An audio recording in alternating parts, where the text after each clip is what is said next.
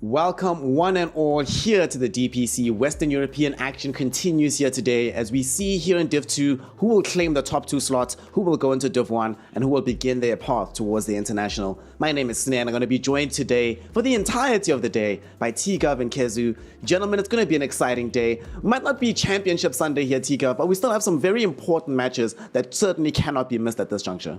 I mean, it's the halfway point. This is the pivotal part. You know, you get to see the teams that are probably going to get eliminated, the teams that should be contending. You know, it's the hype part. The start is always boring. It's like, guys, Team Bald is playing. Yeah, that's okay, all sorry. that matters. All right, fair enough. Fair enough. All right. Bald vs Alliance. You want me to add the extra context there? Yes. The spiciest series in all of DPC history, better than Alliance versus Na'Vi back in the day. Oh my god. T-Gov definitely earning his paycheck here today. And Kezu, now that we are officially in the halfway part of this particular competition, really seeing how things have shaken out, have any surprises leapt out to you over the first 5 days of competition here in Div 2? Let's see. I expected Water Rune Enjoyers to do slightly better just by looking at their posts 1 and 2, because I actually think they're both very good, the Stoikov and Palantimos. Like, I rate them fairly high, so I think that they're not doing as hot as they would like to. And in terms of, I think, impressive, I think Monaspa have really stepped up. And in the start, I was really worried for Alliance. I saw their opening series and I was like, oh, my friends, what the hell is going on here? But they've turned it around. So they're looking good. And I think if they can keep up this trajectory, then they can come and contest the promotion slots. The promotion slots are still in contention for them because they've only suffered 2 losses. The magic number is 3. 3 losses guarantee you can't make it anymore into Division 1. And I believe it's 5 losses as well. Pretty much guarantees you're going to be at the very least in tiebreakers to go down to Div 2. So far, everybody except Team Bold have at least notched up 1 win. So their paths are a little bit easier. But if you haven't been here for the last couple of weeks to join us for this action, we're going to be doing a short recap just now on what the last day of action looked like, because those games were very, very sweaty. We had a 9-day extravaganza here at T-Gov, starting of course with potentially the biggest game of the tour so far, Ooredoo Thunders versus Manaspa. Walk us through, for those who weren't here, exactly what this matchup had to bring to the table. I mean, first of all, it was everyone expecting Ooredoo to be this undefeated team. A lot of people outside of DPC as well was looking at this team as like the hot prospect for the division. But Manaspa, in true fashion, are always able to just, take the wins when they need them. And the game 1 went the way of Ooredoo, and after that, Manaspa, they bounced back, got a couple Primal Beast games in a row, got some unconventional, some PA carry in game 2, and just really helped them out. I think in the first game at least. Yeah, I remember tweeting about Clinks being like this unpicked hero across the entire world in Division 1, and Spartan responded to my tweet and was like, just you wait. And this is what I waited for, was for them to lose with it. And but luckily they bounced back. Yeah, they bounced back with some very unconventional carry picks. And for me, it's a very good sign, Kezu. The fact that they're all willing to dip into things that everybody else considers bad. And they're like, well, y'all not necessarily seeing the potential here. And the fact that they went for the PA after the Clinks pick. Despite knowing that Clinks didn't work out, Nande was still confident enough to be like, you know what, give me something no one else is doing and I'm going to make it work come hell or high water. Yeah, I mean, it's good to see that they're confident in their stuff. But I also just feel like it just fits them. Like, I believe I said this last time. Nande to me just seems like an aggressive carry player, and I think this team overall I mean, if you look at their support duo, like Desire and Spartan, they're like, they don't care about feeding. Like, they're gonna run around, they're gonna want to run at you, so it just fits them really well, and he performs on these heroes, like, in, I don't know, just insane fashion.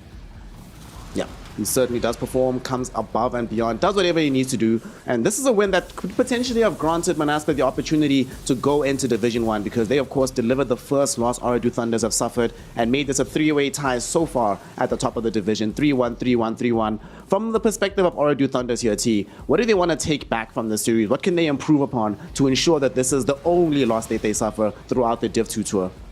Well, I think, Kezu mentioning the playstyle of Manaspa, there's not a lot. I think Manaspa is like the only team in this division that plays with that hunger and aggression from minute 1 to the end of the game. So I think, if anything, Ooredoo should be fine for the rest of the tour if they get to continue playing their own way, and maybe in the future think about this over-aggressive nature from these teams.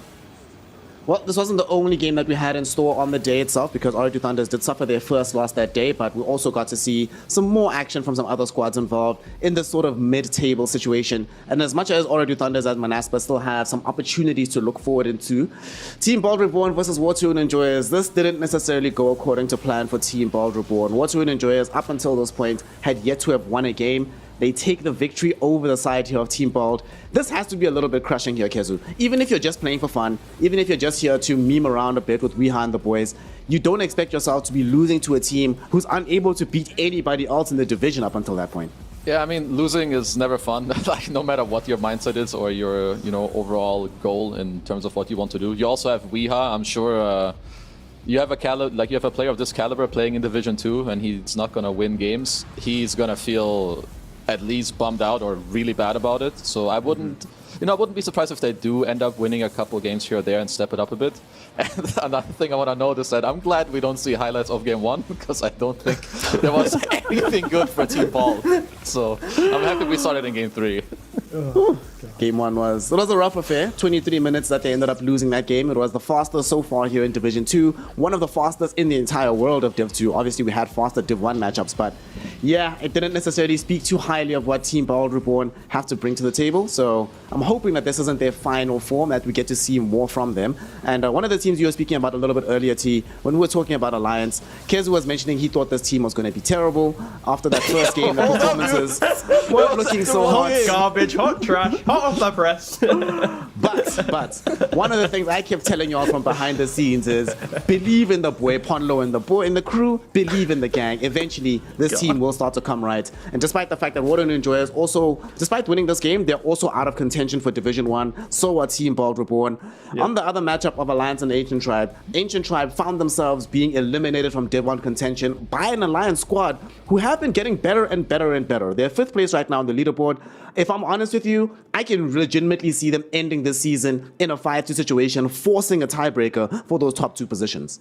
I mean, yes, because going with the easy answer, Alliance's team they have to play is Team Bald, Water Rune Enjoyers, and then Ivy. So it's like 2 of the teams they have left to play are the bottom 2 teams, and then there's that kind of that fringe Ivy team that if they are to beat should go, allow Alliance to go 5-2. So based on opponents, they've already lost to 2 of the best teams in the division, and now they need to play against the rest. So I think a score of 5-2 sounds pretty realistic for them if they are making the improvements that it kind of feels like they're making. It's just the Ivy series is incredibly volatile because Ivy always makes the improvements as well. Like, they're not a sleeper team, and I think those 2 teams are so evenly matched. But yeah, it's hard to say if they're actually making the improvements quick enough to actually be able to beat Ivy and these actual top 3, top 4 contenders.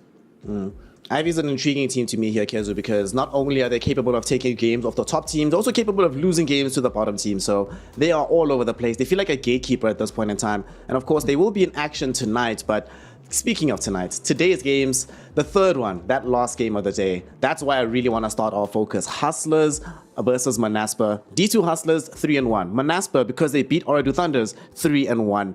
I don't think it's any stretch of imagination to say whoever wins this game is definitely the highest possible team to go into Division 1. We assumed it was going to be Manaspa and Oradu Thunders. Hustlers have sort of crept up into that situation. Based on what we've seen here, Kezu, give us the tale of the tape. What do you anticipate for the third series of this evening? I feel that this should be Monaspa favored, even though they have the same stats in terms of win-loss. I would say that Hustler have played the easier opposition, whereas Monaspa have looked like they're stepping up the game. They beat the quote-unquote favorites that many of us, us had as their favorites in OT. So I feel like it's gonna be a close series, but if Monaspa bring today what they did last time, then I feel like I'm not gonna say walk away, but they're heavy favorites for me. Okay, all right. I'm feeling the same way, we heard some nice words from Spartans, so I'm going to be backing them no matter what. The second series of the day that we have here, T, you were speaking and referencing the Team Bald versus Alliance kind of matchup, and especially the adjustments that have been made by both teams. One thing I'm a little bit fearful of is that Team Bald, despite the fact that their results don't look good, they've had a knack of dragging teams into their playstyle and forcing you to sort of roll around in the dirt with the pigs, as it were. And unfortunately, Alliance, it feels like they do their best when they aren't necessarily encumbered by the opponent's playstyle. Do they get dragged into what Bald and the boys want to do today? today? Or do you think they have what it takes by now to sort of just play their own solidified style of Dota? I think Alliance's draft have drastically improved since the DPC started, but their laning phase is still, I think, the weakest out of like the top 4 teams in this division. And that will allow board opportunities to kind of recreate their playstyle previous tours, right? Again, I mentioned this is a team that would crush lanes because they're like the pub team that just do weird stuff, and then they just ride that wave. And Alliance isn't showing us their domination from like 0 to 10 minutes right now. They rely on more team play in the mid game. So I think honestly, Bald, if they come swinging with a good draft and idea of how to approach lanes, they can take the fight to Alliance. But of course, you have to favor Alliance in the grand scheme of things, of course. Yeah. Bald will always be the underdogs. You gotta favor Ponlo, boys. I'm telling you. You know, So biased, preaching man. this gospel for It's 7 actually years. every time. I don't know. This is getting He's gonna kind of 1v5 annoying. this game. He will 1v5 T. That's why. Is he going to play techies today? Huh? That's the real thing. Nah, hopefully Every not. morning I wake up to an Alliance series and I see bloody S4 getting out of bed and telling Podlo he can't play techies. It's like the 9th day in a row. I feel like I'm Listen. in Groundhog Day with S4 right now. If Let I him get play his Ponlo techies. techies, the support ends, right? So that's my support for Alliance is contingent on them not picking the Ponlo or techies. That's how it's going to shake out for the rest of the tour. But we still have some more business to start with before we get to Alliance, Kezu. The first series of the day, the side of Ivy here taking on Ancient Tribe. Ancient Tribe, as mentioned earlier, they found themselves out of the running for Div 1. So firstly, talk to me about their lineup, right? Because they're out of running for Div 1, what do you think motivates them at this point? Because LeBron mentioned to us in an interview that that's their priority, that's their main goal as an entire roster. That's why they came together. Now that that goal is completely out of reach, does that change the internal motivation of how these teams approach the game? I don't think it should change your motivation. You just go, I think, step by step. Step 1, you want to go to Div 1. Now it's like, okay, we messed up. Let's make sure we stay in Div 2 and go to Div 1 next season. Or at the same time, a different motivation for many Dota players. If we're going to be down, we're dragging everyone with us. That's what motivates all of us Dota players. So I hope they do one of those two and just keep it up. You want to be a team long term, not like, oh, we played 3 DPC series or 4, we lost and GG, disband. I'm sure they've got better things planned. But also, don't forget they're 1-3. Like if they don't have this motivation of Div 1, then like they can go 1-4, 1-5, and now suddenly they're contenders for elimination, right? So until they're secured in the division, they're always going to enter every series with the same amount of energy as when they started before their 1-3 scoreline. And I think this should be an even series. But again, I favor Ivy just because of the ceiling feels a little bit higher based on just kind of history. Let's talk about Ivy for a second, actually, because this is a team that not only have started to look a little bit good here in Div 1, they were also one of the teams that beat Manaspa early on when Manaspa was already pegged as one of the top contenders in our division. The one thing I've loved about Ivy's progression over the years, this 3-hero or the 3-player duo, we have Mobe, James Vincento, and Cube. The 3 Germans, they started their Div 2 journey 2 seasons ago. They barely stayed in the division. Last season out, they get a little bit better. They're one of the sort of gatekeeper teams, and they came 4th. Now they're even looking better than they did at that point in time, and it starts to feel like this is the barrier of entry. If you're better than Ivy, then you can potentially go and challenge for Div 1. If you're worse than them, the best you can do is stay in this division. And they are still 2-1 right now, Kezu. Their hopes to going to Div 1 are still alive, but nonetheless, they're still going to be remaining a sort of dark horse team. Can they ride that sort of momentum of not being looked at as closely as some of the top squads and maybe find a cheeky challenge into a tiebreaker situation, or God forbid, just go straight into Div 1? They can, but the problem I have is that they're still too inconsistent for me. So even if you're a dark horse, you need to be able to bring your A game, because if you just play like your normal stuff or it's not your day, even if they disrespect you or didn't look at you, you're not going to beat them. And for me, sometimes they mess up a bit here or there, perhaps a pick or perhaps in the game. So if they can step up there, make it more clean, then yes, I could definitely see them do that. So we saw the odds earlier on from esportsbet.iot that had the same estimation as you had. Very close, slight favorability towards the side of Ivy here. For Ancient Tribe, of course, they need to be bouncing back from a difficult situation, right? Is it possible maybe that their internal desire might not be, as I mentioned, they can't get to Div 1, but now is it like we've been disrespected now? We sort of have to prove why we exist as an entire roster to justify our existence. Will that help them level up their performances potentially coming into this game? Such a deep and meaningful question. And that's why we come to Dota, to prove our existence and needs in life. No, I think if anything, Ancient Tribe aren't going to lean on this offlane Pangolier so heavily. They've done it in their previous series. That's probably the biggest takeaway. Conceding lane so hard on offlane and then trying to play from there. Unless you're picking it with some clear idea. And that's where I think that's where the mismatch occurs. But I think Ivy, they are a team that really is quite regimented in how they draft and how they kind of approach the first like 20 minutes of the game, and then things go weird. But like Ancient Tribe, they're a little bit more loose, you know. LeBron's like, oh, I'll play some Primal Beast 5, I'll play some Pango 5, let's play some Pango offlane, you know. They're trying to be a bit more free-flowing, and the free-flowing nature is why they're 1-3. So I think consistency is so key in Division 2, and I think Ivy's draft is consistent. Their play maybe not, but that's what you need to at least be a middle pack team in this division, is just have a clear understanding of what you want to do. Let's start talking about the draft here, Kezu, a little bit, because obviously one of the things that we have seen from both of these squads, T was mentioning it a little bit now, that Ivy can be a bit hit or miss as the game extends, but Ancient Tribe generally tend not to end games very early. They extend and they press and they just farm the map very, very, very long. And we've seen from the side of Ivy that they can actually contend with teams a lot better in the late game. They like picking some of these late game heroes. We've seen Enigmas emerging from them. We've seen these Leshraks that they really enjoy. In a late game versus late game situation, what do you make of how these teams stack up against each other, and what heroes do you want to see in the draft? We know Tree's going to be there for LeBron and for James Vincento, but what other heroes do you think will enable them to be able to play in those late game scenarios? I mean, for Ivy, it's a lot of the heroes they currently already play. I feel like they play a lot of heroes that play the map and like scale into the game. They've had multiple games with Terrorblade, with Bad Rider. They've had multiple Enigma games where these heroes are all very good throughout the entire game, but especially like in the later stages of the game. For Ancient Tribe, I feel like it's more about how they play together, because their games drag out because their lineups are very slow, or they have this offlane Pango in multiple games. It just slows down their game, and when you're down 3, 4, 5k gold, it's just hard for you to make aggressive moves, so you kind of need to chill and sit back. I would like for them to be more able, to play on the aggressive side rather than sit back. Yeah, that definitely makes sense. Aggression has helped a lot in these particular situations. What about you, T? Anything that stands out to you that you want to see implemented in these drafts, either for Ancient Tribe or Ivy, that you think gives them the better edge in this particular series?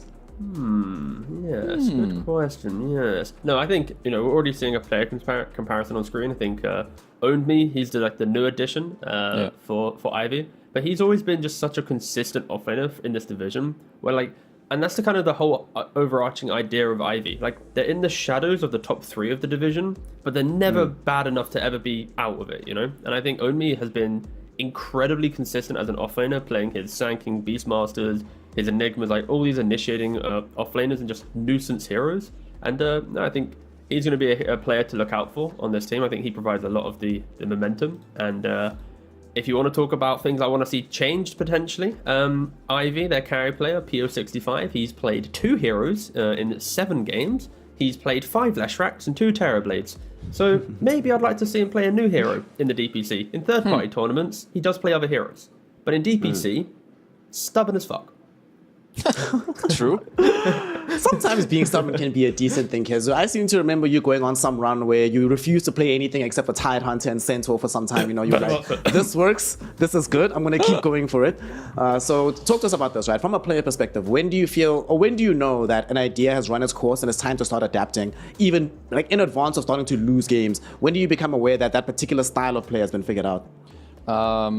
When you get really accustomed to a hero, or you really understand a hero, there's multiple reasons like why it's good. You probably feel good playing it, you feel it has good hero matchups in the meta right now.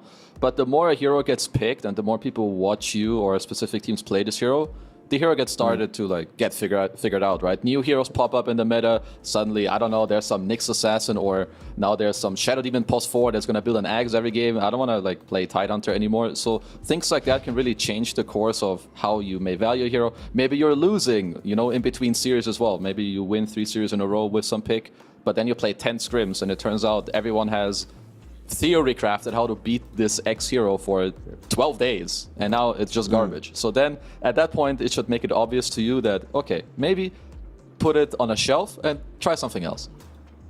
Speaking of something else that needs to be tried here, T, one thing that I've found very intriguing, especially about the side of Ancient Tribe, is there are 2 players on the team, right? Heaven in the support position, and of course the mid laner MTD. Both of these guys play very different styles of what everybody else is doing currently in their roles. We've seen MTD sit back and play these heavy spellcasters like the Zeus's. We've also seen him try and get into the midst of these fights with these Ember Spirit type of heroes. But with Heaven has made drafting very peculiar, right? Because a lot of heroes that find themselves being played mid, like your Coddles, like your Tinies, easily get flexed towards him in particular. So talk to me about this. Do you think it's a conscious decision that they're making all the time to flex between the 2 and the 4 and have that versatility between these players? I think the Keeper Light was like the best example there. They haven't really had flexibility on other heroes yet. Maybe they have some like pocket heroes.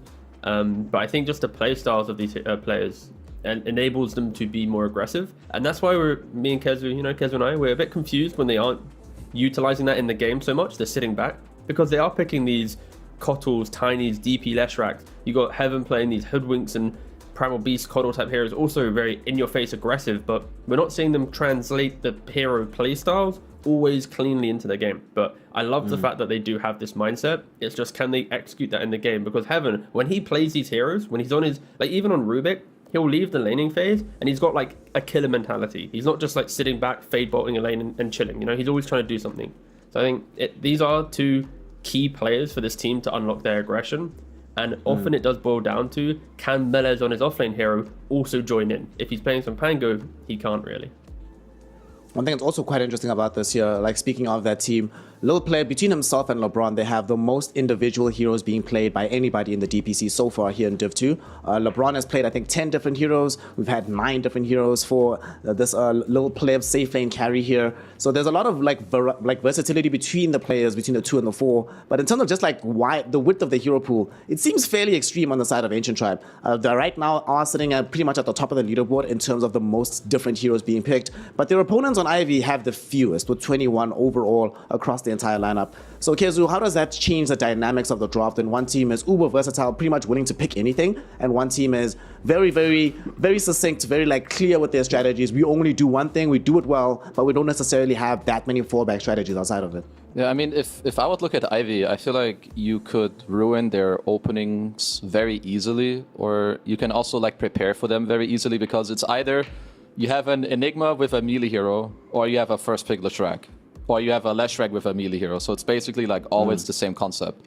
If you want to be really nerdy on Ancient Tribe, and depending on how LeBron feels, he could ban their heroes, then pick their heroes, because as you said, they have like the widest variety of hero pool. I'm personally not the biggest fan of that. I feel like you stick to your comfort and then you ban accordingly in terms of the enemy's comfort, and that should be good enough for you. Like if they've looked at Ivy's drafts, going into the first and second ban stage, it should really not be like that hard to at least put Ivy slightly out of their comfort zone.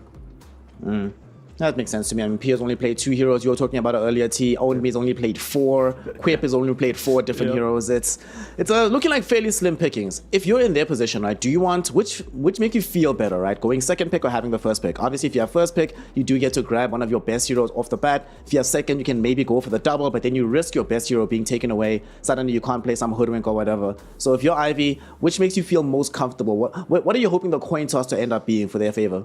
It's actually such a hard question because it depends on what their vibe is. Because like for a team that has such a narrow hero pool, going first pick feels good because you know what heroes you're going to go anyway, and you know you're going to have a solid foundation. But then allowing your opponent to have that ultimate last pick on 18 and 24, getting these 2 big cores, like if they've done their research, they'll know what's coming, and then they can have these like insane gotcha picks down the line.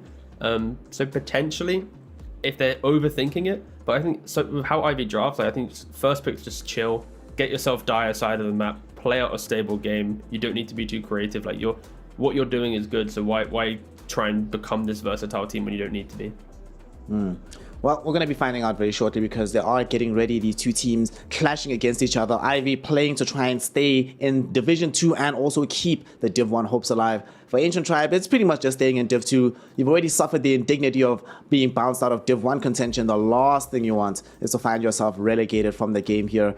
Obviously, all of us have had a fairly slight average favor towards the side of Ivy. Kezu, what do you make of this score-wise between these 2 teams? We've got 3 Germans around here. You mentioned to me before that more than 2 Germans is already a cause for disaster. So for Ivy, if they win this game, right, what do you think the score is going to be? And just in general, what do you think this win would mean for them? How much further can it push them down the line? Let's see. I feel like 2-1 would be the most natural course of the series in the favor of Ivy. I've got a feeling that they're gonna 2-0 this if they have done their prep, and now they've had a little more time to prepare as well. Sure. But if they do win, I mean I have high hopes for this team. I just do think it's hard for me to say because most of it all, it just comes down to them trying to make it easier for them to like play the game more together and not be so inconsistent. Like that can come from small things like better preparation, meeting before the game, or talking about their problems after the series. Because I think if they just do something very small, this team can be very strong. On the other side, though, one thing I'm curious about your thoughts on here, T. You've managed some teams, you've been involved in the scene for quite a while. You've seen a lot of the different ways that cultures and personalities can mesh together, right? So we have 3 Germans on the side of Ivy. What's the issue? I coach teams, brother. Manage teams. Manage, coach, Jesus. close enough. Same situation. You've done it all. You've done it all, you know? I was like, oh, So- Jesus. You forgot my good years. Anyway, as you were saying. So Ivy have you 3 German players, right? And of course, that's going to help them with that some degree of cohesion in terms of ideas, culture, and personalities. On the side of Ancient Tribe, it's a much more mixed bag of where everybody is from, what everybody really cares about, and the nature of the lands that they come from. So what do you make of that? How do you make a team that has all of this disparate and different diversity work together towards a common goal? I mean, that's kind of the beauty of Dota, right? Dota is the common goal, and through playing it, you kind of naturally have different ideas at least, and then they kind of get meshed into one. And at least for Ancient Tribe, when you have people with experience like LeBron, even Lil Pleb, I think they can help round out these very rough and kind of weirder looking teams. And I think that's why Ancient Tribe is struggling a little bit, because they have such a diverse pool of players, which naturally will have a diverse pool of ideas, and then trying to blend that into one thing will take a couple tours of time. And on the flip side, you then have Ivy, and it's like, this is a team, by the way, that has been together for so many years as a core 3 set of Germans plus more in previous time. They played in ESO. I'm not gonna try and butcher the name because he's gonna laugh at me because it's a German word. I'm gonna load it up real quick. Try it. I think I know which one you mean. Meisterschaft. That was pretty close. It's ESL Meisterschaft. Meisterschaft. Okay, there we go. Nice. You like that one? So it's like, this organization, or at least Ivy, has been supporting these Germans for so long, and that's so cool to see, especially in Dota and to be in Division 2. You have an organization who has supported a core national group of players who have then been able to circle and kind of get different core players in and out depending on what they need in the roster. Like Lil Pleb played on this team in previous years and even in previous ESL national tournaments. So I'm always a big fan and component of seeing kind of national tournaments then push into DPC. Like we have it with like Ari, for example. He played with me in some like UK tournaments and stuff, and then he moved on to like actual cool shit. And the same thing with Ivy. They play in like ESL German tournaments, and it's like now you get to see them in DPC as well. It's like I really wish we had more national tournaments, because even if they're not like the highest quality, it's like some Division 3 quality Dota or whatever. It's still just so cool to see these players like get the support they need to actually then push in. So I don't know. I'm always happy to see Ivy play because like they stand for way more than just like another Division 2 team or another Dota team. That's actually a very good point that he makes there, Kezu, because we have seen over the years that the degree of external/region-specific tournaments has dropped off precipitously over the years. And unfortunately, it has meant that you don't get to find as many new shining lights, right? The stars that are sort of undiscovered, who haven't had their chance in the limelight. It does help when you have more and more Dota, not just for the sake of us as players and watchers, but you get an opportunity to build some team chemistry as well. You get to know these people on just more of a level than just, hey, I saw this guy in a pub this one time. Yeah, I mean, I think that is kind of the problem. Like you just mentioned it. How do you get discovered at the moment? You need to play pubs. You need to be high rank. And I don't want to like make it sound good or something. It is good to be high rank, but it takes on your mentality. Playing Dota all the time with these other people where we all know not everyone is perfect, not everyone's PMA. It's hard. And some people, like, you have a lot of players that are in top teams that aren't like top 50, that aren't top 100, because it is just harder, especially also in some roles, to achieve that. Like maybe POS 5, I would say, is the hardest. Like you don't need to pick up a top 10 POS 5 player, but instead if you lane with them or if you get to know them and you have more ways of like getting to see them and laning with them, that would go a long way. But it's just very hard right now to be discovered, I think, unless you're a top 10 player on the leaderboard in some region. Well, it's hard to get discovered in Dota, and unfortunately, it's sometimes hard to get Dota to work when it's not being cooperative with us. So, to that end, we are having a couple of difficulties. We're going to be taking a quick break to make sure that the game itself is going to be going live on time and as expected. So, when we return, we'll be resuming the series and ensuring that the Dota that you love, the Dota that you're here for, will be reprised. Ivy versus the Ancient Tribe will come back in just a moment, so we'll be right back.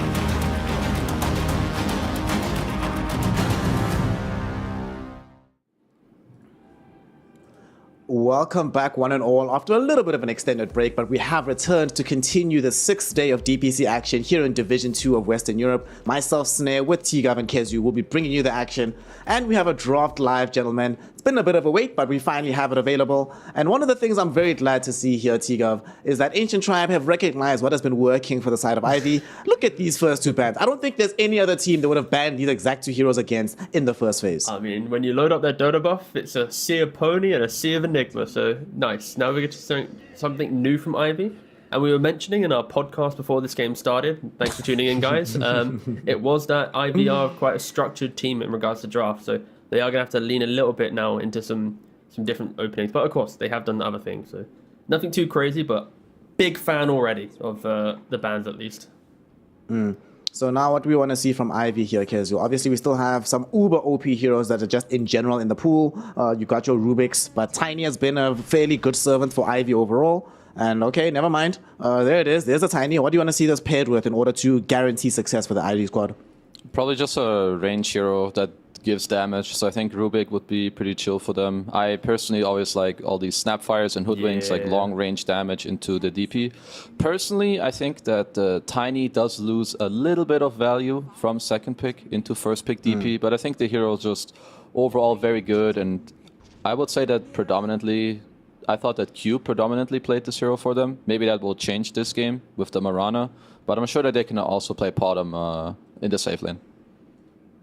Yeah. Marana hero, not a hero that we've seen that much of in the DPC. Personally, I think we could have seen more of this hero, but you know, it's been fairly okay here. It's been eight games so far. I think it has 6 wins overall. It feels decent enough. What's your read on the Marana hero in general here, T? Do you think they need additional setup to make it even more viable in this game? I think the Marana, at least, normally I see Cube play it more than Jim, so I'm trying to work out if there's any flexibility here. I'm pretty sure they can easily play it 4-5. But in regards to if Cube's to play it, it is one of those. I think Cube likes to be quite a greedy 4-player. Outside of his Clockworks, where he's more sacrificial, when he's playing these Rubiks, Hoodwinks, and Maranas, he likes to get a little bit more farm early on to scale himself into the game. So whenever Ivy gets to pick up these heroes, it's quite pleasant to see. Like the Snapfire that Kez was mentioning, I was hoping they'd go for it, honestly, because it's great against his Death Prophet and it unlocks everything. But no, instead they go for some old school comfort with that Marana. And in regards to weaknesses, I think it's if they are to put the Tiny mid straight away because they're putting this Marana support, then in the 4 row at least, you could just put DP into mid and then you have a perfectly fine lane. So I'm a little bit worried about that flexibility. If Ivy do draft themselves into a corner, we'll see. Still some time to figure out if that is going to be the case. We do see that Ancient Tribe come back for this Clockwork. Something that to pair quite nicely into the lane, whatever the case is going to be. This could be 3-4. Have we seen 3-4 on the DP Clockwork this patch yet, Kezu? I'm sure we have. I don't know if we've seen it here in Division 2 Europe, but it's most of the time that is the best way, I think, to put it. And to talk about Ivy's opening real quick for the next phase, they're not necessarily banning for it right now, but I would definitely prefer if they don't show straight up that this is a mid-tiny by picking another support here. I believe that that is just not a good play. As we mentioned already, they can just put the DP mid, they'll be happy, they get a quick W. So you're better off like picking a hero out of phase here that is potentially just a core that you would feel good with, maybe 1 and 3. A hero I had in mind for that would have been Nature's Prophet. It lanes well into DP, it can rotate on the hero if it's mid, but they're not necessarily banning for it. Like you wouldn't ban a Drow Ranger if you're looking to pick that hero, so I don't think that's what they're going to do, but I would have liked if they did do it. What could they be banning for here, T? We have the Beast Monster that only has played in the offlane that they could potentially be looking out for, but even that feels like you can rush down the Drow. What do you think this is signaling for them, the fact that they ban out some of the more strong heroes that Little Pleb has played so far in the DPC? I'd like to see them go for some... it's hard to say, actually. I'm thinking some Visage-esque zoo. I don't really care what zoo they pick up here, but I wouldn't mind seeing that, especially when they're banning out Morphling Drows. Slugs, it's quite annoying laners that these heroes don't really annoy early on, at least in lane. In the game, probably it's a little bit different, but it's a hard spot. I mean, when they pick Tiny Marana, it's like if they don't flex this Tiny straight away, then it's just awkward. So they can't pick up support. They have to pick up a core here. And I mean, Yeah, I don't know. I just feel like Zoo is my I feel like answer. Beast, Yeah. Nature's Prophet, like I probably don't really some care of which these one. are Yeah. okay. Yeah. Yeah. Don't pick a 5. Like, don't pick a sub. That's the one condition I have right now on this pick. It's why I'm so scared. I'm talking about these things. Like, if I mention a support, then I don't think that draft opening from second pick feels as powerful as it could be. And it's like you don't really want to pick a carry straight off the bat here. And then obviously the mid would. To be fair, you could also just pick a mid that you don't care about DP. Like you could pick like some Shadow Fiend with confidence here. I'm pretty sure that also would work fine. And then you get to flex everything a little bit longer. Oh no, they picked up the support. Okay. This is the one thing you didn't want to see, Kizu. They do get the support. They pick it up right now. The 5 position. Phoenix most likely going to be in this game. Provides them a little bit of team fight. Does consign the Tiny into the mid lane here. If you're Ancient Tribe, do you just automatically now assume that you're putting DP mid and then start drafting your off-lane duo to make sure that you can still deal with this Morana +1 in the laning phase? Yeah, I mean, what I will do now is to put the DP mid, because you know that. Now you see one more hero that is potentially in your lane, which is most likely the Phoenix. So you can take an offlane hero that like has high sustain or is good against Phoenix in the game. I know that perhaps Clock plus Centaur wouldn't be some amazing dual lane, but the hero is good against it in the game. So like, cause here you see a Phoenix, you take your 5 that is gonna lane well into the bottom, and then you just take some offlaner that is gonna do well with the DP, maybe build a pipe or some auras, because that's pretty good against the Ivy lineup, and you're chill. You ready, Kazu? I'm Beast ready. Rubik. Slap the Beast Rubik into offlane, DP mid, your clock's 5, you then just wait down. to see your carry pick, like Beast into Super Phoenix.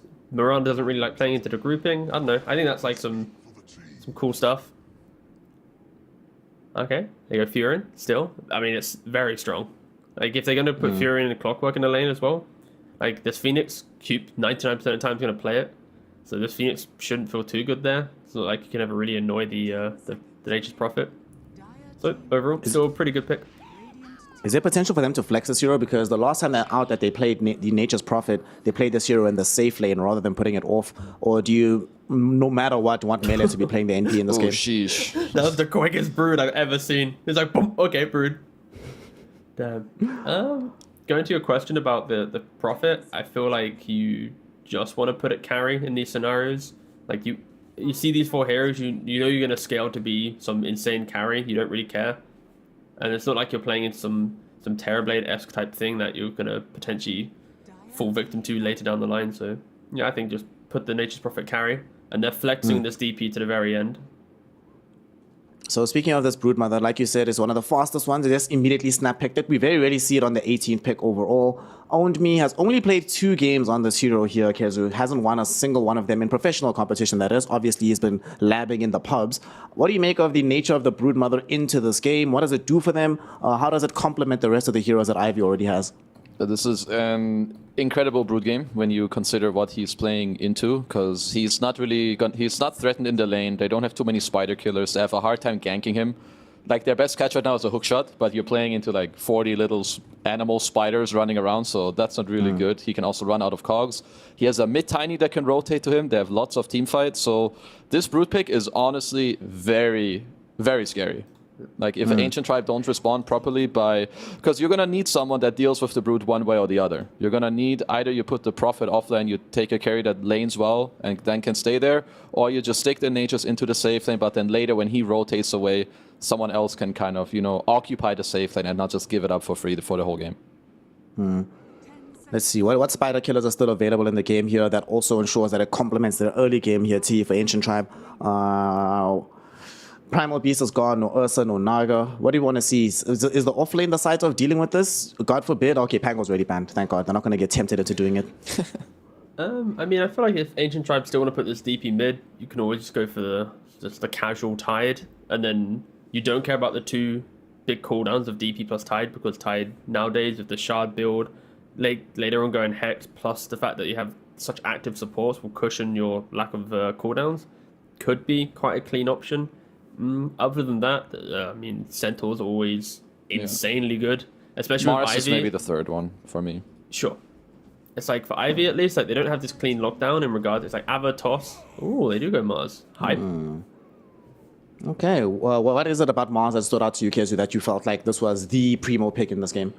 I think so. Any of these heroes would have been tanky, which is already good. So you don't just get comboed down straight by the tiny.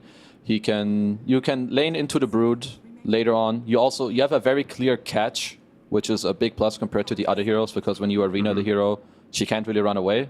And then you just have like it's good with Snap and DP. Like DP doesn't want heroes to run away from her, so you hold them down. Same with Snap. I think the others could have worked nearly just as well, but Mars I think is like just slightly better. Yeah, it combos nicely. I mean, it's that hero that I've just kind of forgotten about because it's just ignored as an offlaner. Like, for example, I think Mars is like giga good against Lina, but we just never see people let Lina through, so we don't get to see Mars against it. And then the heroes is kind of forgotten about. But no, nice to see Ancient Tribe go for it. A well-rounded, aggressive lineup that can scale at all points of the game. Like, this isn't a lineup that's like, oh, it's weak at this minute, or it's just good. And now for Ivy, they need to pick up a carry that at some point can go. Oh wow, they're not even doing that. It's going to be tiny carry. So there was is it tiny carry or Mirana carry? Let's see. It's Mirana. Mirana carry is going to be. Hey, there we go. All right. So check this out, y'all. I didn't want to ask this question earlier, right? Because I was like, this feels like a dumb question, given out what the nature of this was. Is that Ivy? They picked this tiny, right? But tiny has only ever been played in the 5 position by them for Cube. So they've never played it in 4. They haven't played it mid. It's only been a 5. But I was like, well, there's no way they play it anywhere else but 4 or 2 in this game. Instead, nope, they're going to stick to their guns. They pick up the Creep Tiny. And here's what's very intriguing for me, Kezu.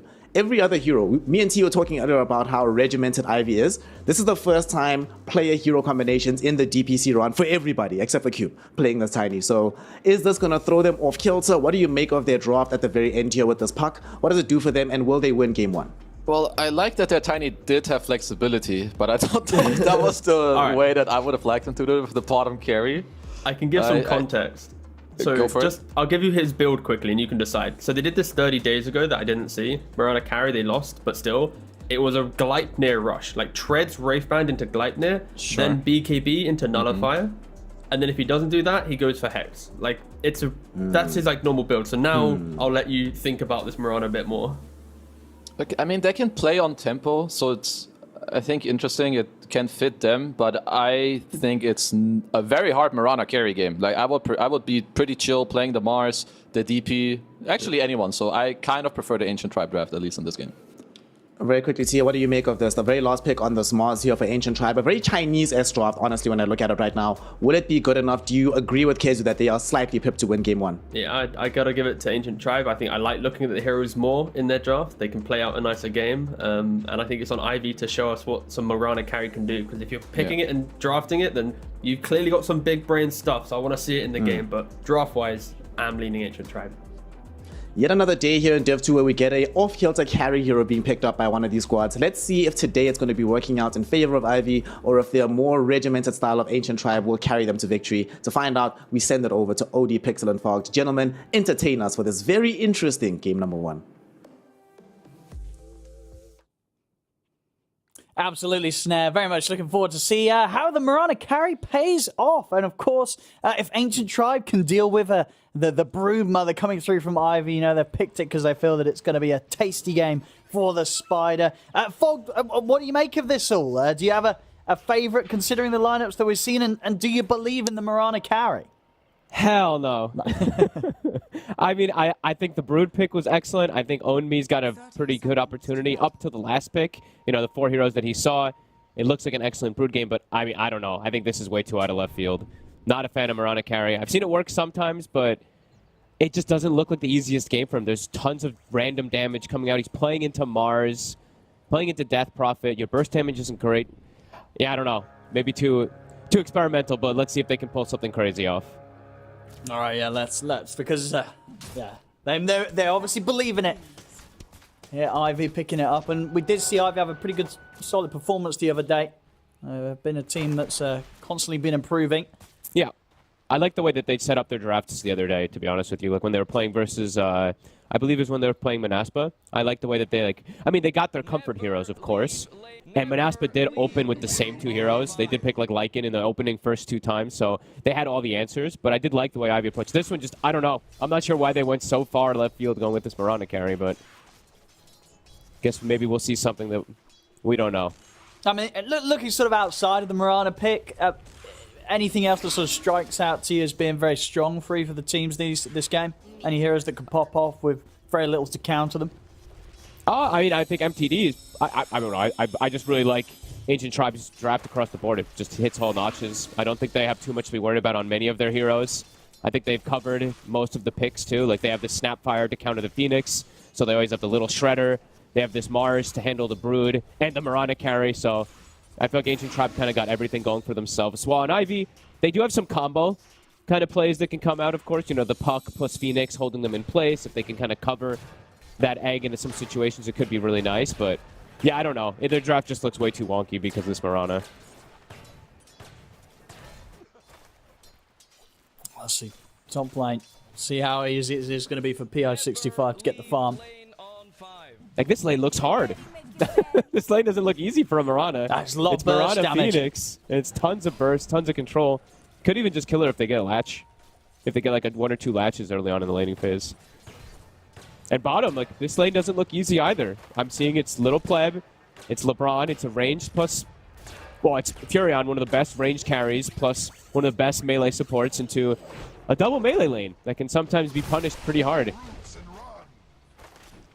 So we get the toss back on LeBron, but he's going to be perfectly fine. Little Pleb with the treants out. Yeah. I'd say they... Honestly, I think they have 3 winning lanes. And I think like their overall draft, like their team fight and everything overall, I like a little bit better too. Just because there's the counter of the, you know, the Phoenix to never egg. And yeah, I don't know. I think it's a lot of pressure onto Mobe, a lot of pressure onto OwnMe to have spectacular games and kind of just pop off. See it. Honestly, I guess Cube's always going to have to toss if he gets in trouble. So Yeah. it might be hard for LeBron to set up for a kill in this lane. Yeah, but them slowing down Pleb doesn't feel possible. Unless Pleb makes some huge mistake stepping up too far and gets tossed under tower or something. But shouldn't happen. Should just be able to farm kind of freely down here. And it's just really interesting. Because even when I see like these 4 tinies, most of the time they take the tree grab, right? And then they're able to trade a little bit more effectively, keep the wave pushed and stuff like that. But yeah, definitely an interesting approach coming up from Ivy.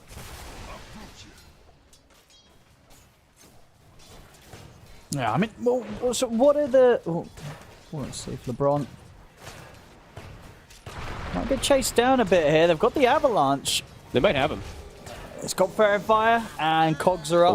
Ooh, living on the edge, LeBron. But calculated, he knows that he's okay. Next go, they could maybe get him. Cube's got level 3 now, so if LeBron's not topped off, they could potentially actually kill him there with the burst. Not so bad down here. Mid also doing pretty decent. Mobe, comfortable in this matchup. I mean, and the, you know, the Mirana pick, is it for carry players that do, you know, sometimes draw them to trying to make the carry Mirana work? Like, what is the strengths of having this hero in this position? Like, what does it do that other carries don't do? The other carries are banned. Like, That's usually what it comes. No, I'm not too sure, honestly. Like, the hero fish just fits so good on the rolls 4 and 5 that we've seen. It's so damn good that it doesn't feel a purpose because you don't really have your innate built-in steroid. You know, leap is your steroid of like attack speed and stuff like that for carry, but you need to max leap. So that means your other abilities aren't going to be maxed. And it just takes a lot of items for you to really be able to dish out that damage. So you don't have a farming accelerator, really. Sure, you've got Starstorm, but it's not the greatest. So I don't know. I think it's just like what you want to play as a carry. It's like, oh, I'm really in the mood for some Mirana, so you just, you know, you pick the Mirana. Or I guess if you're flexing really hard, but like they were talking on panel, you know, they're flexing the tiny and then ends up being a carry Mirana, which I don't think anyone expected. still so far, you know, hasn't been harassed out of the lane, getting just as much out of there as the Mars is. So trading CS pretty evenly. Yeah, not too shabby. Laning phase looking honestly pretty much dead even right now. The Puck is the only one slightly ahead of MTD. I guess bottom we're seeing Low Pleb slightly ahead, but now LeBron! Boy, he took a few too many tower hits there, and that will Gets indeed tossed. allow Ivy to get that first blood. Cool. Nice little play there. Yeah, just stepped up way too far, got tossed under tower, and they went for a very early game right-click build on OwnMe. Just boots, double rate band, so if they do get him under tower, they can't actually chase him, so nicely done.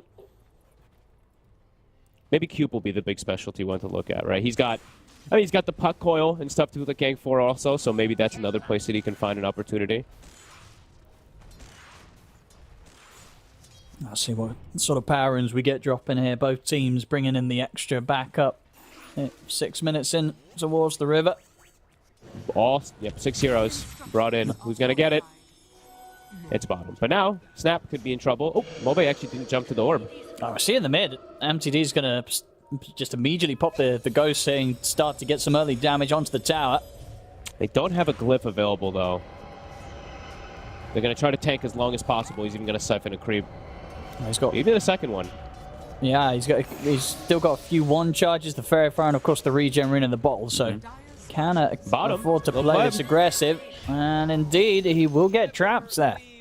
Coop and Owned me able to find him in the trees, take him down. They're getting the kills, Avi, but they are doing their best as well here in the mid to try and reduce the amount that MTD can do to the tower. I love still that. A lot of damage done. The Gork chat wheel is perfect there. You know, the 5 positions not in the lane. Never lean lane on 5 right after they kill him. I like it. And they got a really good play there from Coop again, who just surrounded him and got the toss, actually, even though he's on Treants. And now they actually have Arcane Boots bottom. So they have the constant threat to be able to go for these plays. So yeah, I think LeBron, you can't leave lane. If you leave lane, Pleb's going to start having some difficulties. Up top. So, look at the spear connection into the cookie. Not quite enough burst, though, to take down PO65. As Heaven will actually die for that attempt. Alrighty. So Ivy getting another kill. Now to a 1k lead. Doing quite well in lanes, honestly. Even top lane, they're going again for Melas. No, they really are. Past the tier 1, bullying Melas all the way back out. It's got a few 1 charges, and they know that, so they won't push their luck any further. Able to actually get some decent harassment out. Melas opting for boots, opting for all these small items. Boots, Wraith Band, Raindrop, and upgraded Wand. Has no actual HP regen, so it's constantly sitting a little bit low. Nicely done so far from Ivy in these lanes. Did not expect them to do as well in the top lane in particular. Bottom I can always see being a little volatile because the tossback plays, but okay, pretty good.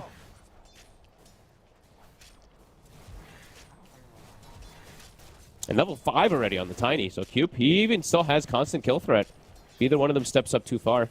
Absolutely, yeah. LeBron's got to be cautious, and obviously as a clock, he wants to kind of get in there and close to them to start harassing them away from Lil Pleb, so Lil Pleb gets the space, but knows that at this stage he'll risk his life if he steps up. Yeah, he should just, I think as LeBron, just stay out of XP range right now. Give Lil Pleb level 6 so you can start making threats on the other side of the map, but still play in the area. You just don't want to don't want to be too close to him. MTD constantly trying to pressure this mid tower. Exorcisms at the ready. They're trying to force some reactions. And PO now has just opted to go jungle. The treads are finished up. Falcon Blade. He's giving the lane to his Phoenix to get some levels. Another ult. Exo. So now LeBron, he is making the way out of bottom. Lil Pleb's going to jungle. And now with Exo and a Wrath of Nature, they can even TP the Nature's Prophet. This tower looks pretty dead. Yeah, there's no holding this for Ivy. They won't even try, not bringing in any extra members this time round. They'll let the tower go down, so MTD will be very happy with the timing there of that tier 1 mid. There's going to be a Wrath that comes out in a second. He keeps vision, gets some decent bounces. Oh! The stick and the Fairy Fire before it hits him. Yeah, but very well done with the way he lined up the bounces. They'll still send the treants in, but The Cube will be rocket. fine. Oh! It weren't enough. It was close. They're trying everything there to take Cube down, but Cube will live. And now he's got Triangle Boots picking back up, so he should be alright. And now top though, JM. Well, that'll be able to chain stun him there. Oh, maybe not enough. Oh my He's god. actually going to be able to get away. Dives out. Not enough damage in those little shredder right clicks to finish him, and JM will live. Meanwhile, though, the rest of his team not so fortunate, as Cube and PO65 get taken out. Little Pleb getting active across the map. Same to be with MTD is that straight away from taking down that mid-tier 1. They'll look to focus onto the tier 1 top, so starting to get some of this pressure on here, Ancient Tribe. Yeah, they're picking up the pace a little bit here, but Ivy done very well throughout the lanes. JM might get brought down here. Very well. Alright, stays a little too far up. Either way, they do get bottom tower. Brood's starting to do Brood things where he's starting to even envelop toward mid lane with a coil. Well, and yeah, but the spider's in. More than enough damage to take down Heaven. And some good tower damage here. Are they gonna? Do they have somebody that can react? Mela's ported bottom. So he's actually going to be late to the mid lane, and he has to always follow where this Brood is. So yeah, he's actually just going to continue staying bottom. They're probably going to lose mid tower off this. No, I think That's so, yeah. pretty huge for Ivy. Oh, Nature's Wrath will clear out a few spiders. But still has enough around to continue this. We'll see top lane. The tower might fall, but they want to try and take a fight here, Ivy, despite no longer having the tier 1. Supernova's out to the side. Little Pleb, he's going to TP out. He'll make it away. As LeBron will be the one to get caught. Both cores able to get out alive. I'm pretty good. I'd still say for Ivy. I mean, I cannot believe they can just swing to mid tower like that with the Brood. Own me. Taking over the map quickly, and now they can even potentially look for Little Pleb in a lot of situations. Tier 2 mid. And they're diving in. See Heaven coming with a cookie to separate him from the aggression of the puck. See Melez, he has got the arena. So if he wants to try and catch the spider, he'll attempt it. And they have got great patience there to get the angle with the spear. Sets up for the kisses to come in, take down the spider. Nice wrap around there from Melez. They have a lot. I don't even think this is any beef or anything like that. They're both very chatty. You know, in the lobby, they're both chatting up each other a lot, saying all these funny things, constantly tipping each other now as the game's going on. So this is a fun game. 5-7, pretty good so far from Ivy. All things considered, I think they did a bit better than I'd expected out of the lanes. Now it's going to turn into, let's see what the Mirana is going to be able to do. Once everything starts kicking off, these fights start kicking together, how much is she going to be able to provide? Yeah, I mean, what we got? There's a Maelstrom into the BKB, so not the Gleipnir rush that we thought may have been happening, but maybe considering the state of the game in terms of how close it feels. Obviously, the BKB is going to be feeling pretty necessary. The amount of catch they can drop down, the silences the Death Prophet's going to be throwing out. Absolutely. I don't think you can deviate too much on carry Mirana. I think most of these safe lane carries kind of have, you know, your BKB Gleipnir kind of builds as bottom. On me. We'll see the TP's coming in. Ownme's already out. Backup's in from Mobile. Has got Dream Coil if they find a chance to jump. Of course, MTD's got the ghosts up and flying around, so might not be too appealing trying to fight into this Death Prophet for the next few seconds. Not quite enough burst. Cube with a very nice avalanche there. Stops LeBron from getting cogs off. So Exorcism, it's going to be pretty much fully wasted here. We'll be able to clear out the spiders though, there, Melez. So that'll pretty much give them the money to get this Blink Dagger complete. So good timing on that one. They'll have that solid catch to trap the spider and, of course, threaten the Mirana here in the pre-BKB timing. If PO65 does end up turning up to fights before he has it finished. Yeah, this is a big timing. Protecting, like you said, you know, catching the Mirana and stuff like that, and then protecting his cores. Allowing Snap to set up for ult, allowing DP to kind of keep people involved, yeah. Very good timing from Melez. Now it's a little harder, I'd say, for Own Me to really start shrinking the map by any means. Arrow connection. He's going to commit for this, and yeah, right. We'll get him there. LeBron goes back in with a hook shot. That's all he had to offer, but couldn't hit it off until those attacks had already started hitting. That's a pretty big deal. Solo kill. The gold is, I mean, the gold's not bad, but it's the XP really the biggest thing. Quite a significant amount. It's like a full level for the Mirana. Now almost level 11. Maelstrom's done. Pretty decent so far.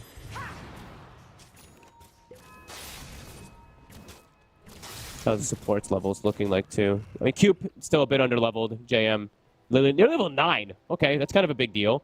I mean, I feel like your Tiny wants a lot of levels this game just to be that burst threat.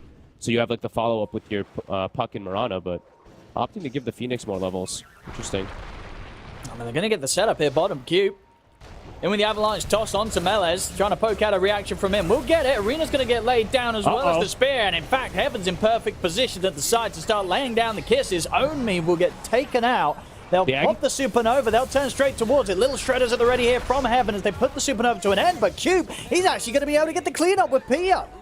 It looked like Ancient Tribe were going to have that fight, being able to kill the spider and take down the egg. But we saw that Cube coming in and Pio with the damage. It's actually going to be Ivy cleaning up that fight. They take the 3 kills. They only lose the 2. In fact, Mobile, he's looking for more. He's got his eyes on MTD. Jumps in with the silence. PO65 and Cube again. The 2-man avalanche locking them down and allowing them to kill off another. MTD falls. I mean, a fantastic fight there for PO65 to turn up to. And Cube making the magic happen on his Tiny. truly making the magic happen. They didn't commit everything onto him. They committed onto the Brood with the snap kisses fully. He lives, and they just get, what, 2-3 sets of spells off. And yeah, perfect timing. Mirana just had Maelstrom finished. Now is the Ogre X toward that BKB. Alrighty. Very Mirana's big fight starting to there. work. Yeah, PR65, top of the net worth here. Having a fantastic time and level 13. So, so far so good. And yeah, but once the BKB is done, it's just the hook shot. Everything else is not really going to be an issue as long as you can keep up with the position. We'll see bottom lane Q. We'll find the toss back onto Melez. Won't be able to do enough damage. Oh, he brings him very low, but doesn't want to dive the tier 2, of course. There's further backup coming in. I mean, they're the ones constantly on the aggression. Like, Yeah. Ivy's the one making the plays constantly. Ancient Tribe is totally on the back foot. They're not the ones setting tempo by any means. They're always just walking to where this Brood is pressuring. And yeah, I feel like Ivy really dominating the map right now. Haste Rune on the puck. Mobe going to go back and heal and probably going to be able to continue putting this pressure on. Yeah, Ancient Tribe's they're in some trouble. Absolutely, yeah. This is some good stuff from Ivy, and I can imagine once the BKB's done on Mirana, then PR65 will just always look for fights, right? That's sort of the end of the hitting the jungle creeps. He's got no reason to be afraid. Yeah, he can just jump right in. He doesn't have to worry about the Mars. The biggest fear is still getting caught by the initial stun of the Mars, but with BKB, as long as he's active, he can just commit. Melez, I feel like they have to start being a lot more active with this Mars. I feel like he can't actually show himself on these lanes. Sure, he's the Brood answer, so it's kind of sometimes a little weird where he's like, I kind of have to, but I think every time he shows on the map, Ivy just can do whatever they want. So definitely some concerns right now. Yeah, and I think the last few times, they've hit quite nice combos between the arena and the kisses, but they need that sort of +1 that they haven't had. Little Pleb turned up that last time and gets caught in the avalanche. Ideally, looking towards MTD turning up with the exorcism, and then but then between that, trapping Ivy in the arena and getting in there with the exorcism and the kisses, should have a pretty good solid job of securing a team fight. Yeah, I think they just need the numbers. It maybe just going to take some more time, right? Pleb, as a Nature's Prophet, you're strong when your ult bounces well and you're able to get cleanup kills, but until you have an Atos Gleipnir, you're kind of just standing there in some fights. You don't really do too much damage. JM looks to be in trouble. Should be able to get the angle easily with the hook shot. Oh, a little bit of miscommunication there. That's not how you gank the Phoenix, Fog. No. And meanwhile, Mobite, he's playing around with a couple of them over here. He's got Only and Cube swinging across. Spiders are in takedown heaven. Cube's in with the combo. Melez, he's in trouble. We'll try and push him back with the God Tribute. Gets the spear connection onto the Spider. But Cube and Mobite, they'll be able to continue in and take him down. Ancient Tribe there. Not looking as sort of well-oiled as we've used to seeing them in the other series. A bit rusty this game. Yeah, I mean, doesn't see that little, I guess, not communicating and not noticing the NP's TPing right where he's hookshotting. They miss a kill. They do get the kill on PO in the meantime, though. I believe they did catch him with a snap Mortimer Kisses plus Arena. So not as bad as it initially looks because of that missed kill top, but either way, losing more than they needed to and missing out on a freebie. JM. He's in trouble. He's going to have PR65 here as well to chase down Little Pleb. That's Little Pleb gone. So straight as soon as he's back in the game there, PR65 getting involved in a big kill, taking down the enemy carry. I mean, Pleb is 0-3 this game. Not something you see too often for these NP carries. Usually they have a pretty free game, then they start dying, maybe perhaps once they start showing up to more team fights. But he's just getting picked off. He's just dying constantly. He's really struggling. And this is after having a pretty decent lane, right? It was a good start for him. Yeah, I mean, he got eventually pushed out because he was versus that Brood, of course. But yeah, it was a very good lane. And now Tiny has Blink Dagger, so easier access to just get on top of this Nature's Prophet.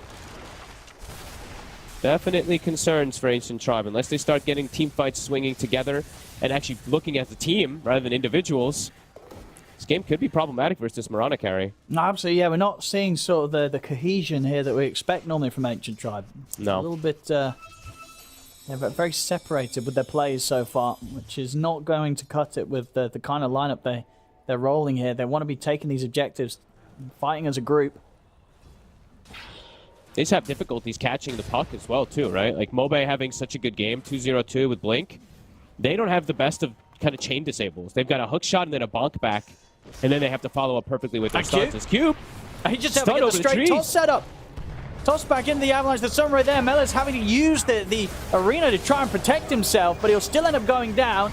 Cube, he's going to do his best to juke the Mortimer's kisses. Will not manage to live, but it doesn't matter for Ivy because overall the rest of the team are cleaning up the kills. They get themselves a second. Little Pleb does TP in, gets into the back lines. He's TPing out. He's a little too scared of sticking around with the Spider and the Phoenix still alive. So we'll at least manage to make sure they get that second kill in return and get the 2-for-2 trade hit. Again, though, it's Ivy making the moves, and it's Ancient Tribe having to react time and time again.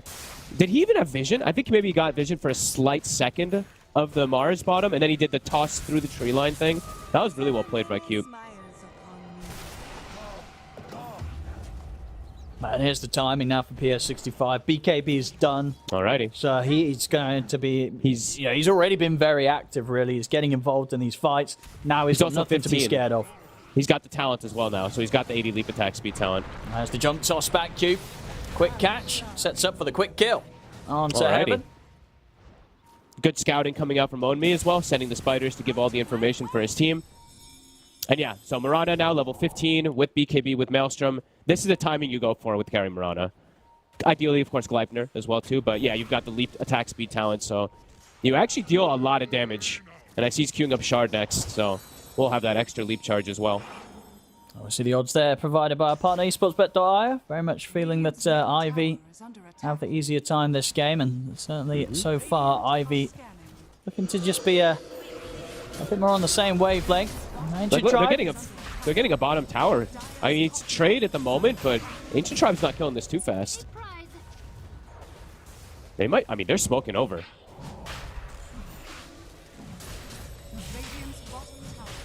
Or scout. See if they can time anything here in terms of mobile. He's in, but he's not going to be able to get the steal. Radiant, they'll be able to take the kill, get the Aegis. It might get burst through. Indeed it does. So as quickly as it's picked up, they'll be able to take it out of the hands of Little Pleb. And they're going to look for round 2. Arrow able to hit nicely onto the back line. So not only will they kill Little Pleb, pretty much a max duration stun catches onto Heaven on this back line. He'll jump towards the high ground. But there's no way out for him here, as he'll end up getting taken out. And in fact, it's JM on the Phoenix getting an ultra kill. He's a rich Phoenix now. 2.4k. Yeah, he's instead of his little arms, he's queuing up the refresher orb after that one. So that's a whole lot of money here for the bird. I mean, they just walk into the pit. Ancient Tribe, they go for like some very reckless play. They get scouted by Orb. Sure, you finish off the Roche, but you lose your tier 2 bottom, and you have to know that you're going to get wiped in that fight. If you use Exorcism to kill the Roche, and then there's just a Phoenix Egg, level 2, sitting on top of you. You're 3-man coiled, 3-man avalanched. A total disaster again for Ancient Tribe. It feels like they're in full desperation mode. Yeah, just not looking to be on the same level that we've seen from them on other days. Just Ivy cruising over them so far. Look at this arrow. I mean, it looks like it was meant to hit the Aegis. Probably was. It works out, getting the snap. You know what I mean? It works out better not hitting the Aegis, you know, because it means that they then get both kills. Mellis. Yeah. Bottom. And they're going to get another one. They're just... The cohesion on Ivy is... It's good. It's like 10 times better. Like, Ancient Tribe literally doesn't look like a team whatsoever now. Everyone's split up, doing kind of their own thing, getting picked off. Which is strange, because they had a good start, right? They had a good start. They were hitting some Arena Kiss combos. They were taking a quick tier 1 mid. They went straight top, took another tier 1 tower. But ever since that, it's just been all downhill. Yeah. I mean, Ivy's just owning the map completely. Owned me has... I mean, after him... He gets like that mid tower thing was the weirdest one for me, when he just walked mid and they didn't even try to hold it. So this Brood has kind of been able to make them keep reacting to him and make them just keep finding these opportunities for great team fights, great catch. Yeah, I mean, like you said, Vincento is pretty much a core now. He has almost the same net worth as the Mars. Yeah, look how much money he's got. 3.3k gold he's holding on to. Could start investing in the refresh. I mean, we could maybe be considering other items, but obviously refresher, if he gets that at the timing that he could, with the amount of gold he's already built up, it's going to be a very, very quick and a very impactful refresher on this Phoenix. Yeah. I mean, they can only kill one of those. I mean, they can barely kill the one egg. They have to have the snap there in order to even attempt to. Yeah, big problems for Ancient Tribe. I mean, they actually just have no ways to really threaten this Mirana by any means now with the BKB and everything finished. Like, they just have to run. Actually, PS65, look at the aggression here. It's just leaping in at them all. He's got nothing to be fearful of at all. Gets a kill on Heaven here, Mobite. He's playing it really well, the Mirana carry. Yeah, it's working. The itemization's great. I actually like that if he doesn't actually opt to go for Gleipnir, they don't need catch anymore, they just need damage, so I'm fine with him just going straight dataless. It's an insane amount of damage burst when you've got talent and your leap attack speed, so yeah, keep doing what you're doing, and for Ancient Tribe, they need to start getting things like just together as a team. They have to just start getting their spells, their spell combinations as a unit. See Cube for a second. But this Brood just starts pushing in lanes, and Onmi, yeah, constant distraction that they keep being pulled toward, and they're not even going to find him again.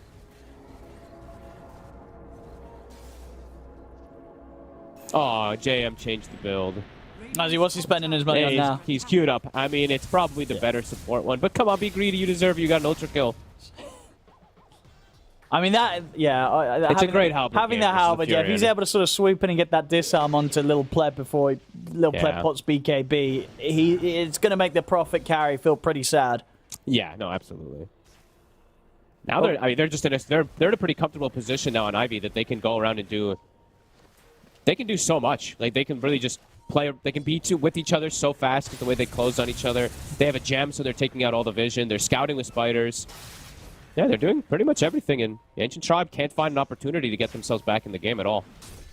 They're scouted by spiders right away, and then they're the ones getting ran at.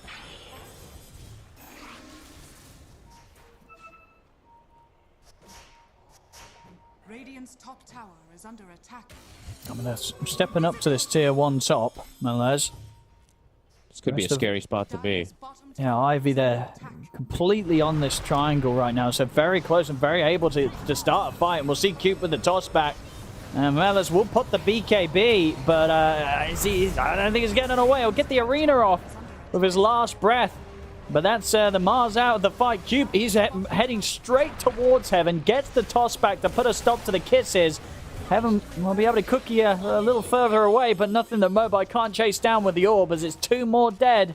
And again, Ancient Tribe just a bit all over the place. The way they approach it too, right? They pop their BKBs totally in panic. It's going to force the BKB here out of MTD. Okay. And MTD nearly has to pop it there, otherwise we'll be getting tossed back by the Tiny. Cube causing a lot of issues here for Ancient Tribe. I mean, Ivy's just owning. Continues just to... They're doing pretty much anything they want on the map. Look at this. They might even just find Pleb here. They have this ward vision. BKB's on Pleb cooldown. dead. See you later. They're making it look easy now.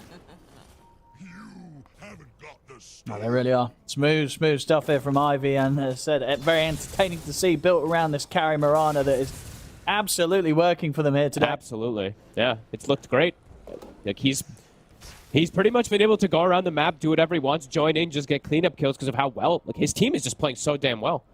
And yeah, Ancient Tribe, I'm just still seeing them. They're like clustered together, but they're so on the back foot now. It doesn't feel like they can make any aggressive play.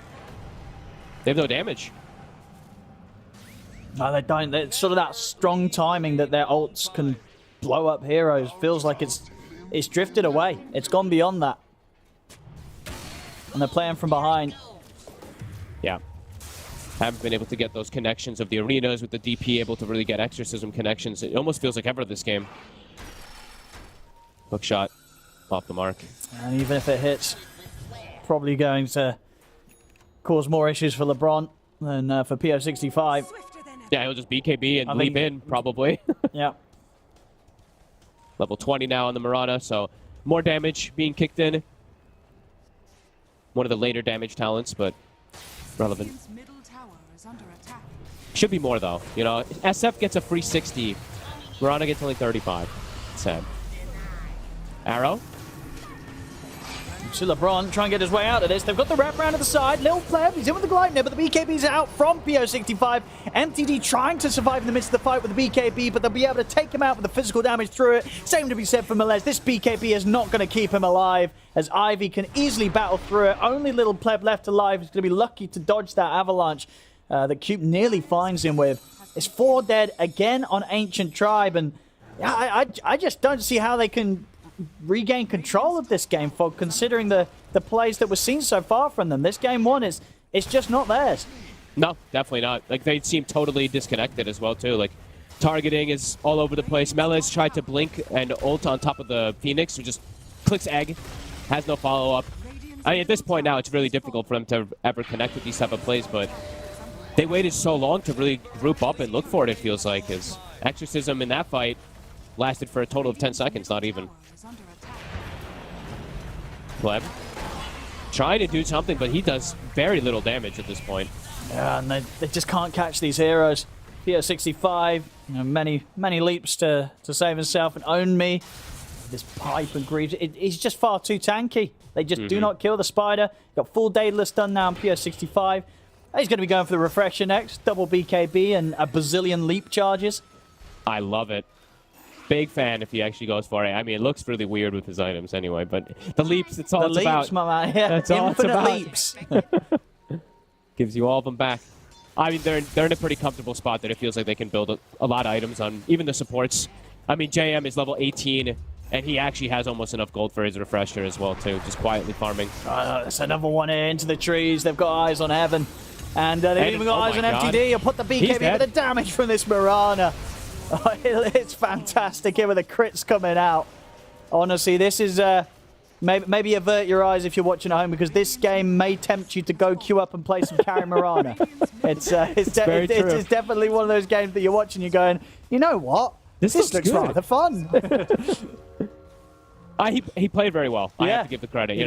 He did great in lanes. The times that he showed up to the fights were crucial. Like him and Cupid just able to dominate. He has got BKB if he's able to get it out between the stuns, and he is. So PO65, he's out and away. He's going to be more than fine. And indeed, after that initial jump from Ancient Tribe, they just don't have anything else to threaten anybody that gets caught in the arena. They're out. They're able to reset here. And they can look to go again whenever here, Ivy. 21k lead at the moment. Yep. They're cruising. Miranda going to come walk back out. Vincenzo, when's he going to spend it? He's got Blink queued up too. But he's pretty much got He's full got so much refresher. money, yeah. Oh, did he commit? He committed. All right, it's coming out. Oh, he's got the recipe, yeah. Yep, and he's going to probably get the mid wave as well, too. Or is Onmi going to take it? How rude. He's pretty much got it anyway. Yeah, massive. Everybody huge now at this point. Ancient Tribe probably have one fight left in them as MTD and Meles are both overtaken by the 5-position Phoenix.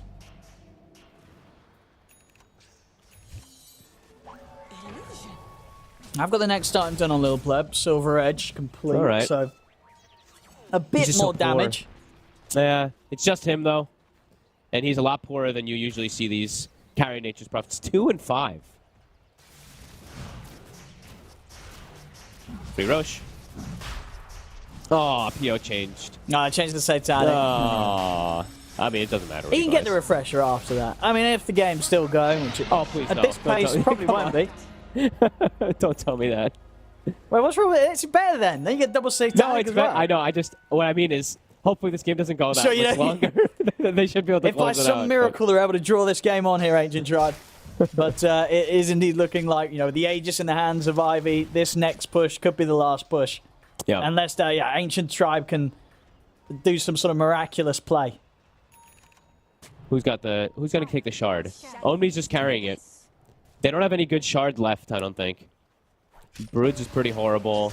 Puck's is mediocre. Yeah. Tiny's is mediocre in the position that he's in.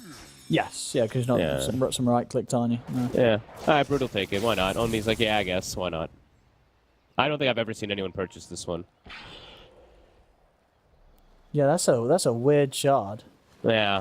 So you're slowly increasing damage. I've never seen this one. I've never seen anyone take this. There was a time when it first got added that if you had enough CDR, you actually could infinitely stack it. And it would give Oh you wait, so infinite you can make it so damage. it continue to increase and Yeah. increase and increase and increase. But they fixed it. They fixed it almost right away. It was a funny one. Wait, it's a lot though. I mean, that last second, you're gonna be hitting like a truck Yeah, for one hit. for one.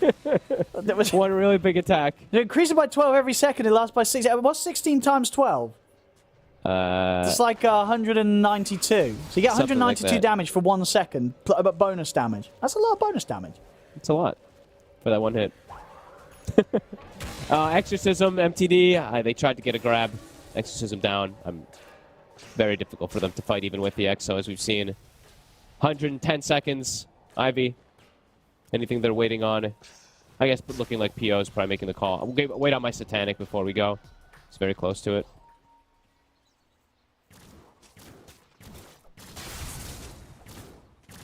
Carry Mirana.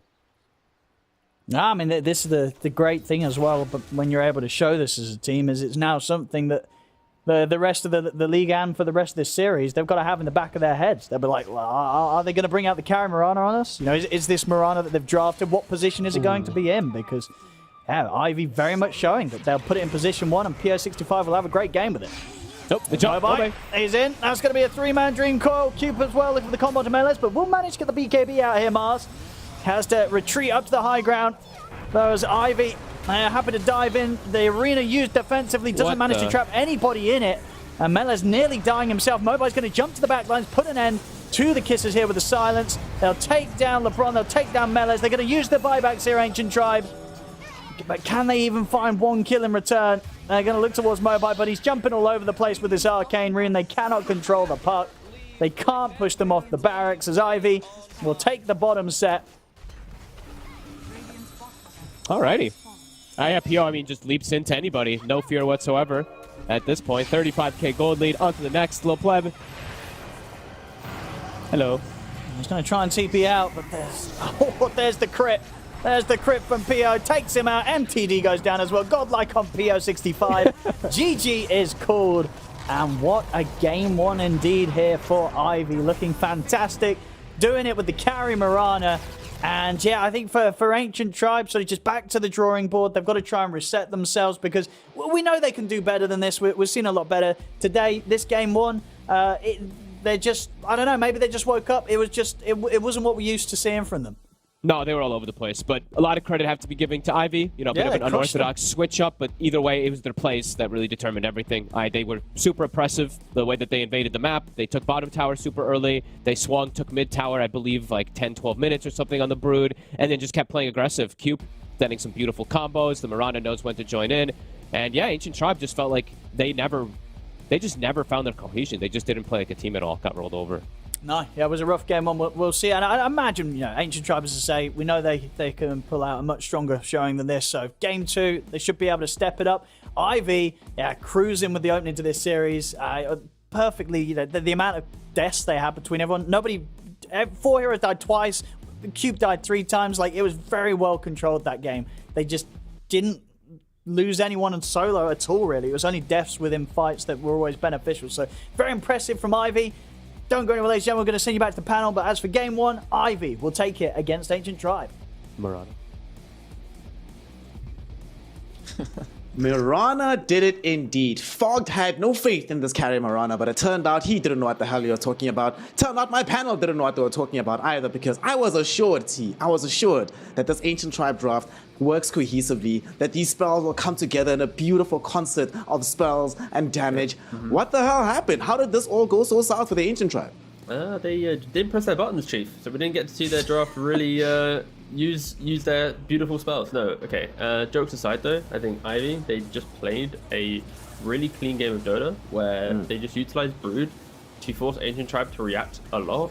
And then when Ancient Tribe's draft is reacting and not setting the pace themselves, then we don't get to see that harmony of like Arena into Mortimer Kisses and Exos breaking down the map, because they're always just throwing out the spells like wildly under the aggression of Ivy. And it felt like after laning phase broke, it was Ancient Tribe was doing that the entire time.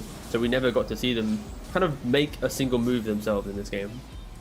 Kizu, when the draft was happening and you saw this Broodmother pick, you were wowed and you were like, this works perfectly for what Ivy should be able to do. And T makes a very good point. Over the first like 25 minutes of the game, pretty much every move that Ancient Tribe made on the map, outside of a pick off here and there, was towards the bottom side. They were trying to shove the Spider out of the game. And then we had this disastrous Roshan fight. This cannot feel good if you're in the team here. Not only you lose everything, you give an ultra kill to a Phoenix. At the same time, the Spider that you've been giving so much attention to still takes a pre-25 minute tier 2 anyway. Like, is there any comeback potential available for them at this stage in the game? From the highlight you see here, there is some, but it's very slim. I do think most of the mistakes already happened prior in this game. I mean, you were already mentioning, when you play into this Brood and he's having such a good game, it's not very beneficial for you to just keep fighting in that area. Like the way Ancient Tribes lineup works is that ideally they want to be the ones initiating, like with an arena, follow up with the kisses, have your DP run in. But most of the fights they took were very reactionary.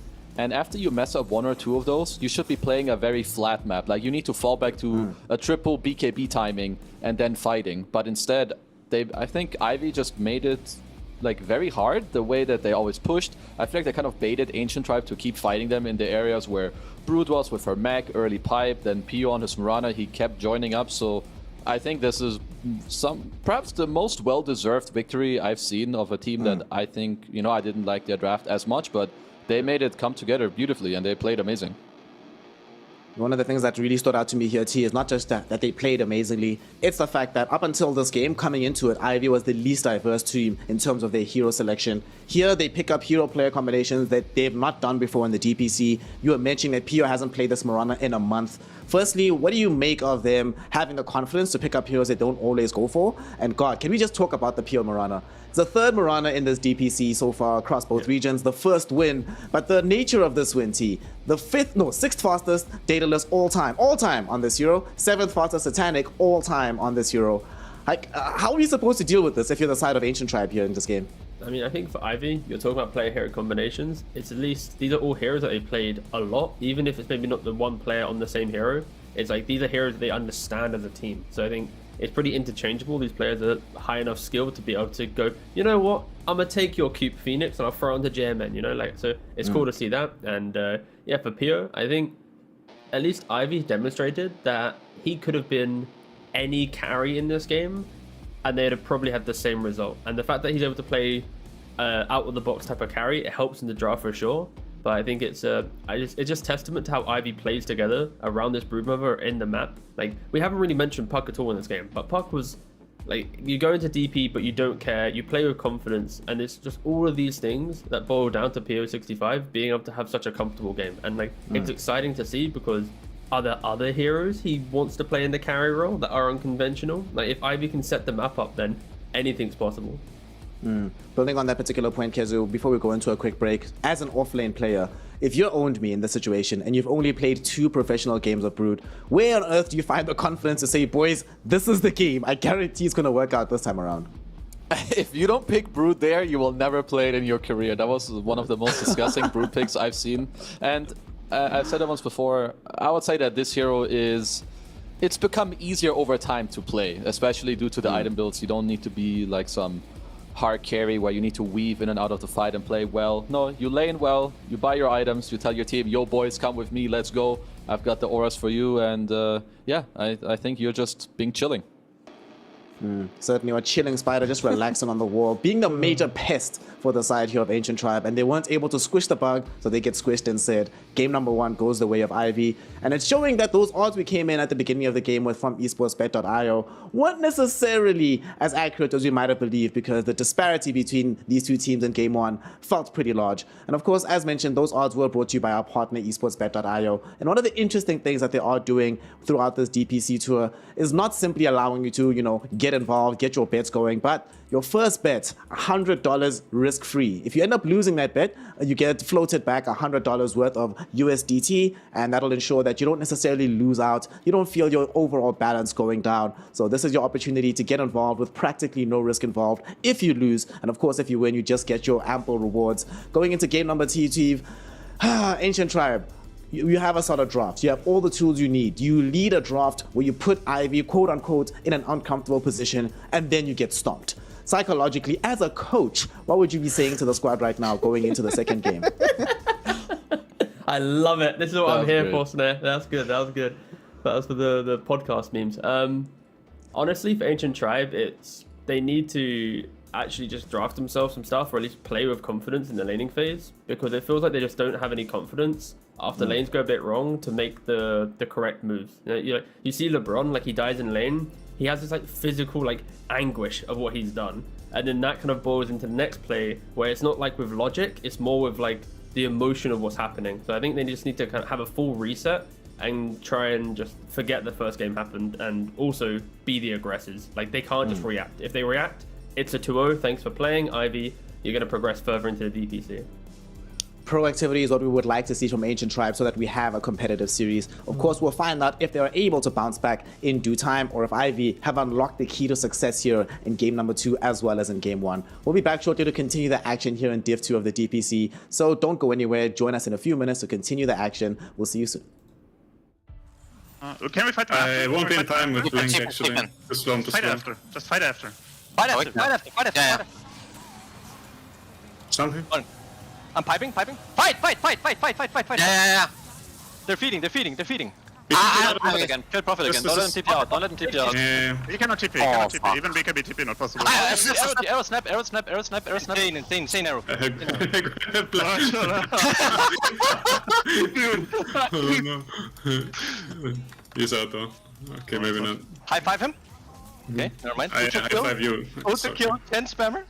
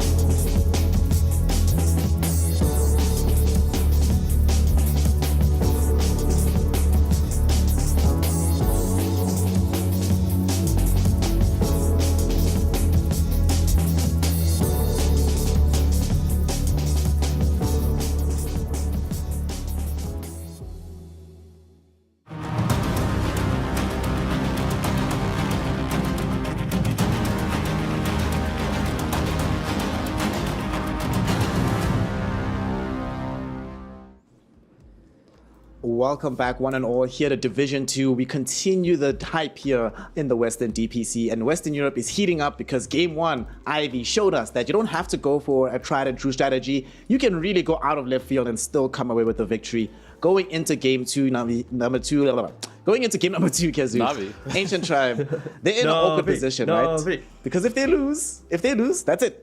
No more Div 1 available for you. You're done. They're already down and out in that position, but now we're already getting into a situation of, are we in relegation territory? If they lose this game, they go bottom of the group at the moment. So talk to me about this. What do Ancient Tribe need to do draft-wise? Because Game 1, they targeted Leshrac, they targeted Enigma. Obviously, Ivy showed that that's not all they're about. So do you now have to start thinking about targeting Brood again in the drafting phase to make sure that you have that covered?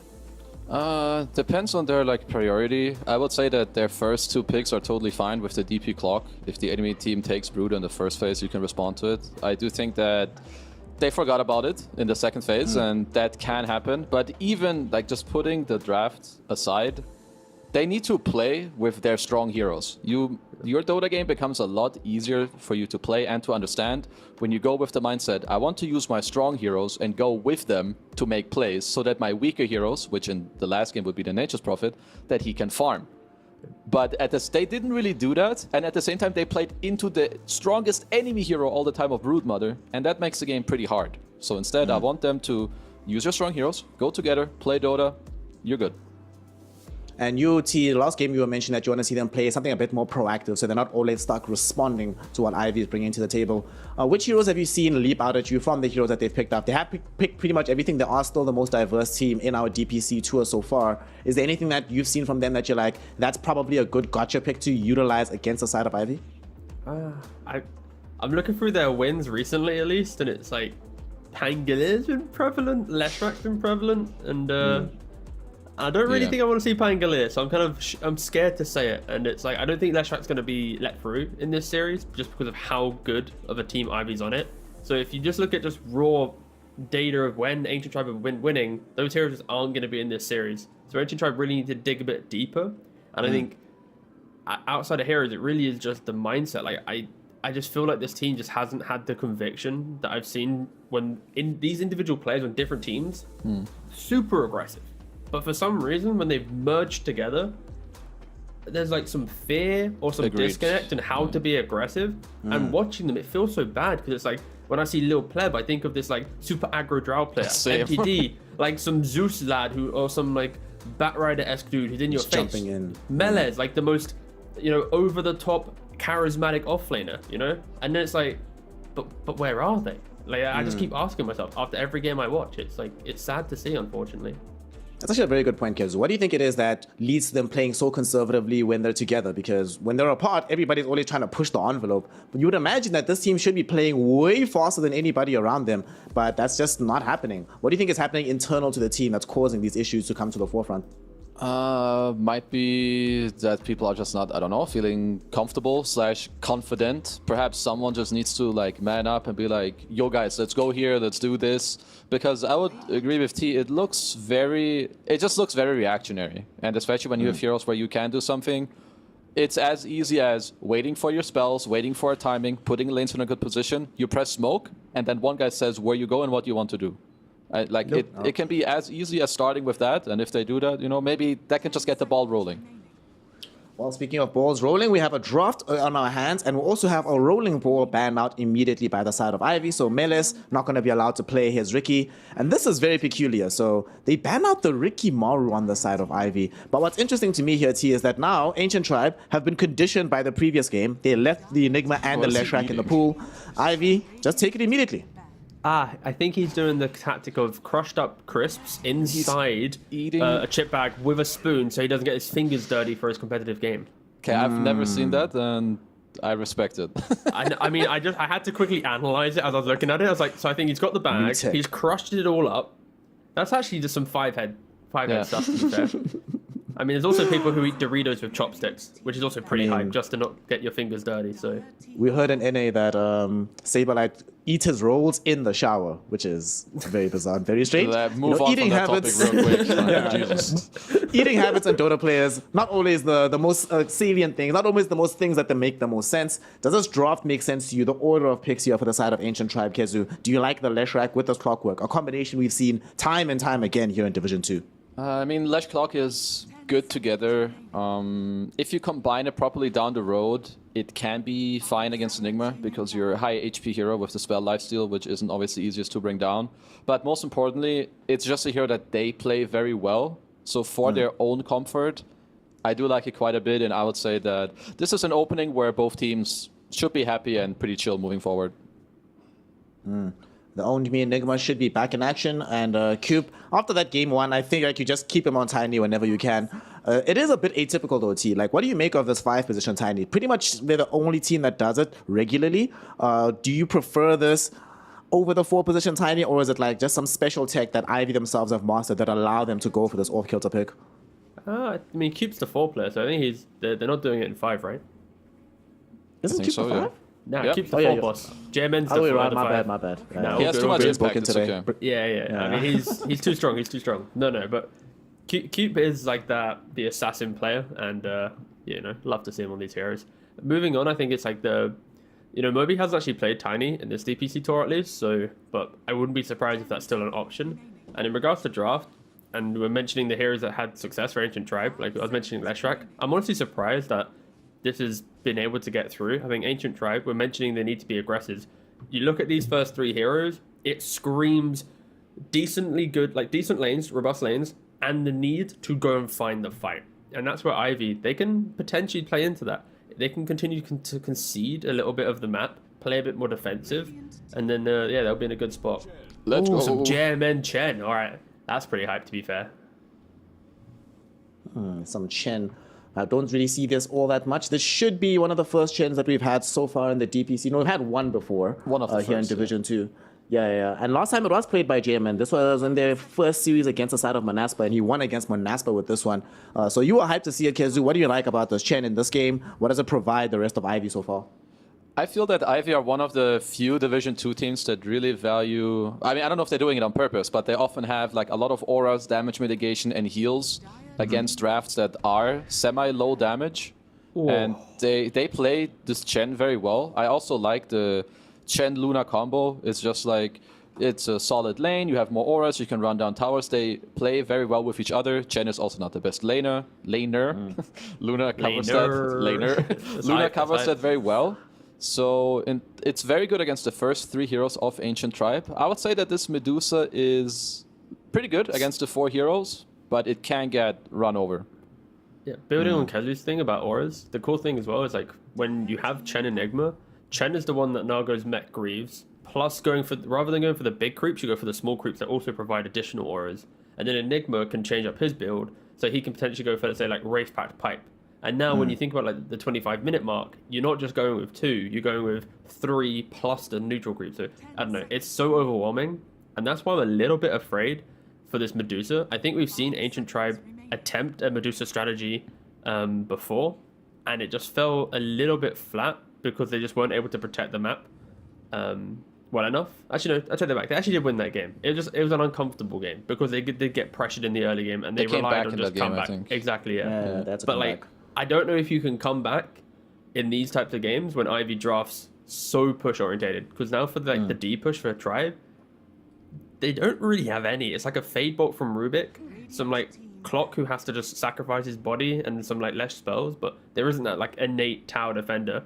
The Tides, the Primal Beast, for example, that Ivy's banning out. Like Ancient Tribe really need their offlane pick to be some hold them off for as long as possible. Like scream to Medusa, don't worry, I'll do this. You farm me that butterfly, satanic butt and all that stuff. So it's a lot of pressure on Melas right now to stall out this game. I think. one of the reasons Kezo, that they were able to stall out that game when they played up against Team Bald to get to the late game portion is that they were playing against a mid-wind ranger and a safe lane Bloodseeker, and they had for themselves Leshrac, Medusa, and Enigma. So they had certainty for scaling into the late game. This game, that certainty certainly does not exist. So if your melee is in this situation, what do you want as to help them out? But before that, what should Ivy go for here to put into the mid lane? What are we going to be having played by Mobe on the 23 pick? When I see Lesh Medusa for mid, I think of like Pangos and Kunkas. Pangos obviously banned. I think Kunka is pretty chill. You have like the second guy who gives some semi-catch, more damage reduction with the bolt, should lane well into the Lesh.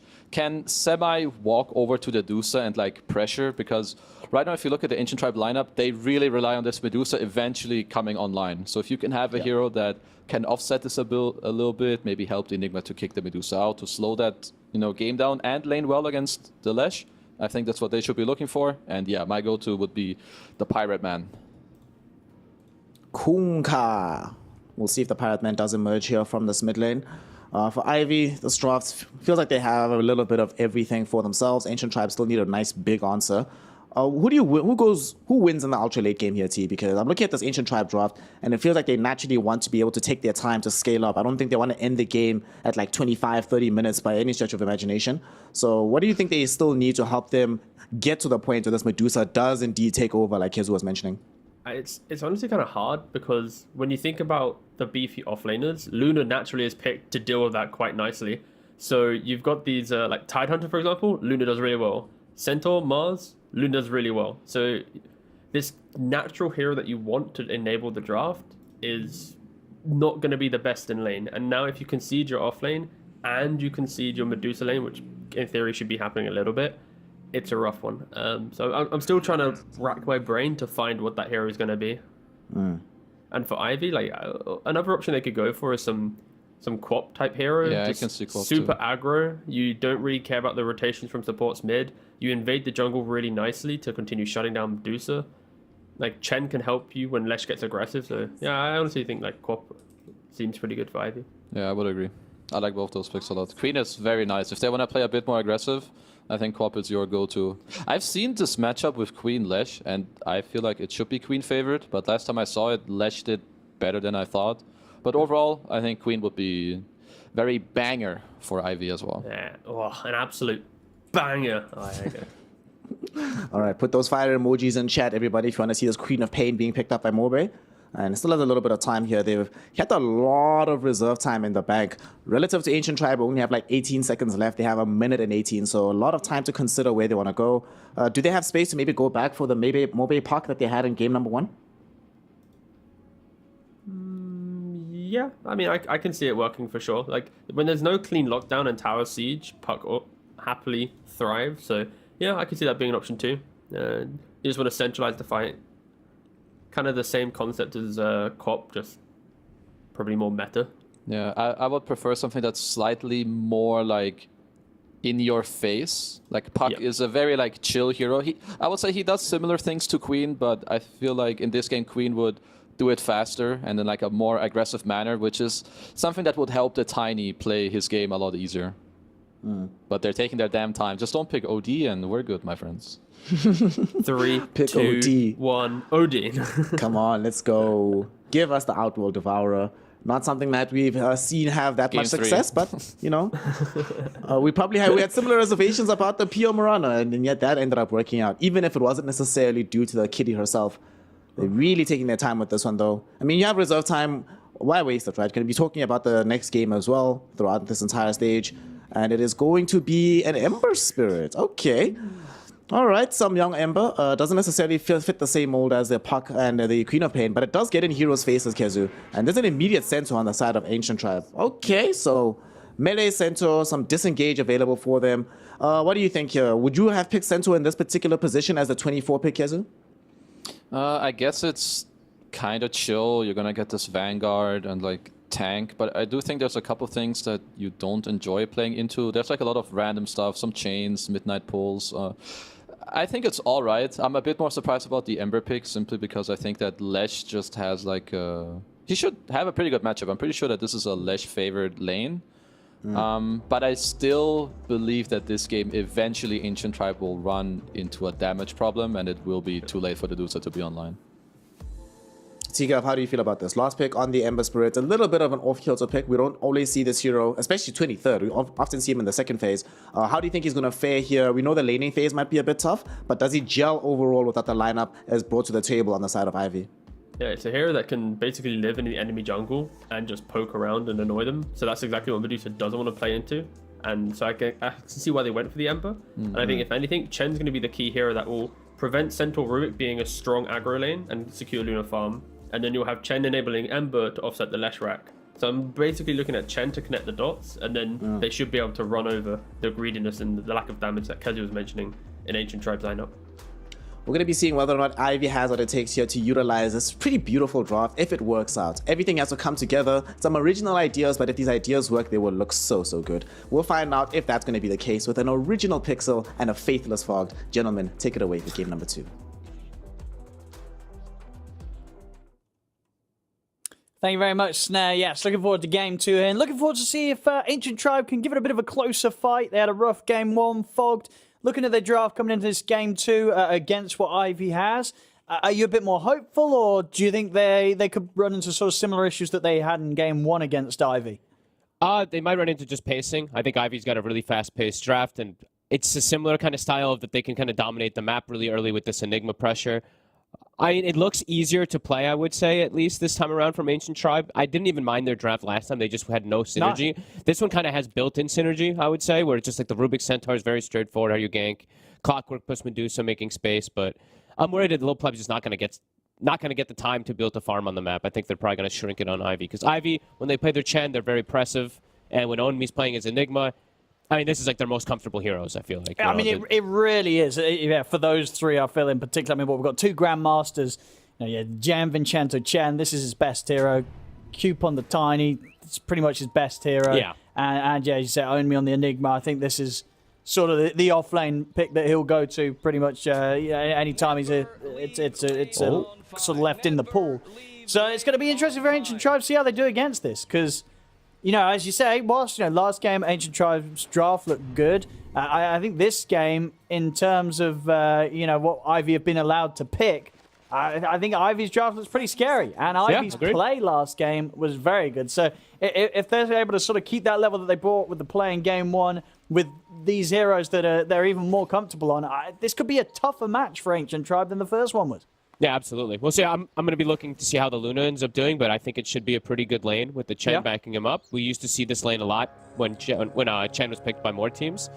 That being said, though, they look like they're probably going to try to set up a First Blood with that deep ward they have. But there's also a deep ward, or a defensive ward coming out from Ivy, so they're prepared to defend their Luna. Did they block multiple camps? I believe that sentry, isn't it? It is, yeah. Okay, so multiple camps being blocked out, so they've played versus this Chen before. I think most teams that have played versus Ivy know this. But he'll find the ward, he knows too. So he's also experienced, of course, versus these guys. Absolutely, yeah. I'm not quite sure on the number of... I should probably have a look how many games of Chen he's played, but obviously get Grandmaster. It's a ridiculous amount. Yeah, I mean, he plays it in pubs. He enjoys this hero. That says a lot about a man. I mean, because are any other teams really playing Chen at the pro level in DPCs? I think we saw Puppy play it one game, if I'm not mistaken, in Div 1. I don't think I saw it at all besides that. I think I saw Saberlight playing it as offlane in pubs. I think that was just pubs, though. Okay. Which is kind of interesting. But yeah, I mean, I can check, but I don't think it's specialists that like the hero, but it's more teams that really enjoy playing with it. So we'll see how they end up doing with it. Looks like a pretty good game for it. We'll see if Rubik's able to do any fun type of plays where he gets some fun spell steals and has his own army or whatever. Always some fun potential for Rubik versus Chen. Yeah, I mean, if they do get off to a good start, they're going to have such a good push. Yeah. I mean, how good is sort of Ancient Tribe's lineup for clearing through all these Eidolons, the Chen army, the push of the, stopping the push of the Luna? I mean, they have okay spam, but they have to be set up for it. The Rubik and the Lesh probably to set up, and they might just get poked. I think that might be why they set up to go for December. As LeBron might just be dead down. Nah, he's got Fairy Fire. He's okay. takes half the amount of damage. He has to be careful. He got tossed under tower a lot last game, too. Cube always looking for those plays. Especially with Enigma, it's always that much easier. That's why we used to... This was literally like the most popular comp for a long time. Just the Tiny plus Enigma, the first 2 picks. These constant toss-back plays. Very annoying. Well, let's see. I mean, last game, you know, from Ancient Tribe, was there sort of, you know, out of sort of their players, do you think there was someone that needed to sort of take the lead that wasn't able to in that game? And then when you consider what they're on this time round, are they going to have as much trouble as they did in that first game to sort of get those fights started, or will it be easier? I mean, I do think so. I've always, when I've watched this team, I'm always like... You know, not to build like hate or anything like that, but I look at melees, and a lot of the times like he's the one that's supposed to be like leading the charge, and sometimes he's just showing on the map a lot. So I think for me it was last game, the Mars, where he needed to have full attention of always looking for plays. I think it's, again, honestly, it's on the Centaur this game to be constantly looking for these aggressive plays. So pressure on melees. Well, let's see, so far in the lane, not having an easy time. No, this is not an easy lane for Centaur. Even though he's got Rubik, one of the best 4 positions in the game at the moment. They know how to play this lane. You know, JM, he's master of the Chen for a reason. We'll see. I mean, and again, I guess in terms of sort of what the Lesh is going to be doing, you know, MTD from the mid, it's not really like he's going to be turning up in any side lanes very early, right? He's sort of more about just pushing that mid lane out and getting some early pressure onto the tier 1 mid. So the side lanes... Oh. Okay. They can run down Cube. LeBron in with the battery assault, but Avalanche is up, so Cube will be able to get back onto the safety of the tower. He's fine. Yeah, I think MTD might actually have to look to make like early moves and stuff like that. So, but yeah, it's not really easy, and he can get killed in these lanes very, very easy if he overcommits. You know, a TP from the Ember comes in, the overwhelming physical and shit. So all the different stuff that's going to be put on the floor as well too from the Enigma, not easy. And it's just, yeah, I mean, ganking these side lanes is just very risky. You go for the top. You probably can't gank the Enigma ever, and going for the Luna lane is just... It's a deep dive, and it's going to depend on how well the Centaur does. Yeah. Yeah. Well, now a few levels are in. Should have that extra bit of beef and chance to stay up to the wave. Yeah, I can only imagine it gets kind of harder for the Chen and the Luna to bully out the Centaur once a few levels come in this lane. Yeah, decent amount. I mean, there's always a lot of damage. You know, it's very deceptive. Luna does a ton, and you do buff up the Chen a lot too with Penitence. But yeah, he should be okay on Melis to stick down here. I mean, Tiny can rotate though. Cube can always make the early rotations to gank him. What do we expect to see from Lunas nowadays with the skill build? How many points are you putting in the beam? Are you leaving it at 2, or you're maxing it? Like, when do you start scaling into the glaives to prepare for jungle and such? I think after this point, I think 202 is good for lane, and then you just start. You're gonna opt to max glaives out. Maybe get a point in Eclipse if you see like opportunity, but you can even skip Eclipse if you just end up sitting in jungle. But yeah, I think 202 is really nice. Now everybody on the side lanes also, since we have nighttime, you now have Ember Spirit with plus 14 damage. You have Enigma with 14 damage and Tiny as well too. So I don't think it's too necessary to put that many more points afterwards in the Blessing. And I did not expect this, but the mid matchup, I mean, even on gold, but on MOBA is actually doing a little bit better than MTD, which I usually see the Lesh do a little bit better at least. Interesting. Cute. He'll be all right. Yeah, I mean, the cute Tiny last game really was popping off, and you know, already they struggle to sort of zone him out. You know, he's very good at trading in the lane. Very hard to sort of catch him, even as a clock. Because Cute knows the limits perfectly of this hero. Lift onto the Chen. Jam's in trouble. Free Jam Vincenzo. They can. But not before Mobile was able to take down Heaven. So first blood, 6 minutes in, a very late one. Does still go the way of Ivy. As they weren't quite able to kill JM quicker. So more money for Mobile in this mid lane as the Ember. Yep, and he's got the power rune as well too, so he can continue himself onto MTD. And during all this as well too, always have to factor in that Enigma is denying a ton of creeps. So you see the network from Medusa really being affected during every single one of these moments. And now top, they've got Arcane Boots finished. So now they can constantly just throw an Avatos combo, put somebody low, and then potentially get a kill on the secondary. Oh, yeah, I mean, you know Cube's going to be ready to run in and get the toss back if he sees a chance. Yeah. Like LeBron, he's a bit low HP here. They've got a combo. Oh, he's dead. I think he's dead. Oh, one hit. Oh, the comp push. Oh, he's actually going to live. All right. He was about 10 HP, a slither of HP away from dying, but does live. And then Very look at what close. Vincenzo's doing in the meantime. Just waltzing into the enemy triangle, stealing away some creeps, scouting out that they're stacking Ancients too, so being very efficient Cube. with his moves. He's actually going to be able to walk away from this as well. No way. So this is sort of time that MTD's spending chasing. Is MTD actually going to be able to get the kill? This is a fair bit of time that MTD's had to chase, and he's not going to be able to get it. Cube's able to walk away, and unfortunately for Cube, unfortunately for MTD, time wasted there. Bottom, they're trying to set up onto PO. They got the initial grab. They made one move. Now they're going to go again. PO in trouble. Yeah. He's got stick charges. See if there's any help coming in. Ooh, Melez will be able to slice him down with that last right click before PO65 manages to hide in the trees. So they get the kill. It's close. He swapped his strength shreds after they already bursted everything onto him, so he didn't have that extra HP at the start. Mobe, though, doing very well. Top of that net worth because of that first Check the blood. runes. Looking to set up for runes. It's going to be bottom, and MTT's already there. So Invis rune will fall to the favor of the Leshrac. But now Yordusa has to leave top lane. They've got some stacks for little plebs, so should be able to still continue farming pretty well. But the fact that you pushed out a lane and now Onmi is able to do kind of whatever he wants up here, it definitely concerns for the side of Ancient Tribe. They have to keep taking advantage of whenever the Chen leaves bottom lane at all and just go straight onto this Luna. But now PO's just left the lane as well. And would you say sort of Ivy have the right sort of heroes that are going to be able to sort of step onto Medusa's half of the map and make sure that little pleb doesn't get sort of this space or area that Ancient Tribe can set up to keep safe for a Medusa? For sure. I mean, they have the Ember and the Tiny are those. That's why I think they went for this Ember Spirit, is just to play around the space that the Enigma gives, chase out the Dusa or whichever carrier is going to be. Bottom, though, PO looks to maybe be in some trouble again. It's a dangerous spot. You know, did die there once, come down here again. And, you know, talking about the Dusa heading to the jungle, it's probably time for the Luna to do so too. This bottom lane, it's just not safe anymore. Yeah, I mean, he initially was, but I guess somebody made the call that they wanted him to stay in the lane. But Vincenzo still acquiring some creeps, can't actually look to join.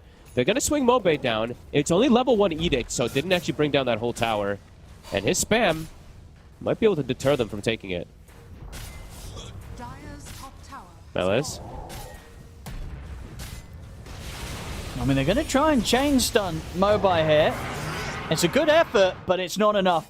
It's not enough to do the damage. Remnant's still prepared over in the mid, so a jump over. Wasn't able to stop the tower going down. But I guess a fair bit of damage done, and indeed Cube with the setup, the follow-up micro control there for Jan Vincenzo, stun from the Centaur, and that'll do it. So they may have got the tower, but they lose MTD's life. Some top lane, looking for owned meat. Battery Assault will finish in an end. Whether there's some sort of play he can make with the Black Hole, he might just accept his fate. Yeah, he can't live through this. Cogs are down, and he'll save the ultimate. Doesn't want to blow it there. Knows that he can't survive against these two. So Ancient Tribe able to pick up a kill here for Little Pleb. Nicely done from LeBron. Gets on top of the Enigma. That's a good amount of gold, too. They need that. They need that to slow down the Enigmas, like taking over the top lane and so make sure that Lil Pleb catches up. As Lil Pleb gets that last hit, so he is going to be top of that net worth, even though he's had all those denies. Nicely done. Much closer game this time around.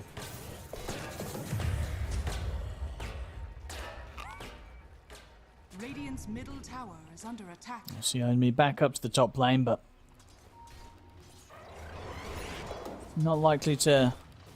I mean, it's really down to Mobi, sort of where they play aggressive. See where he wants to head after he cleans up this way. Probably just wants to focus on the Maelstrom, getting that done. But he has got an Arcane Rune, so finding a fight could be pretty appealing for this Ember Spirit. They always want to try dictating a little bit of that tempo, at least when they play with this Chen. He has it finished up. Yeah. So he wants to do Onmi, we see him do this build a couple times now when he's playing with his Chen. He goes for like the Vessel build, and then the Chen just goes for that mech and aura items, so they can play around the Chen a little bit more. Done off the mark there from MTD. Was trying to catch Mobi coming back out the jungle. But, constant slight spams here with the Arcane Rune will mean that Ancient Tribe might not feel too comfortable stepping up to try and hold the tower. See how many they want to bring in. They're bringing in 4 heroes here. They just get swinging in from the bottom lane. They get so low though. Look at these slights. Like it's all adding up. sub half HP on the supports. Again. Jesus. I mean, Heaven, if he can't really step up to make a play at all in this defense, as Mobile will jump him. They're fully surrounded. I mean, Ivy's completely here. Yeah, owned me. Ready with the push on the tower of the Eidolons. Cube, he's ready for the wraparound to try and get some sort of a toss back. And here it is. In with the Avalanche, toss back onto Melez. And they've got the Maleficent, the stun from the Centaur, and no chance for Melez to run. Very cleanly done. They can't step up. That's the scary thing. Like MTD, he's very fragile. Same thing with the Rubik, same thing with Clockwork. They were just sitting at like sub half HP. They can't actually even throw spells forward onto this Ember. And Mobe pushing the limit on the hero right now. Oh. And he's fine. It's a tricky one to catch. And look at, they're all like in kill threat if the Tiny's able to get on top of them. They're going to try again. Lift into the stun. Still not enough. Hand of God's pop. Mobile's able to jump out to the side with the remnants. They'll focus towards Cube instead. Another heal comes out for JM, and I tell you what, that's going to keep Cube safe. Cube's able to get out alive. And again, just spam the Slayer Fist. The amount of damage this Ember's done so far at this point of the game, it's got to be pretty darn high.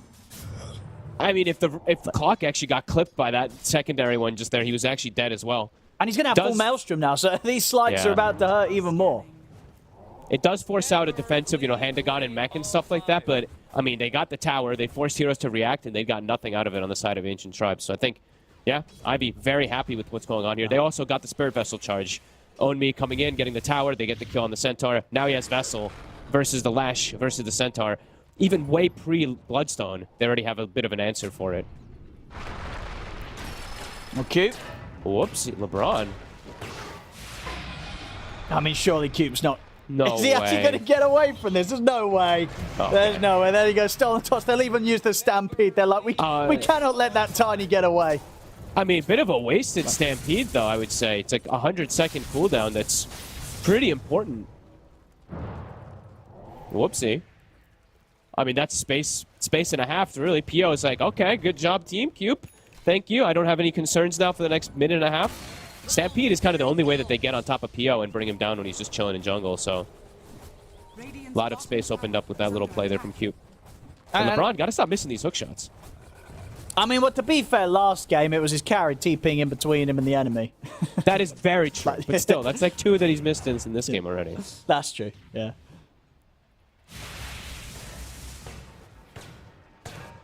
Well, that's... I mean...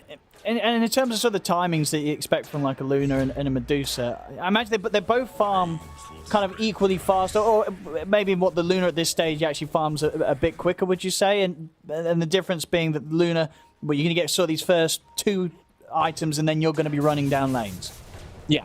I mean, they're both very similar kind of style of heroes, I would say. Both kind of fragile until you get that like 2nd, 3rd item, and then you're able to show up to kind of everything. But I think with the lineup that they're playing with, the Luna's ready. I think Luna's even ready to fight already because he's got the Chen, he's got this Enigma, he's got the Mac and Hand of God and stuff. So I think Dusa needs quite a bit more time this game. But that's kind of the nature of their draft that they've set up for. Nice cog pushback.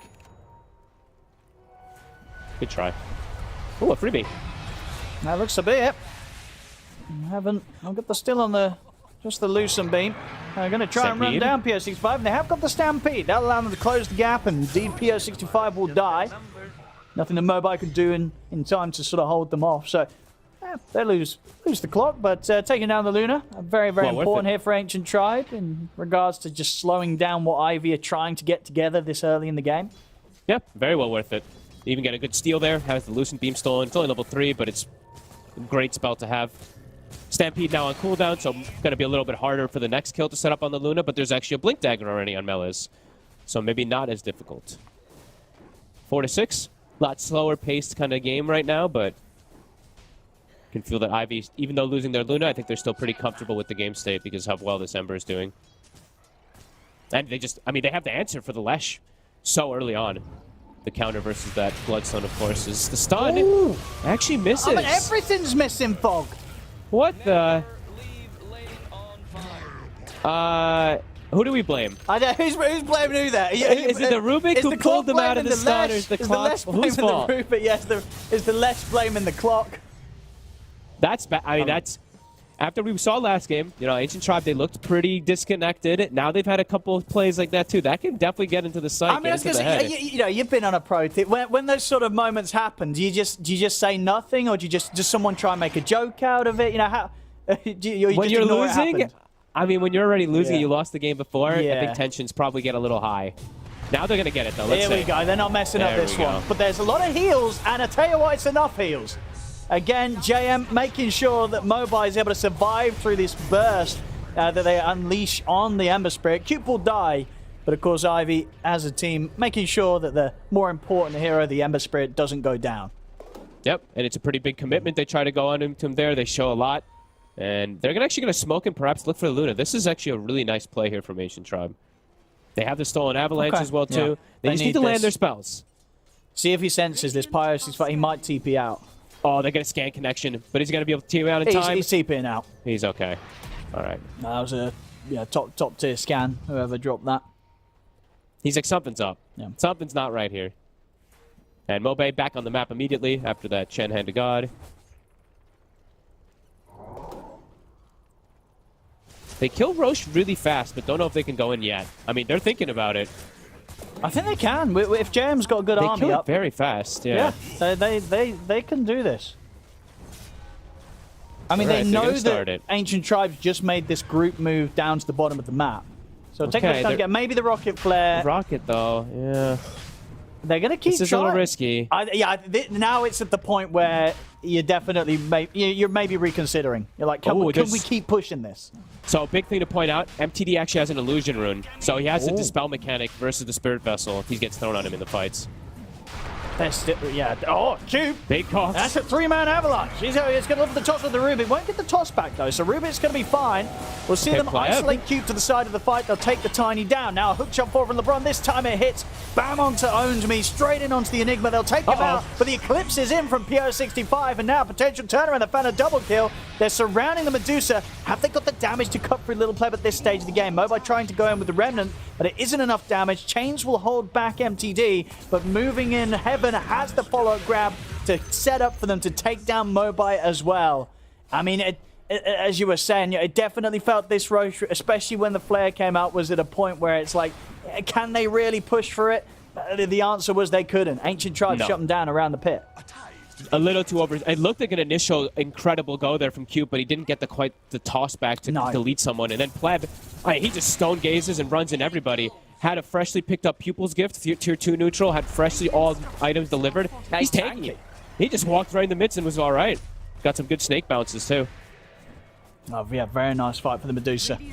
And now she's literally 3,000 gold ahead of the Luna just off of that one fight. Yeah, that's a pretty big acceleration. That's a huge concern, right? Because as a Luna, as I say, you in the sort of the early game, you're going to be able to farm as fast as a Medusa, but then you need to be able to run the Medusa over. Because as this game goes on, it just doesn't feel favorable for this Luna in this carry matchup.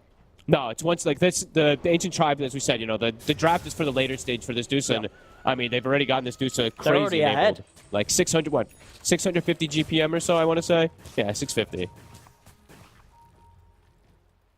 That is massive. A bit of an overzealous play from Ivy to attempt to go for that Roche. I was like, yeah, can they? Oh yeah, I think they're going to be regretting that move. Yeah, and it's difficult too because like their big team fight early on is going to be coming out mostly from like the Eclipse and just the Ember doing his normal little slide spams and stuff like that. Enigma can't actually go for any type of black hole opportunities this game. Playing into the Rubik, if Rubik's alive, Clockwork, Medusa, 3 different ways of just being able to easily cancel it. So Onmi has a difficult job this game. Yeah, I mean, he hasn't used it once right this game, and I feel like maybe he just never will because, as you say, the odds that he's going to find a situation where it will work are very minimal against these heroes. Yeah, you have to make sure Stone Gaze is not active, or you have to either like kill Rubik or kill the Clockwork, or their ults and stuff are stolen or taken and used somehow. Yeah, not the easiest one here for the Enigma. No. Ivy looking to get things back in order, though, smoking. They don't want to sit back while this Medusa just finishes off an item. I mean, Lil Pleb's about to have... He has the full Scotty. He's ready to fight constantly This is insane. 21 minutes in, this Medusa is Beastly. well and truly stacked. Oh! Another unfortunate hook shot there. This was a very good fight for Ancient Tribe if they were able to connect there. Ivy's still posturing in the area. They don't know that this Dusa has a 21-minute Eye of Scotty with all this. Yeah, this is. Look how tanky. They're going to have a nasty surprise when they click this Medusa's inventory. I don't think they have damage for her at all now. So we get to start the fight to Mobai. See if he's able to get out of this. He is. He's Okay. able to live. He's away. LeBron will be the one to take the fall. As Ancient Tribe, one man down now. That was a lot used to. That was their Stampede. And I believe the Crimson Guard. Yeah, Melis used both. So many times, honestly, if it wasn't for this Chen, you know, Mobai, he would have been caught out and killed quite a lot. But each and every time, just getting bailed out on as low health as he has. Starting to get bigger, though, the Dusa. This is a big concern. She's going to be... I don't know how they're going to be able to bring her down. They're going to have to somehow isolate her and kite around, which their draft is pretty good about, like, resetting and going in and out with the Tiny and the Ember Spirit, but if Ancient Tribe's able to just commit onto these kills, commit onto the Luna, this could be difficult for Ivy to take these fights. And speaking of the Luna, Pio... Does that BKB? Uh-oh.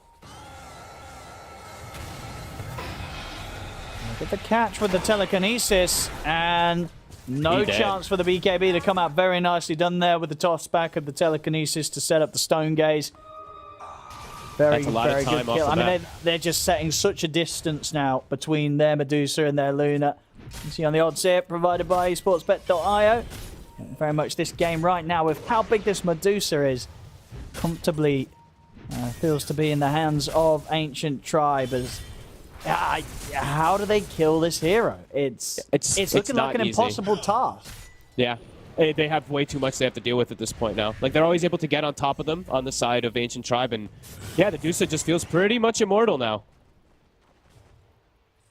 And without your Enigma able to play the game, to cast any of these black holes or anything like that, yeah, it's looking like a very uphill battle at this point now. Unless Ivy can start getting some type of fights going their way soon, this game might just be going to the late stages of where Medusa thrives.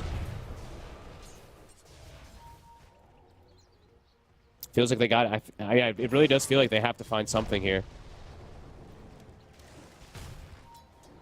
Got a DD DD rune. Okay. If an Ag's also on Mobe. It's hard to go for this Lesh, though, with the BKB and the Bloodstone. They're all in the area, too. As soon as Lil Pleb arrives. Oh, I get the hook shot. Push back with the cog. Cube's going to jump in. Three-man avalanche. To stop the aggression here from Ancient Tribe. Jump forward with the Remnant. Mobai trying to commit him for the fight. Now looks to jump back out. They've taken out Heaven as well. LeBron's in with the buyback. So two down on Ancient Tribe. Just Cube going down on Ivy. And Ancient Tribe using this buyback from LeBron. Fancy footwork coming out from Mobe. You can see the way they want to take the fights. It's like, we need to kill the Rubik. That's kind of what it looked like to me. It's like all-in Rubik so that Onmi perhaps can have a chance to play the fights. I mean, that is true, yeah. If Mobai can mess with the supports, then maybe Onmi can try for a black hole this game. Yeah, but then there's also, you know, the Dusa factor as well, too. So it's just like, they have to somehow keep the Dusa controlled for this black hole to go up before that stone gaze, of course. But yeah, they're definitely looking for backline. The Tiny and the Ember jumping on top of that Rubik. They forced a buyback from Clockwork, so LeBron has no item scaling. Up. Hook shot. Oh, this time Mobai won't get bailed out. Cleanly done there by Ancient Tribe. They keep him perma-locked down. Now they can probably go for Roche on the side of Ancient Tribe. That's a huge pickup.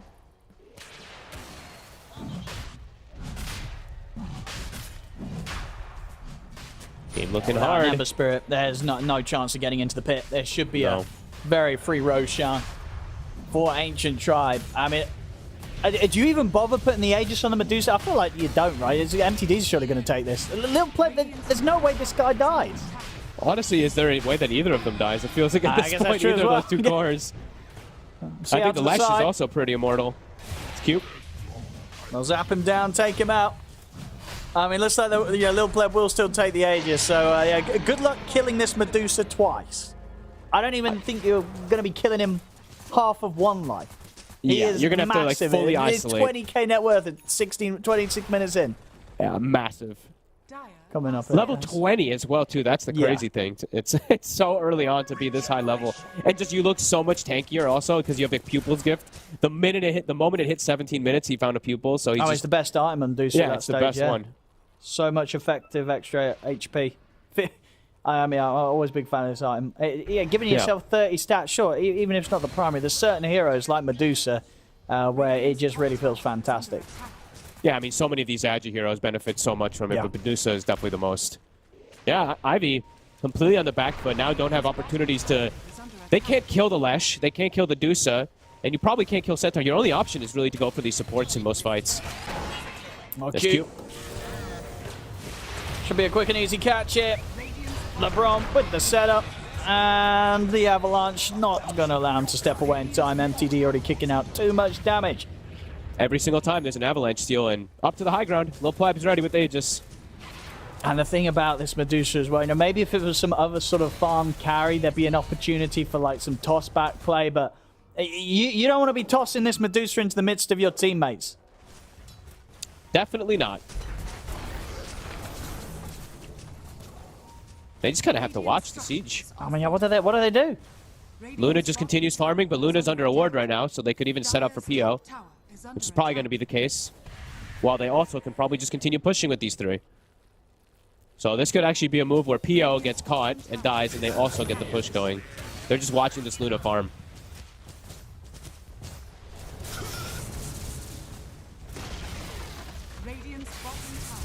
How on earth do they stop this?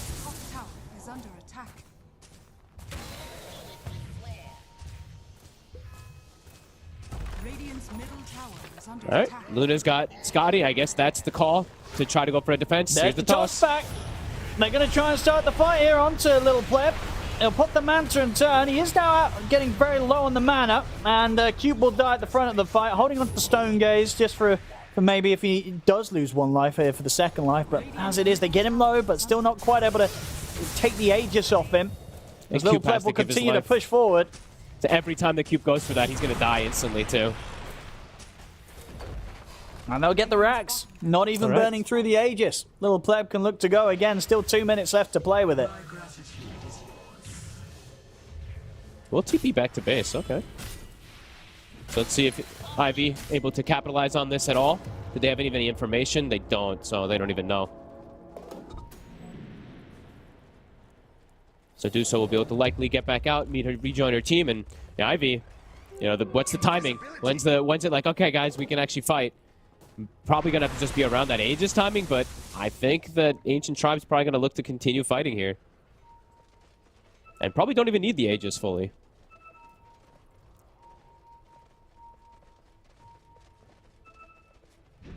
Mobe's going for the Kaya Sanj.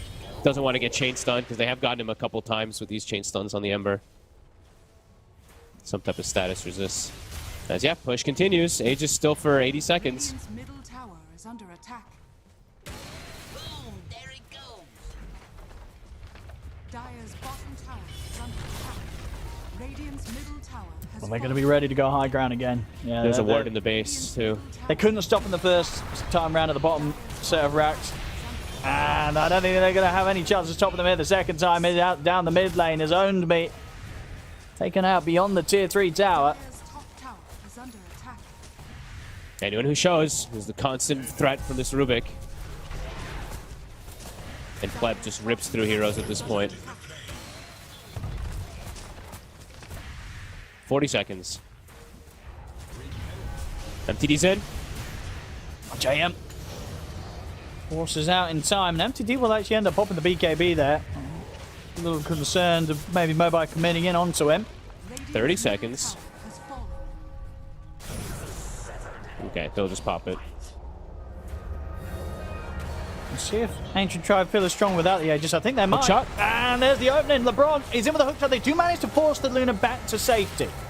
Get them back across the cogs, and Little Pleb has used Stone Gaze. So maybe a chance now to go. There's no Stone Gaze. Cube tries to go for a toss, ends up throwing Mobe. That was probably their opportunity to attempt trying to jump forward there with even the Enigma, but still not doing that safe. They have to look for a fight now. You know, no Stone Gaze, no Aegis. This is as sort of as big of an opening that they'll get with how far behind they are right now. Yeah. They get the successful scan. But they see the creeps. I think they see JM Vincento with... Yeah, they saw the one Centaur Courser. So he's smoked, but that one little creep in the mid is not, and they had ward coverage, so they know the They've smoke is missed coming. them with the scan, though. Okay. But they're postured perfectly. LeBron in the front, MTD with blink up in 15 seconds. Ivy, not going to be able to find anything. And now back the other way, counter smoke. And it's off. And everything back at the ready. BKB on Lesh is done, or back up. Stone Gaze back up in 15. Ivy might get pincered. Dire's top tower is under They have the full BKB on the Enigma, but it doesn't stop the hook shot, the steal, or the Stone Gaze. And they're going to be able to They're start the on fight Luna. onto the Luna. As he's caught very deep there, PO65. Not a chance for him. Tell me, son, what saw that? There's no hope for this Luna. Incoming.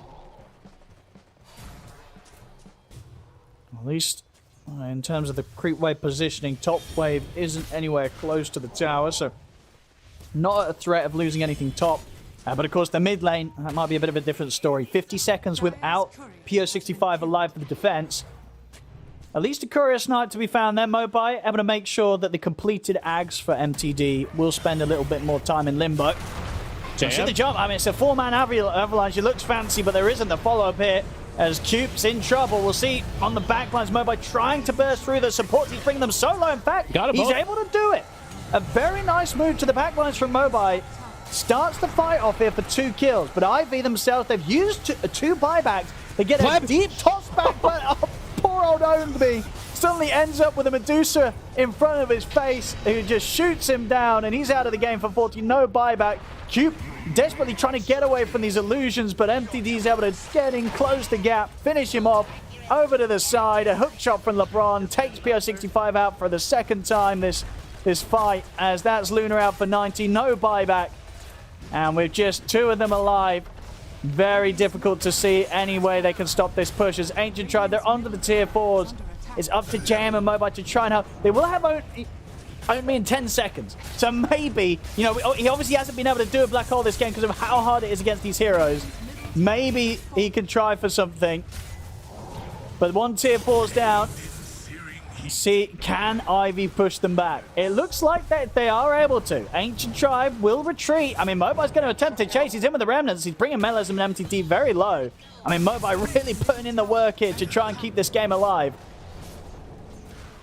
It's little LeBron won't be able to get the connection. I mean, Owned Me, yes, just waiting for that opportunity, but it's difficult. It's oh so difficult. And Mobai, he's been caught by the stun. Doesn't matter. Remnants there, ready. It's a massive Owned Me slight just fist wants there. to Feels like play it's the onto game. 100 units. They won't let him play. And they're He out. literally just has to watch. He can't ever get an opportunity. It's so hard. It's so hard. Like the attempt there before Cube, the toss back, I think it was the last 2 seconds of Stone Gaze, so it catches Own Me while he BKBs and gets stoned and then just dies. Oh, man. They've lost all their steam. I mean, where was this Ancient Tribe first game? You know, they're I mean, cohesive. this is the Ancient Tribe they're we not expected to see. It really was. Yeah. But game 1, it just wasn't there. No, like this, like sure, there's been some miscommunications and missed stuns and stuff like that, but overall, the way that they've played the map, so much better this game. Very aggressive, playing around their blinks, playing around their catch, making sure that this Dusa has a free game. Oh, PO65. Get that Luna out of there. I don't think he's getting out of there. He'll put the BKB, or maybe he can try and stand his ground and fight. Mobai's going to jump in, but LeBron's in with a hook shot onto PO65. That's the Luna out for 70 seconds. Ivy, they just do their best to get everybody else out of there, but Own Me cannot escape in time. Little Pleb picks up the 2 kills. Just walks right into them. They're having Stampede plus Stone Gaze, like just hasted Medusa running into the middle of the lines when she's this farmed. Nowhere to run. I mean, they're trying to push the waves out, but Ancient Tribe's already bringing in the mid lane. It's time to end it. I mean, last time round, Mobai was able to stop the push. See if he can do it again, because they're going to be onto the Ancient itself very shortly. The last tier 4 just about to fall. 10 seconds until they have the Enigma back in the game. Mobai is being caught by the combo. He has got buyback. We will see them try to play it out, but the Ancient's exposed. 4 seconds until the Enigma's in play. Can Own Me pull off a black hole here? He's stepping up. They're stepping back, though, Ancient Tribe. There's the jump. It's a 3-man avalanche. He's going to go for it. It's not a bad grab. It's not a bad grab at all. It's allowed them to kill LeBron, but indeed the stolen hole hit from heaven catches both Mobile and Cube. It's going to be game over. GG is called. Ancient Tribe will take this game 2 and push this series to a game 3. And yeah, as we were saying, this is much more of just what we expected to see from Ancient Tribe. Just sort of like night and day, really, comparison to what we have from them in game 1. Yeah, and we got to see one black hole, but we actually got to see 2 black holes right at the end there because it was stolen. Yeah, but I mean, yeah, completely different level it looked like from them. Maybe understanding their draft a bit better. Ivy, the few deaths that they had on the Luna were pretty painful. That's where we saw the Medusa kind of ticking up a little bit more. And then, I mean, all really about what happened around this Roche pit, right? Just total disaster for them. Trying to force something that they probably didn't need to try to force, as Zeus gets a full cleanup, gets like 3k lead over Luna, and then it feels like they just have no damage on Ivy. So things compounded quickly, a couple mistakes, really costing them the game here. It really did. It really did. Yeah, Ancient Tribe looking fantastic this game. 12-0-8 on Little Pleb. Having definitely one of the better Medusa games we've seen in a while. I mean, obviously the hero's been winning, but it's not the most common pick. But in the games that it does get picked, it seems to pop off. I think it's won every single game, as we saw in the stats in terms of the recent picks. Yeah, 12-0-8. Well played to Little Pleb. Well played to Ancient Tribe. We're getting a game 3, ladies and gentlemen. Don't go anywhere, as the series now stands 1-1, and we send you back to the panel. Thank you very much, gentlemen. Game number 2 here goes the way of Ancient Tribe, continuing the win streak of Medusa. She is now 100% still here in Division 2. Unfortunately, Kezu, also continuing the lose streak from our panel. You told me that we're going to have damage issues on the side of Ancient Tribe. That didn't happen this time around, despite the fact that all these auras got picked up, despite the fact that they had a fairly decent laning phase on Ivy. Once this mid-game hit, they felt, honestly, fairly toothless.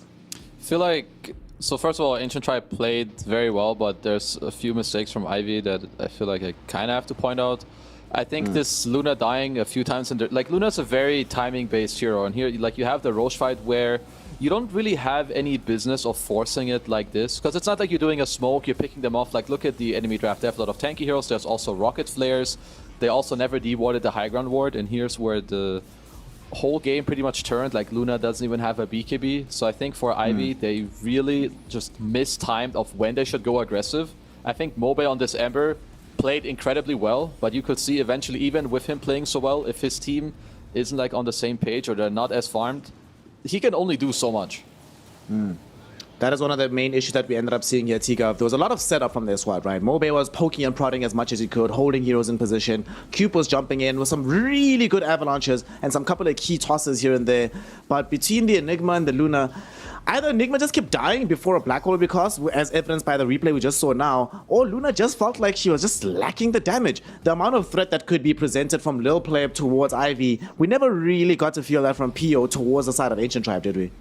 Yeah, I mean, Luna's the type of hero that you pick it to sweep across the map and just try and assert your dominance, right? And I feel like for Ivy at least, they weren't able to get their draft to a position where they occupied Dire's side of the map for a long enough period that they kind of choked out this Medusa's farm. Like, when we look for all the highlights we've seen, it's like Ivy kind of in the river, not really setting themselves up, then they get jumped. And when you don't set up your lineup in the correct fashion, Ancient Tribe will be able to thrive in the fights, right? They've got some Centaur who can jump in, some Rubik that can reinitiate and threaten the black hole, LeBron randomly going on top, right? So I feel like for Ivy, this is the type of lineup where after game 1, they gave me all the confidence that they should be able to just execute this type of lineup. But like Kezu was mentioning, a couple falters in the early game, the indecision around the Roshan pit, and suddenly Lil Pleb, he's just giggling. Like he's going to 1v9 this game on Dusa. I mean, to those points actually as well, Kezu, last game you were mentioning, and we were speaking about how the side of us Ancient Tribe were playing on the back foot or just reacting to everything that Ivy was doing. This game, it couldn't be further from the truth, right? Melee's in Heaven went for a very early Blink Daggers, first item on both of them. LeBron obviously went in with this very good clockwork play, ensuring that he's always involved in these fights. From Ivy, is there anything that they could have done itemization-wise to enable them to actually start fights, be on the proactive side of things, rather than always being in a position of having to try and very quickly respond to the moves that Ancient Tribe were making?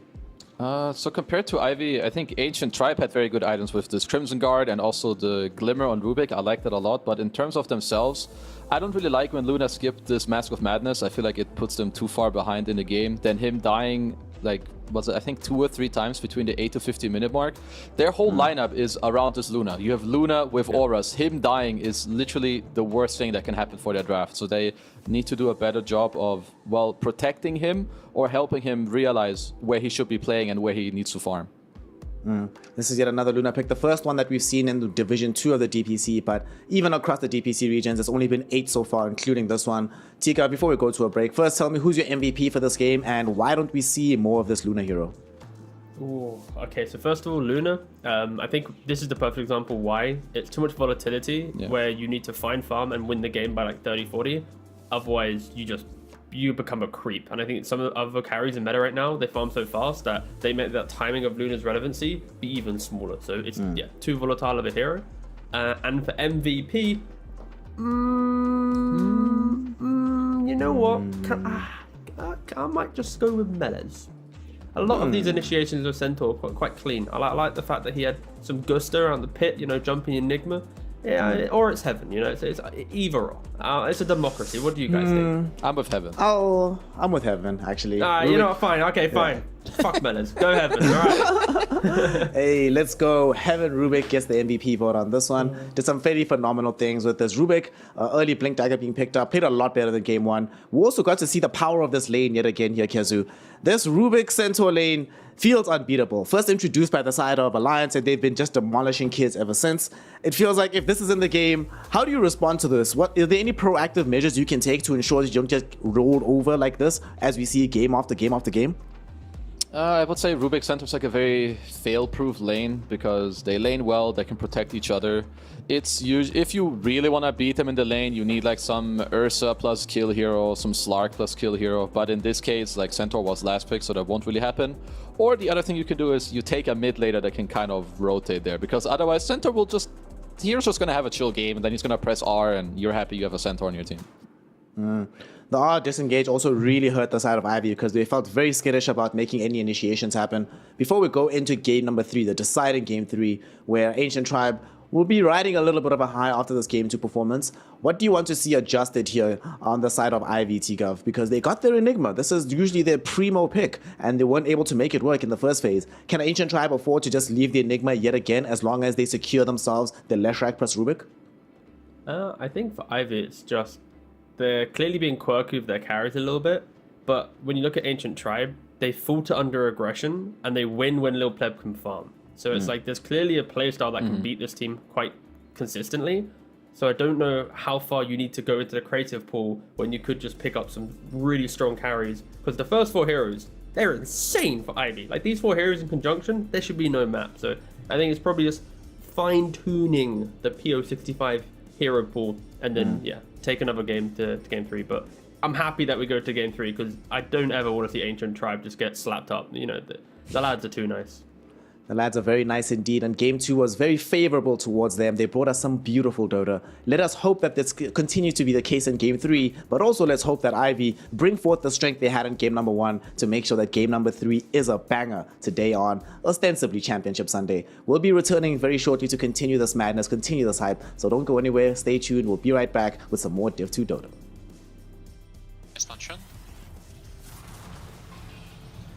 Luna buyback. Back. He buyback. Go back. Just back. Million buyback. I have stun, guys. I'm dead. I need to use stun, guys. I'll buy back and come. I'm gonna TP out. I'm gonna TP out. I can't. Hit the help. Maybe. I don't know if they can. Fight. Yeah. I'm killing Tiny. Wuna. I don't see him. He's here. I can cook him soon. I'll cook him. No, he's not. Hold up. Kill him mid. Nice.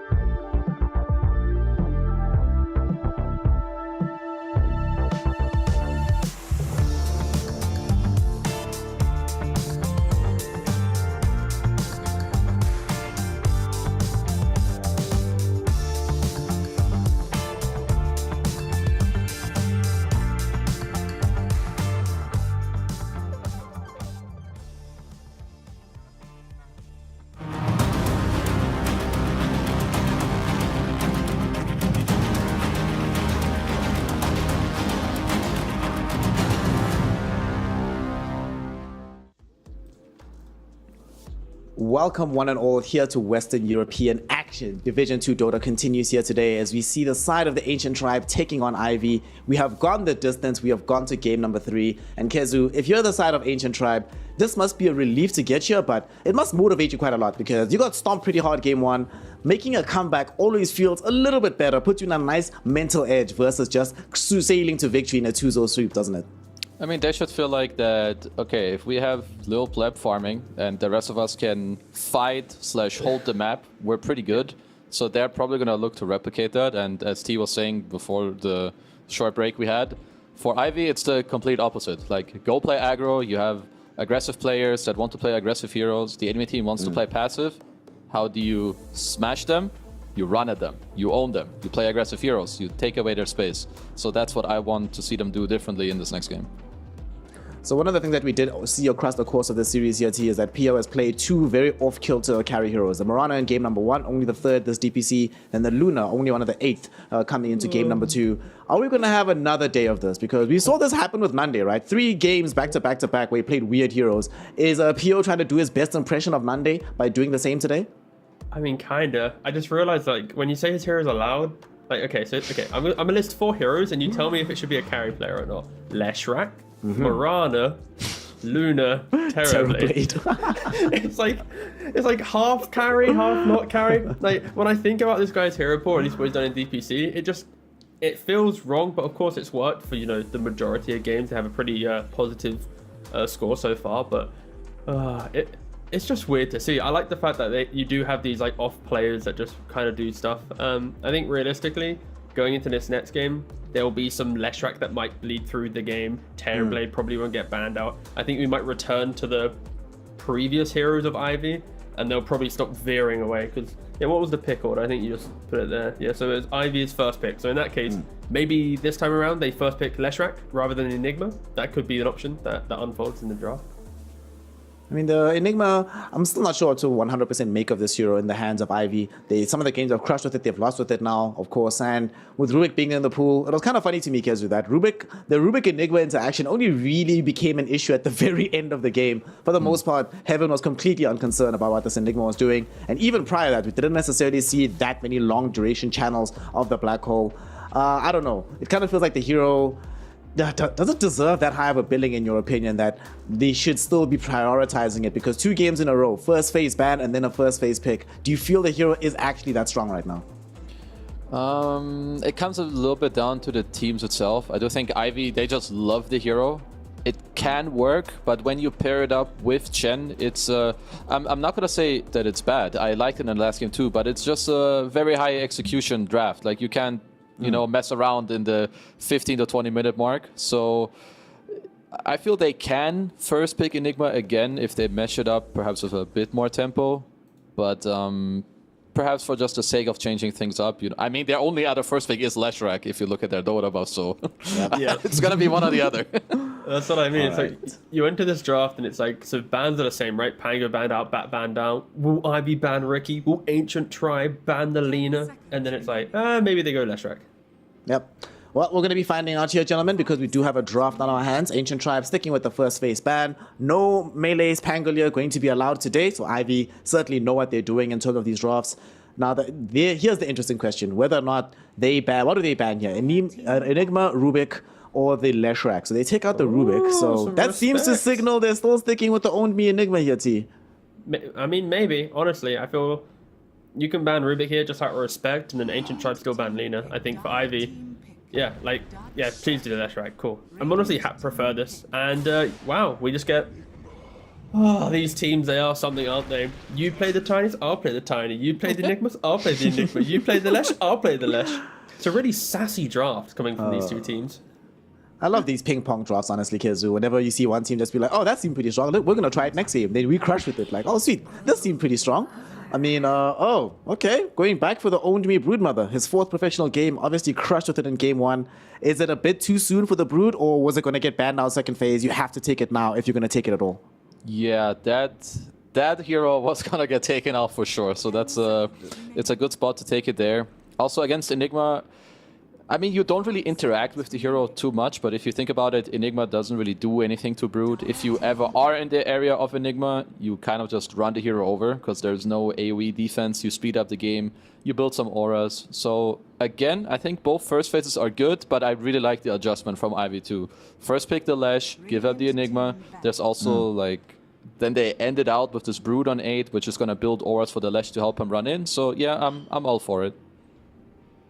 The only complication now is that the Tiny is not going to be played by Cube, so he doesn't have his Tiny. His other heroes, Hoodwink, Snapfire, as well as the Clockwork, and he's been the one most constrained in terms of what he's been allowed to play. Do any of these stand out to you? I know Hoodwink has seen a lot of success recently, but is this the right game or the right situation for UT that you would want to see Cube on one of his specialty heroes? Well, yeah, honestly, I think, yeah, Clockwork seems pretty fine. When you open with a Leshrac, that most likely will be carry from Ivy. Putting some Clockwork in the mix as well, like, it's just overwhelming map pressure, right? Brood will take over the jungle. Lesh wants to look for the fights with the early Bloodstone. So I think, yeah, as long as Cube's playing Hoodwink, Snap, or Clock, I think they'll thrive with the playstyle. It might not look the best against Ancient Tribes heroes, but for Ivy's playstyle, it's going to really unlock their ability to play out the map. And I think for Ancient Tribe, it's now somewhat covering themselves, because I think at least their identity as a team in the series has shifted more towards 4 Protect 1, Lil Pleb be the overall farmer. So I'm interested to see if they draft like that as well, where they pick some like cheap wave pushing heroes and then the big carry at the end of the draft for Lil Pleb.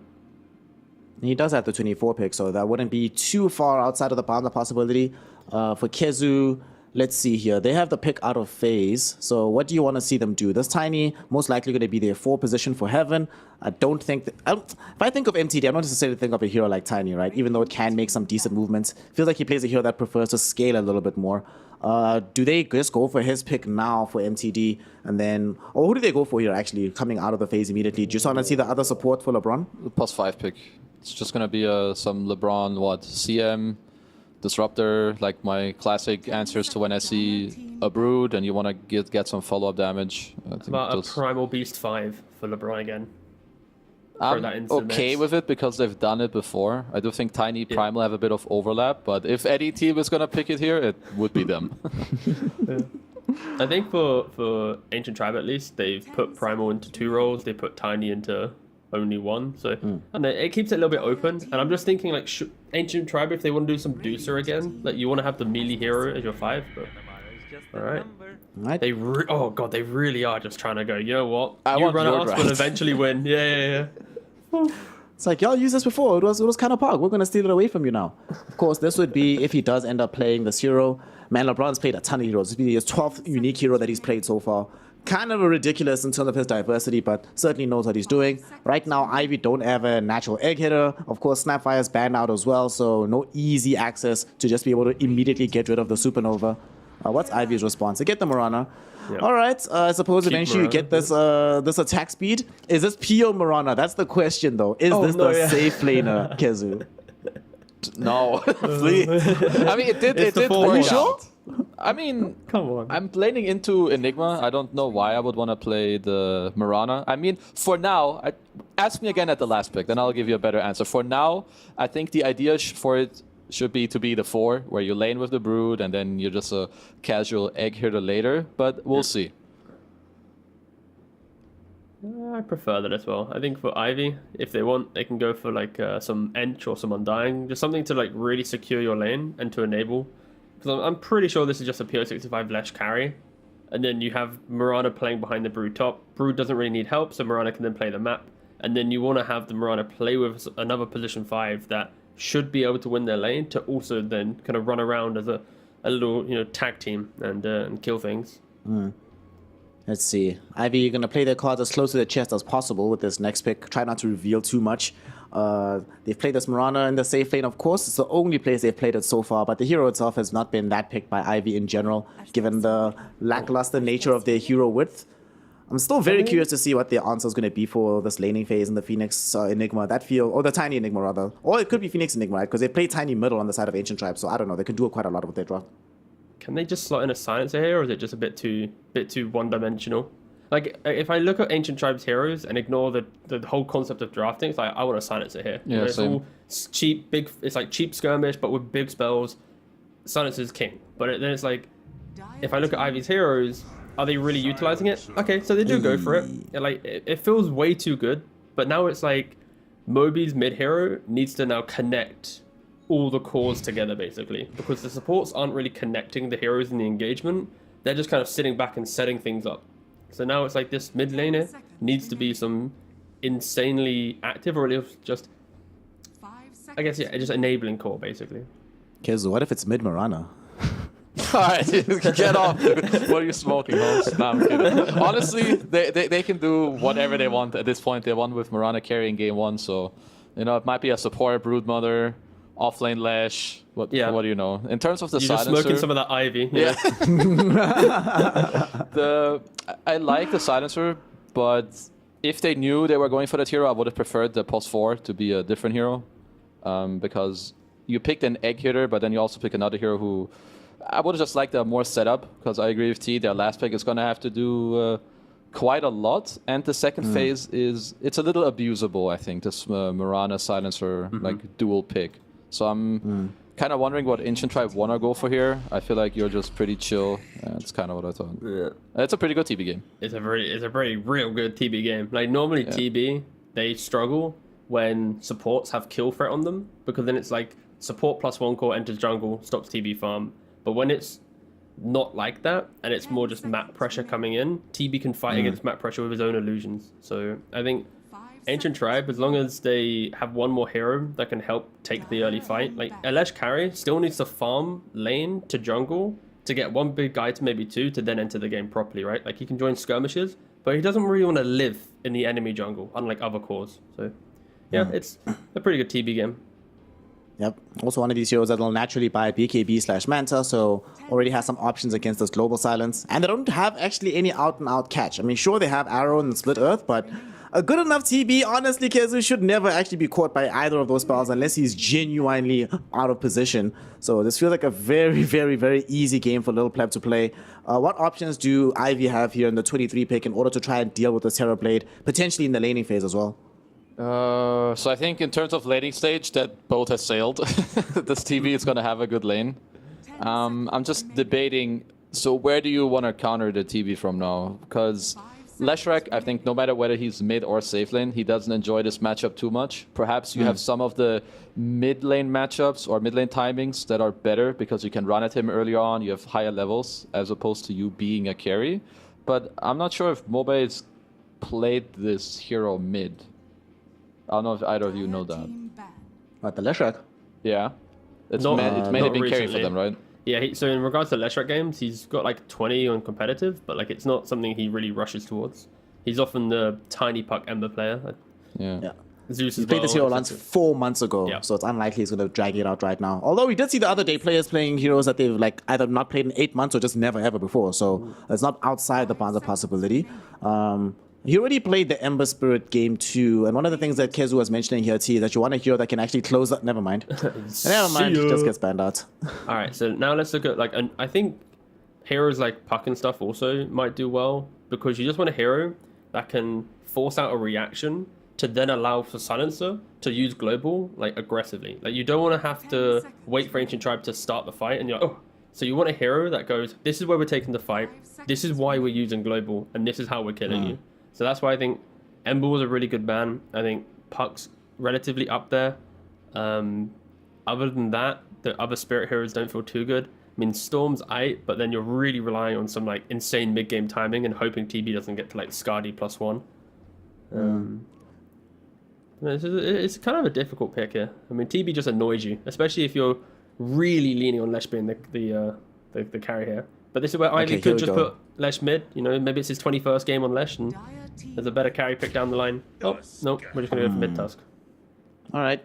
Mid-tusk. Kezu, how do you feel about this? This does at least give some of the dynamism that you wanted. A hero that can move from the mid lane very early on, and a hero that can, it's not that hard for an early game tusk to find the TB, even if you're trying to hide in the trees. And it, you know, it gives a small little enclave so that Mirana can use arrows in an effective manner. Also helps out the Leshrac to some degree in that sense, but Do you like it overall? I'll be honest, I'm a little bit mixed about what this Tusk can actually bring to the game. It was hard for me to find a hero that I liked both for them and against the enemy lineup. I don't think it's necessarily a good Tusk game against Ancient Tribe, but I believe it just fits what they want. They want this fast-paced mid-hero we talked about that hopefully can go to the Brood, open up the game, and play on fast tempo. Because if you look at this Tusk and you roll in, like even you're gonna be backed up by Global at least in the early mid game, but later when items come out, I don't really see you getting out of the fight anymore. There's gonna be like some eggs, some random black hole, some Skadi TB hitting you. So for Ivy, it's gonna be all on playing tempo. That's the only reason they picked this Tusk. Gotta play as fast as possible. T, very fast. What's the last pick here for ATT? 5 seconds. Not 4, Windrunner. 3.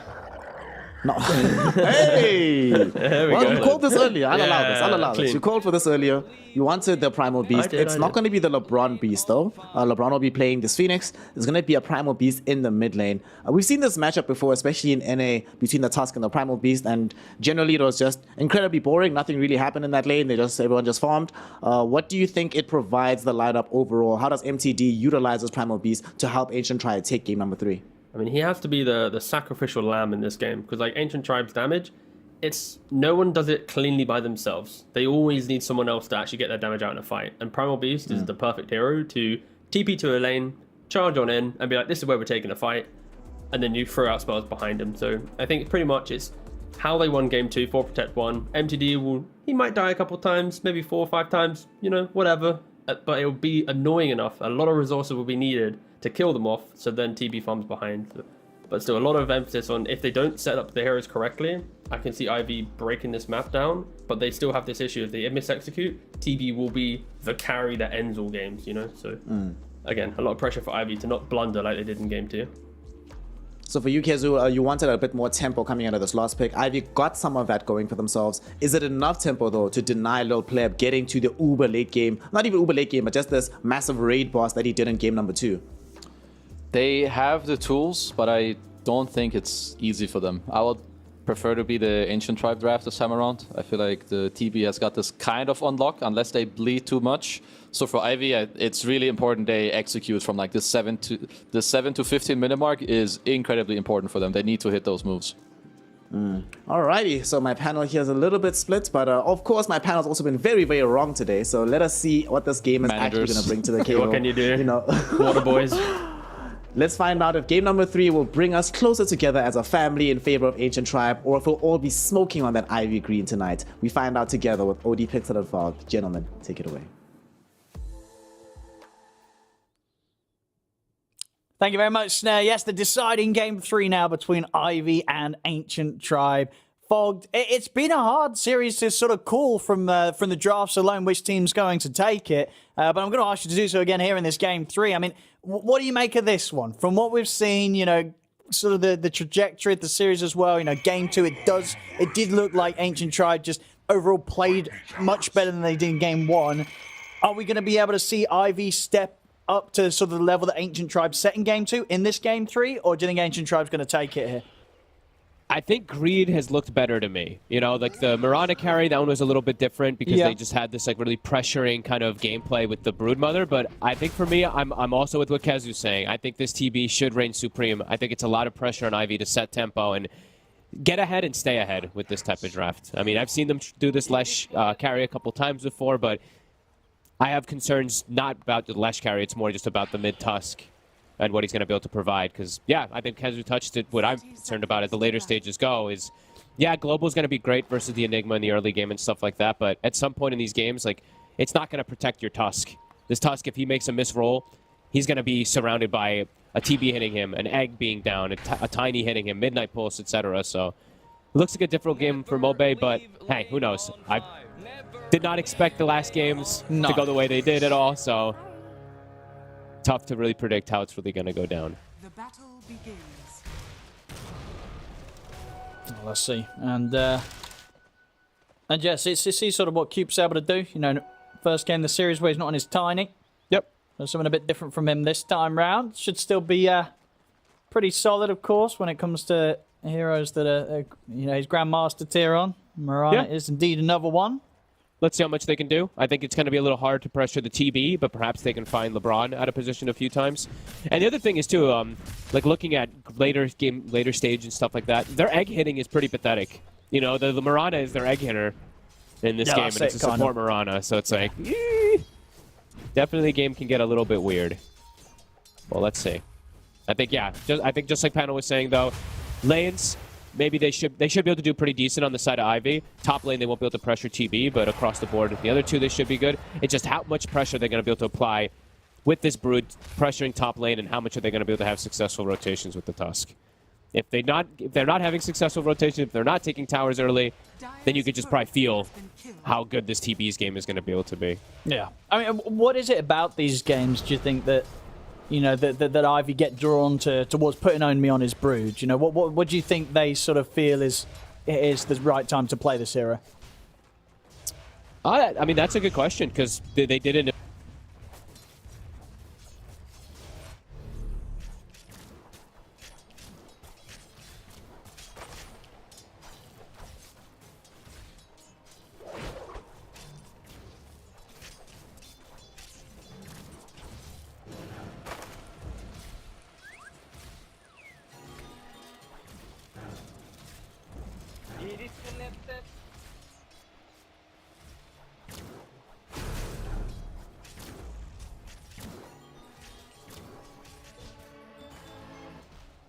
You know, sort of keeps having to spend time running the Phoenix out of the lane. Yep. I like the starting items coming up from LeBron, too. Ring of Regen, not really the most cost-effective item, but in this type of lane thing, it's understandable as bottom. Uh-oh. Yeah, they get the first blood. Nice little toss back there from Heaven. Very well played into the hands of Melis. So first blood for Melis. Top lane. He's going to try and run down LeBron under the tower, but the Fairy Fire is there. Dive as well at the ready. LeBron's out back to safety. And Little Pleb's ready to turn it around. Pots the Metamorphosis. And Owned Me getting baited in pretty hard there by this Phoenix. LeBron with the outplay. Pretty big deal. Looking like they have two very... Like, top lane, as we said, TB should be able to free farm. Bottom lane, Enigma's getting slowed down a little bit, but they have constant kill threat is the thing. On Ivy, their kill threat, it's not really there. Silencer Lesh lane, unless someone makes a huge mistake on the side of Ancient Tribe, they shouldn't die down here. So now Cube and LeBron. Gonna go at one another. They are gonna chase him down here with a dive. Another Spirit. And that one connecting as well is not enough, though. Cube's got the stick charges. He's also got Own Me charging in towards LeBron. So will it be this time LeBron getting baited? Ivy able to strike back on this top lane. Turn things around a bit here. Sort of time and space away from Little Pleb. Over in the mid. How are we doing on the mid matchup so far? It's looking like... pretty much what the panel said. Nothing too crazy happening between MTD and Mobite. Very exciting lane. We've seen that one so many times now. It's just like some trade denies sometimes happens from the Tusk. But yeah, the big winner, looking at Lil Pleb, yeah. 22 and 9, slowing down the Brood.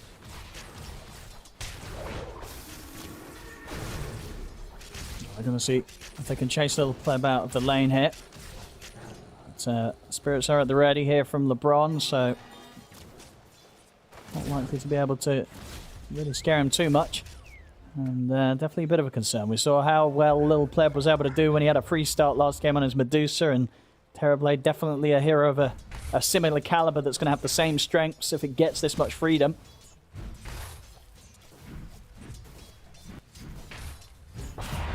I'm having a bit of an issue on my end, so sorry for not hearing you. Oh, Jesus Christ. Oh, mid. MTD. He's already used the charge. Mobite. He's going to have his spells up in 5, but under the tower might be too much for a dive. In fact, MTD, he's just going to take the long walk back to base. Heal up, keep it safe. Good job there from Mobile. We'll be able to at least harass MTD back away from a wave or so in this mid matchup. Give him a bit of an edge as the Tusk. Cute, not able to step over in time for that bounty. In fact, LeBron is going to think about chasing him out here. He's still got one leap left. That was the last one. If he can hit this Fire Spirit... Oh, that was very close there. If that connects, he's dead for sure, but not quite able to get the connection onto Cube. So Cube's able to be keeping himself up and alive. Gets a quick snipe on the neutral creeps, getting that XP.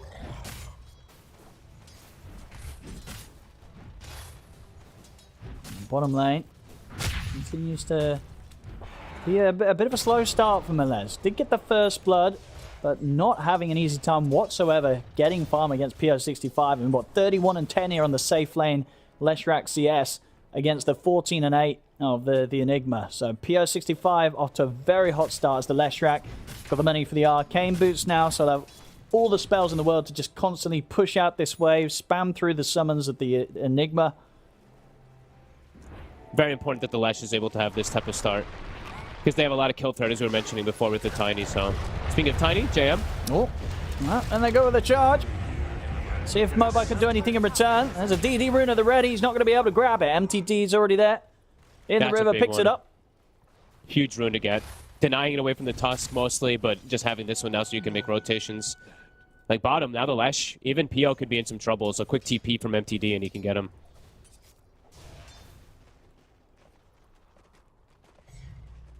See if they can go for it. They got the toss back. And yep, that should do it. PO65 taken out. They needed that. It was having such a large amount of free farm down there. I mean, that's a big deal. Killing this Lash. Everything about Ivy's draft is about tempo, and so far these lanes going heavily in the favor of Ancient Tribes. Like Low Pleb free farming, Enigma's kind of free farming, Primal Beast as well. So, I mean, yeah, I guess for Mobai, as a Tusk, I feel like it's not the easiest hero to really gank a Terrorblade with, right? No, definitely not. I mean, he can probably look to gank the Enigma lane, but sure, that's just going to let MTD kind of counter gank him every single time. It's very difficult to make the first move. Hopefully we're not going out double, because I'm hearing myself now 3 times. No, I'm sure the stream here is fine.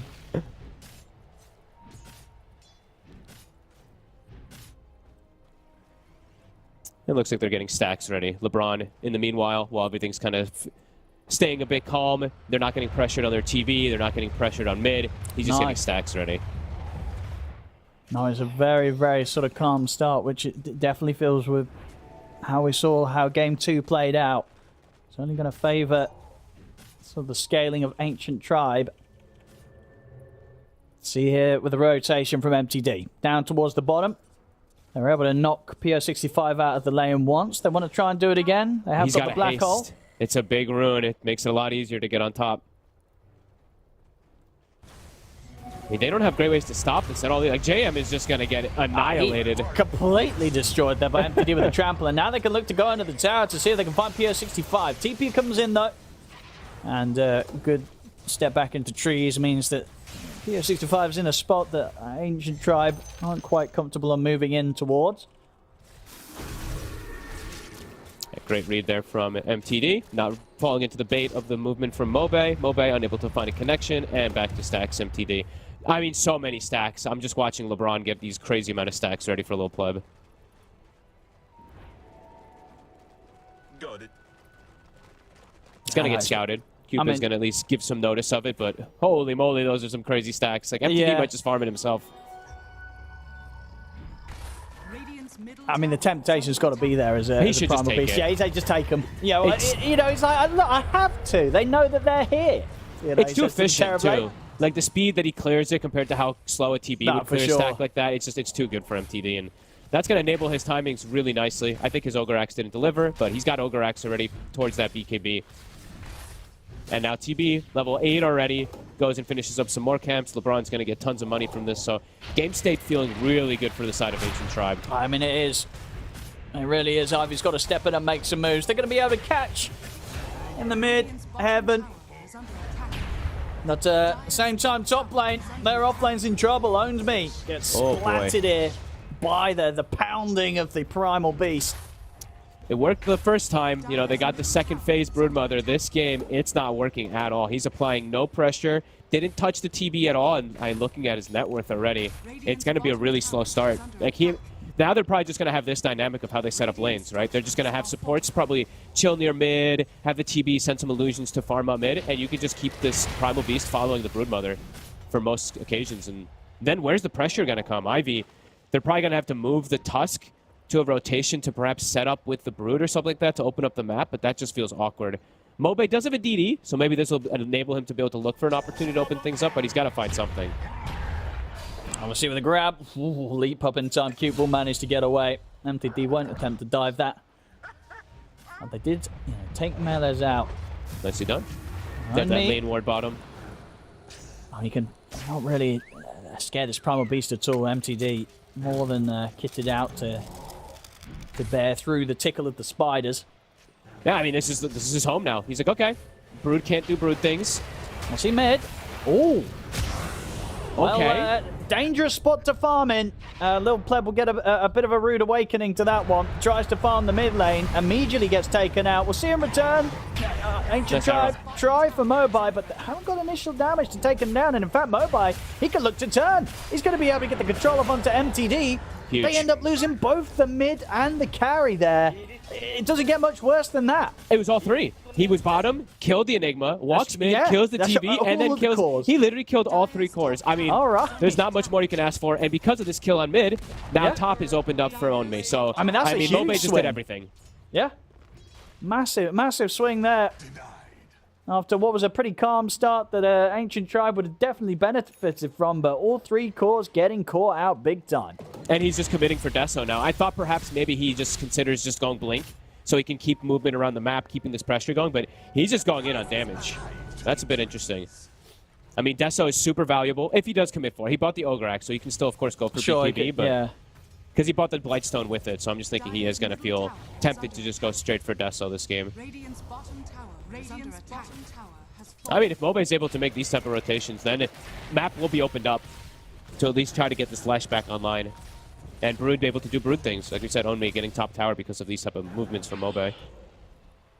Couldn't have asked for more. We saw it before. Yeah, very aggressive player, Mobai.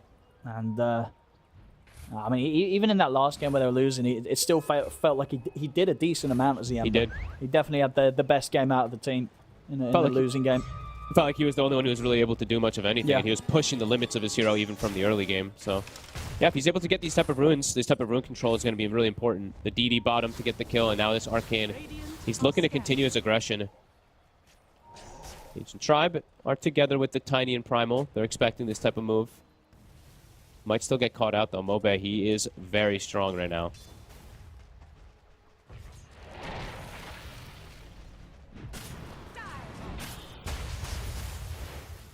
Let's have a look. They're keeping their distance. Ancient Tribe, they know that Ivy's going to be looking for moves like this. They see Pleb again. He shows him his real hero. I mean, it's such a dangerous place to farm him. The shards won't catch him, but the snowball, that will.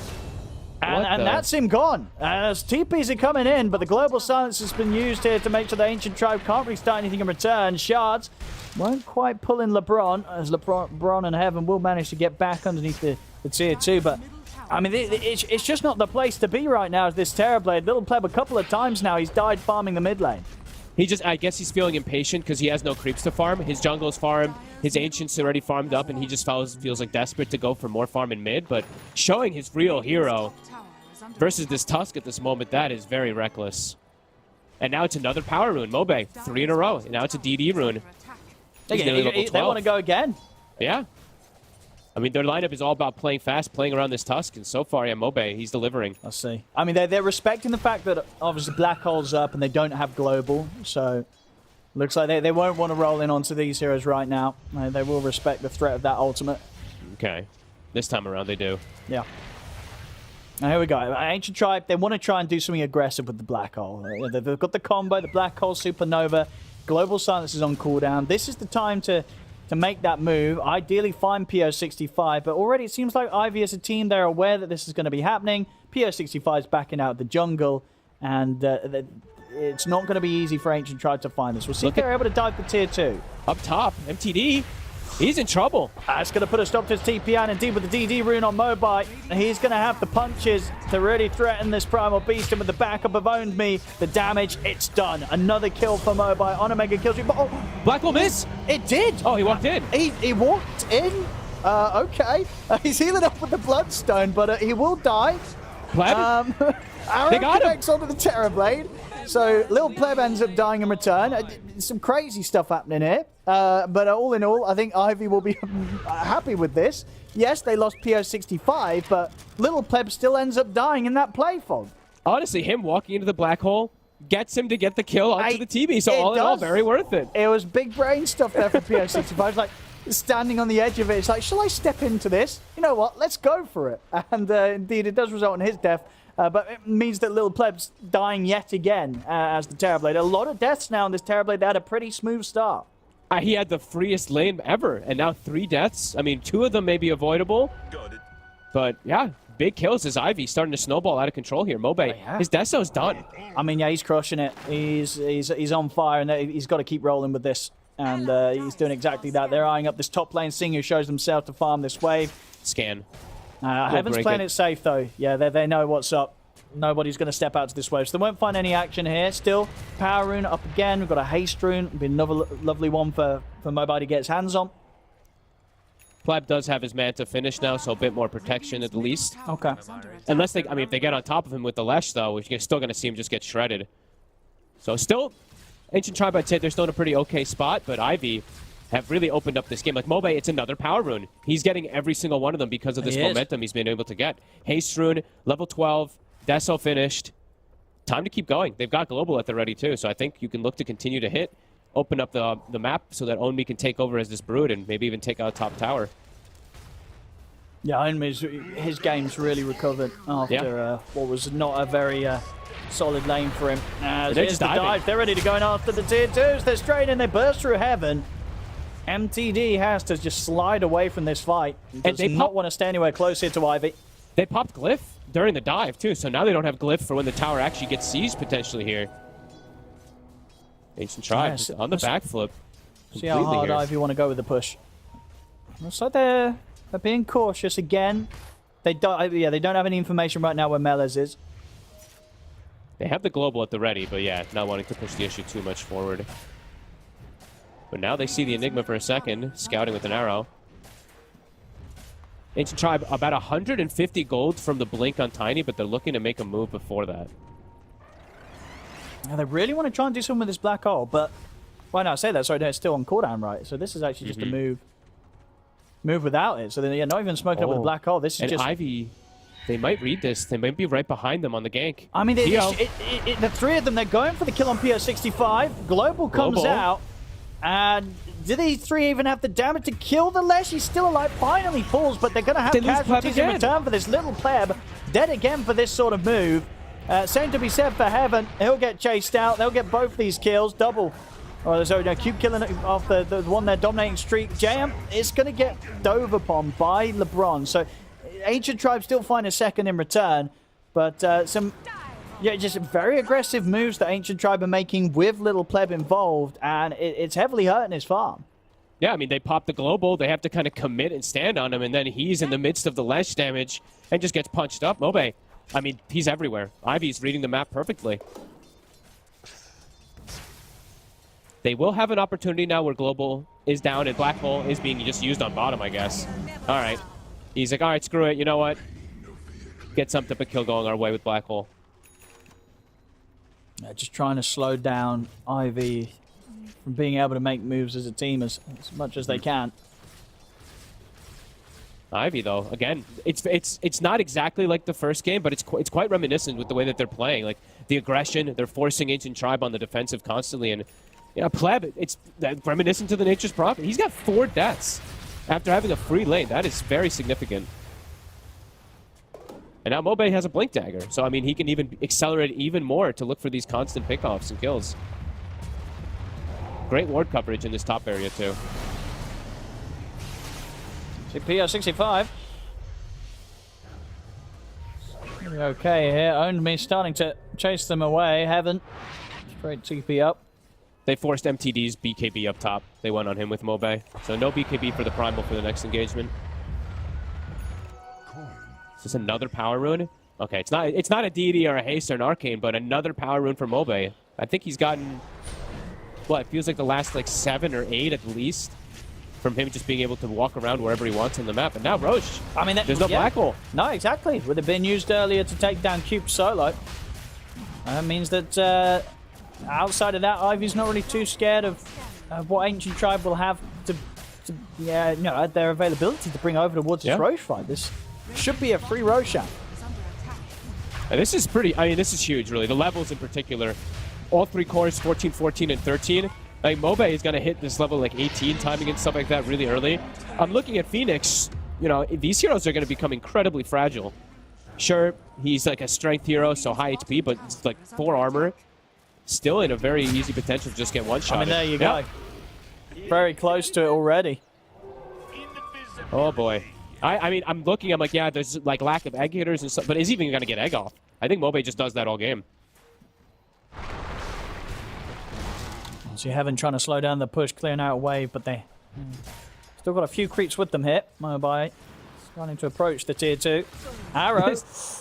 Ooh, gets a connection, but not going to be able to do anything with it. Melee's by Little Pleb's side, and the rest of Ivy not in position to dive for that. They'll focus on the pressure top. BO65 taking out the tier 2 here, and 21 minutes in with this Aegis. You know, for a good 4 minutes.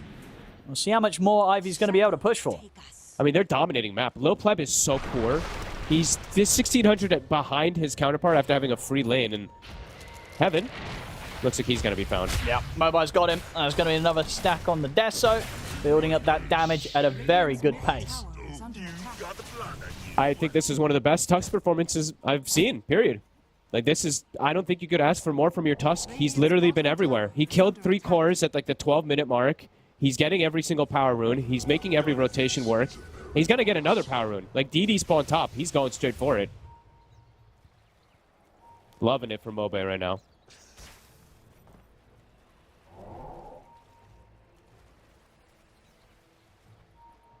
Let's have a better neutral item. Let's check him through. He's just hanging on to this one. Whatever. He just wants some stats. Yeah, but another DD. That is likely LeBron getting one-shotted.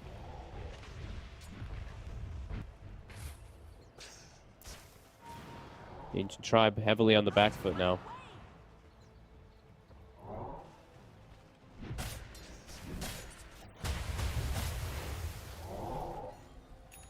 Ancient Tribe looking to group up around their triangle. Okay. They need this. I mean, they need the TB to finish the Scotty before it feels like they can't actually go for any fight. I feel like they're very much so lacking in damage and just protection for this TB at this point. Yeah. I mean, with the way that Ivy's controlling the map, they know exactly where Ancient Tribe has to be. Yeah. They know they're around this area. Middle tower is under attack. Almost having the Scotty now for Lil Pleb. But is that even going to be enough? That's my concern too. Is like they're waiting for this timing where it'll help him versus the Lash, versus the BKB, and versus the Bloodstone and stuff like that. But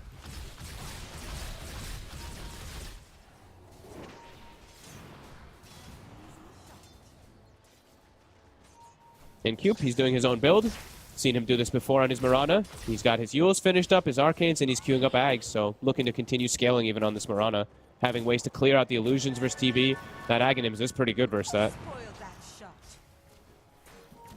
Yeah, they just have free reign of the map. They're controlling so much. They're getting a lot of farm on all their heroes. 7k lead already, just 24 minutes in. And just restricting farm, really. It's like just TB's getting farm, and it's not even that fast. And they're going to start chasing down Melee's here. They get the stun connection already off to the side. Mobile's just burst through Heaven. They'll bring down Melee's on his Enigma. As it's 2 dead, there'll be a buyback coming in from Heaven. They're in on top of the Tusk, but Mobile's going to be able to step to the side, forced away, and his spells are back up. So Ancient Tribe, they cannot chase this Tusk any further. Mobe pretty much, it was a one-shot onto the Tiny. So that DD rune being utilized instantly, finds himself another power rune. Yeah, this guy is just delivering tenfold. They even get the arrow connection onto the Enigma. Ivy really impressing in this game again.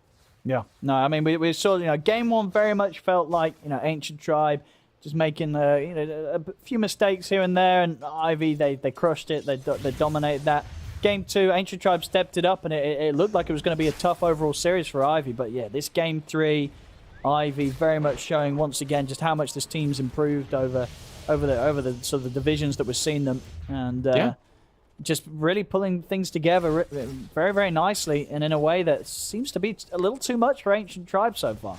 Yeah, I mean, especially with how these lanes went, right? Like Pio, his lane was pretty okay, bottom on the left. She's just been able to kind of farm, but it's really been all Mobe, right? It's literally been this Tusk just completely opening up the map, salvaging the Brood's game. We'll give some credit to Vincento, too, with some of these globals, but it's really all been at the charge of Mobe. This last pick Tusk is working, I think, better than anyone could have anticipated. And they're just having to run from them every time, Ancient Tribe. Ivy just sweeping constantly in this sort of area, you know, blocking off this whole jungle from Ancient Tribe being, you know, getting any sort of space, you know, on the map, really. They're just sort of confined to their triangle. Yeah, it's literally just TB farming, and it doesn't feel like TB's going to be able to do everything on his own this game. Since the Enigma is going to be answered, of course, with the global in most situations. Unless they delay the game heavily for their 10 minutes, wait till these neutral items start coming out, so they have ways to dispel global and stuff like that. Maybe that's the only hope for Ancient Tribe, but yeah, Ivy just pulling further and further and further ahead.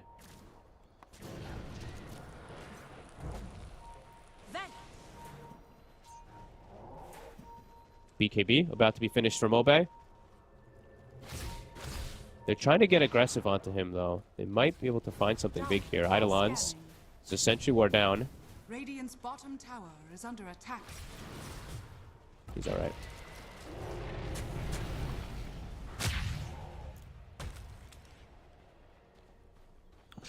Let's see if they want to go any further than they already have down on this bottom half of the map. It's not going to be easy for them to push towards the tier 2 tower with the lead that Ivy have. Mobe just really wants to finish his BKB before they look for a fight. He's so close to it.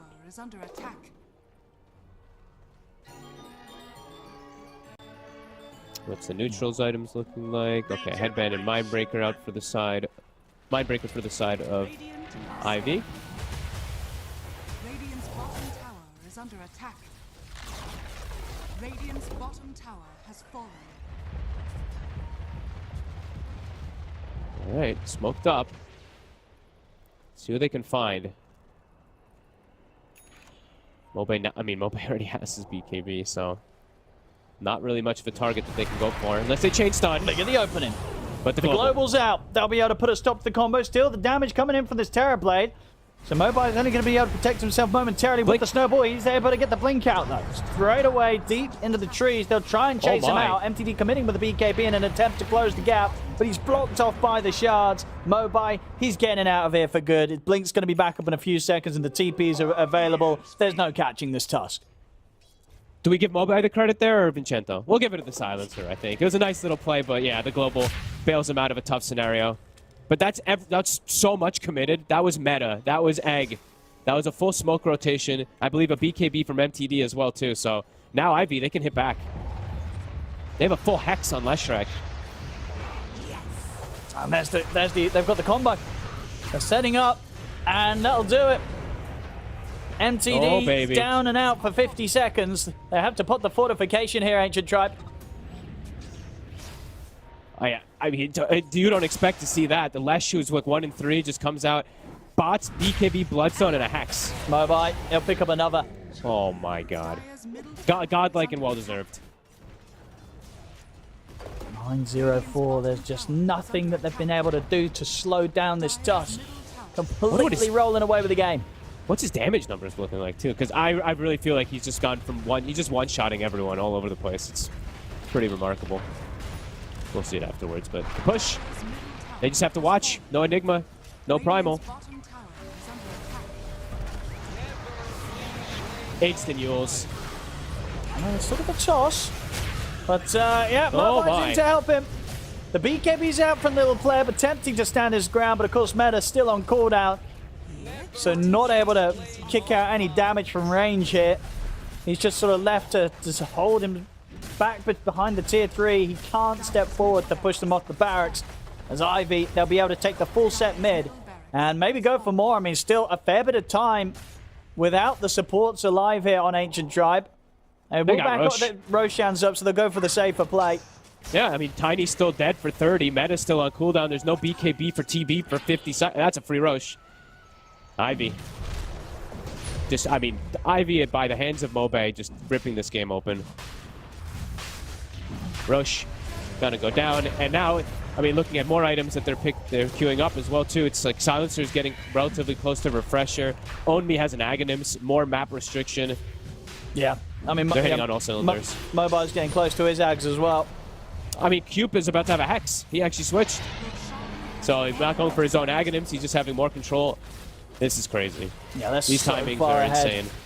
Ancient Tribe, they need some insane Black Hole Supernova play, something that just hasn't happened yet or got even close to happening. I think the only sort of Black Hole we've seen is this solo one onto Cube.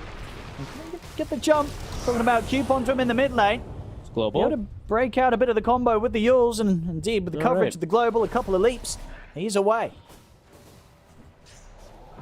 Fantastic globals all game. PO, he's in. Look at the toss combo. PO65 is pretty tanky. See here the Black Hole. They've got the lockdown onto Mobai, and that will do the job. They're finally able to put an end to Mobai's godlike streak. Cost them everything.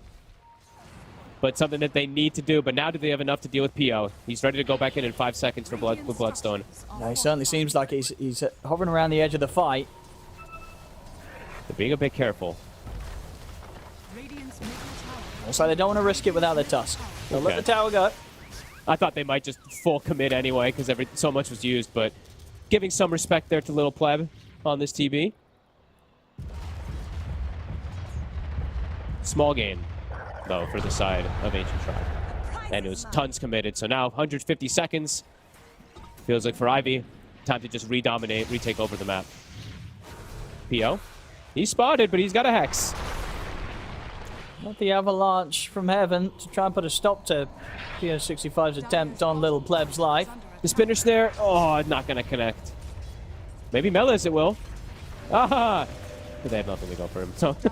Yeah, he's got his Greaves as well. He'll be fine. But still, it's another tower that Ivy are able to take without any defense.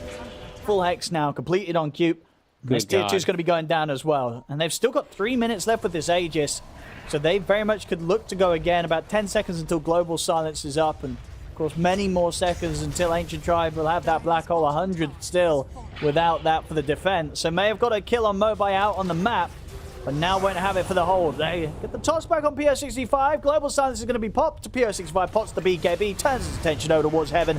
Takes him out with the stun. The arrow. It's going to clip MTD in the trees. PO65 is moving in with the damage. That long stun causing issues for MTD. Will finally be able to get the BKB off, but Mobile's in with the punch. MTD has to charge away, keep his distance, get away from Ivy. As Ivy, they've managed to push back Ancient Tribe. They didn't quite get the kills on the cause, but they definitely scared them enough to allow them the space to do some damage here to the barracks. You see them try and pull together defense here, Ancient Tribe. The Supernova should be successful. PO65 is going to go down the once, but the rest of Ivy, they're able to perfectly back out and then jump back in as the Supernova comes to an end. They get in with the burst, take down MTD. MTD buys back immediately. The racks exposed. Ivy continue to burn through them. PO65 is going to get the stun here as soon as Heaven TP's in onto the front lines, and Heaven will get healed up by the Greaves, but he won't survive the combo, gets taken down. That's a dieback from MTD, out for 90 seconds. The BKB in the Metamorphosis popped by Little Pleb, but the Hex is there, shuts down the Terror Blade. It's 3 heroes dead, 4 heroes dead. A buyback will come out for the Phoenix. Buyback as well to come in from Little Pleb, but they're just killing them up towards the fountain here as they dive forward, take down Melez. It's just down to the two of them to try and hold, but they've got all the spells and items to play around this Terrorblade. Up in the air, down into the stun combo. Mobile's going to be ready with a punch up, punches Little Pleb in the face, takes him down. 4 dead, no defense to be had here as GG is called. Ivy take game 3, and with that, the series, it's theirs. Well deserved. I mean, they really picked it together. This game, the first game and third game looked so clean. Mobe, what a beast. I mean, this Tusk completely delivered, completely controlled the game, opened up the opportunity for Brood to start doing Brood things. Yeah, what a performance, really. Absolutely. Yeah, as I say, Ivy, they've just been looking better and better over for sort of the long time we've seen them, that we've followed this team, and games like this really showing them pop off to the next level. Yeah, Mobai, a fantastic performance from the mid, and just a well-oiled machine as a team, something that, you know, whilst they did drop the game too, just overall this series, it really did seem like Ivy, their approaches to the game, which also nice and unique, you know, so not something that we're seeing from the other teams in this division. They just seem a bit more well rehearsed as a unit, Fog. Yeah, definitely. Even in their loss, it was more of like a team loss rather than like the team falling apart and like everything looking like kind of disastrous. Well, for Ancient Tribe, definitely saw like things just being like all over the place in a couple of them. This game, I think they just got like exposed. I think Mobe just played like a god, like literally killing all 3 cores super early on and stuff like that. But yeah, a lot of room to grow for Ancient Tribe, and for Ivy starting to find themselves more footing in this tournament. Absolutely. 2-1 for Ivy here today against Ancient Tribe.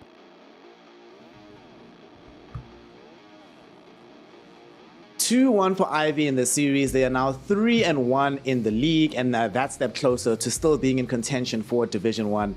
What a game. Kezu, you wanted some tempo. You wanted them to play quickly. You wanted dynamism. Yep. Mobe heard those comments and not he did. He went and bought a tank of NOS because, my God, this man was everywhere. He did absolutely everything. I think this is probably the most you can expect out of a Tusk, right? Is this just now the new standard of how you should be playing this hero?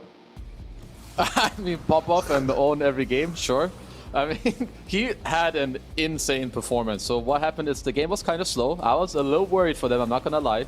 TB had like the most free lane I've ever seen. Everyone else was kind of happy, but at minute 10, he TP's bottom, he kills Enigma. He runs mid, he kills TB. They try to counter kill him, he kills Primal Beast. So within 1 minute, he kills all 3 cores.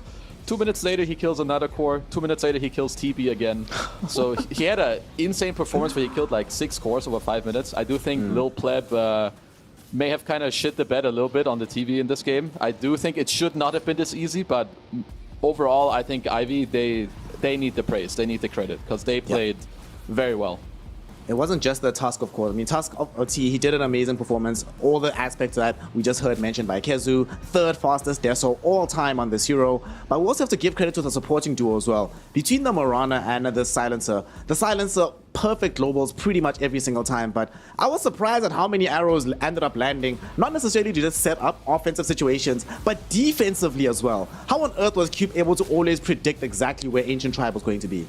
I mean, this guy just lives and breathes on the Morana. It's one of his best heroes, but going back to it, it's like the reason why you have support shining is when you have a Tusk killing relentlessly on the map, plus a Broodmother who takes over the entire enemy jungle so early on. The map kind of plays itself that you have so much vision, right? Your vision and your knowledge comes from the fact that it's like they're either by their tier 2 or tier 3 top, they're either stuck in their triangle, or they're making a smoke play. So now you only have like 3 options to do on the map. And for that, it's like, okay, so Coop now has to pick one of 3 things to try and counterplay every time. And it just simplifies the game. So I just think that Ivy, after this like laning phase, they broke down the map perfectly to enable the supports to always feel like they were just doing like godly plays. But it's because they set up the map correctly and they held it like it for pretty much the entire game. Yep, and unfortunately for the side of Ancient Tribe, they've now suffered their 4th loss. They are 1-4 in the division at the moment. And yet again, we see a loss also being delivered towards this Enigma hero here, Kezu. Feels like it's, I wouldn't go as far as to say it's been figured out, but it feels like everybody has an option immediately available to try and deal with it. And especially at the stage it came into this draft, should they maybe not have put a bit more focus towards protecting him, getting rid of the Silencer potentially, to allow him to actually play Dota this game? I feel it's a bit hard to say, because Enigma, it does get picked early, and there are a lot of counters to it. And I think when you are the team that does pick it this early on, you need to be more comfortable playing it. Like, to me, the hero is good. You can pick it that early, but then your execution can't look like that. So for me, it's more about the execution rather than the hero. Execution, of course, is one of the things that they did very, very well on the side of Ivy. No disagreements about Mobe MVP, right? Oh, no disagreements? If you disagree, get out. Thank God, because that was just perfect Tusk play. I also love one of the things that when I really understood that this guy knows exactly what he's doing, is I think he'd gotten himself another 3 round of kills here. He looked at his inventory, he's like, I have Deso. He had the BKB queued up, but he's like, wait a second.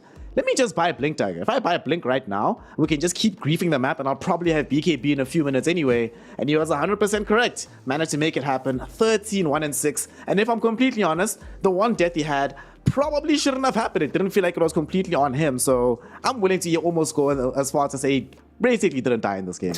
Yeah, sure. We can pad the stats and fake it for you if you want. So it's Fake it. 13, 0, and 6. There we go. That's how it works. But yeah, I think Mobile in this task, like, we needed an aggressive hero from him. He fit the bill, and then him alone opened up everyone else to play an incredible game. I also love when these mid tasks have just understanding of when to buy the correct item. Sometimes it's Deso, Blink, or BKB. They're the 3 items that you buy. Some games you buy the wrong item, it's over. You know, like it's quite even though the build is very obvious. The option in which you buy the items can grief your game entirely. So I love that in this game, he identifies it correctly, goes Deso, goes Blink, goes BKB. Like, it's just, you know? Like, Tusk, it looks like a simple hero, but you can fuck it up quite easy. Some Chef's Kips Dota coming in right now from Mobase. Chef's Kips Dota coming in game 1 and 3 from the side of Ivy overall. And of course, you know, we've spoken about their performance, but we should probably have a bit of a chat with them themselves. So we have Owned Me, off-lane player for the side of Ivy on the line, joining us for a quick interview. Good sir, can you hear me? Firstly, congratulations on the win. But secondly, I want to ask something, right? This is only your 4th professional game all time on Broodmother. Who was the one that made the call that this is the time to whip out the Spider, despite the fact that you generally don't play that hero all that often? Basically, I took over the drafting, so my idea was to I never played this hero before, and I played with both MTD and Plip on the other team before, and they know I don't play Brood. But what I wanted to do actually in the beginning was I would just spam Broodmother games in my pubs, and I don't care if I win or lose, and then maybe I got a free ban. But then when I actually played it in pubs, I was like, I'm actually winning every game with this shit. So it actually, I was just like, we never played this before, not even in scrims or anything, but so I just went for it because it was kind of free wins in pubs, so I was like, I'm sure I can play it here as well.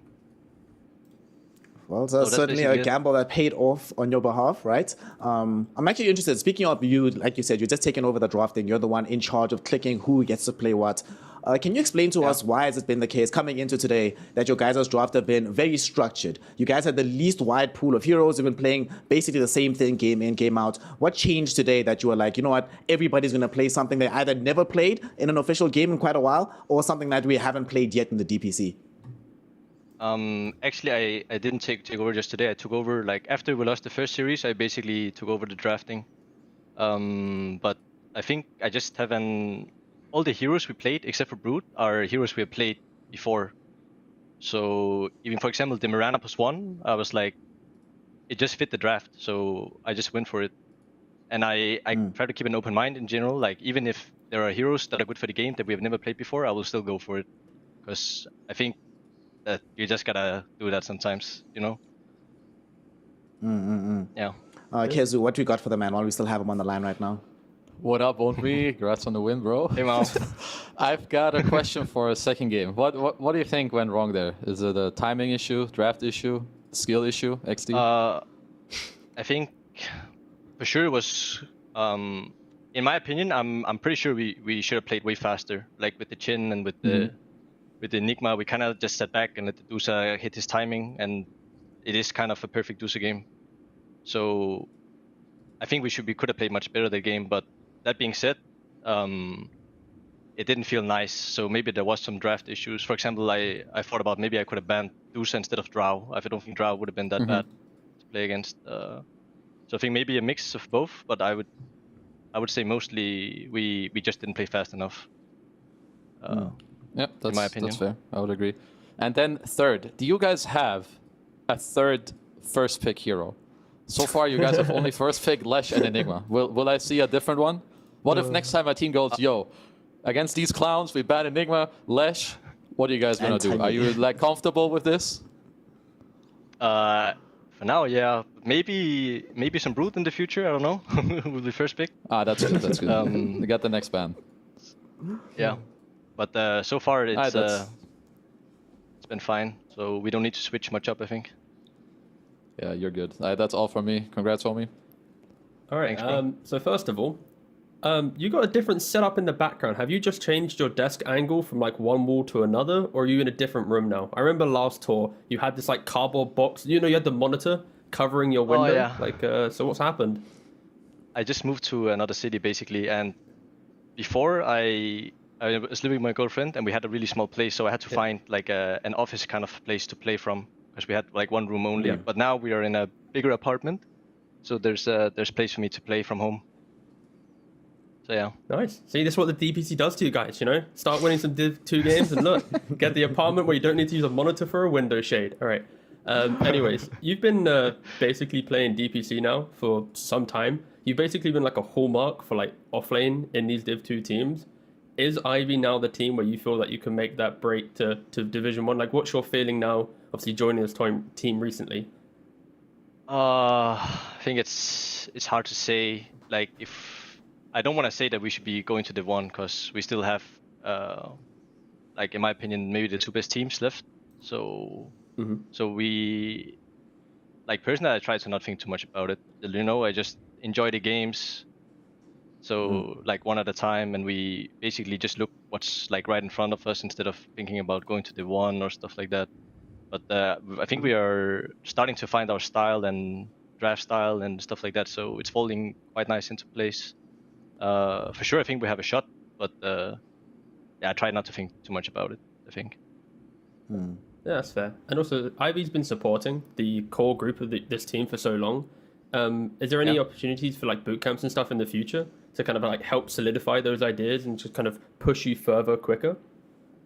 I'm actually not sure. Like when I first joined, there was a lot of talks about boot camp, but I think it's just it just kind of like we stopped talking about it or something. I'm not sure with the org how exactly it works. Yeah. So, but hopefully we can set something up, especially if we go to Div 1 next season. Yeah. Yeah. Nice. Well, thank you for the answers. One final question before we let you go here, Onmi. Obviously, you're this deep into it, 4 games down, only 3 left to go before you can really start to get into the meat of going to Div 1. Do you as a team have any specific preparation process that you do for each individual team, or do you have a more catch-all approach to how you improve your own style of Dota? I would say we try to mix a bit of both. Like, I think we look at each team individually. For example, these guys, and we knew they didn't play Brood, so that's why I got the Brood idea, and we could just let it like pick it in later phases and stuff like that. So we look at each opponent individually, but also we want to play what we're good at as well. So it's sort of a mix of both, I would say, because there is like sort of the same pattern, I think, in our draft most of the games, even though the heroes can be a bit different. That certainly makes sense.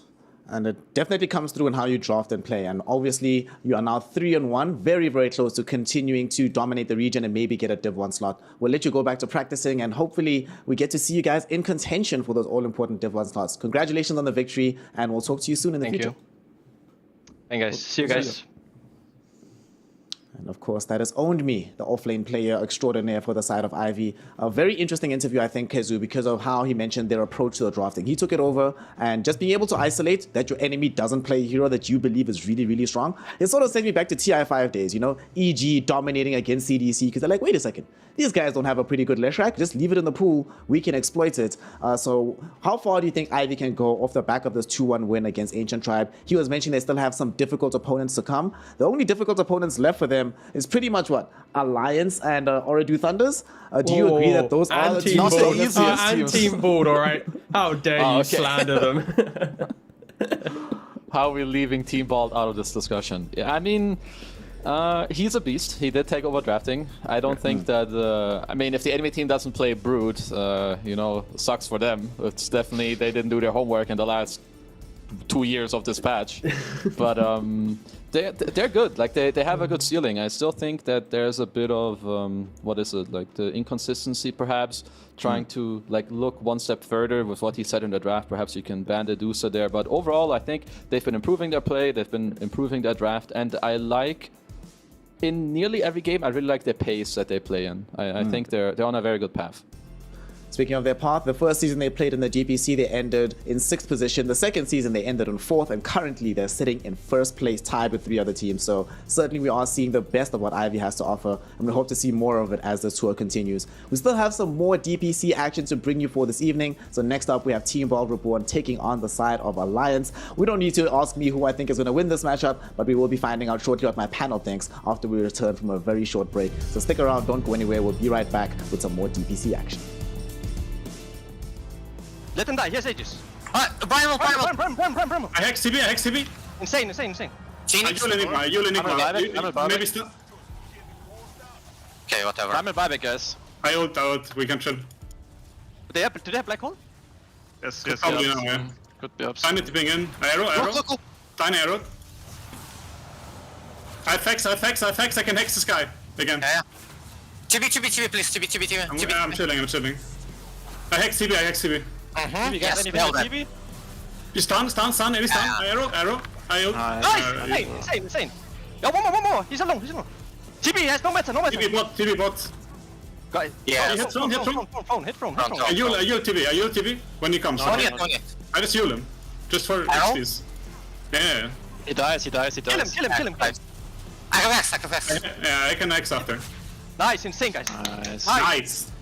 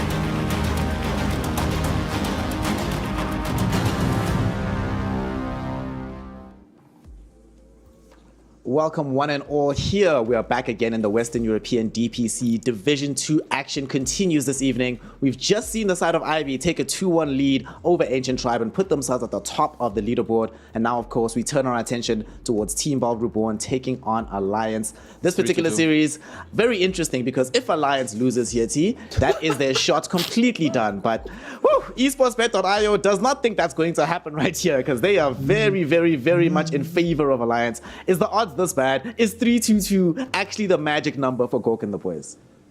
I mean, it's just hysterical when you think about it. You know, Team Bald knocked out Alliance in the TI11 qualifiers. Weeha was playing for Alliance. Now he's suddenly playing for Team Bald. It's like so poetic.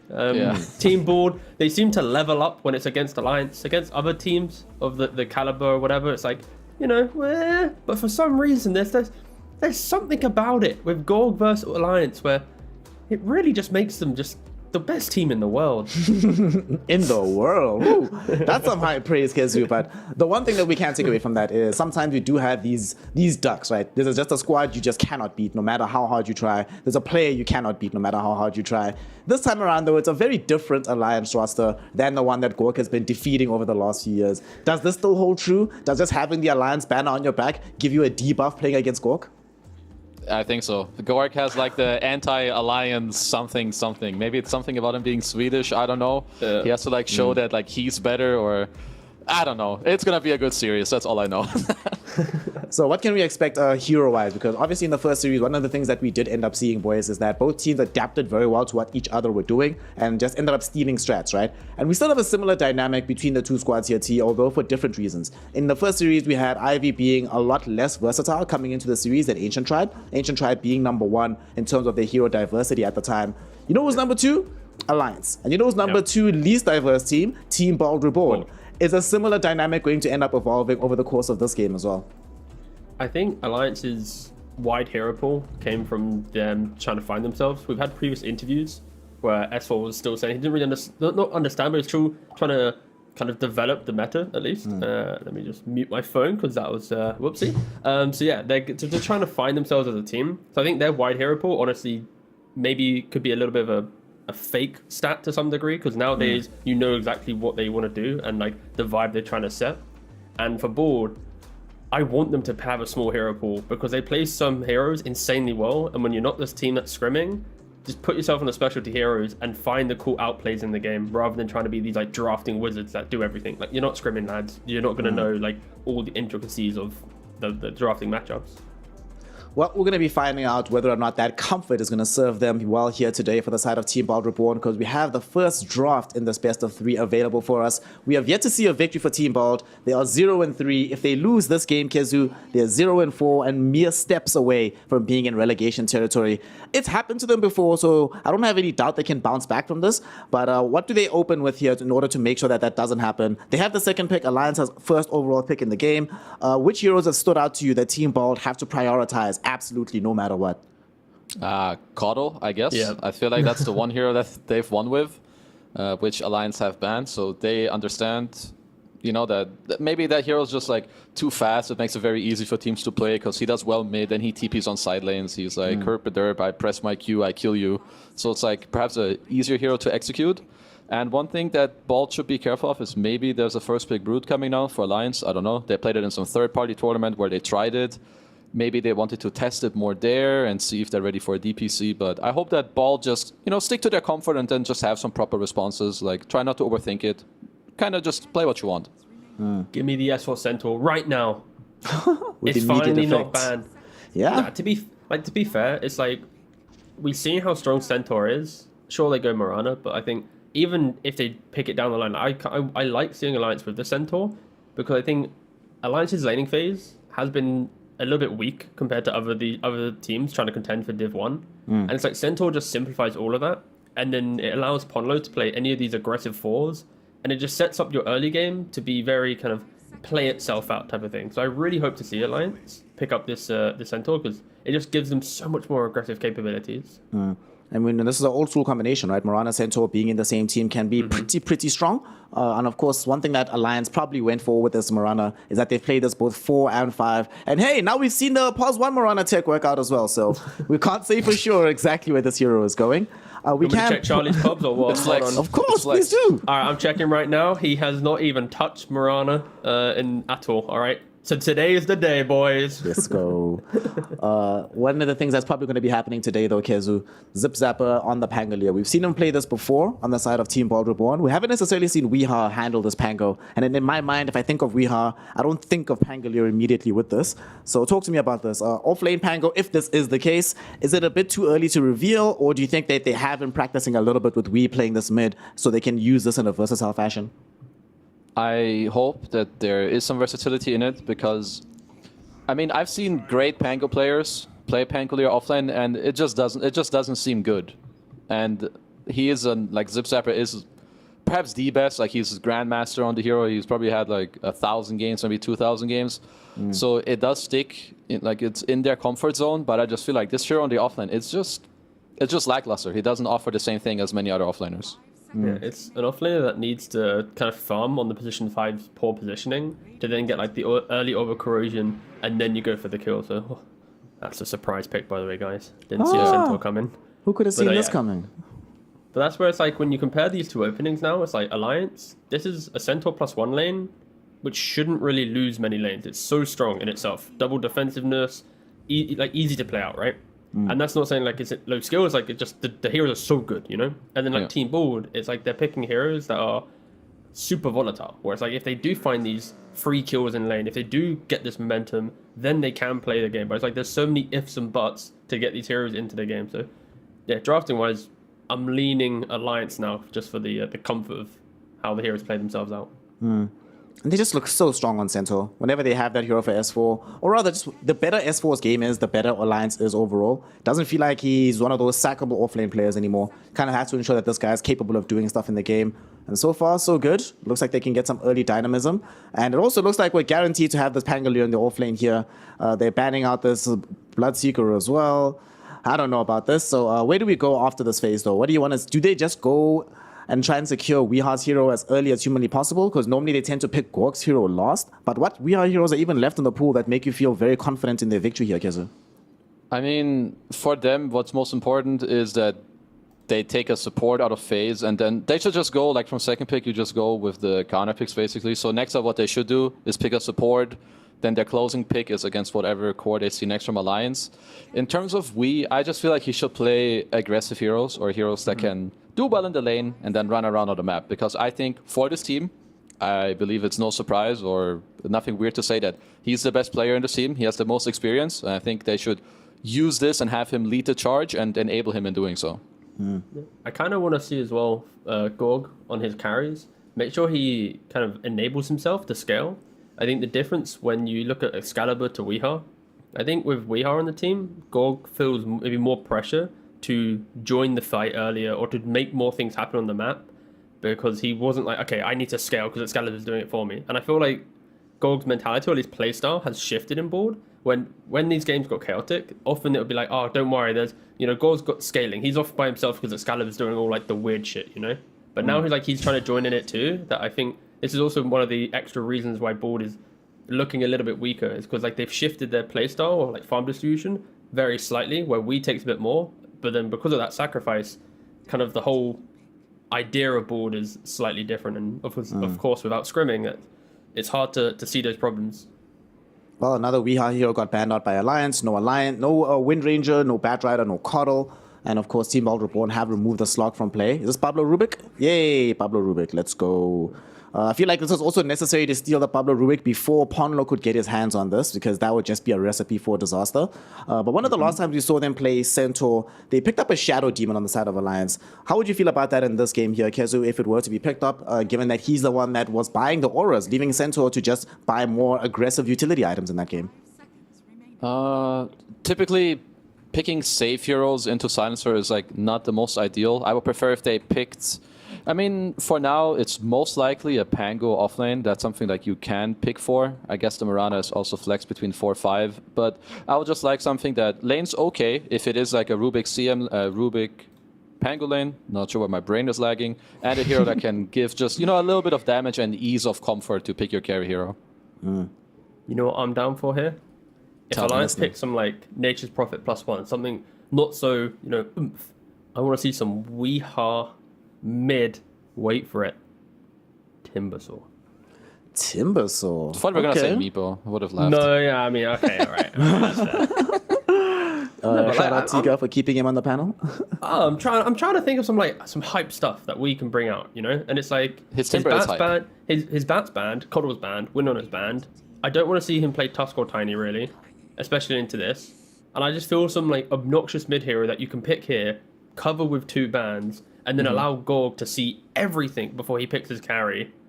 Like I just think it's like a recipe for like success, unless they want to pick like Spectre out of phase here because they see like a weakness in the opening, right? So it's like it's either pick Spectre or pick some real funky thing for Wii and ban for it. That's kind of the vibes I'm having. Okay, if they didn't go for this SF, I was thinking potentially go for the Wii Ember Spirit in a game like this, because they definitely needed some close down potential. We needed some degree of damage. I'm not so sure I want to play that in the laning phase though, and it's one of his only other heroes that are left. Yeah, that's the only issue, right? As soon as I saw the SF, it's like, well, guess we're not playing Ember today. Yeah. I mean, it also kind of like puts a little bit of a sour note to my Timber idea, but the Spectre idea though, that's still up there. Issue with that is the grouping from Alliance is giga strong, and the lack of damage from T-Ball once again will shine through. I do really like I think this is one of the nicest draft setups that I've seen from Alliance. I think doing this on first pick is very good. You just have like a solid first phase. Center isn't too easy to counter. Even though SF is, of course, a counterable hero, picking it on this phase, you don't make it as easy for Team Bald to like counter pick here. Because if they like decide to pick a mid now, you can still put your SF carry and then get a counter pick later down the line. So I kind of like what Alliance are going for here. What are the odds, T, of us having a situation where Weeha does end up playing as Pangolier and they put something strange for Zip Zapper, like some Viper into the off lane? Hell, they could even lane swap that Viper, I suppose, in a game like this. It's an option. I'm just skeptical how good it would be, because Shadow Fiend will just always farm in that Pango lane. And the question for Bald now is, like, I mean, Chuan is Alliance's best player, right? And when you think about Bald, Weeha's Bald's best player. So now when you have both your star players in the mid lane, it's like, who do you want to give the edge to? And I don't think you ever really want to concede the lane so heavily that one should always outfarm the other, right? And that's probably where they're thinking about the hero that they want to put on mid. And if you're picking Zip Zappers, if you're picking Pangolier early, just give it to the guy who plays it most. Okay, they go for the Gork hero. They're still keeping their cards close to their chest. So what does Ursa bring to the table here? We have a fast Tombstone Destroyer. We have something that can lane into the Centaur side of the map. Eventually, if he gets strong enough, this bear, can get into do not feed the bear territory where he just eats everybody alive. But the question, Kezu, given what the draft looks like right now, will he be able to actually get there? I mean, I think it's decent. I like that they ended up picking the carry, because now you for sure will have at least one more counter pick later, and you already know it's a Centaur.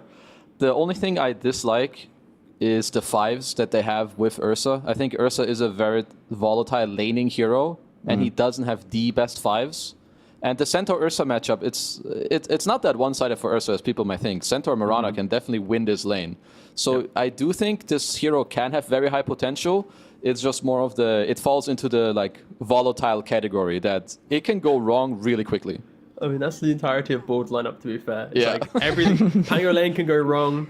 Ursa into Centaur Mirana, it's like you just do double edge and stomp. You don't care about retaliate. You get Starfall level 2, 1-point arrow. You can kill Ursa. Like Alliance, it's consistent. Their heroes always will have points of play, but for Bald, if you don't come out of lanes with like some lead to shut down Alliance's desire to group up, then it's like, oh guys, what does our draft really do? It's like Pango comes and beep through the map and we don't have anything else. Like Weeha really needs an incredibly active hero, like the Park Band from Alliance.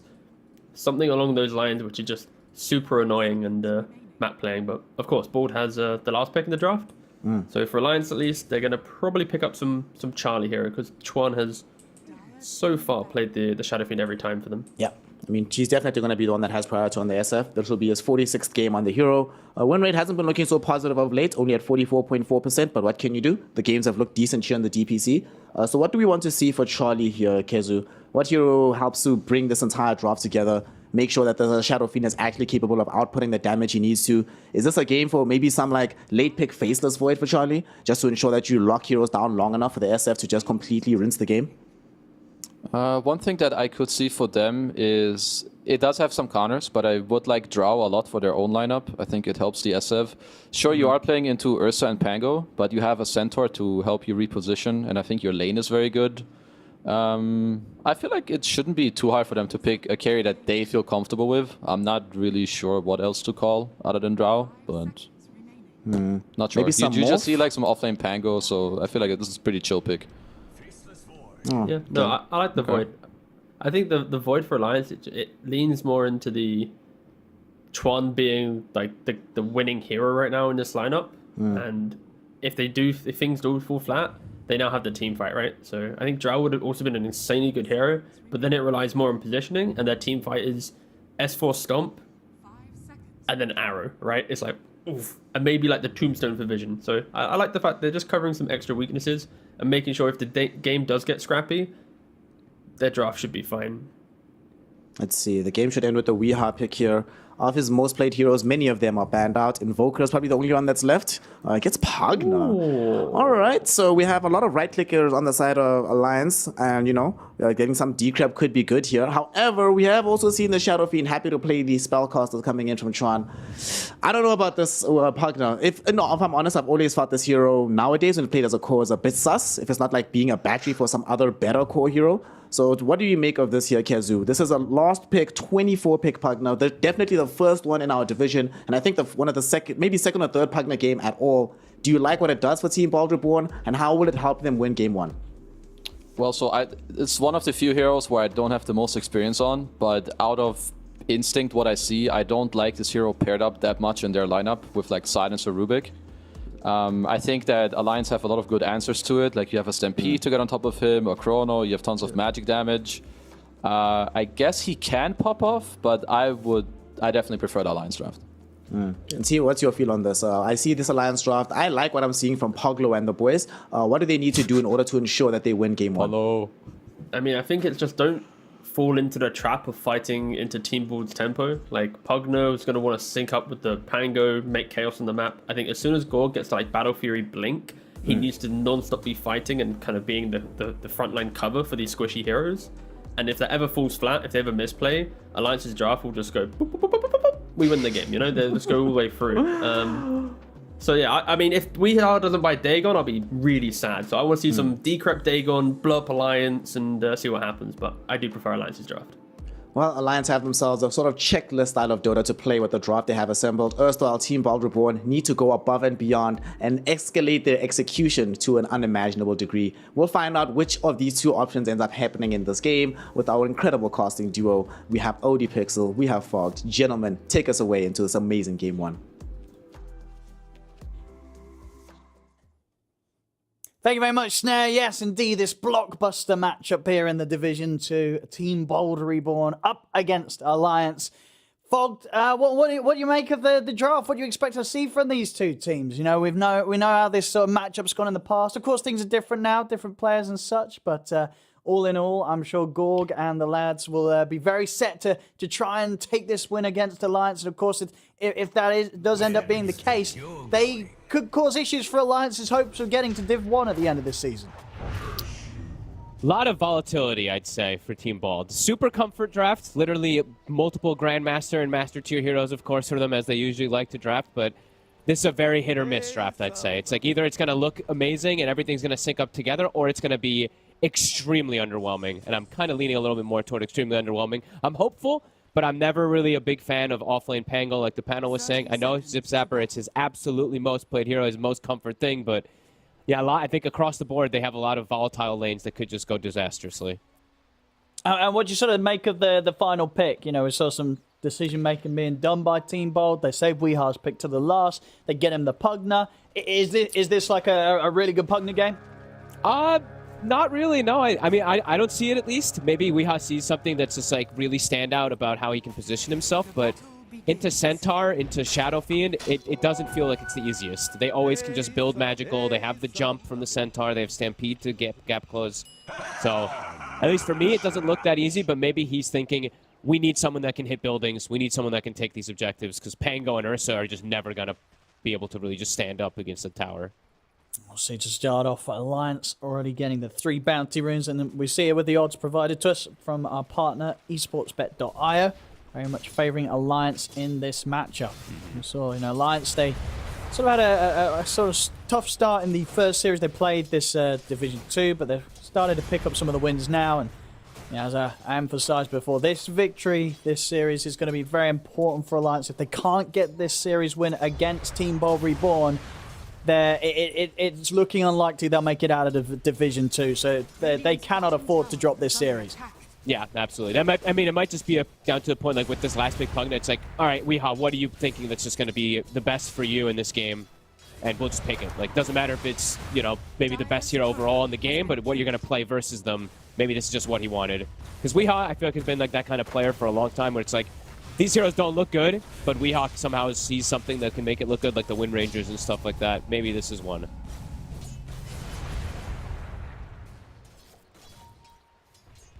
Seems some lane shenanigans going on. doing the drag of the waves, of course, for the Pango, so he doesn't have a horrible lane. Meanwhile, Void is pulling lane behind his as well, too, and denying a fair amount of creeps. And what do you sort of make of the game for Gorgon is Ursa? Is this going to be a game where he'll easily find the space and time to farm up with the Battle Fury build? I mean, how hard of a game is it for Ursa? It does feel like it can be pretty difficult. Playing into like Stampede and this high amount of burst damage that comes out from Alliance. It's going to take time for him to be able to just stand his ground inside of these fights. And yeah, I mean, Tombstone just makes her life really miserable too. It's like Stampede and Tombstone definitely going to make Gork's life a lot harder. Oh, Chuan actually misses a raise there in the mid lane. We'll still be able to do just fine. Weehaw might come out slightly ahead in this lane, but there's always constant kill threat onto Pugna. Is that sort of expected for the Pugna to win the lane, or what would you normally see from this hero matchup? That's the only way that you pick this hero. It's like if you're going to be able to win the lane. But I think it's very marginal what you're able to do versus something like SF. It's like, versus like something that's straight physical oriented, like a TA, Pugna can thrive because you just decrep and get all the free denies last hits. SF always has ways to last hit, so it's like if he does win, it's going to be very, very tiny for Weehaw.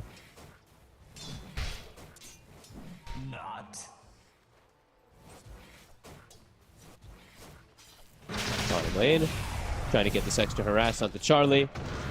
Charlie may be getting a little bit too aggressive himself here. Yeah, they're going to get a lot of damage into this Void. We'll manage to step into the trees, Charlie, but some good harassment there from Team Bold. Yeah, that was a bit of an interesting time walk that he just leapt right on top of him, like just giving them the free extra hits onto him. Of course, trying to dodge out some damage, but Charlie... He's got time walk up in a second, but he will lose his courier. So very much feeling the heat here from Team Bold on this bottom lane. Good pressure. He's losing a wave. But he actually just lost like a whole wave off the tower.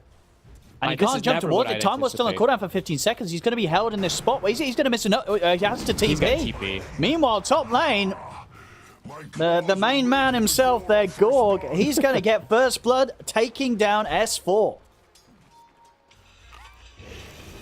I would never anticipate like Rubik plus Pango to be able to bully a Void like this. Very interesting. Alliance making it. I mean, how did that sort of end up being the case down there? You know, what kind of fell apart in that lane? He's taking too many hits. Like Pablo just hit him like 12 times, I feel like, when he was tanking the secondary wave behind the tower. He is going to be able to reestablish stuff, but yeah, I just never really anticipate a Pango lane being able to bully most of these cores. Really good stuff coming out from Team Ball. I mean, we see Pablo as well. Pablo's come over to the mid lane to see if he could try to be annoying against Chuan, but Hansken's around making sure that there's a safe sort of distance between his SF and this Rubik. Charlie, in the meantime, will get a half pull-off also. Lane position's not great for him, so he actually gets this little mini pull-off to deny some wave off while Hansken's going to make his way back over. But yeah, he's getting slowed down a lot on this Void.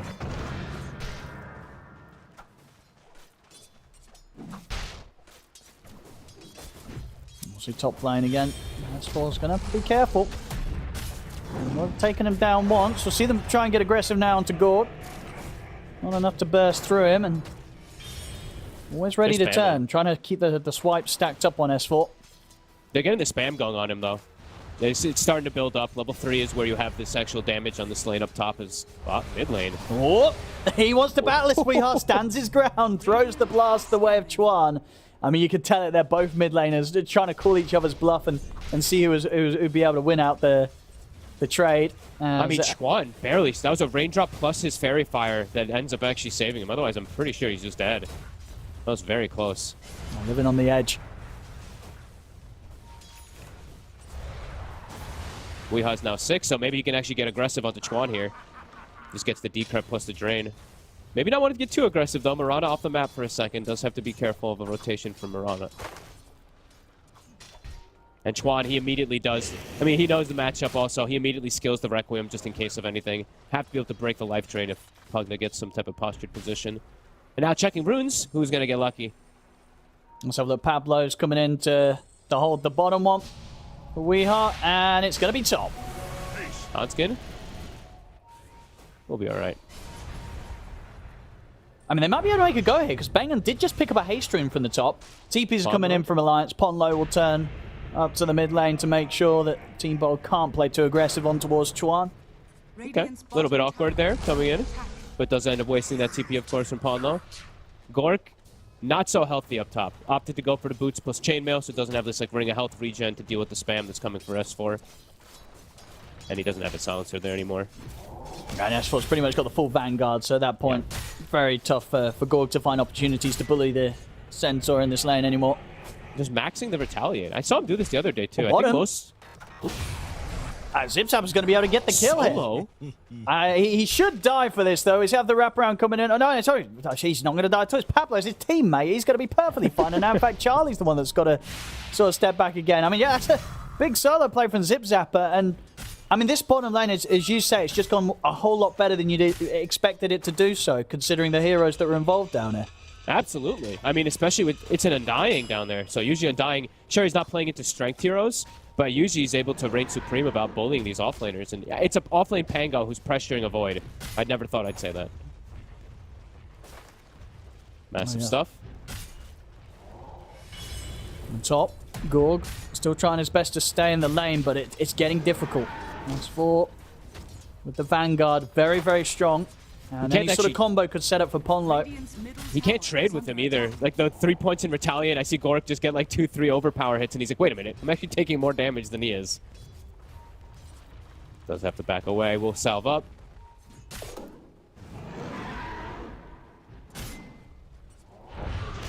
I mean, they really want to try.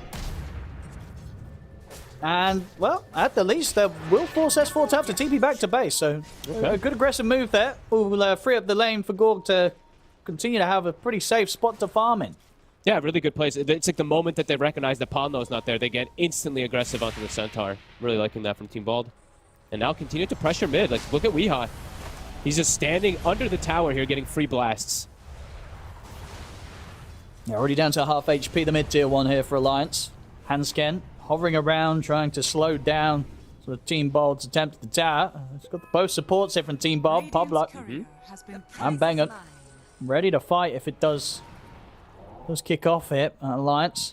I like how they're moving these supports on Team Bald. Like, they know that the Pango at this point has done better than expected. He's just chilling down bottom. Yeah, he can be left solo. A good time, so yeah, they can just move the supports to try to go for these kills. And they're going to go in for it. They're going to get in. Weehaw has the damage to bring him down low. They'll take down Hansken. Uh-oh, Weehaw. Oh, no. Well, he'll get a tip for that. Comes in, couple of raises, and they fall a little short there, Fogged. I mean, what can you do? You know, he thought he was close enough with the Stampede. Maybe missing out on a free kill. Whoopsie. S4, though, will take advantage of this timing to at least take out most of this top tower, but a little bit of a whoopsie there coming out from Alliance. And now S4 maybe up too far. I mean, Stampede, of course, already being used. Means that there's little he can do to escape, as he's looking pretty dead here. There's no escape for him. That's another kill for Gorg on this top lane. I mean, 4-0. This is a hot start across the board for Team Bald. It's amazing because also, like, they're pressuring Charlie during all this, too. Like, he's 500 Chuan's going to come in for a gang. The Pango. Okay, here comes Chuan. And that'll do it. That'll do it there. They'll make sure, you know, they've had enough of Zipzapper having as free of a time as he was down there. Mid comes in, Chuan, and offers up the damage. They get that guaranteed kill with the first chrono. But it is a rotation from the SF, so now immediately Weehaw, he's going to start hitting mid-tower with some blasts. And just not a lot really Alliance's supports can do to stop this sort of a push. No, Paulo, Jesus. Leaps incredibly late, almost dies. Charlie's going to TP in, but of course he doesn't have Chronosphere. Arrow? Lifted back with the telekinesis. Arrow is going to thread the needle, doesn't catch anybody. Still though, Charlie trying to stay on top of Pablo. Got further backup coming in for Alliance as S4's ready to shut down the escape. Stomp onto Weehaw. They'll kill off the Pug now. See if they can get Pablo as well. Trying to hide from this. I mean, there's a lot of members of Alliance looking for these kills. 4 heroes chasing them out here. Pablo, he's just ready to try and sort of create as much space as possible. Are they gonna? I mean, are they still looking to cut him? I mean, this is space and a half. Look at him. They're like, where do we cut him off? Charlie's like, screw it. I don't want him. Yeah, Charlie. Yeah, he doesn't want to spend more time wasting around looking for this Rubik. He's actually just gonna be able to waltz right through. All right, Pablo lives. And during this time, Zipzapper, from the runaround of Charlie, making his way all the way to the mid lane, chasing up toward top, he's nearly taking the whole bottom tower after dying to a Chronosphere. So I think for Team Bald, still probably pretty happy, even though they lost Weehaw. I mean, they're coming straight back in the mid lane with the smoke. Hunsken? He's going to get grabbed. And very, very dead there. Blown up in an instant by Weehaw's damage output.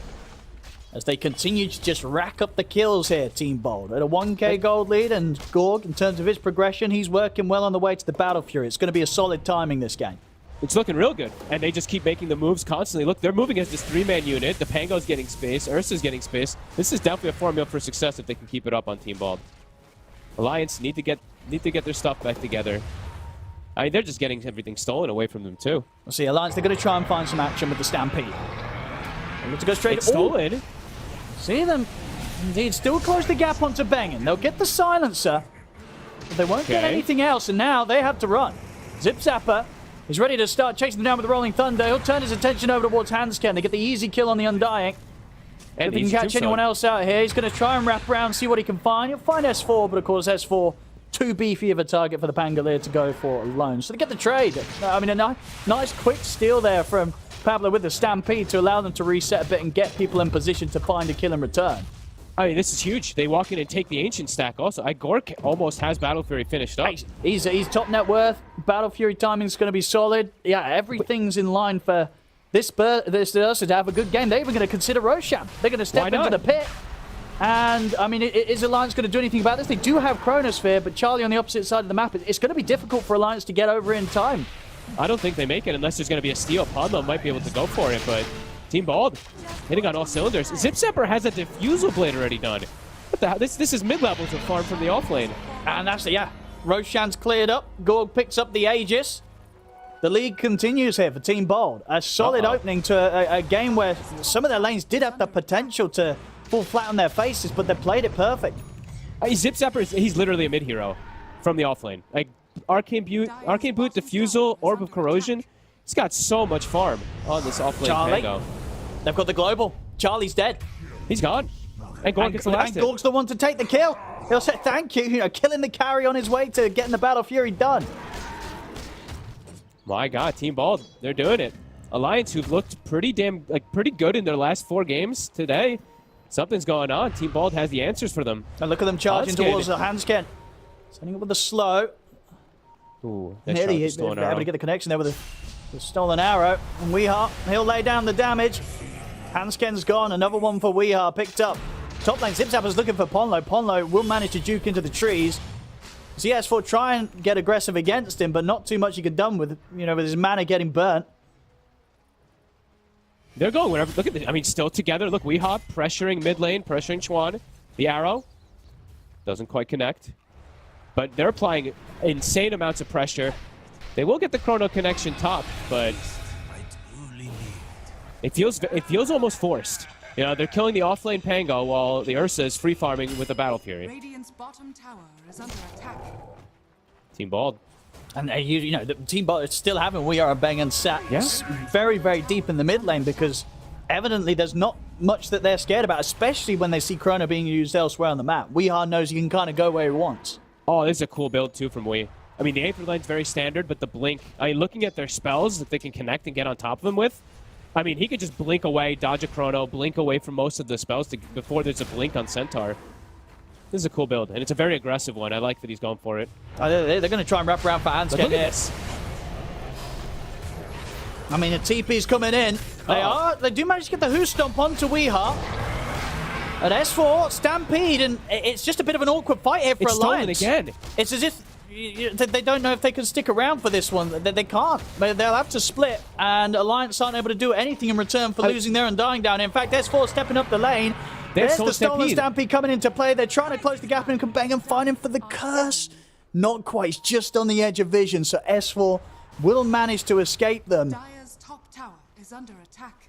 Good God. I mean, that was very close. I think S4 is very lucky to have gotten out with his life. Ooh. It's a stolen Stampede, but they still can't get on him, so... All right, buy some time to get themselves some of this farm back, but they're under a ton of pressure. It's like time isn't even on their side. Sure, they have the Void for scaling and stuff like that, but Gork is huge. He's 2,300 over. I mean, and obviously with this Battle Fury build, that we see on Ursus nowadays, you're just not going to be able to keep up with that level of farm as a Void in this game. Gork's just going to get further and further ahead unless you can find some kind of huge Chrono plays. And the last few times we've seen it's just been solo Chronos on the Pangolier. You need something more than that to try and slow this game down because Team Bald's just getting very far ahead. Yeah, I mean, if it's just like a casual sit back and farm thing, it feels like the Ursa will just heavily out farm. Absolutely. While Alliance just continues to get pressured. So it does feel like Alliance might be forced to look to make some type of move. And I don't know if they're going to win any of these head-on team fights. Into Global, into this Pango, who's this farm. It looks very difficult. There's a blink even on Gork now, so he's fight ready. I mean, it's 16 minutes in and you've got, you know, the Ursa hitting on your tier 2. Like, this tower's going to go down almost very shortly, and meanwhile, you know, Alliance, they've only been able to take the tier 1 tower top. They're losing a lot of the map. And they're even getting gone on. Pablo's TPing in himself. Let's see what he can do in 10 seconds, and he'll be able to use Stampede again against them. I mean, they've lost their tier 2. Outpost is going to get grabbed. Team Bald heavily outmaneuvering Alliance in this early game. A Blink Dagger on Gorg. Everything falling into place for him at perfect times. They're almost going to have triple blink on their cores. Like, Zip Zapper's very close to having his too, so they can just play off each other perfectly. So for Alliance, they do have their Maelstrom Mask of Madness. Chuan still not quite having BKB, though. That's going to make it hard for him to enter fights versus Pango. See them use the Stampede to try and get in on this. S4 is looking to combo down Zip Zapper, but Zip Zapper's out with the Swashbuckle, and from the side, Gorg jumps in, takes out S4.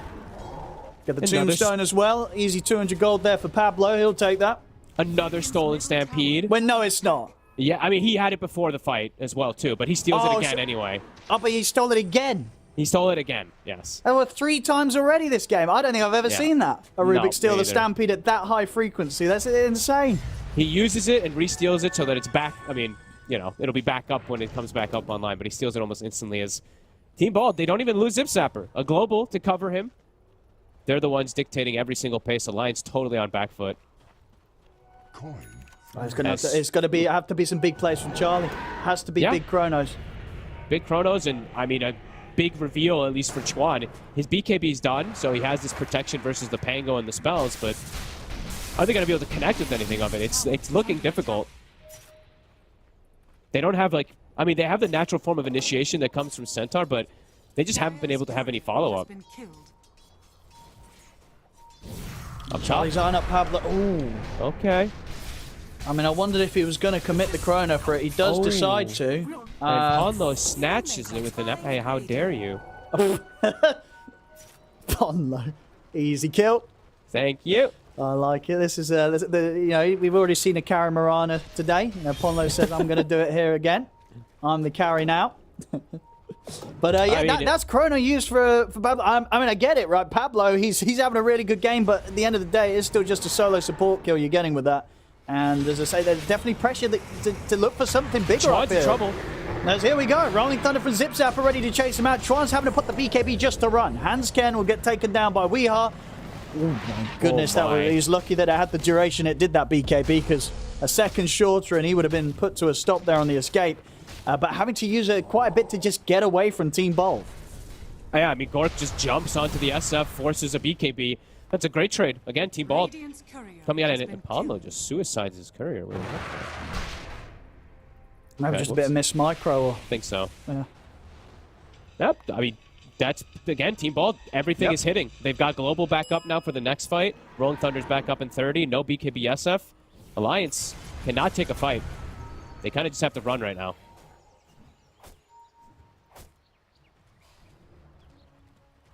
Gork's going to be like, hello, okay, I'll take your ancients away, thank you. Yeah, they're restricting the farm now even at this point. The SF and the Void, look at this. They're both on the same side of the map on Alliance. So both of them just, they don't know really where to go, not really getting much farm. As Team Bald, even though they're playing together, they're preventing all this farm, you know, from the triangle area. So, yeah, playing it nicely, Team Bald. Pumping up Weeha, they give him the Tome. He's got a haste rune. He's almost got BKB ready. So he's nearly going to have that extra step of defense versus the Shadow Fiend that I thought maybe could have been that concern for Weeha in the mid game. Once he has BKB, he can just kind of walk around and not worry too much about Requiem and stuff. Whittling down the tier 2. Alliance has to just watch. I just have to watch and wait until Chrono's back up, I feel. Yeah. They're going to smoke up with the 3 of them here behind Chuan. Let's see. S4's going to try and start it, but already the blink out in time's there. Quick reactions from Team Bold. They get away from the initiation from Alliance. And they steal Hoof Stomp now, so another great spell that Pablo has grabbed. Dire's top tower is I think it's getting a little frustrating for Alliance. I'm seeing Chuan revving up the Requiems nonstop. They're not able to get a connection, and yeah, I guess I really like the itemization from WEU. I think this Blink was kind of perfect for them to get this kind of aggressive posture on the map. Now he's got his defensive item of the BKB, and everyone's looking like a pretty big threat. And Alliance, they're getting pulled all over the map, unaware and unable to really make anything happen, even with Chronosphere up. Well, let's see, because yeah, same to be said for Alliance. Their next timings will be the BKBs on themselves. Charlie, just about a recipe away from his one. Could be big timings, of course, versus the Global and versus that Pango. Just have to connect with it is the big thing. As you said, you know, probably can't be like that single-man Chrono. They need a big jump either from S4 or from Charlie. S4? There's the jump. Where's the arrow, though? It was late. It was indeed. Now the turnaround's going to come in. WEU's going to look to burst through Hanscan. They put the Global Silence to make sure that there's no chance of survival for the Undying, and looks to be the same to be said for S4. They get the angle across him. It's a double for WEU. Team Bold once again slamming down Alliance in these fights. They made it look easy, and it's immediately when Roche spawns. Yeah, it just spawned. Well, there you go. Couldn't have been a better timing there for Team Bold. Gorg straight into the pit. He's going to be able to pick up this Aegis, pick up the Shard, I imagine, for himself. The game continues to be a glorious one for Gorg on the Bear. 4-0-1, pretty much having a perfect game as the Ursa. A perfect game, and probably one of the worst games I've seen out of Hanscan. He's 0-8 on the Undying. I didn't even actually notice. Like, him and S4 are 12 of the 13 deaths. They're really struggling. The side lanes in particular just didn't go to Alliance's plan. BKB's now on Charlie, but even, you know, what does he do with this Aegis in the hands of Ursa, in the hands of Gorg? It's not really someone you want to be targeting in the Chronosphere, but at the same time, you know, you need to get the cores. You've got to get these big kills to try and slow down Team Bold. But taking down Gorg twice at this point, I mean, he, as I say, he's yet to die this game. Seems a bit of a tough task. We'll see what Alliance can find. They're going to smoke up. But again, this is into the Aegis on Gorg, so this is a very difficult maneuver to get away with. They need a multi-hero Chrono. Like, if Weeha's not in it, he can also save the teammates, too. He can decrep and life drain to protect them. Zip Zapper has the same kind of potential as This Zip should be a Zapper good will pick. get on. If they can get Zip Zapper at the start, they can. They take Okay. out the Pango. Not a bad start to the fight. We'll see what more they can find. Bengen's going to opt for the TP out. They won't find him in time. Bengen gets away. The Team Bold at least able to cut their losses. But again, for Alliance, they do manage to find one of the big cores, and that will put a slowdown to Team Bold's moves. Somewhat of a slowdown. They wanted a bigger fight, though. They wanted to get something bigger, not just an individual hero. Get more on the retreat. Unable to find it, and now S4 might just get got on himself up top. He's able to get the blink off in time before any damage comes in. Hanscan also by S4's side. Same to be said for Chuan. So much aggression coming out from Team Bald. Yeah, Blink even finished now on the Rubik, so 4 blinking heroes. So even if Charlie sees opportunities, perhaps for a they could all just Chrono, blink out. they could all just blink. Yeah, I so can see it already. I'm Some sort watching of beautiful thing where you see this Chrono and then suddenly 4 heroes, boom, blinking at the same time. It could happen. It definitely You got to watch out for those blink plays. They always catch you by surprise when you play in the void. And you could just get bashed in your Chrono too if you don't catch Zip Zapper. He's got Basher finished. Gorg's in. And look towards Pawn Low.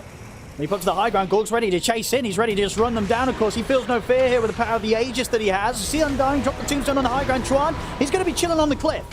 He's up there. We'll see how much he can do from this position. He'll get himself back down. Puts the BKB. Gorg as well commits with the BKB. Charlie, that's a solid Chrono. Gets the 3 of them, but is there the damage? Sets up for the arrow connected onto WEU. They'll take down the Pugner. They'll get Zip Zapper as well. This is what Alliance needed. Double kill for Charlie.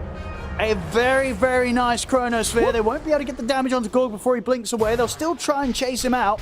Charlie, he's in with the first hit bash. See if that's enough to buy them time for the rest of them to get in and take down Gorg. It looks like it may be. Stampede is up. They're closing in on the bear. They'll bring him down as well. Jump into the pit. They'll look to Pablo. Pablo's able to get the blink off in time. Force up to the high ground. TP away. Pablo's out. But the 3 cores of Team Bold are taken out. Finally, Alliance able to piece together the team fight, and indeed Charlie, we said it, the pressure is on him to hit the Chrono. He gets a very nice 3-man. The whole way the fight actually turns out for Alliance is perfect. Chuan gets up on the high ground when they have their initial go, kind of makes all these spells get wasted from the Pango and the over-initiative from Team Bald, and then the Tombstone, it's full duration. It literally lasted the whole duration up on the high ground, gave them all the info to let Charlie come in, get the 3-man, which turned into a 4-man Chrono because Rubik walked into it. Back into the game, though. S4. will be found. Well, indeed. Maybe getting a little carried away with the success of the last team fight and not respecting the fact that Team Bold were back on the map. Yep. Team Bald now, it feels like for them, you know, even though they had that big lead, now they're starting to see the potential of what these Chronos can do. So I think for them, you want to play around these cooldowns a little bit. Chrono on cooldown 60 seconds, see what you can get.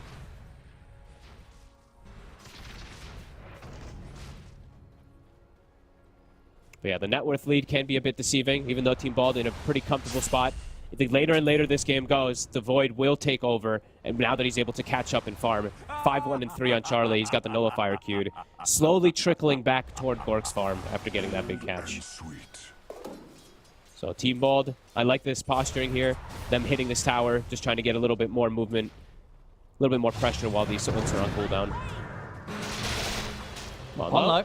Bash? What the? He didn't turn his bash on. That was incredibly... did he bash the creep on the initial go or something? No, I don't know. That was really unlucky.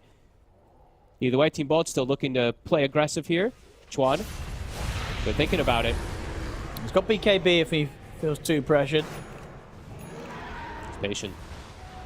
Next time, it might go down, though, because the basher is now done on Gork. Radiant are scanning. And they will have time now. Chrono is back up. Yeah, they can go again. I mean, that last fight, they were able to succeed with it against the Aegis. So once more, if Charlie can get the Chronosphere, they will manage to find these fights that can lead to them being able to turn around the game. And he's about to have Nullifier also, which then doesn't have to worry too much about getting like the Pugna in every single one of these. He can actually disable this decrep.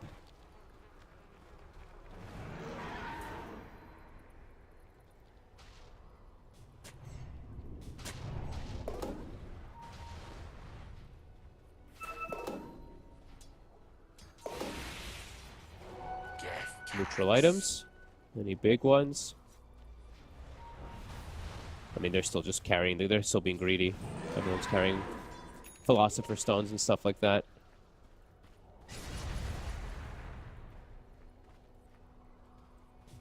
Well, Alliance, they're just playing around the triangle, hoping that they can keep stalling the game out so Charlie can end up carrying on this Void. Just sitting around this triangle here, waiting for someone to walk in. Chuan, he shows himself.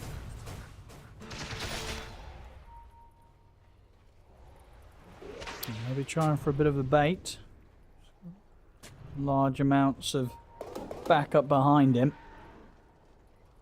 Charlie has Nullifier, and he's got the Tome queued up. He's almost 20 on this Void. So his damage is going to continue increasing with that talent.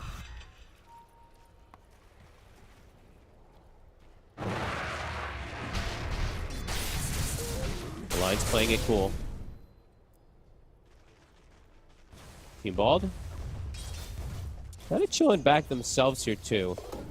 Maybe a bit afraid of some type of jump versus the Chrono. Radiant's bottom tower is under attack. The Alliance set up in a position that's very hard for Team Bold to jump right now. The Alliance playing very careful. Very prepared for a fight if Team Bold do bring it to them. They have to know where Alliance is. Like, nobody's showing except for the Void in the top lane, the risky lane for what feels like over a minute. And yeah, here comes the Tome. So Charlie, he's going to have this level 20 done. So his solo kill potential onto pretty much anyone that he finds is now definitely going to be there with that. Gork, a little bit behind. His talents aren't as explosive as the Void's 20. Alright, so get the tower.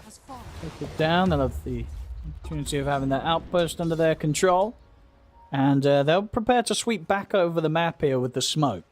See This if they could be a can big fight. catch Team Bold by surprise. As you say, Team Bold, they must have a decent sense of where Alliance is going to strike them from with that tower going down. And then, yeah, they'll smoke up themselves. Right. They know that Alliance is going to be trying to approach them for a fight. Sigurd can get the jump on. He's going to try for Pongler. Gets in, deletes the Mirana. And see how Charlie chooses to drop his Chronosphere in this fight. He pots the BKB, but the Global comes out afterwards, so he's going to have to wait for an opportunity to Chrono. Now the Global comes to an end. He's looking towards Gorg, jumps in, won't even need it. Just the bashes alone are enough to bring down the bear. They take down Gorg, but still Alliance, they'll lose both their supports in return. They didn't have to use the Chronosphere though, Charlie. They'll still have that ready for the next fight. That's definitely showing some fear for the upcoming fights, perhaps for the side of Team Bald. They're going to have to be very careful how they play around this Void. Gork getting aggressive to get the 2 supports, but paying with his life.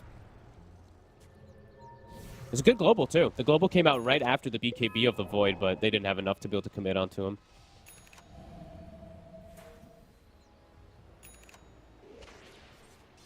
Dire's top tower is Feeling the under game attack. slowly slipping out of control, though, for Team Bald.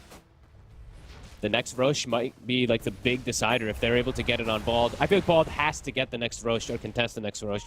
Otherwise, Alliance very likely to just... If they get Roche, I feel like Alliance just wins this game in the next like 10, 12 minutes or so. A bit of pressure really feels like for Team Bald.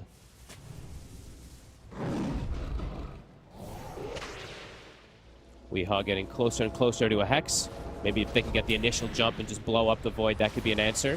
I mean, yeah, that is the thing, right, in these fights. If Charlie dies, then it's going to be very hard for Alliance to win out the team fight.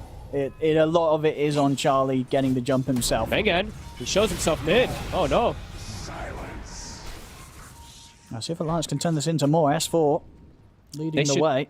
They can put vision up right now. That's going to be the most important thing. Waiting for that next rush. Just clear the vision of the area here. Keep control of the high ground for Team Bald. Zip Zapper.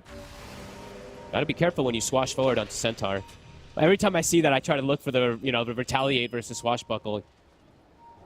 Because you can't blink when you get hit, of course, from that retaliate. As Alliance, yeah, keeping themselves postured over here, waiting for Roche. Ooh, it's a good Roche time. Yeah, this is very nice for Alliance. They can step into the pit. I mean, still 10 seconds without the silencer. There's the Hex pickup. Zip Zapper. He's going to get in there. And he's got a decent angle to get the opening rolling thunder connection onto Tron. Indeed, they're focusing Gorg on the back lines, but there's the Hex from Weehaw, and that's going to allow Gorg potentially to punch back into the Void. Global Silence comes out. Charlie will keep his distance for now. Tron trying to stand his ground against Zip Zapper. And Raze comes in, and the zombie not enough to finish him. He's desperately trying to get these zombies off him. He will live. Indeed, a beautiful pairing of tombstones thrown up to the high ground with that steel coming in from Pablo. So yeah, Zip Zapper will get out of there, fighting the army of the undead that was after him. Team Bald now can make their way into the pit themselves. No chrono. Okay. There's still a BKB for Charlie, but doesn't have that big control. No BKB for Chuan either. I mean, they're definitely going to want to try and get in on this. Gorg, he's getting bashed.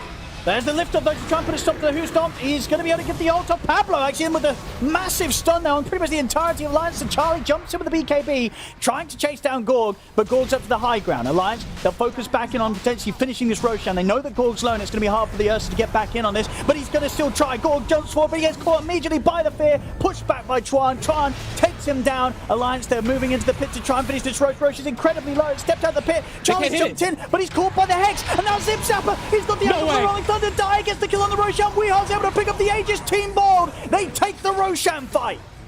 What? Did the Roche walking out the pit and they can't hit it? What did I just witness? Roshan just said no and he left. He just walked out. That caused a big issue, big problem for Alliance. I mean, they couldn't finish it. I mean, they may have just won the game from some little play like this. Like, the Roche can't hit anything because of, dude, what just happened? Radiant's middle tower. All right. I mean, and as we're seeing, the Hex from Weeha's had big impact in the last few plays. Oh, yeah. I mean, they changed CC. They got the bash even from the Roche, I think, on the Void. Gork's buyback comes in perfectly. This might just be 2 sets. Hanskin. He will live today, but indeed the base in shambles here for Alliance. They've lost the mid. Team Bald, they're going to keep pushing on, of course, take as much as they can from Alliance. Will force out a fortification, but they're back up to a 13k lead off the back of a phenomenal team fight around Roshan. So the arrow's going to miss. S4. It's going to try and stampede out of it, but the bashes are coming in. The Rolling Thunder as well. Zip Zapper, perfect control. There's no escape for S4. They take him down. Now they'll start beating onto a second set of barracks. Charlie's going to be up in 10 seconds. We'll have Chronosphere, but S4's out for 40. I cannot believe I mean, the graph tells the tale of everything here. The immediate shift after the bash and control. He's got the Chrono and he's in. Okay. It's a solid 2-man. Is there anything they can do to protect Gorg? Weehaw trying to give him some life to survive with, but it won't be enough. As Gorg goes down, same to be said for Zip Zapper. They'll step in for more. Pablo able to push them back with the Requiem. I tell you, that stolen Requiem pushed them back enough to save Bengen. Gave Bengen time to TP out. So Pablo able to make sure they don't lose anything more out of that. And He still had S4 it. did end up buying back for that play as well. So a defense from Alliance, but you know, it does have that extra cost to it. Let's see what they can do now themselves. 70 seconds without Gorg in the game. They're ready to run down mid. Maybe see if they can do some damage to a tier 2 or such. It's a bit of a window with these 2 heroes down now on Team Bold. Huge stolen Requiem both times around the Roshan there to save them out on the Bale. And I mean, Pablo's got negatives now too. So quietly able to farm up a storm on this Rubik as Alliance. What you want? Feeling the pressure. Whoa, look at the banging. But they lift up Pablo again. Just making sure he's got his buddy covered every time. Some great saves from Pablo. Keep him banging alive. And yeah, now he has his Ags with the Requiem as well boy. too. This could be a big explosive next fight as well. This is a crazy game. Couldn't have asked for more. As Charlie top. Charlie. Weehaw. Good jukes here from Weehaw. They don't know where he is. They don't know where he is. Into the trees and he's out. Nicely done. It's going to be harder to make that sort of play now with the full Lincolns done on Charlie. So Charlie at least having some layer of protection against these sort of catches. But I say that he's going to have to worry about the 2 hexes indeed. We've got Zip Zapper's got his own finish now. So the Lincolns may not save him. They've got a couple of ways to get through it and still have the lockdown.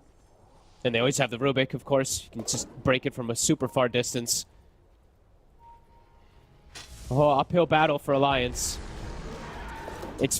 Feels like so much reliant on Charlie landing the big chrono still at this point and them having good positioning, but feels like anything can happen with the way the Team Bold was able to set up some of these crazy fights. Some nice items here for Team Bold. They get themselves the Spell Prism and, of course, the Penta Edge.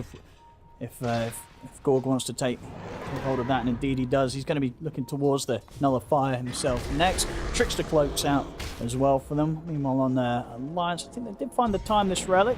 They did. Let's see what Team Bold want to get going here. They've got just under a minute left on the Aegis. So maybe a chance to poke towards the high ground. It is definitely still a bit scary when they know that the chrono is available. So we'll see how confident they feel. It's still similar game, even though they got that Roche and everything like that, it's still like similar game state where they're like, we don't really want this to go too much later. Sure, we're scaling really hard with our Rubik and stuff, but it gets more and more difficult versus the Void, so still trying to posture themselves aggressively. It's a lot of gold on Gork, I just realized. He hasn't had buyback for 3 minutes and he's still hanging on to 4,000 gold. Weehaw. Almost able to get this Rax. They still have a base ward as well. This could catch Alliance off guard. I don't think they saw that base ward. They did now. They did. Okay, they got a gem on pond right now. I was going to say, this could actually kind of brutalize them, but Team Bald, they'll play careful. Back up while they just respawning. Reclaiming. A lot of money on Weehaw as well. What do you think he's considering next in this Pugna build? I mean, the usual build-up is something like Octarine, but right now I think probably just saving the buyback. Agoric, I would say spend his gold, though, because he doesn't have buyback, of course. But yeah, we'll see what Weehaw opts for. Yeah, he's spending it. Yeah, he even passed over the cheese to Zip Zapper instead. So won't keep hold of the cheese himself, wants to be able to play active with the Nullifier in the slot. Okay. Keeping Alliance inside of the base for this moment here. The all deciding moments, really. It's all on these chronos. Charlie, on top of also finding, on top of having his Nullifier, he also has Witchbane. Probably the best item he could steal, or best item he could get as a neutral item this game versus a Pugna Core and versus Silencer. Oh, smoke here from Alliance. They're making their way out. Team Bold are nearby. Zip Zap. It's away with the blink. Yeah, we'll put a stop to Alliance's surprise potential. In fact, Team Bold, they're going to start running straight back at Alliance. They've got this vision upon them. Do they know about these Lincolns, though? They saw Charlie's Lincolns. I don't know if they saw Chuan's. So secondary Lincolns is there for Alliance to protect. Yeah. I think, they caught it. Probably caught it under the ward. I think so, yeah. And Charlie, he's knowing how important his positioning is in this game. It really feels like it's all the pressure onto this Void. He's taking ninja gear this whole time. Yeah, hold that for the jump, at least for the start of the fight, and then switch in Witchbane. Yeah. Yeah, it's amazing Witchbane game, for sure. Team Bald continuing to wait for an opportunity. If someone shows themselves too far split, they'll just get chain hexed and likely burst down because they always have the global coverage. So Alliance playing very careful. Looks like what they're finishing, letting Chuan finish buyback. He's still 800 away. And they're thinking about going Team Bald. They're considering it. Gork's hungry. Oh, they're going to try? Okay, they'll hold back from that. We don't want to chase to the high ground. It's a close, but like if he's even just like another step further out and Gork gets the nullifier off, they might just be able to bring down the SF. So very dangerous posturing from Alliance. I mean, we'll see again. Roshan potentially up in 30. We'll see what it's going to be. It's going to be a wild one. That's what it's going to be. See if the Roche walks out of the pit again. That's what we want to see. That's a nice win probability. It's been shifting all over the place. Yeah, it is close. It could go either way. It really could. And does Charlie get the big chrono? Yeah, Does he whiff on the it's pressure chrono? on Charlie. See if Charlie can perform under the pressure.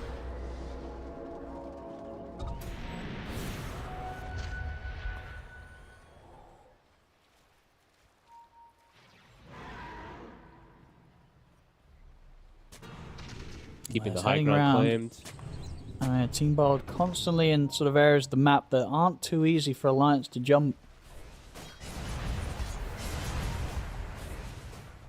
Okay, Wee's going more defensive. Looks like he's going for Shivas instead.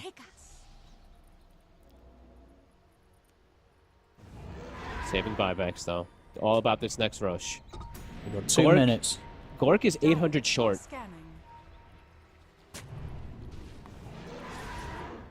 Successful scan. They know where Alliance is positioned. I mean, this has to be the most common position of Dota now, where the Radiant is on the Dire Hill and the Dire is on the Radiant Triangle.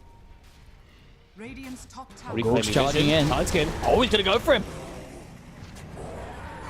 Good kill to start off the action. We'll see if Team Bald can continue for more. Zip Zapper's going to hold back on rolling in blindly. I mean, it's a decent amount of time, right? 70 seconds, no undying. Rolling Thunder is literally going to be back up before he respawns, so nothing lost out of the side of Alliance, or out of the side of Team Bald there. And even, honestly, that kill is going to let Gork finish up the likeliness of his buyback gold. Only needs 400 more. Power Rune. Reveals himself for a second. He's going to send one in, scout out the situation. He's so close to having buyback gold. I want him to farm some like 2 camps or something like that to have it. Yeah, I mean, But they're looking to buyback fight. is the late game counter to the chrono. They're gonna have Rolling Thunder up now though, and Undying is still dead, so maybe looking for a 5v4. I mean, again, they're getting a lot of info with the illusions that Gork's Gork's ever standing. Gork's going to try and make the jump onto Chuan, but the BKB is popped. S4 straight away on top of Weehaw. Weehaw taken down. Uh-oh. See if he considers the buyback. Gork is going to step towards Charlie. They've caught him with the opening hex. Have they got enough damage to bring him down? Ooh, the bash! But they need a couple more hits and they're not going to get it. Charlie's able to live. Time walk in, time walk out. BKB pop. Charlie will survive. They could not quite finish him there. Backtrack, level 25. And Roche is going to be up. It's going to be up in 10 seconds. You've got Gorg down for over a minute. This should be a pretty decent window for Alliance to step in. And this time round, probably expect less shenanigans in terms of Team Bolt being able to make the steal. This should be Alliance's Roche. Oh, those are painful deaths. Weehaw gets caught in the front. Gork, like we mentioned, like 200 short of the buyback. He'll have it now available, but it's too late.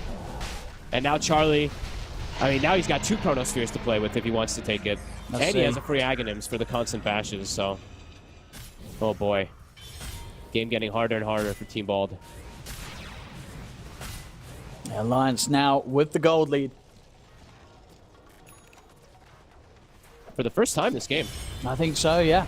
Team Bald's pretty much had the lead from the start, but the turnaround's coming into play, and late game, this Void definitely causing too many issues that Team Bald don't seem to be kitted out to deal with. No, they have all these hexes and stuff like that, but Charlie staying cool and calm. Now They jump 25, in. he's in. They close the gap with a Bang, and they do catch him with a Hex. Arrow will be dodged by Bangant, and Alliance, they'll Head away from the base for now. Give a bit of space here. Team Bold, they've got everybody back up. Gorg's in play.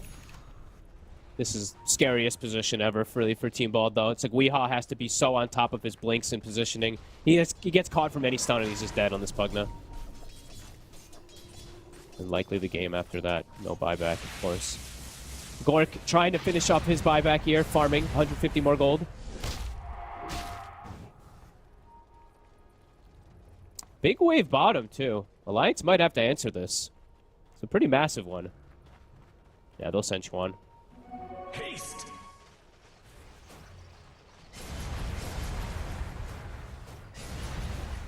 They're actually just, okay, still just using the ninja gear on Charlie, sweeping the map. Rest of Team Bald trapped inside the base. Could potentially find Gork on the transition.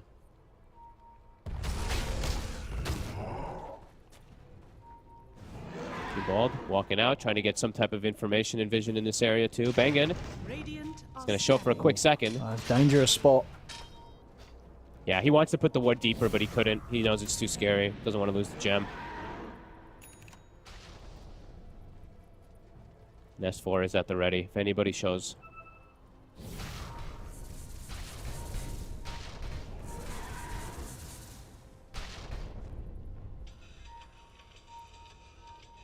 Constant smoke ups onto Charlie. Waiting for his opportunity. Gork trying to get some wrap around here. Has the buyback ready. Tron.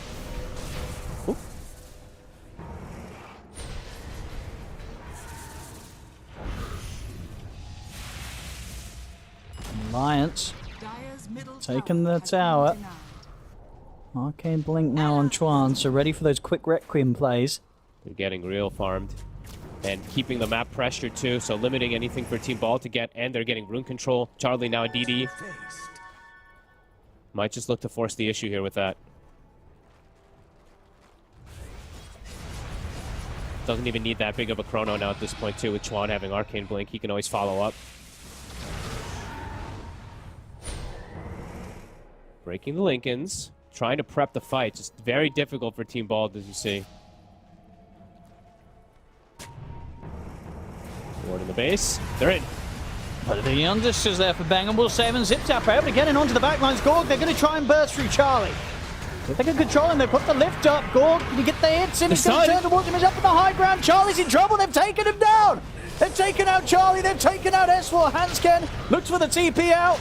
Ooh, he'll make it. But the two big cores taken down in the defense there from Team Bold. Pablo, he gets the hoof stomp onto him. He steals Stampede and steals hoof stomp. Look at that. And gets that chain Stuns. They had all the stuns. Yep. They even got the, I believe the Yules that Gork didn't pop his BKB on the initial go-to and he got Yulesed up. It didn't matter. I mean, it was just full commit. This is insane. They should be able to force out buybacks here. I mean, you've got S4 and Charlie out for a full minute. Team Bold, they're running down the mid, bringing in the creeps. And they obviously do have to beware that the buybacks into some sort of chrono play. Refresher Shard is still there as well for Charlie, so potentially some double chrono. But at the least they'll want to force that buyback out here from Alliance. Weehaw has to be the most careful. He's the only one who does not have the buyback available. So his positioning is crucial. Gork can be a little more reckless. But the instant Arcane Blink. But Chuan's going to get caught here. Tries to jump in, he gets lifted up into the heck. The double buybacks come out now from Alliance. So Team Bold, they've got to try and back off. Charlie tries to jump over the BKB, but the global silence is there, so he doesn't get the chance to drop the chrono. Gorg's able to blink to safety. He'll look towards Zip Zapper instead, but with the Rolling Thunder shield crash and swashbuckle out, Zip Zapper can break away. Team Bold on the retreat after they poke out both buybacks successfully, and they're not going to lose anyone. It's a very successful poke and run there from Team Bold. They lose nobody. They get two buybacks. How do they actually just get out? Great global coming out from Bangan, but I cannot believe they just skitter away like that. All right, now Pablo has a full Octarine. Oh, and now Team Bold still has hope. And now smoke up and go. If they can take down Charlie, and he's obviously going to be without buyback, it will be game. Do they? I mean, they have another round of global in 20 seconds, and he also has Refresher on Bangan.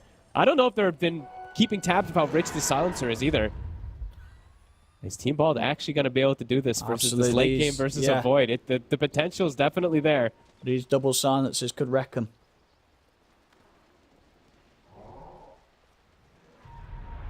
This is wild.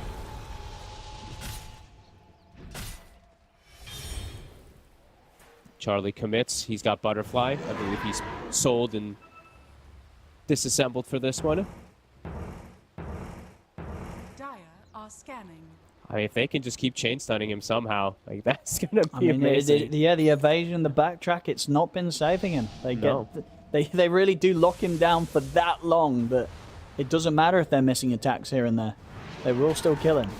Charlie just has to like pre-BKB and just jump in, grab any type of chrono targets at this point, but it's scary now without buyback. Yeah.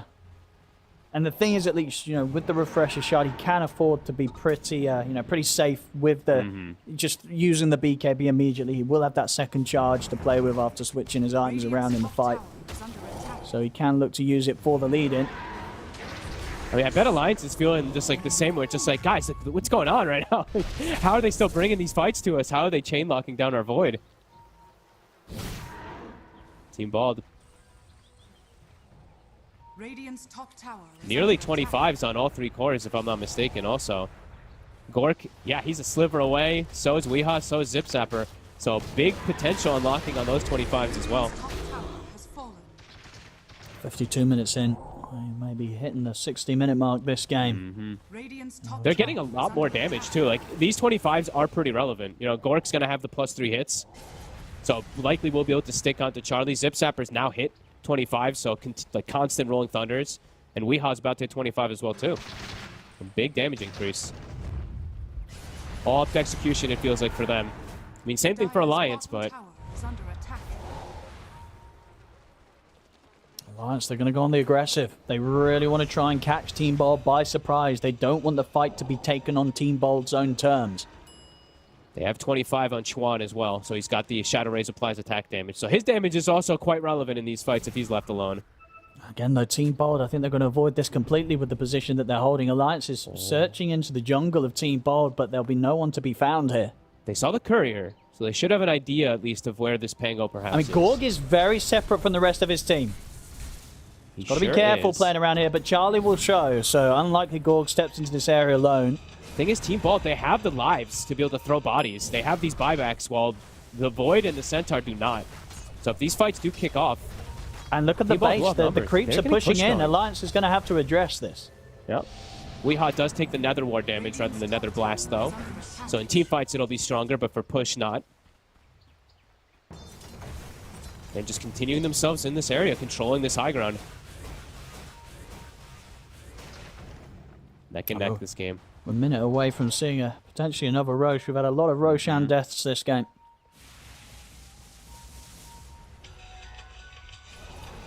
Charlie leading the way. I mean, Zip Zapper's going to go in with a jump. Rolling Thunder. He'll look to try and get some information over the rest of the team, see what he can force out from Alliance. He'll force out a Chrono. Charlie jumps in, pots the BKB, no messing around. They take down Zip Zapper. They'll look to try and combo that into a further play. Immediately popping the refresher, so he has a second Chrono ready to go. They do get the jump on Gorg. They catch him in the chain stun. Is there anything to save him? The global will be popped, but the Chrono is already there, and Gorg, he's taken out. The second Chrono put to use, and immediately Team Bold, they'll respond with the buybacks. They're going to put everything into playing into this moment, and there it is. The setup from Pablo. Stolen Chrono used to begin the fight on towards Chuan. The bash into the Hex, and they haven't quite got Gorg around to get the jump in for the physical damage required, so Chuan will live. I think he casted Lift during the Chrono. I don't know, actually, I'm not even sure what happened to it. Maybe some Force stuff thing messed with it, but something went wrong. Can't have the follow-up catch. Now Roshan's up. There's no Chronos Chronosphere. So if Team Bold catch wind of this, they can try and force this. Dangerous position without Gork having buyback. It's and risky. without their Pango. The arrow! It's on Rush. Alliance, they're going to want to get in on this. They don't have Chronosphere. One low. Arrow. It hits. It's going to catch him. It's going to catch him. Charlie's in with the jump. They're able to combo, but the bash is going to put a stop to the Requiem. Chuan's not able to get the Requiem off. The bash is there, puts a stop to the channeling through the BKB. Roshan at half HP. Gorg's trying to step back in for it. Charlie teasing around with Gorg. The global's going to be popped. So trying to keep this area covered for Gorg to finish with the Roshan. He's going to get sent up into the air. Charlie jumps again to look for the steal. Hey, Roshan is going to die. Gorg's able to get the snatch. Gets to pick up the Aegis. The Aghanims and Refresher left on the ground there. Polno's able to grab those. So Alliance, they'll be able to get the kill. The Refresher and the Aghanims. But Team Bold, they get the Aegis on Gorg. Oh, they get an arrow. Zip Zapper. So the line of the raises. Charlie jumping in to look to close the gap. They pop the linkers on Charlie. Is anything else in terms of disable to get on top of Charlie? There isn't. Gorg is going to look for the backlines. He's in on top of S4. Abyssal slam down onto S4. S4 pops the BKB, pops the cheese. He's going to start walking this one off. They turn with the right clicks into Zip Zapper. Zip Zapper able to get over into the trees in time. Tries to jump in the Rolling Thunder. They've got the bash. Charlie in trouble. He's back up at full HP. Time walk over towards Weehaw. Weehaw keeps himself safe with the Decrepit Fire that gets the opening stun onto Charlie, but Gorg bashed in position. That's the Aegis gone. The suck onto Hanskin. Hanskin dies. Immediate buyback. S4 caught by a stun. Gorg, he's in onto Charlie. Charlie's out as well. Charlie and S4 dead for 2 minutes. Their buybacks will be up in 50 seconds, but it is indeed at least 50 seconds where Alliance will not have their 2 cores to hold the defense with. Bottom lane, the creeps, they'll do it. They take the melee racks. Holy moly. I mean, so many spells really used on the side of Bald, but Zip Zapper somehow survives throughout all of it? I cannot believe this Pango. He's literally able to like jump in, reset, get bashes, get connections, survive. He saves the initial go. That initial go would have been a disaster otherwise. We'll see how much they can get here. As I say, you know, 25 seconds and S4 and Charlie will have buyback. But they've got the grab onto Polno. Polno's got buyback available. Hansken caught with a hex. Zip Zapper rolling into the base. Hansken, he's out for good. No buyback ever going to be available for the Undying. They're losing the top set of racks here. Tier 3's gone. They're looking for the Megas here, Team Bold. 5 seconds until S4 and Charlie can be back in play. There's the jump, Chuan. He's going to go for it. Tries to lead him with the combo onto Gorg, but Gorg's able to get the ult off in time. BKB's popped by Chuan. Chuan keeps his distance. There's the buyback. Charlie in with the chrono. Pots the BKB, the refresher. And the global silence is there, but it will not save the members of Team Bold as Gorg and Weehaw get taken down. The second chrono locks down Bengen here on the attempt to retreat. Triple kill for Charlie. He'll look over towards Pablo, but Pablo will manage to break away from Alliance. So Alliance, they come in with the buybacks. They are able to push back Team Bold. They keep the top barracks alive, and now it's them with a window to run down mid. 100 seconds, no Gorg. Weehaw, Bengen, they do have buybacks available. We'll see what Alliance can force out here. It will be, of course, without the threat of the Chronosphere. No Chrono for 2 minutes. Let's see how much they can get from Team Bold. Pablo's trying to catch the wave. Won't get the entire thing. Overcommitment there from Team Ball, trying to go for some type of kills, maybe not expecting that Charlie's going to buy back with that low amount of time. I think maybe just, not quite keeping track of the buybacks. It was a hard thing to keep track of. You know, you sort of imagine in that situation that the buybacks were still going to be on cooldown, but they just came off cooldown. Yeah, it just catches them completely off guard. Weehaw forced to use his buyback. They've got to be very careful with how they do the defensive, but at the same time, same to be said for Alliance. A misstep here, and it will mean game over for either side. I think they're kind of scared of this Pango. Like, Zip Zapper actually does so much damage if he's left alone in the fight. Playing it a bit patient here. Radiant's middle tower is under attack. Tower. Tier 4s are starting to get beat on, but Hanskin's going to be there to at least finish and help it out. Wraith Pact even dropped. All right, Ponlo. Late game Wraith Pact. Dire's structures are fortified. Dire's Fortification. middle barracks are under attack. 30 seconds, no Ursa, no Gorg. Chuan has committed his Zip Zapper's ready to start. He's in. He gets the jump onto Tron. They pop for the linkers. They force him out to the side. Pablo jumps in. Keep the distance with the stampede, and Tron is in trouble. They get the lift off the life train. They've taken him down. S4 jumps in with a Houston burst. Both of the supports down low. Bengen will fall. Pablo as well. Both supports on Team Bold have buyback available. 10 seconds until Gorg's back in. Tron buys back. TP's over. They want to attempt to keep the pressure on, but they've got to be cautious now because Ursa's back in the game. Has to immediately just pop the refresher onto Chuan, back away. A quick jump. You can see how much they have such explosive damage if they get onto any of these frontliners. Team Bald have made it to 60 minutes. Let's see what neutral items we get. Oh boy, what are we gonna get? What are we gonna get? Anything tasty? What are people hoping for? I mean, Seer Stone for Pugna, but that's for Alliance. Yeah, no one's gonna be too crazy with the Seer Stone, right? On Alliance's lineup.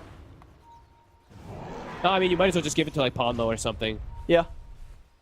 Or the Undying. I mean, either one really works. These 4-staff cast range and stuff like that can be impactful. Okay. Not as good as if Team Bald got it, of course. Weehaw, he's trying to farm himself. Weehaw would love it. Let's see what he finds. See if they find anything. All right, they found They got the Seer Stone. and a Fallen Sky. That's really nice. For the Pango? I mean, either for Pango or for Ursa, really. Allows you to just get in and out of the fights constantly. Yep. Let's see if either one even takes it. Might be happy with what they've currently got.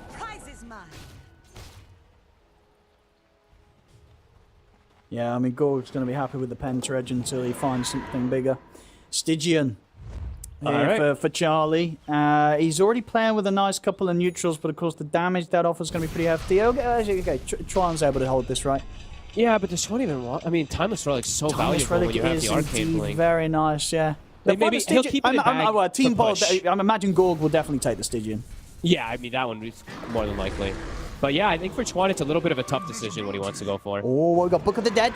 Okay, we've seen Book of the Dead actually win games. So I've seen 2 games now where Book of the Dead was grabbed, and it actually won the game for the team. It's really strong. And it just really puts that much extra pressure on, and it's just fantastic as well. Free farming till you're pushing in these lanes, and it just consistently has to be addressed. Somebody has to come back to deal with the Book of the Dead trying to take your final set of barracks. Especially because exactly that. It is their final set of racks. Yeah, so, I mean, Top could just sneak in and take it. And that makes things difficult for Alliance, because in these fights, Alliance kind of need everybody. Look how fast the racks goes down to the book.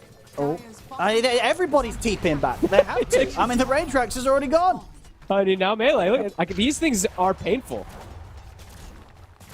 I mean, yeah, well, there we go. S4's in. But you can see any sort of small window, and Pablo's going to be able to claim the Mega Creeps. Yeah, definitely scary moments. S4, I believe, got an Aghanim's relatively recently also, so now we have the Hitch a Ride that potentially can be there. I'll try to keep trying. This is the first game I think I've seen it, so let's see if we actually get to see it utilized. But this feels like a game where the Hitch a Ride might grief you a bit.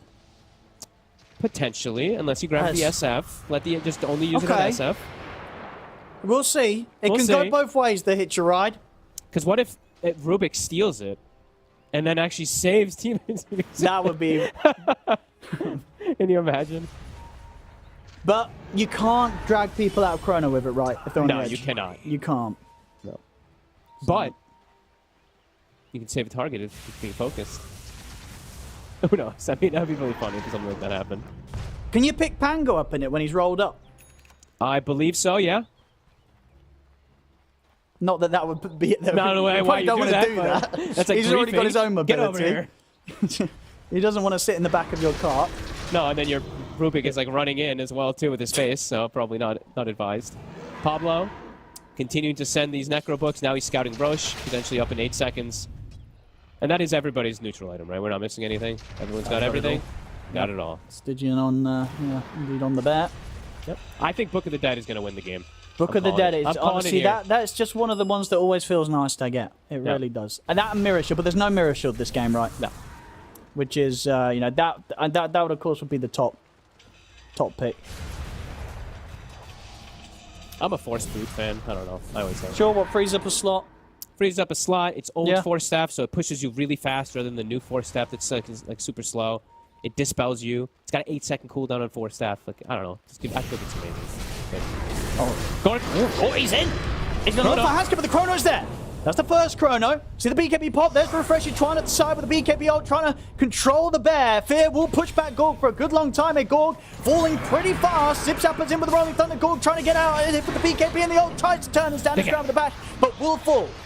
As Gorg taken out here. Maybe if they can find more. They try and get the arrow connection on Zips Up, but there's the second Chrono. They lock down the Pangolier. They kill him out. As there's nothing to be done to save him. The book! The book! My goodness, it beat the Book of the Dead. It nearly does. It nearly does. It forces out a fortification. Alliance, they get 2 big kills, though. Could be a bit of a window for them to try and force out a buyback, but with this constant pressure of Team Bold still on the top lane, it may not be that easy. We may see Team Bold go for some all-out play to try and secure the Mega Creeps. Yeah, I mean, Weehaw might just do some crazy blink forwards and just get a blast or 2 on it. Bengen. I mean, he sees him here with the Tinker Ward. Whoop. Oh, Bengen, they'll find him. He tries to jump down the tree line, but Alliance, they'll catch the Silencer as well, and he is out without buyback, so no Silencer for 2 minutes. All right, Pablo, we got eyes on you. Let's see where you're going to go on the map, where you're going to be able to summon your little pesky Book of the Dead to keep this push going. Crazy how farmed he is too on the Rubik. I mean, he's going to have his definitely- eyes on the entrance from the bottom here with the way the creeps are pushing out. Okay. But, I mean, yeah, they did use Glyph too, so I mean, the mega creeps are Yeah. likely to happen. They might even go for kills here, the two of them. Weehaw and Pablo, they're looking for blood. Oh, they found Pablo. Or did they? Ooh, Charlie. He's going to be a Weehaw. Matuan. They're chasing out Weehaw. See if Weehaw can get out of this one. He'll put the BKB, look for the TP out. Charlie trying to find him for an opportunity for the bash, but Weeha's already out into the trees. Pablo, he'll opt for the TP out as well, but the bash, it's there with the Aghanims. Charlie jumps in. That's Pablo gone. Also down for 2 minutes. He got the Necro Book summon off, though. He got them out. They're at the Book of the Dead. He got them out. They're going in. They're going in. There's no creeps, though. That is true. So, whilst they do a lot of damage, they won't quite do it through the backdoor protection. No, not quite. No. Radiant's top barracks are under attack. Yeah, He's they're like, not quite that strong. Tower is under At the least, he'll be able to cut a wave or so with them if he wants to. Alliance, have they finally done it now? It's a big opening. No supports here for a fair bit of time. Zip Zapper will be back up in 10. The Desolators moved into his bags for the tower push. Arrow scouting out things. See how Team Bold choose to take this fight. Charlie, Decrepit Firestone down the push. Zip Zapper's going to go in. He's going to try and start the slowdown. They get the Hex off onto Charlie. Good control. He's hitching a ride. S4 trying to pick up Charlie and take him out of the fight. Charlie will put the beak. I don't think Charlie knows what's going on. He's like, what's going on? I'm in the back of a cart. He will manage to get the chrono off, kill off Zip Zapper. Zip Zapper has the buyback. But Look at Alliance, Gork. they take the racks. Gork's in. Oh. He sees potential. Oh, down the Gorg. Careful. Oh, there's ward vision on him. They're coming back for him, Gorg. There's a lot of wards on him. Uh-oh. Uh-oh. He's trying to run, but Hansken, he's found him. Gorg is going to try for the TP out with the BKB in the enrage, but he looks to be in a whole world of pain. The rest of his team are desperately trying to get over to help him out. They jump forwards there. Gorg in trouble. Is there anything Team Bolt can do to keep him alive? The life drain there from Weehaw, attempting to heal him back up. Gorg somehow still surviving, finally gets taken down. Buybacks come in from both Gorg and Pablo. Zip Zapper, oh, it's a beautiful angle. He's caught them here around the entrance to the stairs. A fantastic Rolling Thunder, but he finally gets caught in the cliff himself. Zip Zapper trapped. Whoa, slides out there with a force boost, pushes himself out of the position he was stuck in. There's a triple buyback, though, from Team Bold that Alliance is able to force out here.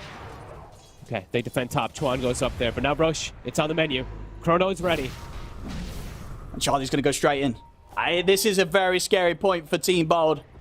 Very much feeling at the point now where if they do die on these cores without buyback, it should be game over. They've got to be so careful. They may just have to let Alliance take this Roshan. I want to see Pablo. Go to the base. You're booking the deads. No. Enter through mid. You gotta be more crazy. I mean, Alliance, they're still being scared. very careful about how they push for the Roshan. Even though they have the Chronospheres.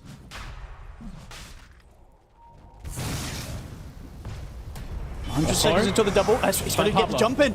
Zip Zapper, again, Rolling Thunder used to try and cover the Gorg's going to make the jump over towards Handicap, but Gorg gets thrown into the air. Charlie's into the back line. 3-man Chrono's there. It's locked down Weehaw, locked down Bang, and locked down Pablo. Gets the kills. Immediate buybacks coming into play from both Bang and Weehaw, but Pablo's out for 2 minutes. He's out for good. As Team Bold, 4 versus 5. Can they stop Alliance from taking this road? On low. He'll get caught on the high ground. He'll immediately buy back. Still keeping a 4v5. Bangan's down. Both supports out for 2 minutes. Team Bold, it's just left to the cause. And now it's just left to the two of them. Weeha's killed off. Zip Zapper and Gorg, the last two left alive. How do they take this fight now? I feel like, do you even want to go for finishing the Roche? I think maybe you just go for down the end. mid. I think you you go for down game. end. I agree.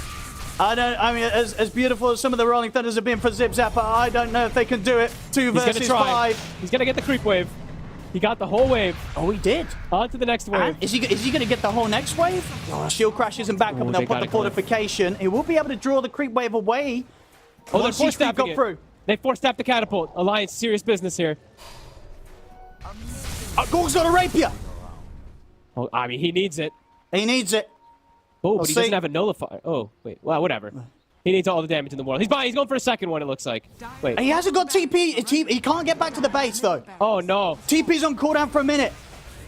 He's going to have to make the long walk back for the defense. And now they're the ones who's actually been megged. And there's no fortification. Oh, it's him versus Charlie. Oh, the battle. And where's the bash? It's Charlie. He's teasing around with him. He's having a bit of fun, keeps the distance, jumps in, jumps out. There's the Chronosphere. Gorg caught in the Chrono. GG is called. It is over. Alliance will take this game one, 71 minutes in. But what a game one indeed, and what a roller coaster of a game here for both of these teams. I mean, Team Bald really made them work for it. It looked like at most stages of this game, even up until like the 60-minute mark, it looked possible for Team Bald to still take this one. I mean, we talked about how they were on a timer multiple times, but they did some very incredible, impressive plays from the supports and cores. Right.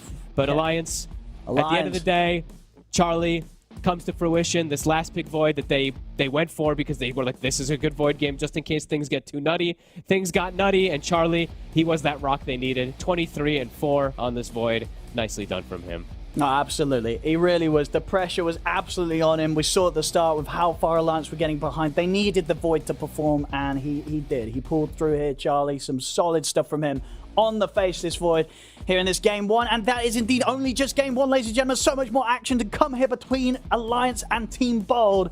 As the best of three starts, though, Alliance will claim the first game of the best of three. Can you even call this a game of Dota 2? This was something else entirely. Honestly, this was an ordeal. This was the tribulation. You know, there's an ancient story about the trials of Hercules. You could say this was the trials of Alliance because, by God, there's such a long game. The longest game so far we've had in Western Europe across both divisions.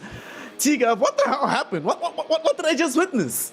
I don't know. Honestly, I'm speechless watching this game. Like, I feel like Alliance, you know, they made a load of mistakes and it made the game quite volatile, but God, I think for Team Board at least, they thrive in this chaos, right? When they set themselves up, they get this map all messy and they force Alliance to just react and do what they want, then it's going to feel great, but I don't think there's any real analysis for this game other than...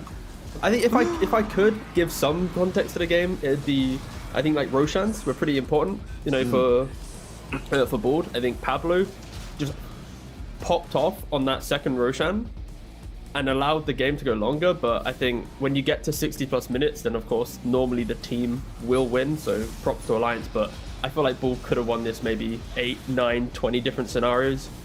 Yeah, Kezo, let's quickly talk about Pablo because the work that he did in this game, even in scenarios where I thought to myself, Alliance will surely 100% win this fight. Out of nowhere, Pablo steals a key chrono, a requiem, a stampede, a stomp, and then just turns it around and he's like, well, this is actually way easier than it looked like. Like, talk to us about how hard it is to actually play a Rubik at this level when the game is this chaotic. It's really hard. I think that's why you never see like Rubik's pop off this hard. I think that's one of the most. Bro, this car. Sorry, I got. This is some insane like Rubik performance I've seen. I don't know if there's.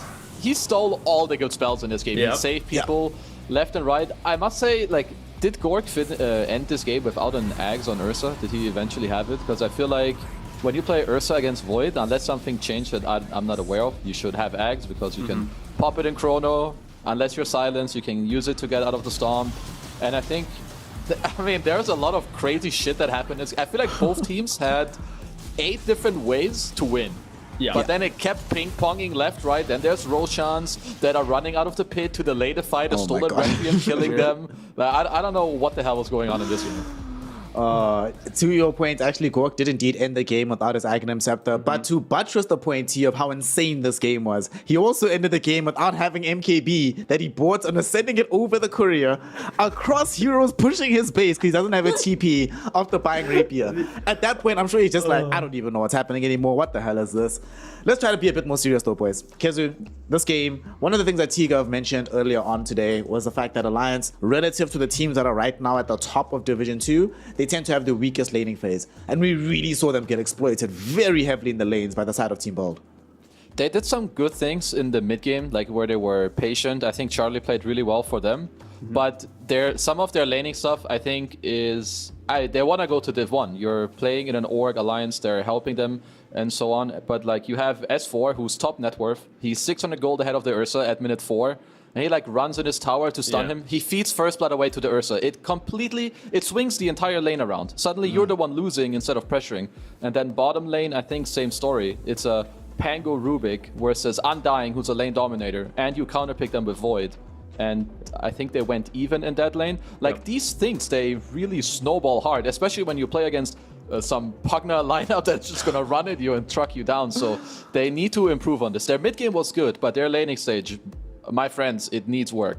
Yeah, I feel like for Alliance at least, there's certain lineups require you to play lanes with like the idea of what you're going to do after lanes, right? And this lineup for Alliance is play a strong lane, don't feed away kills, farm, and that alone will make your enemy feel atrocious. Because for board, if they get kills, if they make this map feel chaotic, they will thrive. But because if Alliance just played a bit more disciplined, this game wouldn't have ever happened, because this Pango wouldn't have diffuser running around the map. This Ursa wouldn't have some super quick Battle Fury, Blink, Roshan, make the game feel crazy, you know? But because Alliance are winning the game and feel they need to do more, need to exert more pressure. Like, pressure can be applied in Dota in ways of being defensive. And I don't think Alliance have really ascertained that yet as a team in Division 2.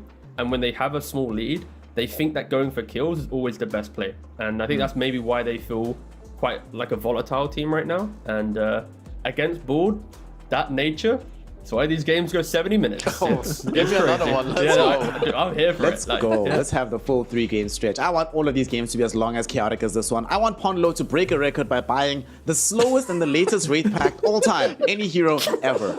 You already know you it's just never love to talk see about it. Ponlo. Bro, it's game winning though. No, to be fair, you won buy the like. game. Did you say the world slow? Was it world slowest or just Yeah, European? slowest, yeah. The world No, slowest yeah. Wraith pack, but it's Yeah. pretty good. It was good, yeah. It's a good Wraith pack, but yeah. You know who else looked really good in this game here, T? Our MVP for this one. I'm not even giving y'all an option to say otherwise. Wait, I gotta what? give Here it to we my go. boy Charlie. MVP on the Void. Listen, if you know me, Wait, you know no, I no, hate, no, no, I brother, hate hyping up carries. Listen, Alright, listen, go, listen. go, Hold go, on. go, Hear me go, out, hear me out, hear me out. Okay, I'm listening. I normally hate hearing hyping up these carries, right? I hate when I have to see these carry players act like they're the hot thing in the game just because they were clicking the buttons. However, there were some chronos here that changed the game. Where it's like, well, you drop this bubble onto 2-3 heroes multiple times in the late game. He's catching both WEU and Zip Zapper. And Bork is outside realizing that despite all the damage I can output, without those two heroes, I can actually do nothing. And more than once this game, he allowed Pablo he baited him to stealing the chrono after the fight was already over, instead of stealing more useful spells. So I gotta give it to Charlie. What a guy, what a lad. I rate that. I think that is some good tier analysis. That's some nice stuff. But the people's MVP. Why was this game so much fun to watch, you ask? I hear Pablo. Twitch chat say Pablo. There we go. And I think Pablo. this honestly could be the first time in the history of Dota on a post-game panel where I am passionately trying to push for MVP to be to the losing team. Yeah. And I mean, if we had the tech to do that, I would be down for Pablo. Because like this man honestly played Centaur more than he played Rubik in this game. And he popped off. But anyways, Charlie is the MVP for the winning team. I respect that. He did carry them. Let's go! There we go, Pablo. Listen, Pablo was an artist, right? Not only was he stealing spells from this S4 Centaur, he's stealing spells from the Chuan Shadow Fiend. If he doesn't steal as many Requiems as he does in this game is over 20 minutes ago, but because he does, he keeps things turned around. He stole some clutch arrows. He stole some clutch tombstones. Actually, you know what? Tell me more. New rule for the rest of PGL, for the rest of Div 2 season, we don't just choose MVP from the winning team. MVP should just be the most impactful player. And Kezut, aren't you glad that he's named Pablo? Because he was like Picasso in this one, an artist on the Grand Magus here. I mean, he was owning. I would agree that he was the most entertaining player. He made this game, you know, he's the one why this game became what it was. And therefore, he can be my MVP. Shout out to Mr. Pablo. Whew. Shout out Pablo. I think you've made several fans, not just on the panel, but amongst the people as the people's champ. We're going to be seeing, though, whether or not Team Baldribor have what it takes to allow the people's champ to go to victory and to force a game number 3, or if Alliance will figure themselves out and bring another victory to force this into 2-0 and to keep their Division 1 dreams alive.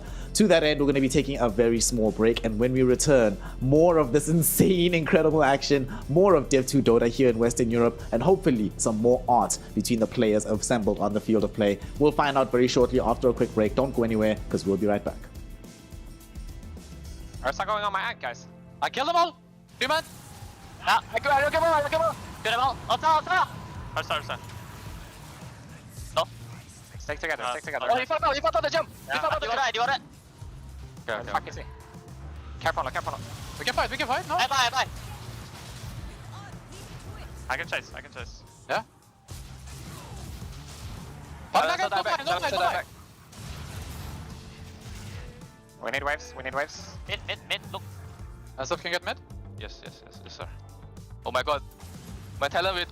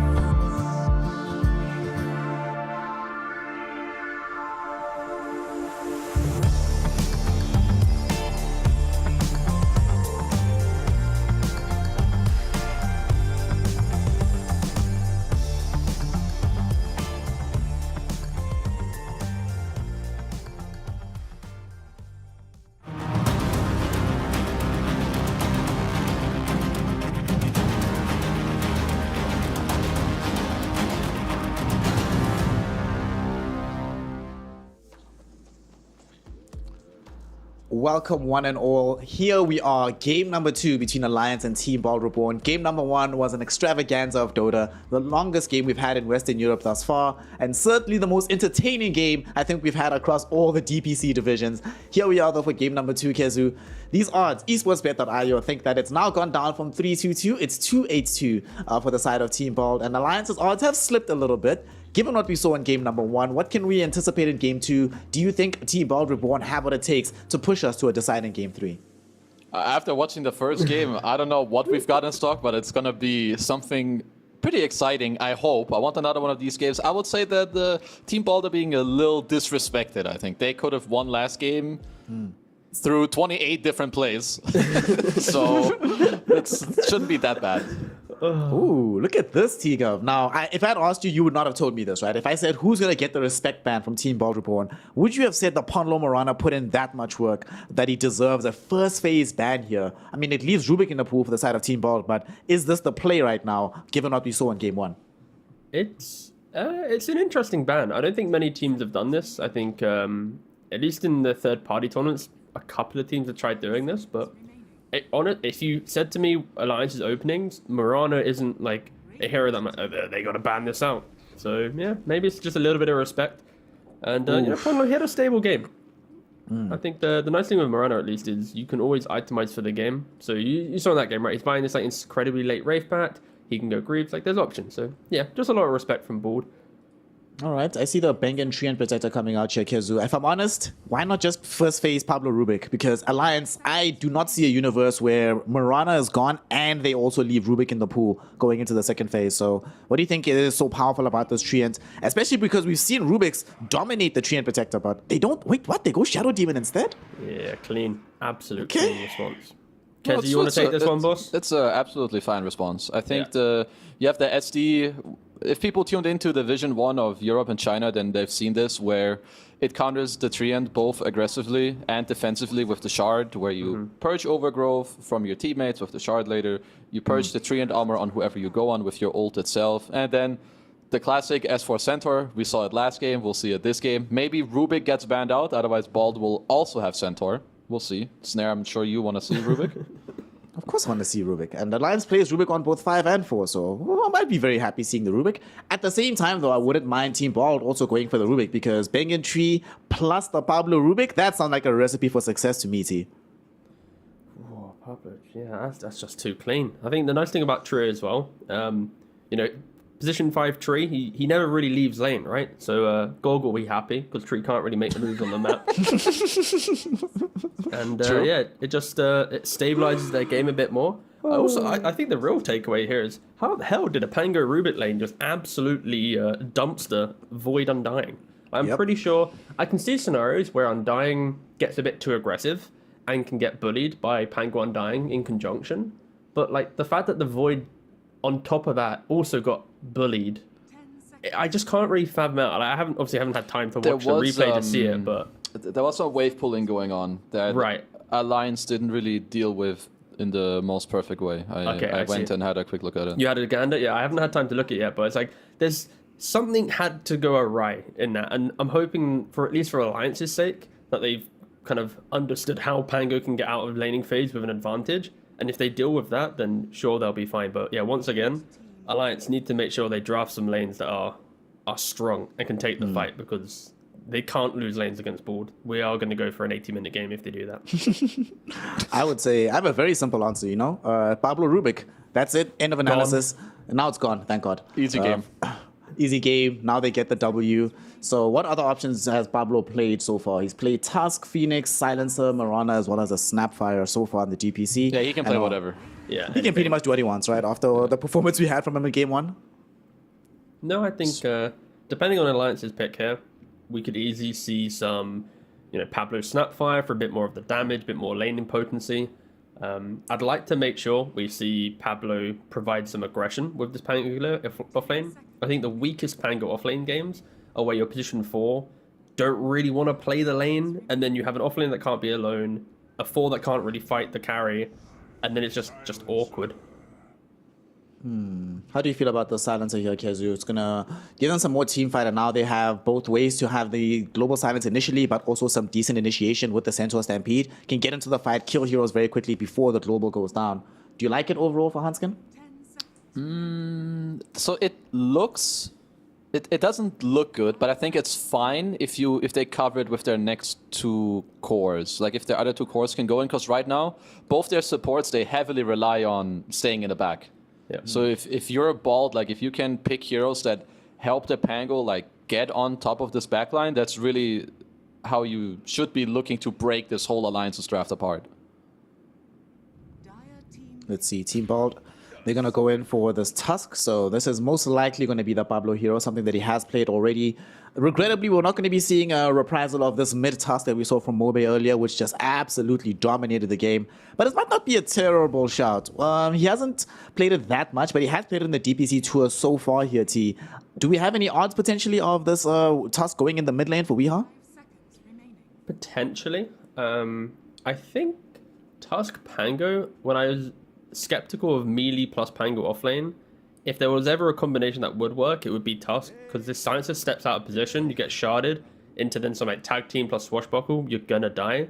So I think that could honestly be an okay lane.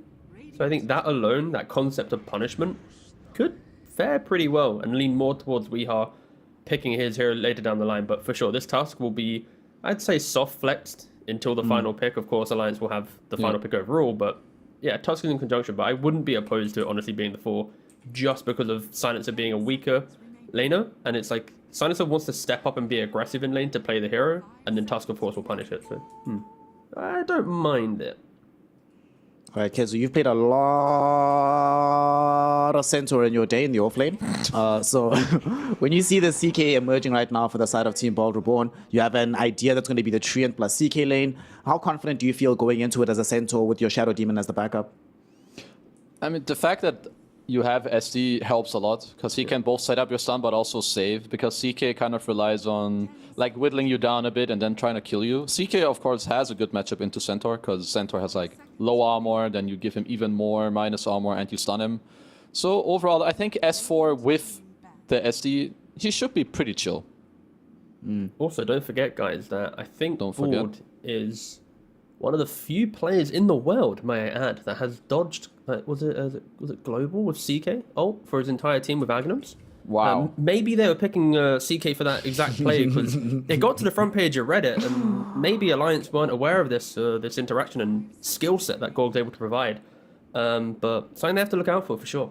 And I hope people understand my sarcasm here as I'm saying it in this tone of voice. No. People do not understand, Tiga. They now assume that the only way to realize the next level of tech in Dota 2 is to search Reddit front page. That is where true Dota lies. Front page of Reddit is where the real understanding is at. Bro, I Witch Doctor was there. Like that one, Gladiator's a game. So yeah. I mean, didn't you almost beat Shopify Rebellion with Mid-Witch Doctor? So you can pretty much do whatever you want. All right, going into the final phases here, Alliance are going to have the final overall pick and Team Bald have the 23. Since it's a soft flex, Alliance seem to believe that this Tusk is actually the 4 position here. Kezu, if you are on the side of Team Bald Reborn, what do you think the team comms are looking like right now? What is Weehao calling for? After seeing this Ursa, is he still feeling confident in playing Tusk, or is there some other hero? Do we go back maybe for his Wind Ranger in a situation like this? So I would prefer if they pick a mid hero, but it's also Weeha, so I don't think anyone is going to have any goddamn clue what he's going to pick. He's busting out some Pugna, some Wind Rangers. I would just like him to be able to play up tempo and like I just want him to get in there. Look at the heroes you have. You have a Tusk that wants to snowball in, you have a Pango that wants to run in and roll in, and you have a CK. I want him to like amplify this and run over these Alliance supports, as I already stated earlier. all right, okay. This is going to be a ludicrous suggestion, but if Board had the flexibility, I actually would really love Veno. Like you put Pango mid, you put Tusk 4, you pick up a Venomancer. Venomancer shits on Ursa, and then you give the vision with Plague Wards for everyone else, and you take the fight. They're not going to pick it. Veno's kind of a dog hero, right? But like, just the thought of this, it would be fun. Just like that potential flexibility. Like, I'm just trying to think, like, you just want to stop this Ursa from having a game, because if Ursa doesn't have a game, then like Silencer SD are supporting enabling heroes, right? Centaur also fixed that archetype as an offlaner. So it's like, who makes plays other than now Chuan on the mid lane? So I kind of feel like if they did want to do some flexibility, they need an offlaner that just really bullies Ursa in the game. And now Alliance doesn't have like the momentum until they kind of recover from that aggression from the laning phase. The one thing I do take from this is, Kezu, that's content though, right? What's the most content pick in your mind that Team Bald Reborn could go for you at the last The most content pick here is your random. That's true. Oh, that's the real chat move. Okay. That's not gonna happen though. I'm not sure I can give you a content pick. I don't know what the content pick is. I'm sorry. Just say the first hero that comes to mind. Right now. You look at Bald's lineup. Husker. Okay. Sure, I guess. Husker. Yeah, why not? Why not? Yeah. I could see Weehao playing stranger heroes in that. So of his real heroes though, the ones that he's been playing reliably, it's stuff like the Invoker, Lina, Meepo, Wind Ranger. Is Shadow Fiend maybe have a shout in this game? Is it not banned? It's still in the game, I suppose. They, would be nice to have some degree of team fight. It doesn't go in as hard as you were angling for earlier, but at the very least, it does make sure that Gork isn't their only win condition, Mus. T? Yes. I was hoping you would take that one. Nah, sorry, boss. No, I won't lie. I was really looking at player cams. Sorry, say again, Snare Boss. I was really just absorbed into the player reactions. Because basically, at this point in the phase, I'm trying to ascertain who's talking to see who's trying to take the pick, So, my bad. I was trying to do some psychoanalogy whilst you I think SF is hard to play against the Alliance heroes. But then again, I also didn't know they would pick Pugna last game. So, who am I to call anything? I mean, Weehao looks pretty happy here, Kezu. So he is I'm smiling. just trying to think. I wonder for how long. So which hero makes him the happiest? If he's that happy, it has to be like some Meepo, Wind Ranger, something even stranger maybe. Like, come on, all right, let's see. Boys. Meepo, do it for the content. Do it for the content. Come on. What's it gonna be? One second. Oh, no. Why is he laughing? No. How's he so happy with a tiny pick? You know why he's laughing? Because he's debated us. I think he's playing Tusk. I don't think he's playing Tiny. God, what a boring pick. Yeah, I mean, it works for Bald at least. So in regards to Bald's lineup right now, Pangolier is going to be the hero that opens up the fight, just rolling in for the vision. And then once you see the SD or see the silencer, if after global, then it's like Tiny jumps in to then set the pace of the fight. So for Bald to actually engage, they need to take like 2 or 3 layered engagements where it's like obtain the vision, find the heroes, then execute when global's down or a disruption's been wasted. So there's a little bit of technical ability needs for their heroes to pop off. Wait, what? 24 pick Leshrac. Kezu, I legitimately do not remember the last time I've seen this, let alone heard about it happening in a professional DPC game. All right, what do we make of this? We've just ended the draft with Chuan having his Leshrac. It's a hero that he has played already in the DPC to some pretty tremendous effect. It's a hero he's played a lot of in his career overall. All right, for Alliance, this is the kind of draft that it looks a lot more stable. It doesn't look as volatile as some of the aspects we saw in the Game 1 draft. What do you think about this Leshrac at the very end? What does it provide towards Alliance, and how does it help them to win Game 2? Leshrac is a very good pick for many reasons. First, I like it. If you look at the Team Ball draft, their damage is like kind of weird. It's like you have this tiny combo, but then all the other damage is very slow. Lesh is very tanky. He's going to have the spell lifesteal. He has a SD save. He has a centaur. So there's a lot of like heroes going in for the Ursa. He's protected. He's going to have a good game. I think Lesh was perhaps the best pick. I'm pretty sure DP was banned. So Alliance, they've got a bogus draft and they're going to win. Okay, some confidence there in our Poglo draft. What do you got for me here, T? Looking at Team Bald Revolt, you know? T-Bald, what you got? How do they win this game on the side of the die here for Gork and the boys? Thank you. I am boarding, as you can see from this receding hairline. And with that, I think board, they can do well in lanes again and emulate their Game 1 vibes. I think Alliance, once again, they will eventually get to this cool point of, haha, we are the better team. But yeah, board, win lanes. Take some Roshans, vibe check, get to 80 minutes, please. And yeah, we'll see. But again, I do prefer Alliance's lineup. This Lesh, very good pick. It's a very good Lesh pick for the side of Alliance. However, it's a very fun draw from the side of T-Ball. Once they start going in, they pretty much can never, ever stop. So let's see if they can keep that train rolling and give us an entertaining Game 2 and hopefully a game number 3. To find out, we send it over to our casting pair. We have OD, Pixel, and Fog. Gentlemen, please give us another 80-minute extravaganza. Thank you very much, Now. Yes, it was a fantastic Game 1 to start the best of 3. We're just getting ready to jump into the action of Game 2 at Team Bold Reborn versus Alliance. Fog, talk me through some of these heroes. What are you liking about this one? Do you think we're going to get another close one on our hands, or are you concerned for one of the drafts here?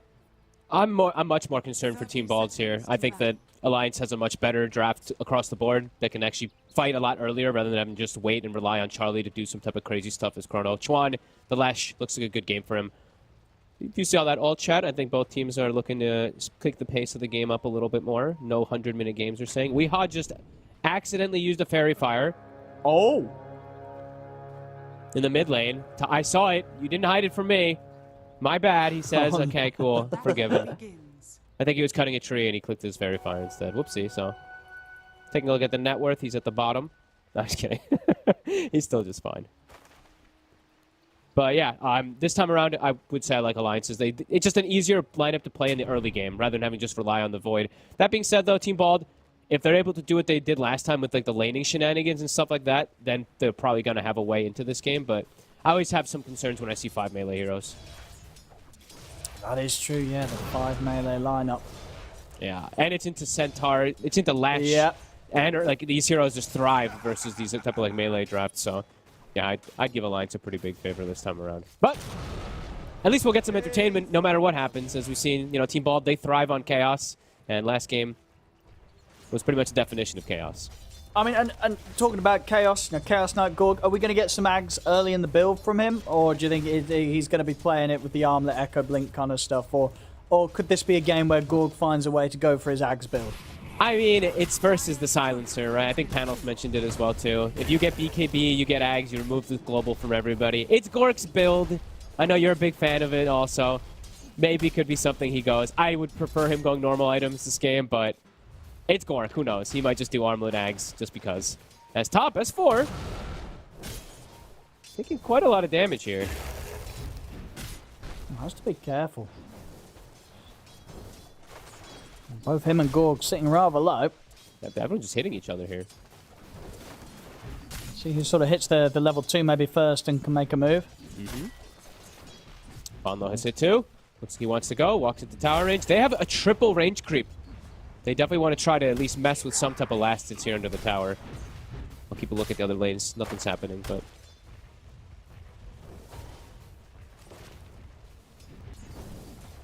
So, See those range creeps. Yeah, let's see who gets them. Banging. Banger's getting some easy money here. Banging. There we go. Bam. And there, there's the crit as well to secure that one. Nice. Gorg rolling lucky there on the passive. Do you like the CK set? Oh, wait, we'll wait a second. Bottom Pablo.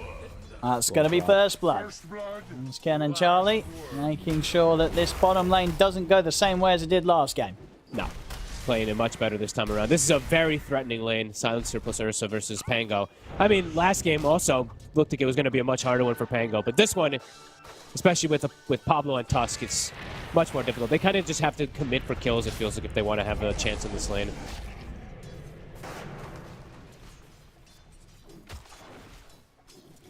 Very hard for them to commit in onto Hansken when Charlie's around, ready to fight back. Not easy. Ursa should be able to have this nice free farm after this kill. Pablo's going to start pulling creep wave and stuff like that. Going to eat some harassment, but not going to affect the Ursa Charlie too much. Looking at mid, pretty even at the moment. Nice stun there from Chuan. 3 creeps secured. And he is just going down the lightning build, so not going to be doing early edict just yet. Try 2-0-2 into 2-4-2, the usual. No one being left too far behind. Up top, Bangin. This time, he's caught. That's 4 able to click him out of the lane, and for farm so far, pretty even between the two of them. I mean, Gorg himself's probably going to be quite hard to kill, I would imagine. Yeah, unless like somehow Ponlo gets like a crazy amount of poison stacks, but that's pretty difficult. You end up using too much mana. Is up top again. We're going aggressive, but a quick disruption to bail it out every single time. We saw they're dropping very low. Chuan starting to now put the pressure on. They're even going to do some rotations here. So Tusk going to look to secure Rune. Charlie going to be the one to try to bully Zip Zapper. Boots and Orb of Venom. He's making him take quite a bit of damage. On to Pablo next. On top lane, S4. Will be saved again by Ponlo, holding back Gorg. One more poison. Ponlo can get the stack up onto Gorg, can potentially go for the kill. And Gorg, he's going to go in aggressive with the stun onto S4, and they'll actually be able to get the kill themselves first. Gorg, he's still alive. And only Ponlo. just. And I tell you what, Team Bold, they're going to be able to turn and take down Ponlo as well. Gorg lives. Nicely done. Just the sustain. I mean, Tree Things, level 2 Leech Seed. It's a bit too much. It looked like they were going to maybe get him, but that little extra healing, 5 poison stack, not enough. Nicely done from Team Bald. So back to the lane, S4. Very much having to respect these two. They might just go on him again. He's got to be careful. There's a I mean, it's very deceptive because they have so much built-in sustain between these two. Come from the Chaos Strike and from that Leech Seed that's coming into play. Pablo will go toward mid, but now making his way back toward top. The toss back. He was looking for it, but won't get it. Stun will miss, so we'll manage to walk this off, but still will be left very low. Juan's actually committed the 3rd point in Lightning, so not going to have that edict for the early push, but all about just lane prowess.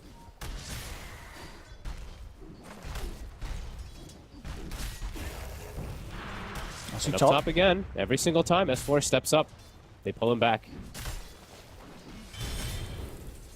Hard to fully commit, especially with Ponlo by the side. We'll always manage to hold back any attempt from Team Bold. I wonder what the reasoning for Ponlo to get us. I've been seeing him do this a couple games. I know Blightstone is very valuable in a lot of these games when you have someone else that can utilize it, but with Centaur, it just seems weird that he went for it. So a bit of wasted gold, it feels like there. But now, maybe he can just get a free kill out to Weehaw. Yeah, it does get the avalanche off, but yeah, he'll go down. So getting caught by surprise there by the move from Ponlo. Nicely done from Ponlo, also not taking the kill. He stops the attacks from the illusions and everything to make sure that the Lesh gets it.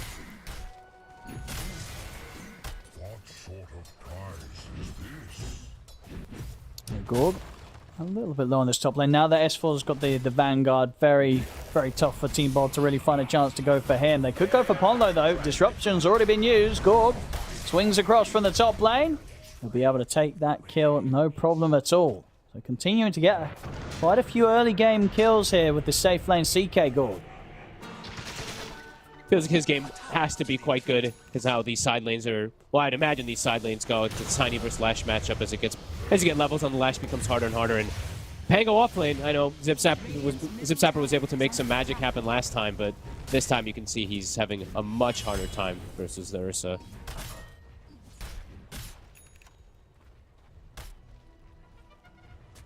Somehow the catapult is still alive in mid. Okay, Weehaw able to get like 3 or 4 hits onto the tower with it there. That was, I mean, it's 2 minutes after this thing has spawned. Somehow it survives all this time. I see top lane team bod they brought over Pablo. Okay. So if they can make something happen with the 3 of them, it's tough though. Zes4 with the Vanguard, and now with the 6, he has the Stampede to rely on. It's not really an easy hero to make the moves on, and indeed Pablo's starting to lean away from the lane. I think he knows that killing S4 now it's going to take probably more effort than it's worth. Yeah, you might just get turned on yourself when you push too far forward. I like that they put this deep lane ward coming out from Banga in there to scout. Because then they can actually see if this Lesh is going to be TPing up, because Gork needs all the protection as possible versus Lesh. Zip Zapper. They want him. Charlie got the roll up though.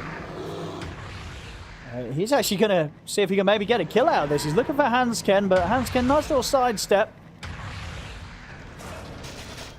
And Zip Zap, I mean, at the end of the day, he's I think maybe Charlie sort of missed a creep wave that got cleaned up by the creep. So it just being quite the distraction here, trying to slow down Charlie's farm. Yeah, he's just being annoying. And he's still sticking down here and still getting more last hits. We'll have to back up now at this point, but decent stuff. Seeing Pablo not really have a place to go on the map, though.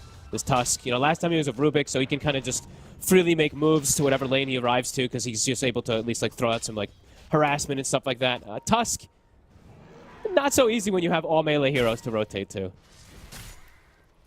So he's gonna go for a stack, but that camp is blocked. So we saw the sentry coming out from Alliance in the hard camp there. No stack coming out for Pablo. Yeah, he's gonna have a rough one this game. Last game he's able to pop up so much on Rubik. This Tusk, the laning phase, just very slow. Dire's bottom tower is under attack. And Chuan, maximum efficiency. Whole time he has Silencer sitting in mid. He's clearing stacks with the regen rune. So we see the Lash.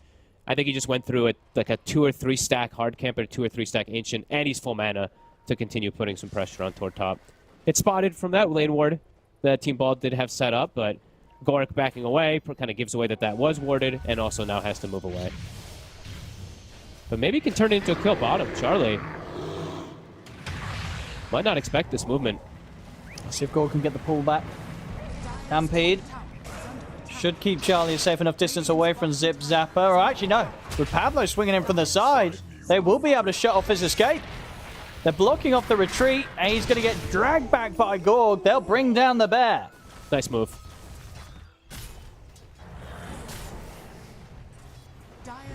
We'll lose their top tower for it, but it was a good rotation coming out from Gork. It's like there's nowhere else for him to go. This one actually gets a benefit rather than him just jungling.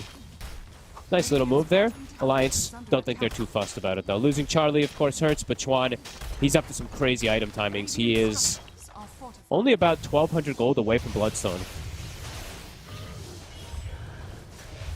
And how sort of easy is it for Team Bald's heroes to kind of take down a Bloodstone Lesh? Any sort of item builds we can expect to see? Any timings that will help deal with how strong this Lesh rack will be? It's mostly just the Blink Tiny, as if they have the burst potential with everything, but it's 5 melee heroes, so if they don't burst him immediately, and they're standing on top of him for Bloodstone active, Chuan's is likely to full heal up, so I think it's all going to be about if Weehaw's able to get a good connection with Blink reveal. Which might work the first time, but the next few might not be so easy. Because the Slash is going to be tanky.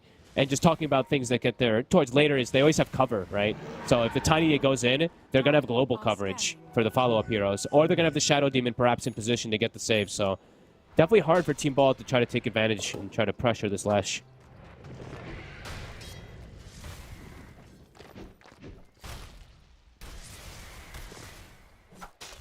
Around the mid, Zip Zapper.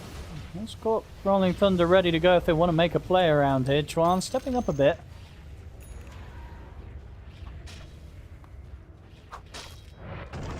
At the same time, Alliance, they are very much prepared. Grouped up around the tier 1, and in fact, they could look to make a jump themselves on towards Zip Zapper if he's not too careful. They've got their eyes on him. S4's gun. Okay. They're going to look for the full setup. In they go, but ooh, they weren't able to catch him successfully. An attempt there with a disruption into the Stampede, and it will not warrant them a kill. Zip Zapper's going to be fine. And now S4, he's being chased out. Pablo's on him. And having to use the Stampede aggressively on the other side of the map, he's not going to be able to run from this. They've put the Overgrowth to stop the TP out. These two, of course, struggling with the ability to find enough damage to take down the Centaur. And with the help of Zip Zapper, they can get him. Zip Zapper's actually going to end up getting stuck in by the shards from his own teammates there, but it doesn't matter. Weehaw, in with the jump, gets the burst, and takes down S4. Okay, a bit interesting to see S4's item build. He's gone for all defensive. He's Vanguard into Hood. So gonna limit their kind of aggressive potential without having a Blink Dagger. I guess they're gonna just have to have the Lesh kind of charge in and do all that early aggression, but that could get Team Bald kind of back into this game of them being able to open up the map with their Blink on Tiny. Look, this is fast. Straight away after getting that kill, they're looking for a smoke move mid, and they're gonna try and burst Chuan. Ponlo's here, though. Got Ponlo behind him. The Global comes out, same to be said with the disruption. They're buying Chuan time here against the initial burst. Zip Zapper still finding the angle for a couple of bounces with the Rolling Thunder, but the Bloodstone's pot, Chuan starts to heal. So up to the high ground, Gorg. He's going to opt for a TP out. He'll get away. There's nothing to put a stop to it. Lightning in the middle lane, bringing Bengen down low. They all get away. Not enough to kill him or Weehaw. So Team Bald, they won't get the kill with the jump, but at the same time, they don't lose anyone for that attempt. I mean, Chuan full healed. I really think this Lesh is going to be the big issue. Like, Charlie's going to be able to catch up, but this Lesh is... That's the Blink reveal. And this Lesh is only going to get tankier and tankier. Chuan definitely going to be a big nuisance on this Lesh versus these 5 melee. And especially when he's got coverage, the Global plus the SD in position as we saw there, it's very unlikely that they're able to bring him down. I mean, even without the save, I think he was just fine. And guess what? Look at Gork's item build. He's doing it. He's doing it. Let's see if he actually full commits. But Stalls out the game. As you say, later on, it's going to offer potential against the Global if he can buy some sort of item to remove the silence from himself or rely on a teammate to dispel it. There's definitely things to be done with regards to the Ags this game. So deep in the jungle, Pablo, he's going to get the setup on Hanskin, and they'll burst him. Weehaw's in with a jump. They find a quick kill inside the jungle. Okay. And this is the time for Team Bald, really, I feel like, to just try to take advantage of map because they have Blink on Tiny. Alliance can't really make that type of aggressive potential as easy without S4 having a Blink Dagger. So yeah, I think this is the time to go for Team Bald. Let's see if they can get the jump on to Charlie. They know the scan's hit. Charlie will put the ult, still gets tossed back over towards Pablo, and Zip Zapper stampedes out. Uh-oh. But they're looking to dive the tier 2. Zip Zapper checking into the trees. He's going to find both supports. Gets a great angle here across both Ponlo and Hansken. Gorg's in on top of Charlie. Overgrowth holds back Chuan for now. Allows Team Bold to finish off Charlie. Gorg doesn't look like he'll have a safe way out of this one, though. Chuan and Hansken chase him out. It'll be 2 for 2. Weehaw and Pablo still trying their best to retreat, but the curse from Hansken hits upon the two of them. Alliance will continue to chase down. They'll look for the TP out here, Weehaw and Pablo, and tell you what, they're going to do it in time. Pablo getting out there, TPing from right underneath the noses of Alliance. All right. I mean, a decent hit. They get Charlie again, but like I was mentioning, I think Chuan is really going to be the bigger thing that they need to tackle in these next few moments. Weehaw in. I mean, he'll walk in, he'll get a kill. I don't know if he'll be able to walk out. He won't. He'll tell you that was worth. I mean, I would as well, but I don't think it was. No, definitely not. I mean, Chuan level 13 now. Yep. Some free XP given from this Tiny. And now... Zip Zapper. Oh, no, Zip Zapper. Everything's on cooldown. He's jumped in for this. Pablo. Oh, my.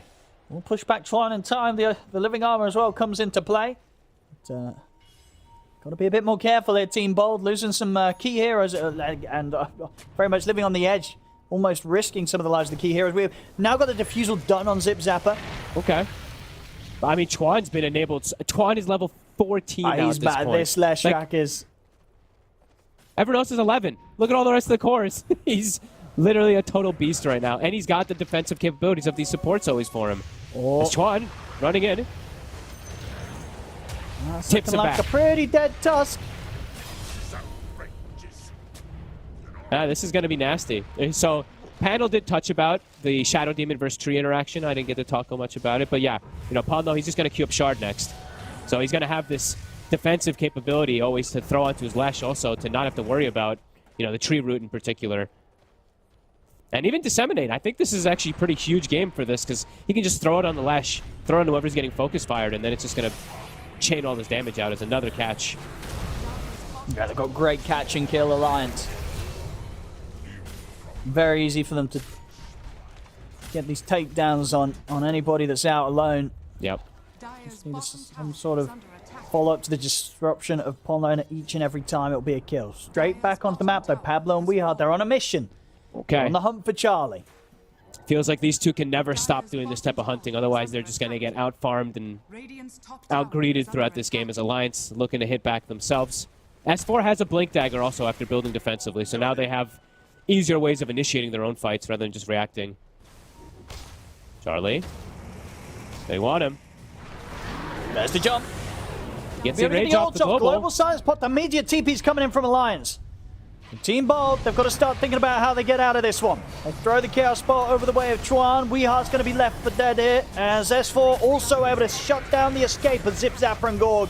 In with the Hoostomp. Charlie still ends up dying, but Gorg, he's going to be left behind. Zip Zapper, will they be able to chase him out? The curse is bringing him down low. Charlie gave him the XD. Zip Zapper's actually able to get out. Oh, man. Fortunate to get out. They get the kill on the Charlie, but again and again and again, Chuan, the beast, the pony. Yeah, this Leshrac. Top net worth. I mean, even S4 having a hell of a game, too, on his farm. Like, he's top 2, just barely behind the Lesh. And they keep getting Gork. Charlie keeps dying, but I don't think Charlie seems to care too much.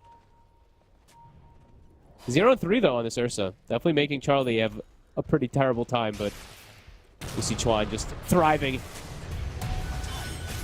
This is going to be another one for them here, finding banging. Elsewhere, Weehard was able to make the jump onto Ponlo. Okay. So still being able to pick up kills himself here with the Blink Dagger. The Beefy brothers, I think, just have to continue looking for these aggressive plays. Blink Dagger's finished on Pablo, so I think same thing. I think these two just can never really stop looking to be active. And right now, Global's still on cooldown. Same thing for Stampede, so I think whenever they see any heroes show on the map by any means, they should just try to pretty much run at them to give the space for Gork. Oh, we're going to have what the Aghanim's done now for Gorg. You think he's going to sell his branches? How dare you? He does like to hold on to his branches. He never sells them. He likes to hold on to them. Even when they cause him issues, he keeps them. All right, so Aghanims, it'll be done. Let's see if that's able to cause some kind of panic and chaos that Team Ball still feels like they need in this game. Okay. He's not gone back up immediately. The TPs are coming in. I don't think they have the damage. S4, and with a Hoostomp onto Weehar and a D-Chuan, he's just comfortably, pretty much permanently sat at full HP the whole of that attempt. Weehar and Pablo to die. Zip Zapper also caught by the lightning of Chuan. It's you can't poke the pony. No. The pony is now level 17. They actually healed Chuan more than anything there. He gained mana and health from that battle. How are they going to kill him? It's going to have to be fall into some sort of meme tactics of like tosses and Tusk Aghanims kicks towards the fountains, I feel, against this hero, because I don't know how else you're going to find the damage to burst through this Leshrac. I mean, especially he gets Pupil's Gift right before all that happens too. Gork gets a jump. Not a bad kill to start the fight off, eliminating the threat of a global silence, and Roshan is at half HP. See what they can do. Zip Zapper's back in play. He'll be able to head over to the pit. Alliance not going to as easily take down this Rosh as they may have hoped. Waiting for their silencer. They're playing it careful. Chuan has Bloodstone still. The active is back available. Yeah, this Lash is yeah. I mean, when you're 5 melee and you don't have these... I mean, you have the Tiny for this poke, and I guess the Pango for the poke from distance, but most of your heroes will commit on top of this Lash, so you're just going to provide insane amount of healing every single time onto him. Yeah, it feels like it's going to have to be some 4D chess kind of thing to kill this Lash. Yeah, you have to get this kind of jump stun off before the spells are being pumped out, but as we're seeing, global disruption, they've got the ways to break the combos. So yeah. It really is going to take kind of a huge slip up from Alliance, having Chuan completely separate. for there to be a chance for Team Ball to get the kill. And Gorg, he's been found. S4 leads the way. Jumps in, they'll take out Gorg. And with the CK gone, they may see that as good enough to head back into the pit and finish Roche.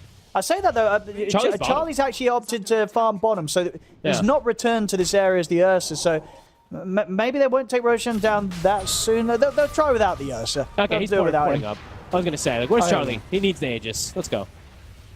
They might even just give it to Chuan at this point now, but is Chuan even capable of dying? I mean, why not? Just give it to the Lesh. He's the carry. All right, yeah, put it on the Lesh. That's what they're going to do. Level 18.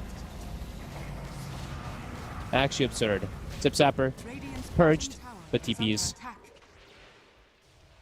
Yeah, Chuan has no fear whatsoever now at this point. Kaya Sanj, Pupil's Gift, all the HP in the world, the backup too from his teammates. Ponlo actually opted to go, okay, I'm fine with this. He went for 4 staff instead. I think I'm going for that shard. I think it's perfectly fine this game.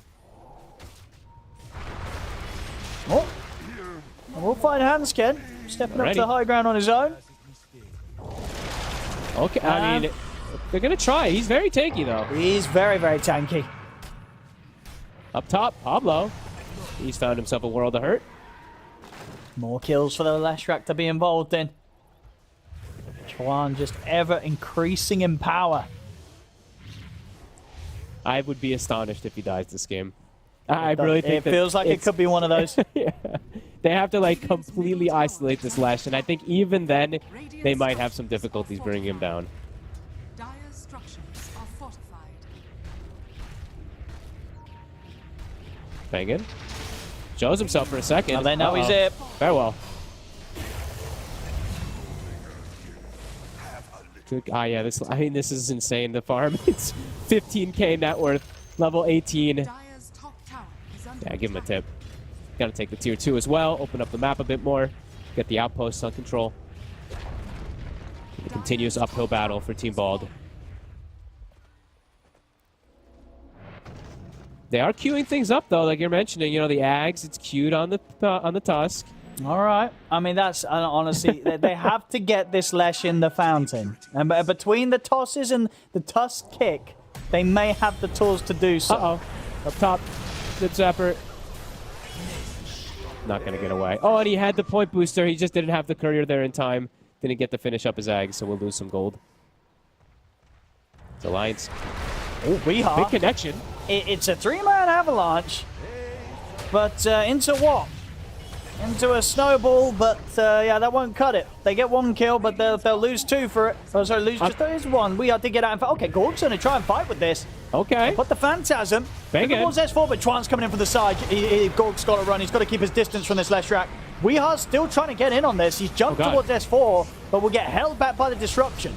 Gorg's going to step up, see if he can help out Weehar, but Weehar caught in the stun and caught in the damage of the Lesh. Doesn't stand a chance. They're getting way too big. All 3 cores at the top, even Charlie now being able to farm, getting involved in some of these kills. But Jet Chuan, I mean, perfect itemization. I love it. Even like casual cloak and stuff just for this little bit of burst. But going back for Shivas, now he's going to have the full answer for even the CK, if there's even a potential of Lork scaling. Yeah, Chuan means business this game. Not satisfied with the 70-something minute win before. He's looking to end it early. Absolutely, they're speeding it up here. And Alliance looking like this time round that the strategy is solid. And Team Bold struggling to find any cracks in it. The jump forward here from Charlie. He's into the high ground and they'll just straight up take out both of the supports. Bengen and Pablo. Easy kills there for Charlie as he commits in with the BKB. Chuan is now the levels of both of the supports on the side of Team Bald put together. Level 20 Lesh. Actually absurd. Like, the amount of damage this hero does at this point now is too. Like, it's insane. When you've got the max Pulse Nova plus the talent, support, like, not only is it 5 melee, so they're all just going to die to Pulse Nova, but they're also incredibly fragile at this point. Team Bold. Well, Zip Zapper attempting to start the fight, but he's unable to get the Rolling Thunder off. Weehar will manage to jump in, take out Polno. Gorg's in from the side. They've found both supports. Now, can they do anything more beyond the supports? That's the question. Chuan's just cleaning up the cores, takes out Weehar. I think he can, like, 1v5, actually. I'm pretty sure at this point. Full Shivas is done. Oh, God. His only problem is his mana pool right now on Chuan, but he just replenishes that with 1 Bloodstone usage. Gorg's got to stay hidden, make his way back up through the tree line slowly. TP's on the way out in the courier. Look how confident Chuan's playing. He knows. He's like, yep, good luck. Come at me. He's still got Aegis for 15. I mean, they know that he's alone, but can they time and attempt to start the fight? They consider it. Looks like they're trying to set up for this. He's pretty damn strong. Good dodge of the Who Stomp. This isn't too bad at all. They have got him under the tier 2. Gorg drags him in. Aegis is gone. But the Bloodstone's pop. Chuan starts to heal, and Gorg, he'll get destroyed by the bear. Charlie's in with a BKB. Takes down Gorg and Pablo. I mean, Chuan just clicks Bloodstone and like starts disintegrating heroes in 2 seconds as well too. That was their best opportunity to get him, but the rest of the team arrives. Dire's bottom tower. Full Shiva's level 22. 2k gold on top of that Shiva's pickup in the mid lane. Zip Zapper. Oh my goodness, lucky with the Who Stomp, but won't be lucky enough to survive as the Global is committed to make sure that he can't jump any further away. We are. He's out just in time. Pablo nearly still finds him there. Chuan just hitting the base casually, not even with Edict. Now Edict's back available. Going for the tower. Well, 5 seconds until Gorg's back up, but no Zip Zapper for 30. I mean, look, look at Weehaw up top. They're hunting Weehaw in the meantime. Alliance feel like they can do pretty much anything on the map at this point. Let's see if Weehaw, Irish Spider senses tingling. Not soon enough. His Blink was still on cooldown. He'll put the BKB, but they've got ways to deal with that. Bashes there from Charlie. And Chuan looks like he wants to go in. Blink reveal. Gorg looking very dead. He'll pop the ult, but he'll still die straight through it. Pablo, is he even able to keep a distance here from Chuan? He's not. Chuan just steps into the base, gets the kill. Oh, he's baiting him. I was going to say, he doesn't need to TP out. Sort of bait Zip Zapper in there with the bait TP. And it ends up killing him through the Rolling Thunder there with Diabolic Edict. Yeah, I mean, this really did feel like the absolute perfect last pick. And Chuan, he's just popped off completely this game. Level 23, 29 minutes, looking to close it out. Yeah, this is the sort of wins the line expect to be picking up here. Yeah, no funny business this time around. Up top. Replenish some health and mana, keep the push going. Team Bald, maybe one fight left in them, but will it even be victorious? Very likely not. That's Chuan almost baiting them. Look, he's just sticking around. He really is. He's more than happy for anybody to jump him right now. Ponlo just stopped casting his disruption on top of him too, just in case of anything. Bloodstone's back up in 1 second. So Chuan is perfectly fine. He's even holding it for the fight. They're going to try. Remember the jump. See if they can burst him anywhere near to low. He's down to half HP, but that's not good enough. They just don't come anywhere close to killing him. And Gorg. Stun over to the side. They'll catch out Gorg. GG is called. Alliance take game 2. And with that, their series, it's theirs today against Team Bold Reborn. They'll take this one 2-0. Well, the first game was exciting. It was chaos. It was exactly what Team Bald needed for some type of morale boost. But this time around, I think, yeah, the last pick, Lash, felt like the perfect answer. And Team Bald, 5 melee heroes up against it. Couldn't really get the ball rolling. They killed the Ursa a couple times, I think 3 times in the early game, but they never had an answer for Charlie. He just ran completely rampant. Or Chuan, sorry. He ran completely rampant. Yeah, Charlie was kind of just long for the ride that game. Yeah. He had a pretty chill one. And they were just how much Chuan was doing, just led the way. 14-0-14. Yeah, that Lesh pick, as you say, must have, without a doubt, caught Team Bold Reborn by surprise. Definitely something I don't think they accounted for. You know, I'm sure they themselves sort of had that moment of realization, as we all did, being like, well, we're 5 melee heroes against this Lesh. If this Lesh has a good start, we're probably in a whole world of pain. And it's definitely what happened there. They could not deal with this Chuan Leshrac at all. So well played to Alliance. They'll be taking the victory this time round as they take the wins against Team Bold Reborn 2-0. A 2-0 victory for the side of Alliance. And with this 2-0 victory, they now go 3-2 here in the DPC. to really give context here, Kezu, to just how strong this 24 pick Leshrac was, you were mentioning at the end that it's probably the strongest pick they could have gone for. He alone on Chuan did almost as much damage as all 3 cores on Team Ball Reborn combined. They only did 3,000 more damage than this Leshrac did by himself. An absolutely blockbuster performance coming in from the Southeast Asian Talisman. I mean, Chuan is kind of a beast. I feel like this guy pops off like every game I watch him play. He seems to be doing the right things, whether they're winning or losing. They also had his pick was good against the enemy draft. His teammates were also good at enabling him. They played well around him. I mean, this guy is really good. Alliance, they definitely stepped it up in this game compared to the one before. They certainly did, T. And one of the things that we've been sort of harping on Alliance about has been their laning phase and how sometimes they lose lanes that they're not necessarily meant to lose, or things go even when they're supposed to be dominating. None of that this game. This one was a much cleaner performance coming in from them, even in the earlier portions of the game where you would expect Team Ball to be able to challenge them a little bit more.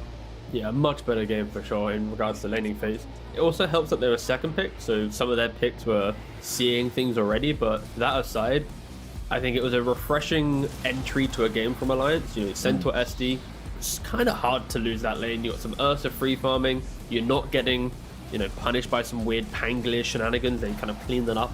And of course, we've already mentioned the Chuan and the Leshrac. So I think overall for Alliance, if you are a team playing against them in the future and Alliance's second pick, just honestly just ban the Centaur. I think it simplifies their draft so much, and their player style looks so clean, because like every pick in this draft, it was like, yeah, it looks pretty good. Why? Because it's like grounded by a Centaur and then enabled by the Leshrac at the very end. So yeah, I think Alliance second pick Centaur, you can't see it again in Division 2.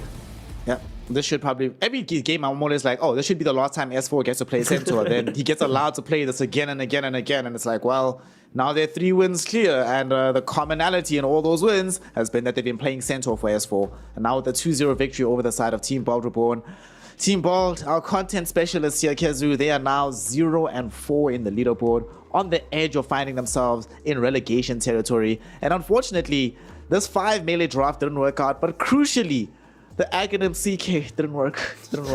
Oh no. I mean, he nearly dodged the globe. I mean, I think they're just, at this point, it's not going too great. I think you just do what you think is right, or you have some fun with it. I'm not sure. I think in the following, like they show me some good things, but it's just not quite good enough to beat out some of these teams. I still think that they will get a dub before this whole season is over. They will beat someone. I'm calling it now. They will beat somebody. Just before you go on this train, all right? Okay, I'll what are they list you playing the against? teams they're playing, all right? Yeah. They're playing against Ivy, February 17th. They're playing against Manaspa, February 19th. They're playing against Urdu Thunders, February 21st. They'll win the one game. Oh, okay. So game, not series. All right. Yeah, That's chill. Changing. No, but like overall, I think I'm not sure what they expect in terms of like before the season. I mean, obviously you're not gonna go in and be like, yeah, we're gonna lose every game, but compared to other teams, I don't think they scrim, and of course it's gonna show against some of the better teams. So I'm not too surprised, but some of their games at least are very entertaining. It's the long con, right? Yeah. They really wanted to play against Old G, Seb Notal, and they couldn't get to Division 2, so Bald's actually just doing them a service and going back to open qualifiers to play them there. It's a better storyline, but no, it's looking rough for Team Bald. Not really got the chemistry and the vibes of previous talks. There's a lot of that they have to still figure out for the time being before they can really reach their final stage. On the bright side though, on the other side for Alliance, they've certainly started to find their stride, and they found really good form for Chuan, who I'm kicking anybody off who disagrees that he's MVP for this game. Like this Leshrac didn't die a single time, 28 kill involvement, 14-0-14, nice and symmetric. But the thing that really impressed me the most, Kezu, about how he played this Leshrac isn't just the padded score, but the fact that he was willing to frontline for the team on Leshrac. As soon as he got the blast on, he's like, alright boys, just follow me, it's fine. I know that we've got some save from the side of Ponlo, he'll extend the fight. And the difficult thing about the save is that it's not just keeping the hero alive a little bit longer, you're taking so much damage in the time that this Leshrac is staying alive that you can't actually even stay in the fight. So many times this game, we see one save from the disruption, and then it's like, well, the fight's actually turned immediately. We have to run away because Chuan is going to kill us all once he comes out of this bubble. I mean, he's making everyone happy by running in. He himself is happy. He has Bloodstone. He's tanky. His two supports love for him to run in. You have SD and Silencer. We even mentioned in the draft. You need people that go in, for you. So you make your supports happy. You also make their life easier because if you're going in soaking all the damage, it becomes really easy. Okay, I need to press global. Okay, I need to press disruption, and then he played into 5 melee heroes and he just played like a god. So he did his job. I don't think it was very hard, but he did it incredibly well. Yeah, I mean, I feel like Alliance, after this game at least, they need to keep thinking about ways to get Chuan in these scenarios, right? Like, is it on his Shadow Fiend? Is he going to play some Leshrac? Is it maybe some Ember? Whatever hero he's playing, I think Alliance need to understand how to get him to a point where he can break the game. Because clearly he's shown everyone that he is that type of player. And I think if they can just emulate that or have a consistent path to getting Chuan to those get points, they can contend against the better teams because this guy is very good. He is so good. 6th fastest Shiva's God on this patch on this Leshrac hero, so he's certainly showing the chops that he has when given the win condition. But of course, since they did win, that means we have an opportunity to talk to some Alliance member. And yet again, we're going to be having S4, captain, the brains behind this organization. S4, good sir, congratulations on this victory. Talk to us about something though, I'm very curious. Game 1, let's be honest, was a bit of a shit show. Things were going in all different directions. It was chaos at all corners.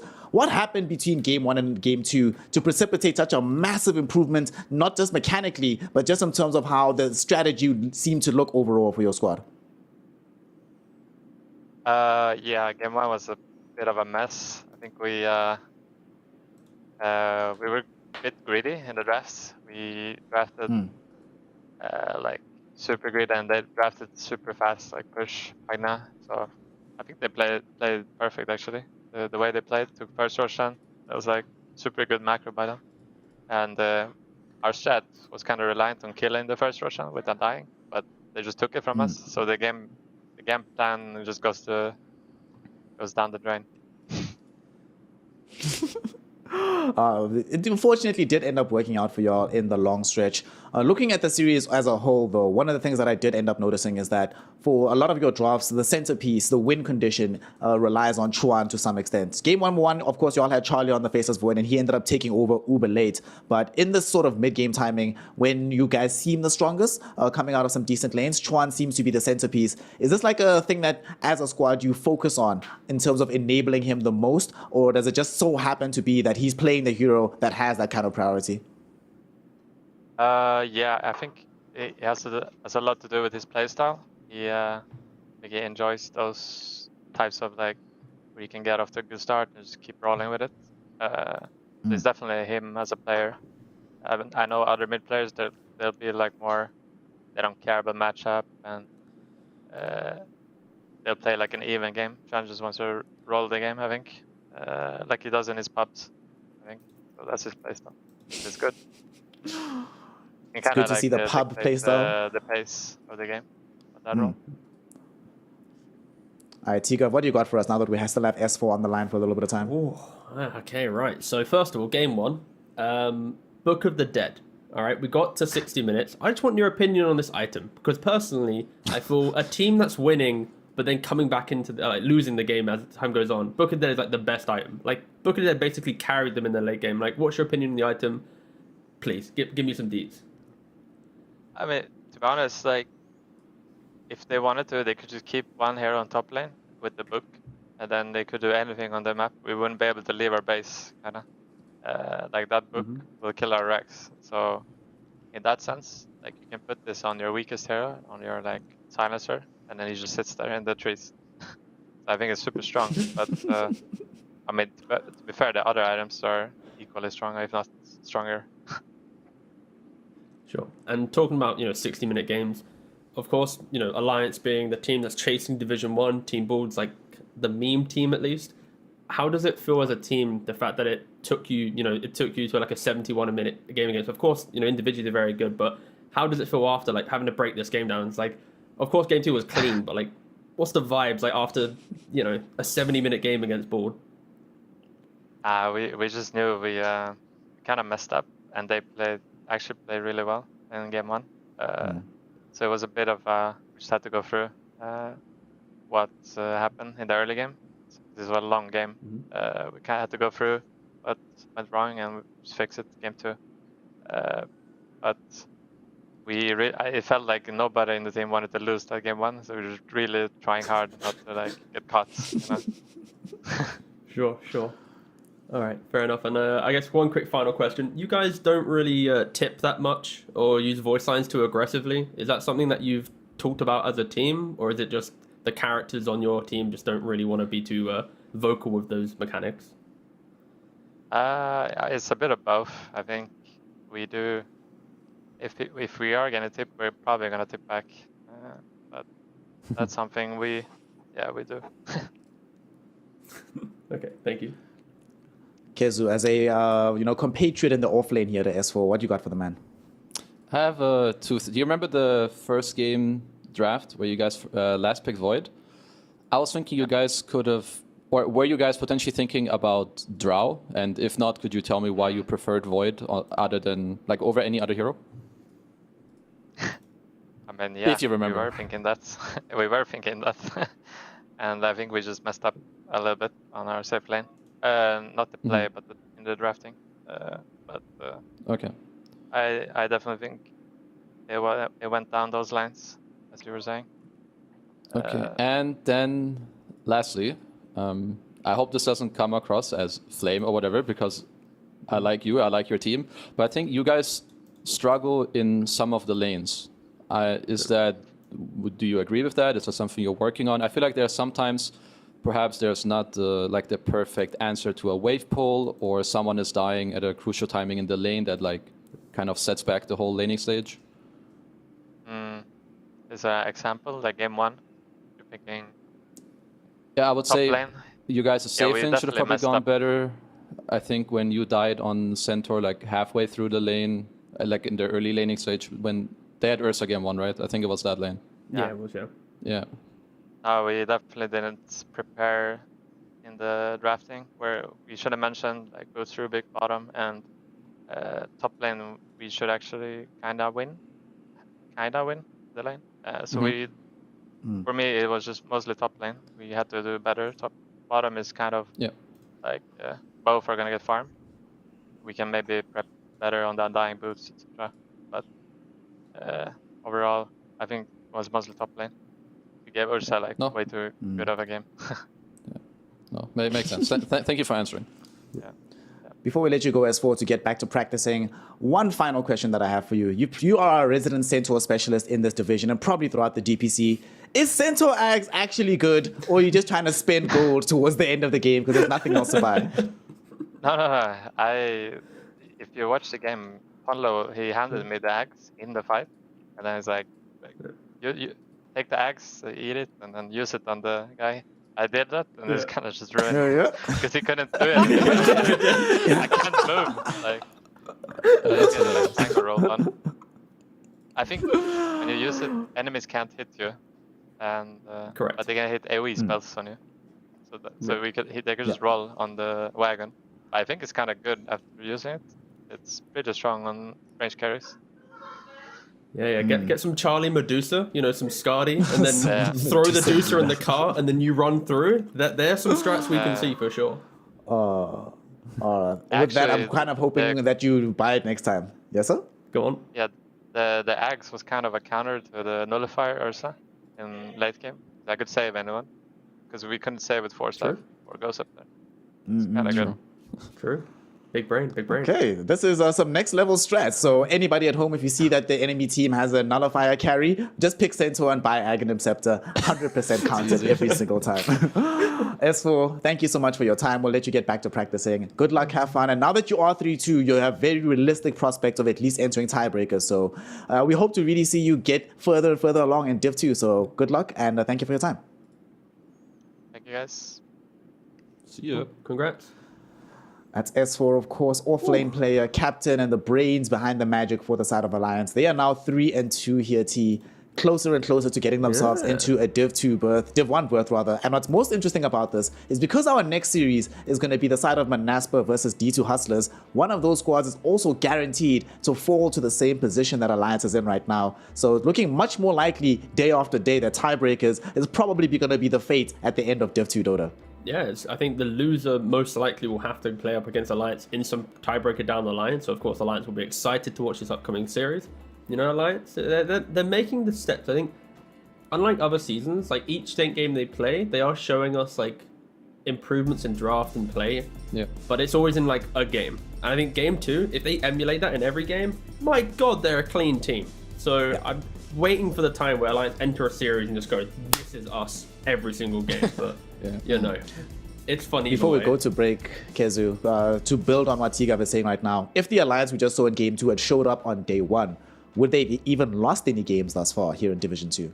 They would have probably lost games, but they could have won every series, perhaps, if they drafted as well and played as well as they did in the game just now.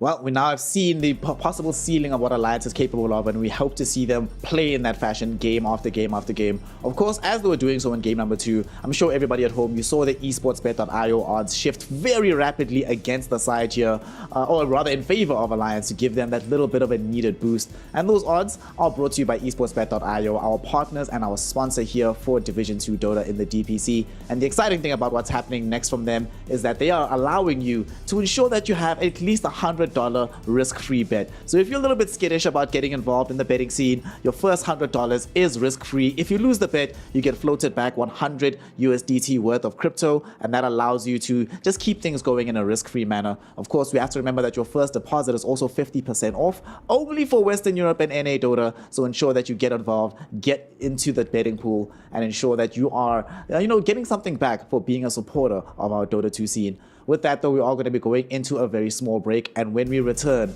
a matchup that could determine who is going to be sitting at the top of the Div 1 table. Maybe even, the top of the Div 2 table. Let me not get ahead of myself. Top of the Div 2 table, we'll see how they fare in Div 1. But for now, actually, yes. Kezu just said it. Whoever wins the next series is going to win TI for sure. So don't go anywhere. D2 Hustlers and Manaspa, the next TI champions coming soon. So don't go anywhere. They might be on you. Global in 10.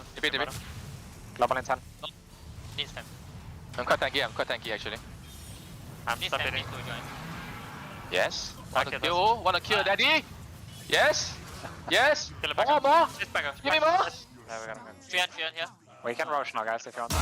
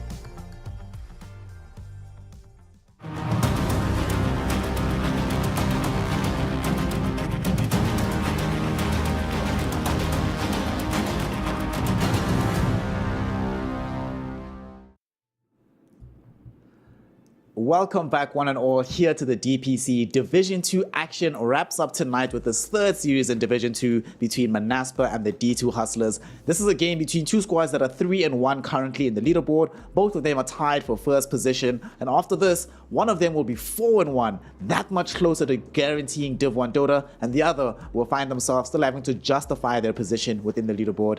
These esportsbet.io odds seem to be favoring the side of Manaspa here, Kezu. What's your read on the situation based on what we've seen, especially given that Manaspa seems to be a team on the up? Do you think that the game is as easy as suggested by those odds? I would say that Manaspa are my favorites too. Maybe like some 70-30 actually for me. I feel like they're on the up. I kind of like what they've been doing lately.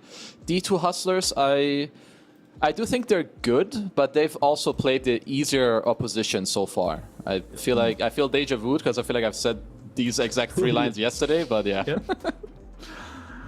Oh, that is indeed true. And D2 Hustlers, one of the only losses that they have suffered so far, Tigov, did come from Alliance. And Alliance, didn't necessarily fare that well when they went up against Manaspa. So talk to us about the rock, paper, scissors scenario that could be taking place here. And do you agree with Kezi that Manaspa is favored coming into the series? The funny thing with Manaspa is, or at least any team with Spartan and Skylark, it feels like they play with the aggression of like a 2018 OG, but without the comeback mechanism. You know, it's like they're just the brutal OP lads of the early mid game, and then it's like later on it's like, what's really happening? And every tour they're just trying to fine tune their team to understand where that aggression needs to be in the meta, and once they find it, they obliterate Div 2 teams. And I think at least we got to a point now where they understand what heroes do that in the current meta, and they're gonna ride that wave now, I feel like, for the rest of this tour. So I am leaning with Manaspa because it took them a couple series to understand where that, old school aggression comes from. Yeah. Manaspa, of course, have also beaten the only team to have given a defeat towards Ooredoo Thunders, who coming into yesterday were the best team, the most solid team, but now things look a little bit more different. One thing I'm quite excited to see, though, is if D2 Hustlers, I want to see how they enable Divine Llama, because it feels like in games where he's smiling, where he's happy, he's enjoying life, the team seems to function a lot better. In games where he's raging, Kizu, the results don't look as solid. But does that mean they have to enable him, or do they just need to win and play well? Because isn't he just going to be happy if they're winning? Or do you want only him to have a good game and that then enables all the others to have a good game? All right, so here's the strat, right? As long as he's having a good game and Alex is killing couriers, they'll probably be fine. They'll be happy. Everything will be good game, kill couriers. I like the strat. The thing with Divine Llama, at least, he's one of the few offlaners in the current patch that actually takes up a bigger pick priority. Where often when you look through their drafts, it's like there's some last pick tides, he's got some Lycans down the line, Enigmas, like even Visage. Like he's quite a greedy player to have in the team in regards to draft, if you're not just picking up your first phase Broodmother and stuff. And of course there's other reasons behind that. You want to go for your SF DPs early, they're flexing some Viper and stuff, but it is interesting to see that or at least you talk about his emotion as a player, but also it's like he controls a bit more of the draft. So it's like if he's getting a later draft and still not winning the lanes, there's other things going wrong, right? And I think that inconsistency for Hustlers is something they need to kind of fine tune a little bit to be able to go up against these more consistent teams. Consistency has been the bane of many of these newly assembled squads here in Division 2. The longer we go, though, the greater the chances of teams being able to find that form. And of course, as we get into our first draft of the day in this particular series, we can find out exactly who has the best fine-tuned strategies, who can draft and play a little bit more consistency. Of course, Manaspa are finding themselves here on the Radiant side of the D2 Hustlers. Of course, they chose Dire, so Manaspa have first pick. And guess what? Manaspa, they steal away this Death Prophet. We've seen D2 Hustlers use this hero to great effect. When we had the player comparison just now, Kezu, we saw just how good a Divine Llama can be on this hero. But Manaspa also have the option of flexing this between Wish as well as the offlane of Skylark. So if you have a first pick DP in your games, where do you prefer the hero be played? And what kind of response can we expect from D2 Hustlers? In terms of where it should be played, usually heavily comes down to how your enemies respond to it too, because if they do ever make a mistake in a draft, you can just instantly put it into the lane where they have already shown, like maybe a carry. You're like, oh, I like this matchup, so you can just go offlane. Or they pick some tiny, as we saw in the prior series. You're like, oh, I can just go mid, and that's pretty chill. And I would say overall, it just seems a little more fitting into the offlane. right now. But if it has good matchups from mid, the hero's just as good. Like, if the hero has a good game, you build around it. This hero's just very good, and they also banned for it. So I like what Monaspa are doing. Let's see here. D2 Hustlers will have themselves the dual pick. They're taking quite a lot of time with this one. I imagine they're deciding between Rubik/Tree and then, what, Tiny/Beastmaster, given that it is Divine Armor in the game. Well, where do you think their thinking is at right now, TA, especially given how long they're taking for this opening picks? I think it's taking some time because their normal response to DP would be Tree Shadow Fiend, and later down the line they'd flex some Viper and then have just 2 egregious lanes. But no, yeah, you're right. They go for the Beastmaster Rubik. Honestly, I think this is a underused strategy against DP. I think Beastmaster is pretty good against Death Prophet because you can mirror the map. When DP goes for one tower, you go for the next. You're basically swapping the map state to always be 50-50 based on equal aggression. But then in the fights, you have the Raw, you can buy auras, and yeah, so I like the fact that D2 pick up the Beastmaster. We get to see some draft strength going towards other cores, but Monaspa, quick pick of the Primal Beast, a hero that loves to take the fight into some early sieging heroes. Where's this Primal Beast going for your Yukezu? I mean, they could flex this between 2, 3, and 4. We've seen that being played in all these different positions. Hell, they've even seen a 5 position in Primal Beast. Where would you prefer that it go? Or is it one of those things where they can just wait until they have more certainty about where the DP goes? I would assume that it's just going to be a 4, like fairly certain it's just going to be that. Ideally, what they want to do, and also why Primal Beast, like why DP works well with a lot of 4s, is that if it's mid, it's easy. It's an easy lane to rotate. If your offlaner is DP, she makes it very easy for 4s to leave the lane. They've played Primal Beast before, and it's really good against Beastmaster because Beast eventually, like, he's just gonna sit in this lane, and he really hates heroes that get on top of him. That's why heroes like PA in Tridents are very good against him. Primal Beast at any point, if he's free, TP's bottom, snap kill the boars, you're happy. I mean, not only have they played this hero before, Desire is currently 3-1 on this Primal Beast, so certainly they know exactly what they're doing when they utilize this. I'm kind of surprised, though, if I'm looking at D2 Hustlers here, T, because they haven't banned Tree and Protected. We've seen the damage that can be done when Tree and Protected is on the same team as a Death Prophet, let alone having a Primal Beast in the same lineup. Are they trying to angle towards picking that hero themselves by leaving it in the pool? I think it's more of a, they don't really care about Monaspa picking it, because when you think about Spartan's hero pool, he hasn't really played much Tree, if any, in the DPC, and it doesn't allow him to just run around the map and break the map, right, and just be in weird spots. I could still see him going for it. Of course, it's not the hardest heroes to play, and against D2 Hustlers opening here, you know, Beast plus a Lesh, it's a lot of aggression, but instead, they're going for the old school counters. I was thinking for Monaspa, like, maybe they want to go for some CM lane to deal with Beastmaster, and then, of course, you know, Ench does the same thing, right? Just take over the ball and take the fight back to them. God, Enchantress, so aggressive in lanes. Yeah, so much lane aggression. I suppose right now, if you are Divine Lama, you just don't even bother going for the Call of the Wild here. You just max out access. You're playing on Dire side, so it's not as easy to just easily farm the Ancients, but what can you do? You'll still make it work for yourself. And they get the IO, so usually when I see Leshrai Kezu, I want some kind of battery. It's not always been present in our games, but in this situation, it's going to be the IO. But IO doesn't feel necessarily as strong as he used to. So talk to me about this. Do you like the combination of these two together? And do you like the fact that D2 Hustlers have whipped out the first IO of the Div 2 here in Western Europe? So when I look at this DP Viper, Monaspa had the same hero duo yesterday. When you think about these heroes, their damage is very slow, and they're also very slow around the map. So when you think about IO, it's like the complete opposite. IO plays fast.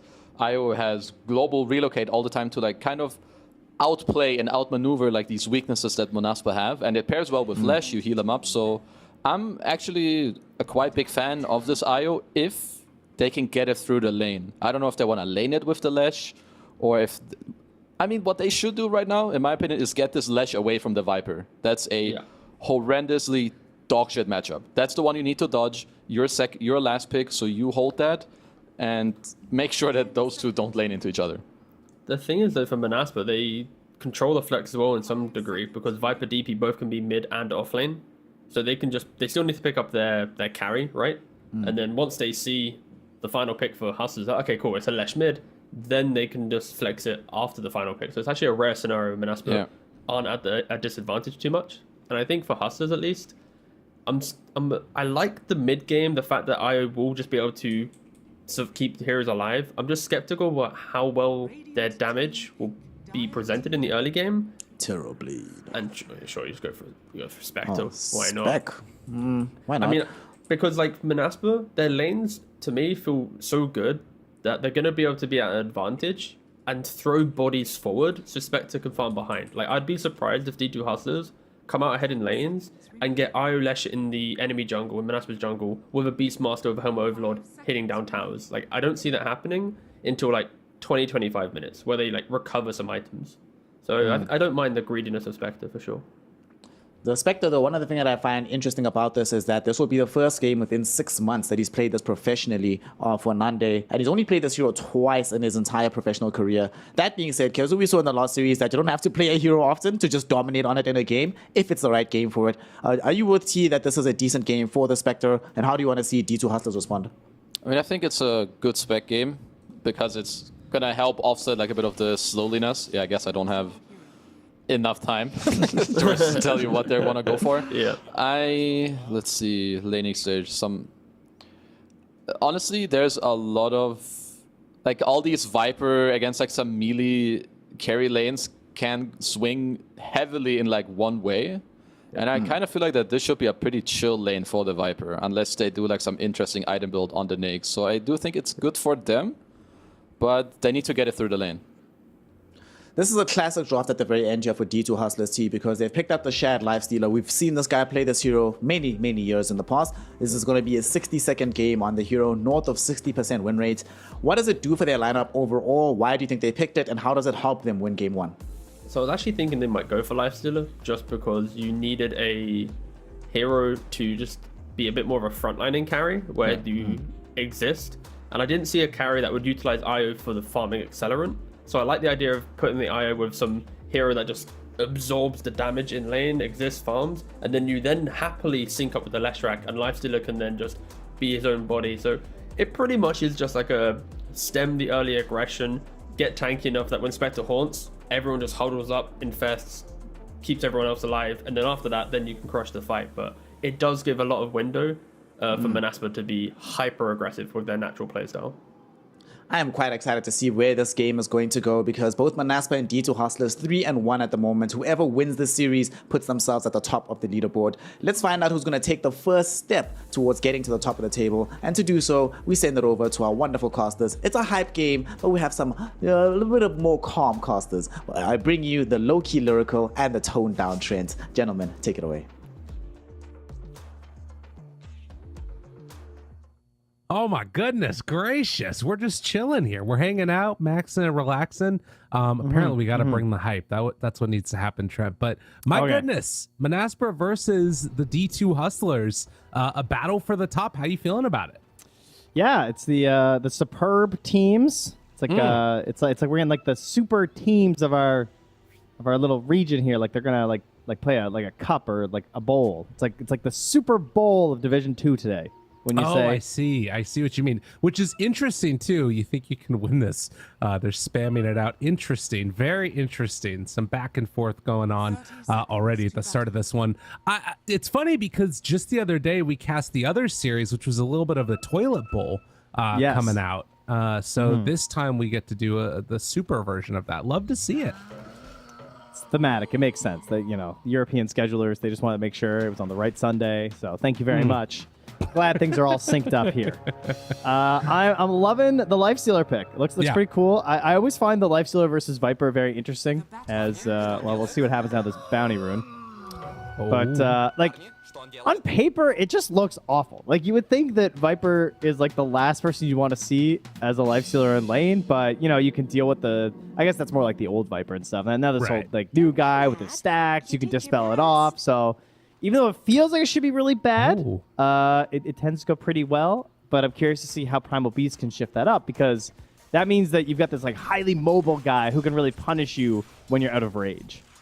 Right, and that if you can bait out those rages early, things could start to look really bad if Desire can get in there and just mess with you. You can see also, just briefly there, they flashed on the screen, the esportsbet.io odds after the draft favoring D2 Hustlers. So feeling like they like what they're seeing out of it. I mean, I will say that this has been the constant combo, is not just the Lifestealer, as a solid hero. But also, like, Lesh Io, the combination is so strong. It feels like so much of this game is going to be around Mirage if he's able to have a good start.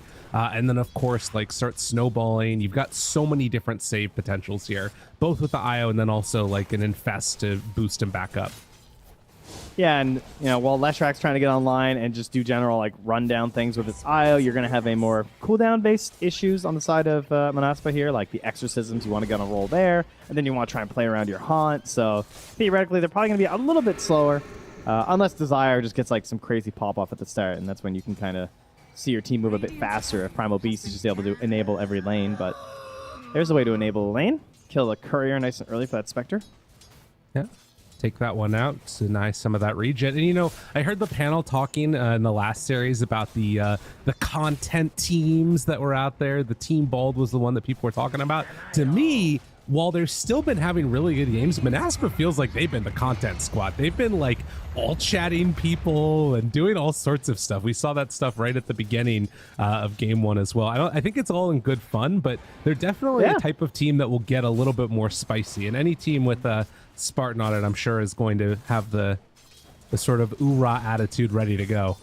Yeah, we had Quinn laying it down in Division 1, talking about it, you know, add some spice back to the scene, and then now you have Manaspa doing the same thing, where they talk straight up for Game 1. They're like, yeah, I'm going to all chat, you know, it's all in good fun. We're just enjoying it, you know, want to make the viewers happy. It's fun for everyone, so I appreciate that. We always need a heel team, you know? You know what it reminds me of? It reminds me of the Kendrick Lamar control verse.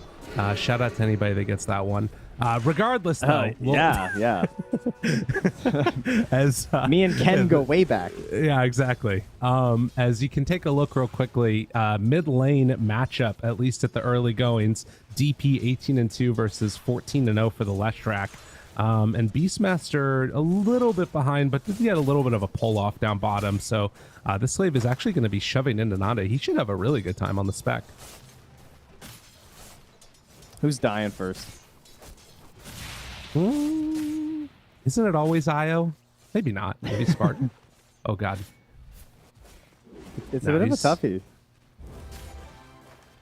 I feel like it probably is actually the bottom lane, though. Because you've got Rubik, Beastmaster, and then Ench, like, if she steps too far forward. And in it's because she has to do stuff like this. She needs to try and contest to save her Spectre's farm, and then she dies. But hey, she's got Nature's Attendant, so it might be all right here. It's true. And instead, it could be Alex that's in trouble. He has to back away. And they do have that pesky little creep, too. The Vul Assassin does get taken out now. Ande dropping lower and lower. And Spartan, God, he is so freaking low right now. And even with the Tango going, because of those Vul Assassins, it's reducing his regen. Dude, he has 9 stacks. Is he dead? Oh my God. My 30 HP, 11 stacks. Dude, Divine Llama has Magos. He can't show again. Oh, yeah, he tried to hunt him there, but he went off to the north, so they weren't able to connect for that one. Yikes. I'm impressed. Staying alive is looking a little rough down here right now. Another courier going down. So no kills, but a lot of aggression and harassment. And Skylark's farm is looking great. I mean, you can see how the Lifestealer versus the Viper, it's mostly just a survival thing. Lifestealer's just trying to do his thing. And especially with an IO in your lane, it's not like you're going to have much turnaround potential unless they like way overcommit. So not surprised to see he's 22-9. He's just having a time. Yeah. Yeah, all of those lanes going pretty well. It's mainly just Nade who's definitely living life on the edge, but has been able to get some pretty good CS in spite of that. Only 10, well, I guess 13 CS separating him from the top in the game right now. And in the mid, Mirage able to hit a stun, get some damage there onto Wish. And he's going 3-0-2. So much more about trying to like dominate this lane and find kills than getting any tower pressure later. Yeah, I can come after. So, Io's busy. We'll hang out a little bit later on. Fair enough. I like how aggressive the Radiant supports are. Spartan's inside the Dire Ancients, and Desire's up behind the mid as well. In a little sentry battle. So both the side lane core is just all alone. Now everybody's coming mid, so we're all gonna hang out. A little 3v3 action. Alex in trouble. Got hurl bouldered, got hoof stomped, and able to find the kill, but now Wish moves on in with the exorcism. Angel's gonna die. So Espa making the solid moves, getting 2 quick kills on the board. Not bad. Yeah, and Lifestealer, even with just the single point in rage, just seems fine. Has the boots, is able to just escape. Can play off the wave after that. You'll take that. You know, it's a little bit disappointing to get shoved off by the Viper, but you got a bunch of kills mid. Mm-hmm. More pressure here as Wish keeps this exorcism going. It's about to return, just needs to stay alive for it. Look how much damage they got to that tower in the meantime, too. So yeah, Wish, he survives through it perfectly healthy and fine. And I also like what Spartan's doing. He was going in to kill that boar so that way Divine Llama couldn't stack Ancients with it. Mm-hmm. So trying to shut down that catch-up mechanic that we've seen these Beastmasters get. And then the 1v1s, both carries doing all right. You know, Nande's 31. And Shad's at 27, so they're feeling kind of all right. It's never fun being the bottom cores, but considering it's an offlane Beastmaster and an offlane Viper, you're not exactly expecting to have the best time as a position 1 this game. Another 10 stacks here with level 3 axes. Oh, he was so close to dying down bottom. The Fable took him down to like single digits. Jeez. Yeah, this is not a comfortable time for Nande at all. And because of all that pressure we saw in the jungle, that they're just taking stacks with the D2 Hustlers. They built up multiples in the dire jungle and running together with the IO to make it happen. Nande is going to have to be super careful down here. Oh, but the heal creep. Oh, the heal creep's so sick. Going to work. Oh, man. That is awesome. 125 heal just every 10 seconds. All right, he's fine. That's crazy. He was like thinking about TPing. Yeah, he was thinking about TPing home. And just gets saved by this creep instead. And now double pressure mid. Look, Io and Leshrac both running to each other in trouble. Come join me, friend. Sync up. 15 seconds till exorcism. So it's like a little bit out of sync here, but I'm sure Desire is ready to go with this trample and onslaught when it returns. There's even a haunt. No, he spent the point. Never mind. They have the regen bottled for Lesh, obviously, and can sort of go in if they need to, but they find one. Spartan actually gets Hurricane to the far side to join his team. That was a very nice move. And Angel, Desire moves in. Mirage still doing a lot of damage here onto Wish. They move in with Shad, trying to kill him off, but Wish just walks away. And yeah, they're fine. Roar underneath the tower. Spartan will go down, but Manaspa, they got what they came for. They get the tower. That's everybody mid on the side of D2 Hustlers. Well, Skylark's farming, Nande's farming. They love this. Oh. No. Oh, save! All right, that was needed. Nice. So Alex did so much first off, and just in the past like minute and a half. So he gets the save there on the tower. He managed to snag the deny in the middle of that. Gets the Fade Bolt secure when the Ench almost survived. And then, obviously, gets the deny in the bounty rune as well. This guy's all over the place at the moment. And barely saved by his precious Shad. But in the end, you know, Manaspa, they still got the mid tower with the Exorcism. That feels pretty good. They're not smoking down bottom with no Exo, but he'll have 2 charges of Spirit Siphon. Yeah, then they're like, never mind. This doesn't look good anymore. I mean, I think that the big thing was just so many heroes rotating mid, and like Skylark, like you talked about, has had such a free game on this Viper. He's gotten everything he wants. But there's an old proverb, ancient. Tell me. From so long ago. I believe they found it written in Sanskrit, and it said, win lane, lose game. Oh. Yeah. Is that what's going to happen? It's been seen in hieroglyphics, cave drawings in France. And, well, we'll see if it still holds true. Okay. He's going for an interesting build, the double Wraithband into Hurricane Pike, and trying to come on in and contest this. He is just a whole big bag of bones walking into a Leshrac. That is not going to be enough for him, I don't think. Skylar, well, he's buying a lot of time, and actually it's enough that Mirage goes down. Now Angel there too. So the Viper tanky enough that the rest of the team gets in time. They bring down Angel. And yeah, Manaspa still making solid moves together. Okay. Acceptable loss as a Viper. I mean, it is a lot of gold, though, to be fair. Give that up. But as long as your team's helping to secure those kills, it's going to look pretty nice. Beastmaster. What's Divine Llama's plan now? He's got the helm. He's working towards the Overlord. So he's going to start controlling this bottom half of the map. What do they need out of Dota 2 Hustlers right now? Sorry, Division 2 Hustlers. They keep shifting up on me here. I guess they just need Bloodstone. That's really their biggest need right now. Like, they need to knock this tower down because they have a Beastmaster. And, all right, Spectre's not allowed to farm here. Yeah, get out of here, Nande. Oh, my God. He's dead. Okay. Well, that happened. An exorcism to try and turn it now. Okay, maybe it was all a bait. Maybe it's fine. Mirage now in trouble. Mirage going to die. Wish the one that's making the moves. Divine Llama, the infest inside of him, but they might just run him down even further. And yeah, Wish chasing, trying to find the kill. Spartan will go down. But with the silence there onto this lifesteal, Shad needs to play it a little bit safe. And again, while all this is happening, Skylark up top is just keeping that pressure on. So the farming happens while D2 Hus is just trying to hold on. Okay, almost going to punish on the Wish there, but he's just way too fast right now with the boots of travel to Falcon Blade. He's just zipping all over the place here. Got lots of regen to work with. Very active Death Prophet at the moment. As well. Have to slow him down a bit, his teammate says. I gotta just cool my jets here, figure out what's going on. So, doesn't feel great to lose your Spectre, but you're also slowing down the Bloodstone, which is the key item right now for the Hustlers. Right.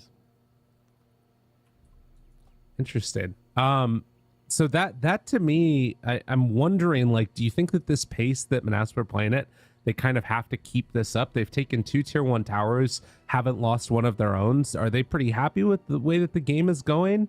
Do you think that, like, once that Bloodstone comes out, the Hustlers are going to be able to deal with what Manaspa's throwing at them? Yeah, I think it'll be interesting to see, like, Bloodstone comes out, and then how much priority do they put on securing Roche? I guess would be my thought. Because, like, if I'm Manaspa, I'm just waiting till the Agnims is done on the Spectre. And, like, we're doing little pickoffs in between there. Just tiny stuff. Mostly controlling top, playing around our super strong Viper. Because this is probably the strongest Skylark's going to be in the game.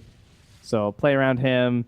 If they try and kill Skylark, we have turnaround potential with the chase that we have from Ench and Primal Beast. So, that feels pretty nice. And then you just wait till the Haunt's up. And then you're willing to be a little bit more aggressive. When the Agnims is there for the constant shadow steps. So... meanwhile, the Hustlers just want to get the Overlord, control bottom, and secure Bloodstone. So, I would rather have. I feel I'd rather actually have Manaspa's lineup. I was gonna say Hustlers, but the more I look at like the Spectre, the better I'm feeling about their game right now. Yeah, I guess that's the thing that I kind of wonder about is, like, if the pace of the game does slow down around those Bloodstones because Manaspa decide to dodge or whatever ends up happening, does Spectre just become this, like, indomitable force that we've seen her become before, or can Mirage take over? And to be honest, like, the Blade Mail build for Spec at this point feels super nice into that Lesh. It's going to be doing so much damage back into him. Relocate the Skylark. TP's out before the stun can get there. That's relocate down. Yeah, and Alex trying to get a D-ward down bottom. Dangerous spot, though. Ooh, safe. Needs to be careful. See ya. Does get that trample to get himself out, or Onslaught to get him out of harm's way. So yeah, they can't connect on anybody here. We'll kill off a couple of boars on their way out. Divine Llama's really not getting that, like, foothold, you know, that you expect from a Beastmaster. It's had a hard time progressing further into this territory. They've been putting some priority on the vision. They've also been having Spartan down here quite a bit as well. He's a pretty difficult hero for a Beastmaster to deal with, even after the laning stage, because like the way he tends to want to play is controlling space and then just trying to kill anyone that comes in, but that's not actually that easy versus Ench, because she's helping to either just, like, steal your units or scout with her own units, and Skylar, we're gonna hide behind this tree. Come kill my Edge. She's all alone. I agree, and I think the other thing about that is, like, the up top. Oh my god. Dude, Can you that imagine? Wild Wing. That's not a normal Niled Wing. Wait a second. Is that Beastmaster Cream? As mid lane, they will find and kill Mirage. That's huge. Yeah, I think the Beastmaster thing that you're talking about there is they get the kill on the Lesh. Also, that heal creep meant that Spectre could stay in the lane for so much longer that, like, everything was slowed down from there. Interesting. Well, a 2,000 gold lead, and after, again, shutting down this Leshrac, even in his Bloodstone timing, you start to feel a little bit concerned for the Hustlers. Yeah, that's brutal. His game is now really hard. Because he didn't get his instant jump up in gold towards the BKB, and he has to fight against a Blade Mail Spectre and a Viper. So now he's like, I need someone else to go in first, or because I'm not that Leshrac right now, guys. That ain't me. And so then I'm looking towards my Life Stealer, like, all right, so you can like infest bomb someone, and then I look at his allies and like, all right, Rubik, don't lose Onslaught, because we're going in, bud. That's you the and initiation. me. Yeah. Oh my god, that's hilarious. Yeah, I'm really concerned. And the other thing is that you have this Viper that is actually starting to scale into right click even. He's going for a Manta, which I feel like I haven't seen Manta Viper in forever. Don't know how good it's going to be, but at the very least, he's going to have a lot of right click damage. That does bring up something else I was thinking about too, which was the silence from DP is brutal this game. They just have no answer. Lifestealer doesn't want to play around it. It's very hard for him to itemize with it, so he just has to kind of eat it right now. You have a position 3 that doesn't buy Greaves like to help cover themselves because the IO wants to buy the mech in this game, but then the mech also comes out pretty slow, which means the Greaves comes out pretty slow because it's an IO. So, and then Leshrac, of course, is building BKB, but it's going to take a long time, and they just do not have any momentum moving right now. And by the time they finally get to tell them the Overlord, the Roche is already starting to fall, but they've hit the scan. They know they're probably in here. Rubik has lost Onslaught, though. He's not going in that hard. We don't have initiation, folks. No more Onslaught. And yeah, that is Aegis on Skylark now. They give it to the Viper. Yeah, I think that you hit the nail on the head. The Enchantress shut down so much of the early momentum, and if you don't get those towers taken, if you don't get those like kills off the back of it with Angel, he's not going to get a mech fast enough, and the entire draft feels like it kind of falls apart. This is nice, though. Yeah. Huh? This is Helm of the Overlord doing its thing. I really like this confidence, because they still recognize that this item is insane when you 5 hero group up this early. Can they keep it, though? Can they feel strong? They have a lot of vision on this pillar. This looks pretty good. Nande does have this is so tempting, not dude. a full HP pool. He's ready to roll in. Finds Alex right at the start. Finds the Beastmaster, too. They're going to go for the hot Nande immediately onto Divine Llama. Throws out that roar, trying to kill off this incredibly strong Beastmaster, but 2 are already gone. They run in with Wish. The cores are left alive. Mirage, the Bloodstone, and the Infest there for the turn. Can they bring him down, though? It doesn't look like it. With no Exorcism, they don't have the damage. Skylark will try and TP out, does manage to escape. But that was a horrendous fight from Manaspa, and well, Nande does TP out after getting that bounty rune. What a Bloodstone, what an Infest. It's unbelievable they just won that engagement considering they're under vision almost the entire time. Like, how? How on earth do you recover that fight? One thing I did notice was the patience from Mirage there in terms of using his spells and watching out for that Blade Mail and seeing how the fight was going to play out.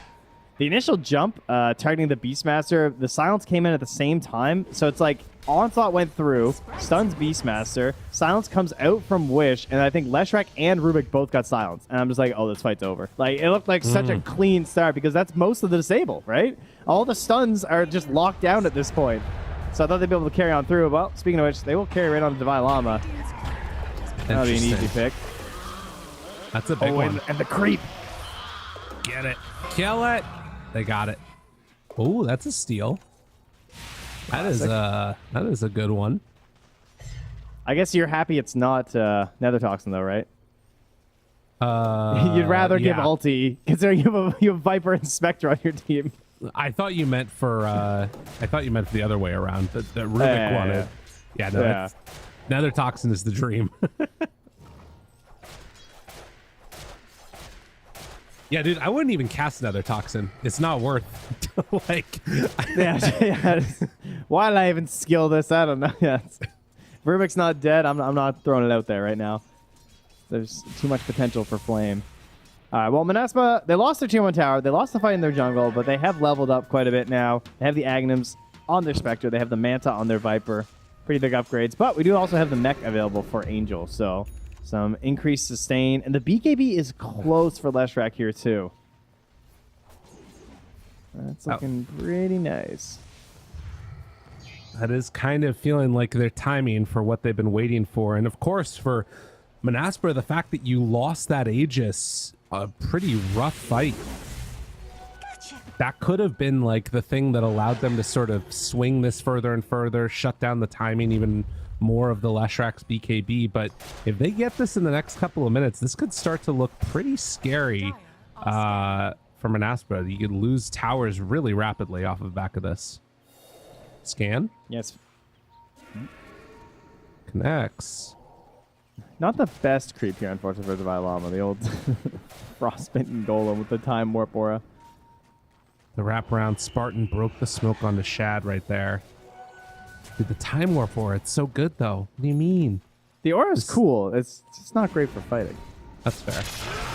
Pulls him in, roars him down, kills him off. Nande jumps onto Alex, tries to bring him down. Skylark kind of in no man's land, but Wish they have the exorcism this time, and he's staying right on top of Divine Llama. The Infest to get them both out. No!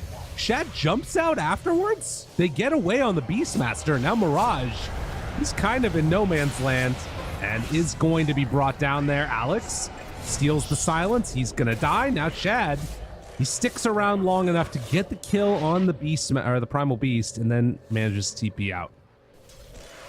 Let's use the earlier shard there from the Lifestealer as well to try and get some control going in that fight. That is a lot of damage from a Death Prophet. Yeah. You know, as I was just flaming that Frostbitten Golem too, he got the kill to start that fight. So there you go. Oh, Golem nice. got in there in the back of that roar, helping to kill Spartan off. Easy. But, I mean, overall, I guess fairly even across the board. Looks like XP-wise and gold-wise. Things sort of just stay the same here. We just take a fight in sort of a weird spot on the map, which is what happens when you have IO lineups, because they're able to bring their heroes into spots that maybe you're not necessarily expecting so many units to be at in that time of the game. Yeah. But I guess, you know, we got a Haunt on the other side too, so. You can see in this replay also that the potential... I thought that Shad might end up regretting his play to stick around, but knew exactly his limits and was able to TP out with just that little last bit of mana there. Oh, nice. Gave away just the level 1 uproar. Good job from Desire. Well played. So 3,000 gold lead 22 minutes in, and the Hustlers trying to make the most of this timing with the BKB ready to go. And of course, the second instance of it they're going to have ready this time in a Deso. They just want to try and do as much damage as they can right now. Starting to set ourselves up here for a second Roche. BKB almost done for the Beastmaster. Scotty probably not going to be ready for that fight. Not going to be much more on Shad by the time we get there, unfortunately. So he's going to be essentially the same hero at that point. We have the Blink on Desire. We'll see if we get the combo. You know, he buys Shard. We get Wombo combo like you were talking about the other day. Oh, yeah. Love to see that one. And Nande, he's getting to a Manta after the Aghanim Scepter and then going Moonshard.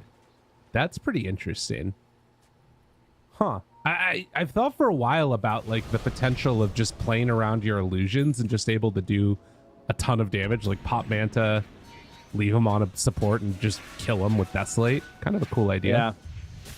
Might be tough versus an IO specifically. I guess if he theorizes that they're trying to hold Angel back and he's gonna like wait his moment, then that's really brutal. Because if you're trying to like lurk in the trees and that Haunt with Moonshard gets on you, you are just gone. You're not even gonna have time to react for the tether. Right. Yeah, especially if you know, they manage to find something like a Mindbreaker or something out of the tier 3 items.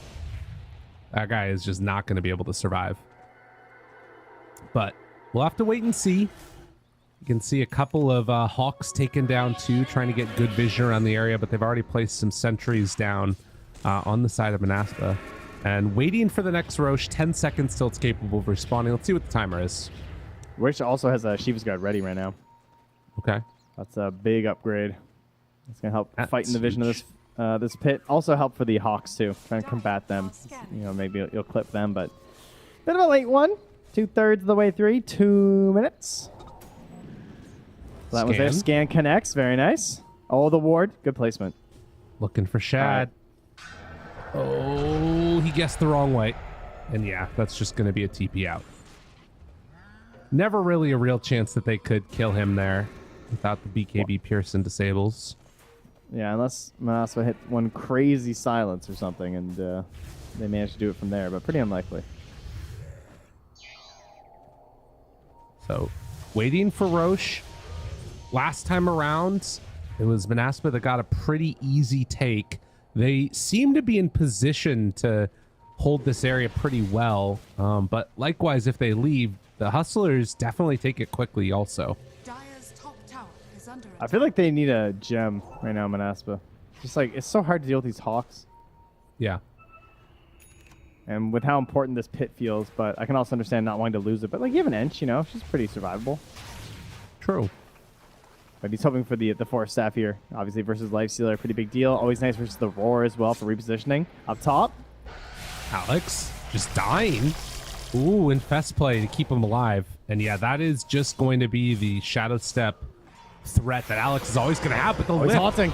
to interrupt, he's still pulverized. Oh, but he dies. Okay, he died very quick. And now, the Vi Llama has to pop the BKB, try and run away from Wish. This is a bold move. If this fight doesn't work out for them, they're not going to have Exo for the Roche fight. So they do manage to find... Well, they can't even kill the Io, in the well? Ah! Angel, he's going to live through it. He's like popping mech in the well, popping his wand, just hoping. Yeah, and Roche hasn't respawned yet. They will get, it looks like, the tier 2 tower up top. Spartan getting chased down by Shad here and tries to walk away.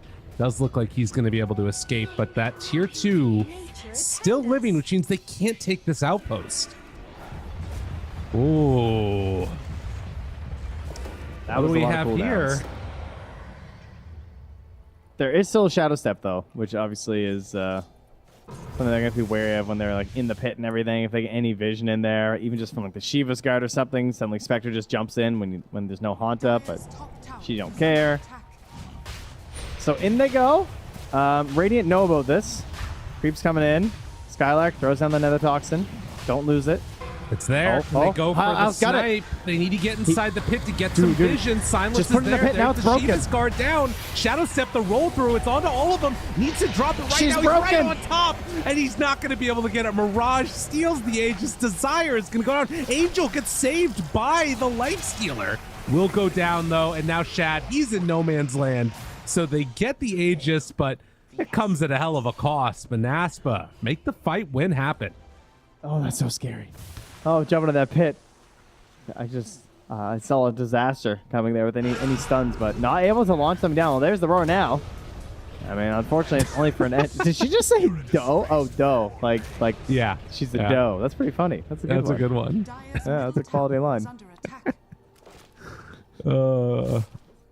Well, I don't know. Not sure how to read that. Who got the shard? I don't know. Let me take a look, see if I can figure it out. Lifestealer had one. Lesh has one now. Probably Okay. Lesh, because Beastmaster was going to buy one. So he probably just got both. I thought they might have given it to the IO. That overcharge with the spell lifesteal is so nice. But he probably just consumed it instantly to grab the Aegis as well. That'd be my guess. Yeah, that makes sense. Well, still a great shard for them to have. And they find one. Are we going to get another doe line here to find out? Nope. Not fair for us either. No. Can they just win the game off this Aegis? I don't think so. Okay. Not that happens. No, not if Alex just gets brought down like that. I feel like there's a window here where Hustlers can do a ton of damage, but I worry if this game goes on another like 15 minutes, if they have what it takes to deal with Spectre. Because I think Nande just keeps getting stronger and stronger. Yeah, I feel like they need the Nether Toxin with the Roar, though, and he just dies. That part's kind of scary. Okay. He's not going to really have any way to deal with that. There is a Force Staff still. All right, it's never coming. Never mind. No. Spartan has lost all its gold. What happened? You know, he died. Oh, he bought back-to-back. the gem. All right, he bought Yeah. the gem. All right, it's on DP. That makes more sense. Good. No, good job. Because it was really tempting to buy Force Staff, but I actually agree they really needed a gem. I think it's way more important right now. Yeah. Fair. Couple of other big items there. The Titan Sliver for the Spectre. So some magic resistance there, status resistance, all things you love to get. And Lesh did manage to get the Paladin Sword. So spell lifesteal out the wazoo. Smoke up here, too. I don't know. It's just like whatever the Hustlers do, I find myself having a hard time putting them in front right now. Yeah. It just feels like the fights are so hard for them to start. This is the dream scenario, though, if they manage to catch Nande. Have a feeling he's over here, but just not willing to go for it. Nande recognizing the danger. They Look at that scouted hawk. Look the how couriers. close that is. They see the couriers and the creeps coming up here tops. They know what's happening. I feel like the Hustlers have to get so much out of this Aegis. They need to get a ton of value out of this. I'm not sure if it's going to happen, as bottom and Aspa keep the pressure on the tower. Yeah, and you can't really see them defending top, I don't think. That seems a little bit crazy. Yeah. Well, a smoke and a head across map. Desire and Spartan looking for a straggler, and it's Alex here who's mid. Throws out the dagger to pull the creep wave over. But bottom, there's a lot of pressure onto that with the Ench creep. He's walloping that tower. True. All right. Well, they feel confident about their ability to go later into this one. Oh my God. Les just showed. He just showed bottom. If this fight goes poorly, Divine Llama tries to TP out of there. They don't have a way to break it. Desire is going to die, though. And now he comes back. Oh, the relocate. They wanted to get him over there in time. And that just gives up Angel's life. Oh, a little bit of a scary moment there. Alex going to get out with the lifestealer inside of him. Are they going to try and take a fight now? Okay. They find the dough. Won't be able to find any Mo.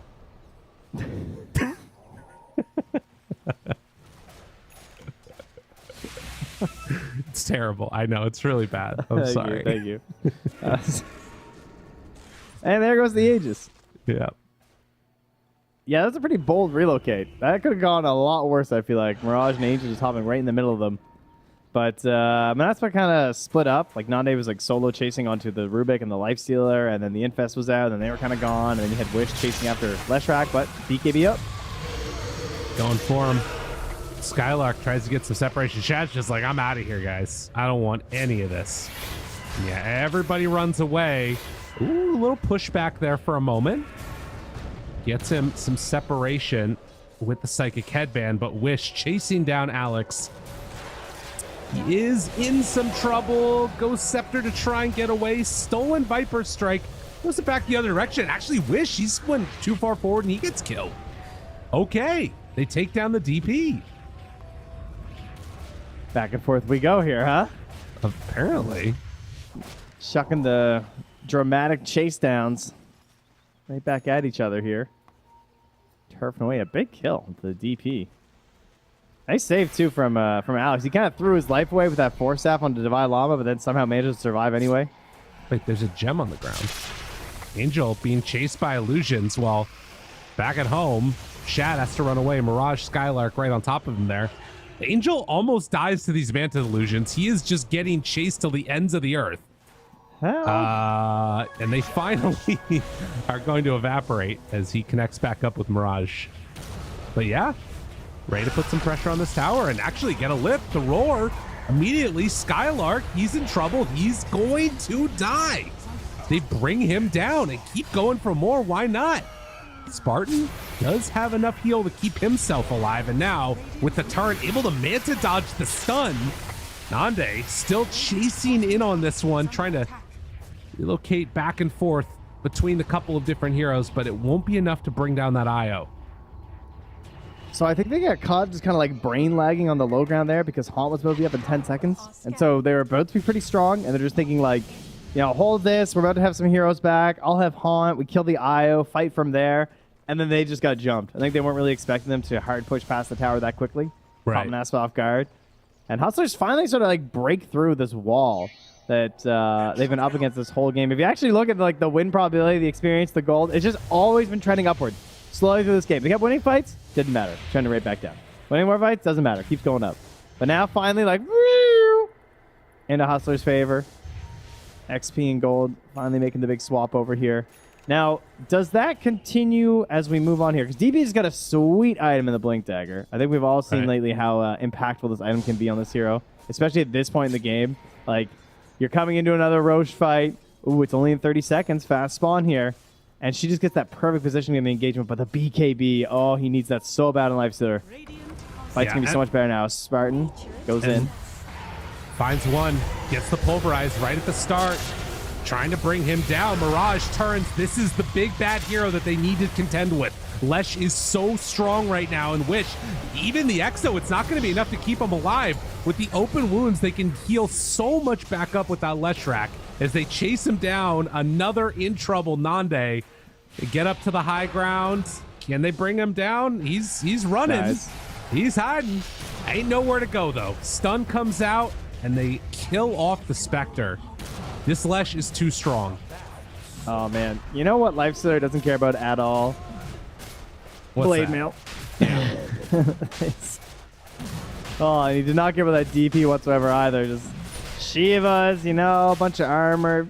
Doesn't really feel like it when you're standing next to this guy. Absolutely shredding through them. Like you said, with Mirage, with the open wounds, they have definitely turned this game. They're feeling like the damage is not there anymore from Manaspa. They're not getting that instant blow up that you'd be hoping for with their lineup with the Haunt and into a like chase down extended fight of Exorcism. That's not really how they're playing out. Like, they're now entering into the extended fight phase versus Bloodstone, Leshrac, and a Lifestealer who is able to dispel himself now. Right.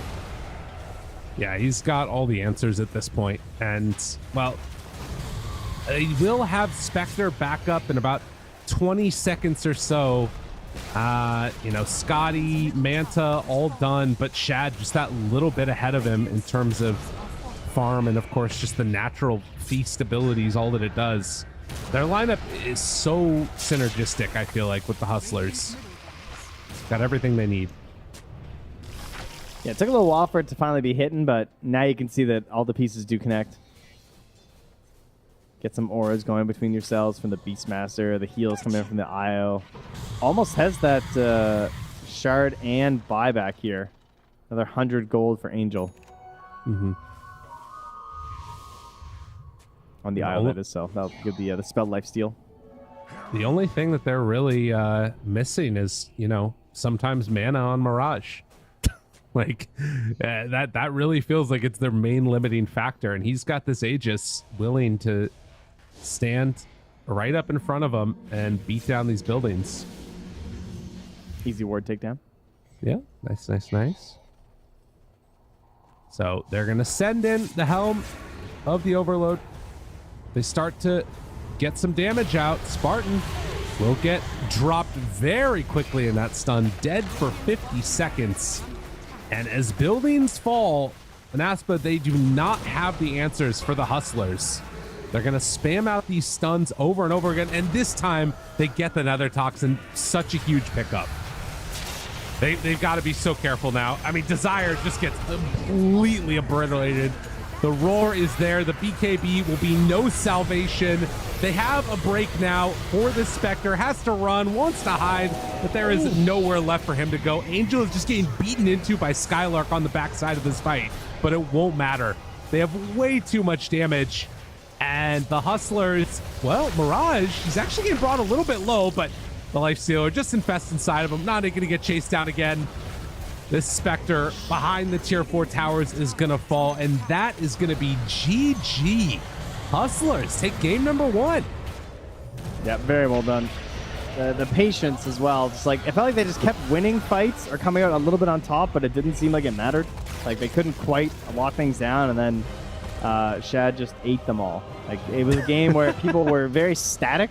You know, like Lifestealer, he struggles when you can get kited, and we are in the age, of course, of mobility. It feels like every hero has some sort of a skip, a hop, a jump, a leap, a launch pad. I don't know, whatever you need. It seems to be on every single hero. But he's fighting into a Spectre who can jump around, but you know she's kind of static. Like she locks on the target, she kind of sits there, does her thing.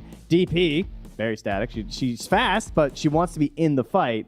And then a Viper, again, pretty static. Like once you actually close that gap, hero's not really going anywhere, and there was quite a bit of control to help out in those situations. And that's when you get that perfect storm of a Lifestealer who, once you finally get those items, can absolutely devour all of these units, and we saw that there. So nice itemization as well. The Shivas on both sides, really slowing down these concepts and ideas of the heals and the fights, giving vision to everyone. So it was a nice brawly game, and I'm very impressed right now by the Hustlers for closing that one out.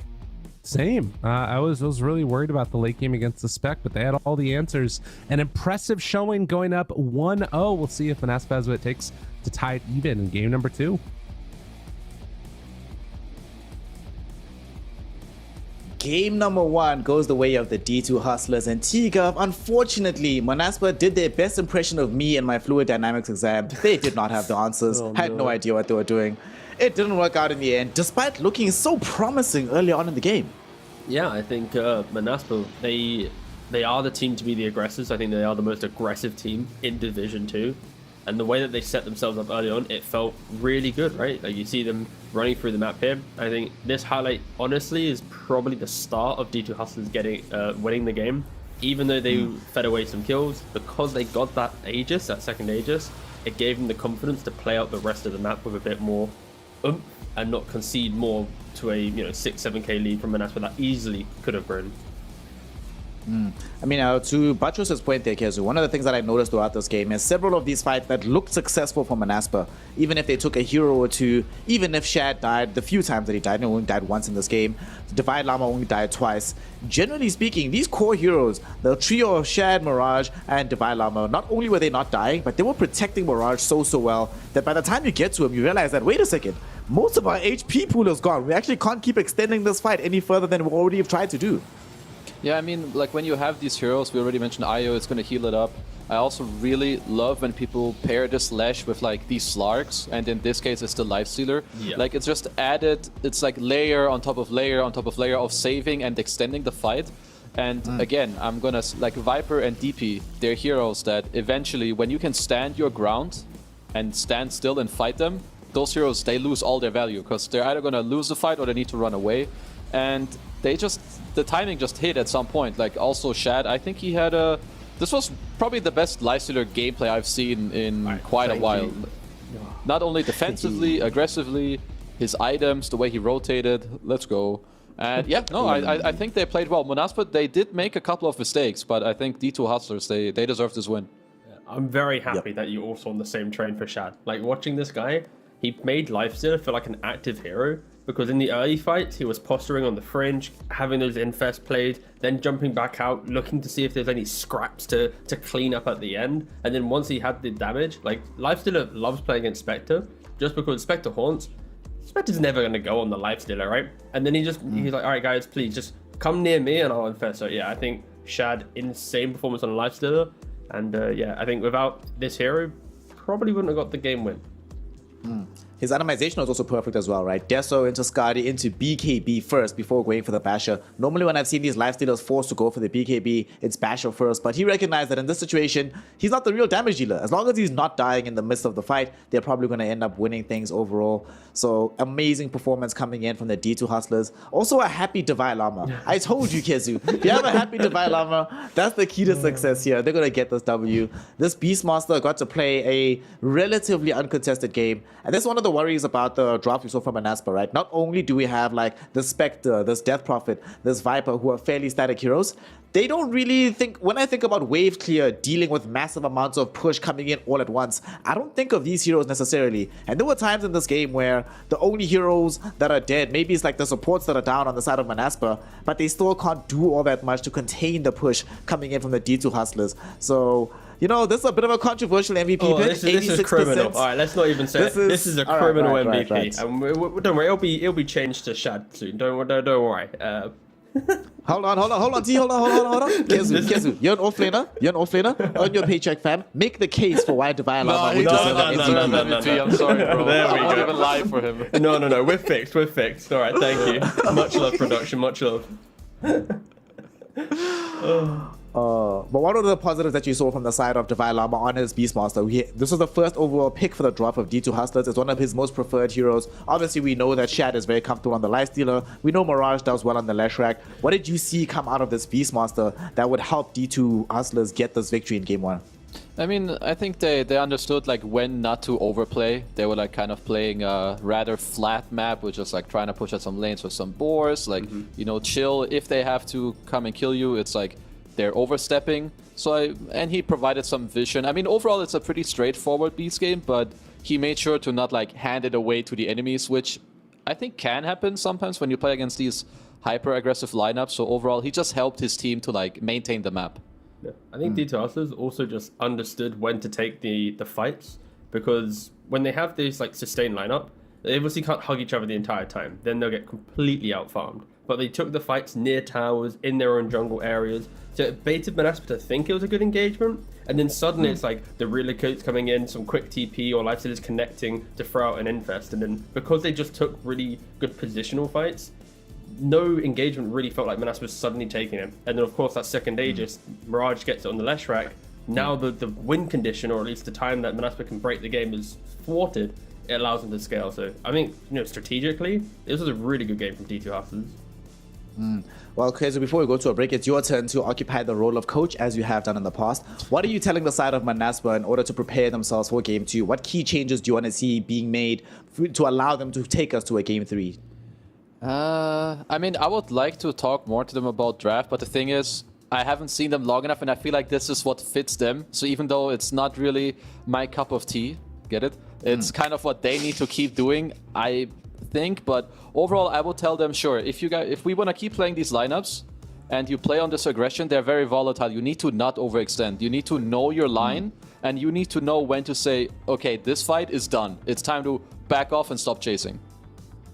All right, so let's hope that they're going to be taking hold of this advice and bringing us a much more exciting game number 2, a much more competitive game 2. Of course, throughout the game, you also the odds shifting readily and steadily in favor of the D2 Hustlers, and those odds are brought to you by esportsbet.io, our partners and our sponsors here for this DPC tour. And the interesting thing about what they're doing going forward into the DPC is that they're not only having us having the odds available for pretty much every game, but if you bet on the game and you lose your first bet, they will float your first initial bet up to $100, and it'll be backed with $100 worth of USDT. And in the event that ends up happening, you lose, you still get some USDT in your back pocket. If you were foolish enough to bet against the Shad Lifestealer, it's fine. As long as you're in Western Europe or in NA, your first $100 will be covered with USDT. So get involved, fairly risk-free bet, and this will allow you to just double up your winnings and make sure that your losses are somewhat covered by esportsbet.io. And with that, everybody, game number 2. It's an important game 2 that's coming up, because in the event that Manaspa go down 2-0, that puts D2 Hustlers at the top of the mountain with 4-1 as their scoreline. However, it could still be a very interesting series, so you certainly do not want to miss it. Don't go anywhere. This is potentially Championship Sunday. It's definitely some blockbuster games, and you don't want to miss a single second of the action. So join us soon to continue the hype, and we'll see you in a moment. I don't want to go. They fucked up, kill Bramble, kill Bramble. Bramble, that's Everyone, are you speaking me? Okay. They're buying that, it's fine. He's dying, he's dead, Viper dead, Viper dead. Real scared. Yeah. Viper behind. Viper behind. DP, Viper not BKB. DP dying to me. I have a boxing for Spec. DP first, or... Yeah, I killed them all, guys. I killed them all. Yeah. Spec no. That was so chaotic, that communication. What the fuck? Kill this guy. Kill this DP. Kill this DP. Yeah. You can buy flash. They call it.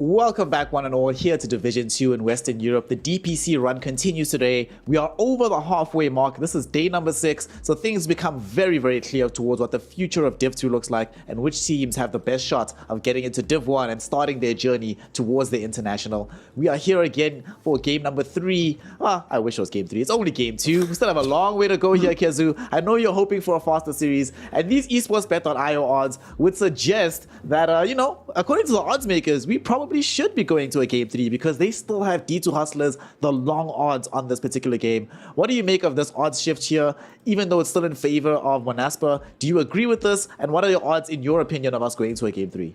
I feel like it should be perhaps a bit more even now. I think this is maybe a little disrespectful towards D2 Hustlers. I think they just perform pretty well. It looks like maybe, they have a good matchup against Monaspa. I've said it before. I don't really like the core combos that Monaspa sometimes have, but they've shown it works before. They also had a good chance in the last game, so I would say perhaps it's a bit more up to their execution. There's some lightning in the background here, Tiga, because the series is electric at this point in time. So going into game 2, we had the opportunity to see what the drafting phase looked like. Yesterday, as Kezu was mentioning, or the last day of action that we had, they opened up with Death Prophet Viper. You were hating on it. You were very, very upset to see this happening. Going into this one, is there any kind of off-kilter strategy that you think that Monaspa can bring forth that D2 Hustlers won't be prepared for, and that will allow Monaspa to take the W in game 2 rather? Yeah, I honestly think the playstyle of Monaspa fares well for D2 Hustlers because they prove they can break down the map quite early. I just think they're just not disciplined enough to convert on that lead. And I think D2 Hustlers naturally knows how to play the map quite well, and they understand Dota logic to be able to get through that.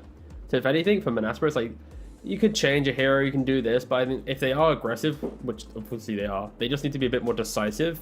Because when they have that 5k lead, why are they doing the Roshan, which gives away the Aegis to throw the game, right? If they win the Aegis, they win the game. And they pro in review, it's what can you do? One bad fight, GG. So I think honestly, it's just clean up that one bad call, but that's kind of hard to do. That's what all teams are chasing for. Yeah, I mean, you've been in these situations before, Kezu, right? Where it's like you look at the review of a game and it's hard to isolate exactly where things go wrong, except for this one key moment. And it's very difficult to train yourself out of making those decisions in that one key moment. I think it's maybe easier to say, oh, well, let me just practice my laning phase, get better at that. But when it comes down to just your instinct about the game, that's very difficult to train yourself out of. I mean, the thing is, it's hard to work on like one specific like in-game call because every game is different, and at 20 minutes maybe this, 50 minutes maybe that. It's more like something I value a lot is that the build-up to this moment should be looked at. Like maybe you needed a ward to make the fight easier or to make it easier for people to see that they had to jump. So it's more like the build-up before and like the path to just keep everything nice and easy.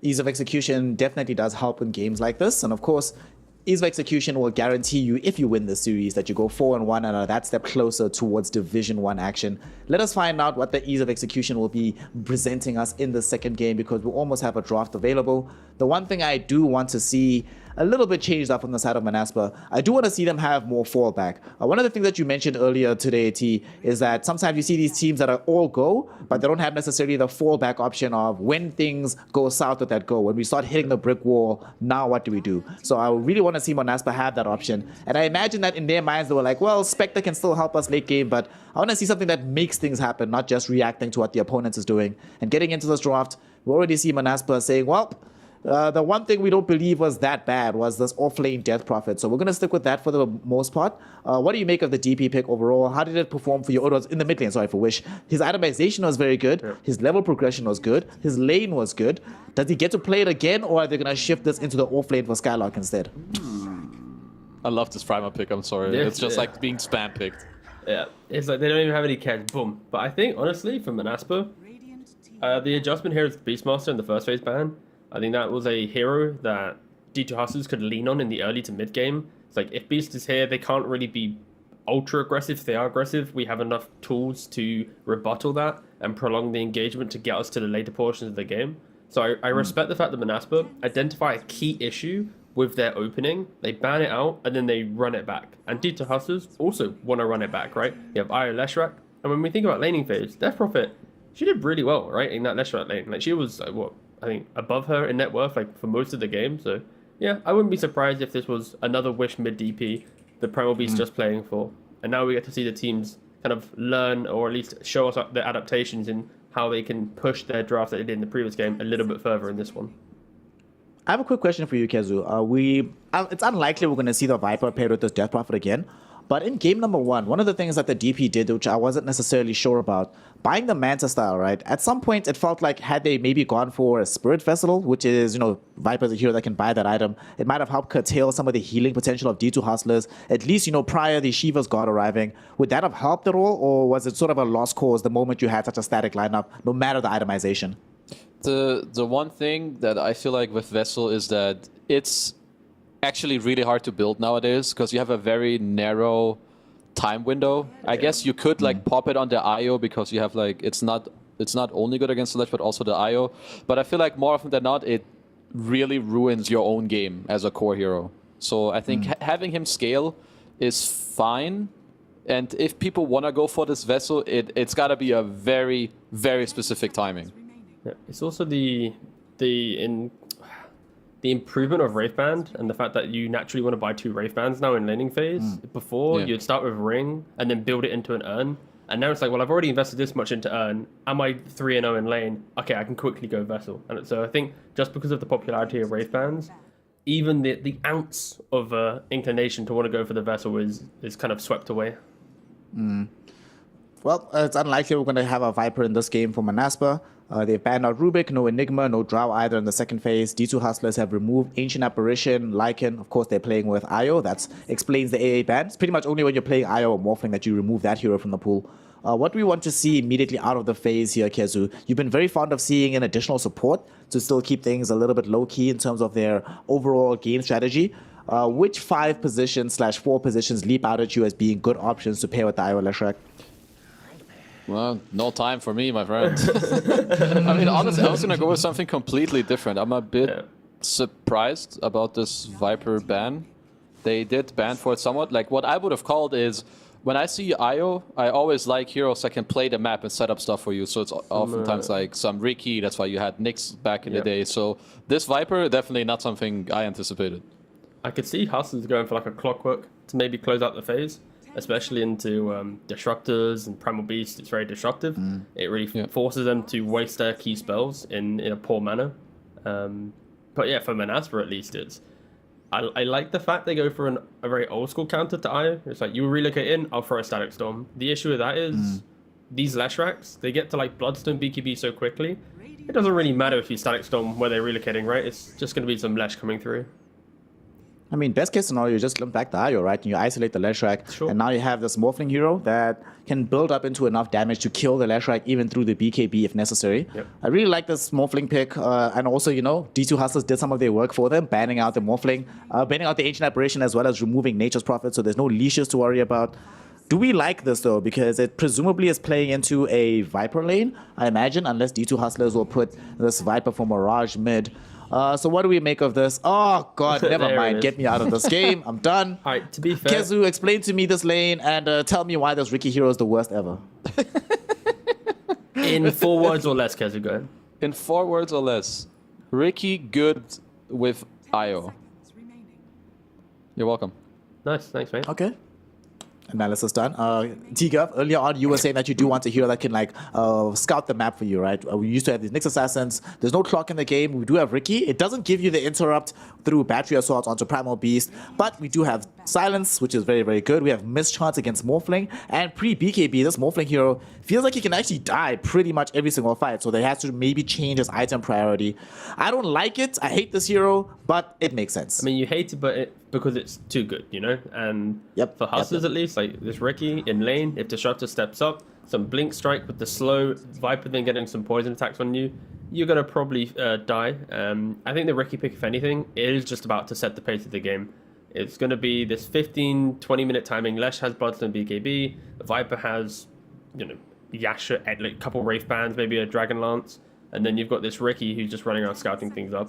I think the main concern for Hustlers will just be this eventual timing of Manta, Skadi, etc., on Morphling, but if you just barrel through that window, then Morph can never really come online. There isn't a lot of clean damage from Manaspa in these fights. It's more Primal Beast throwing his body in, DP throwing her body in, and that's where Viper, Lesh, even Ricky will excel in these earlier engagements.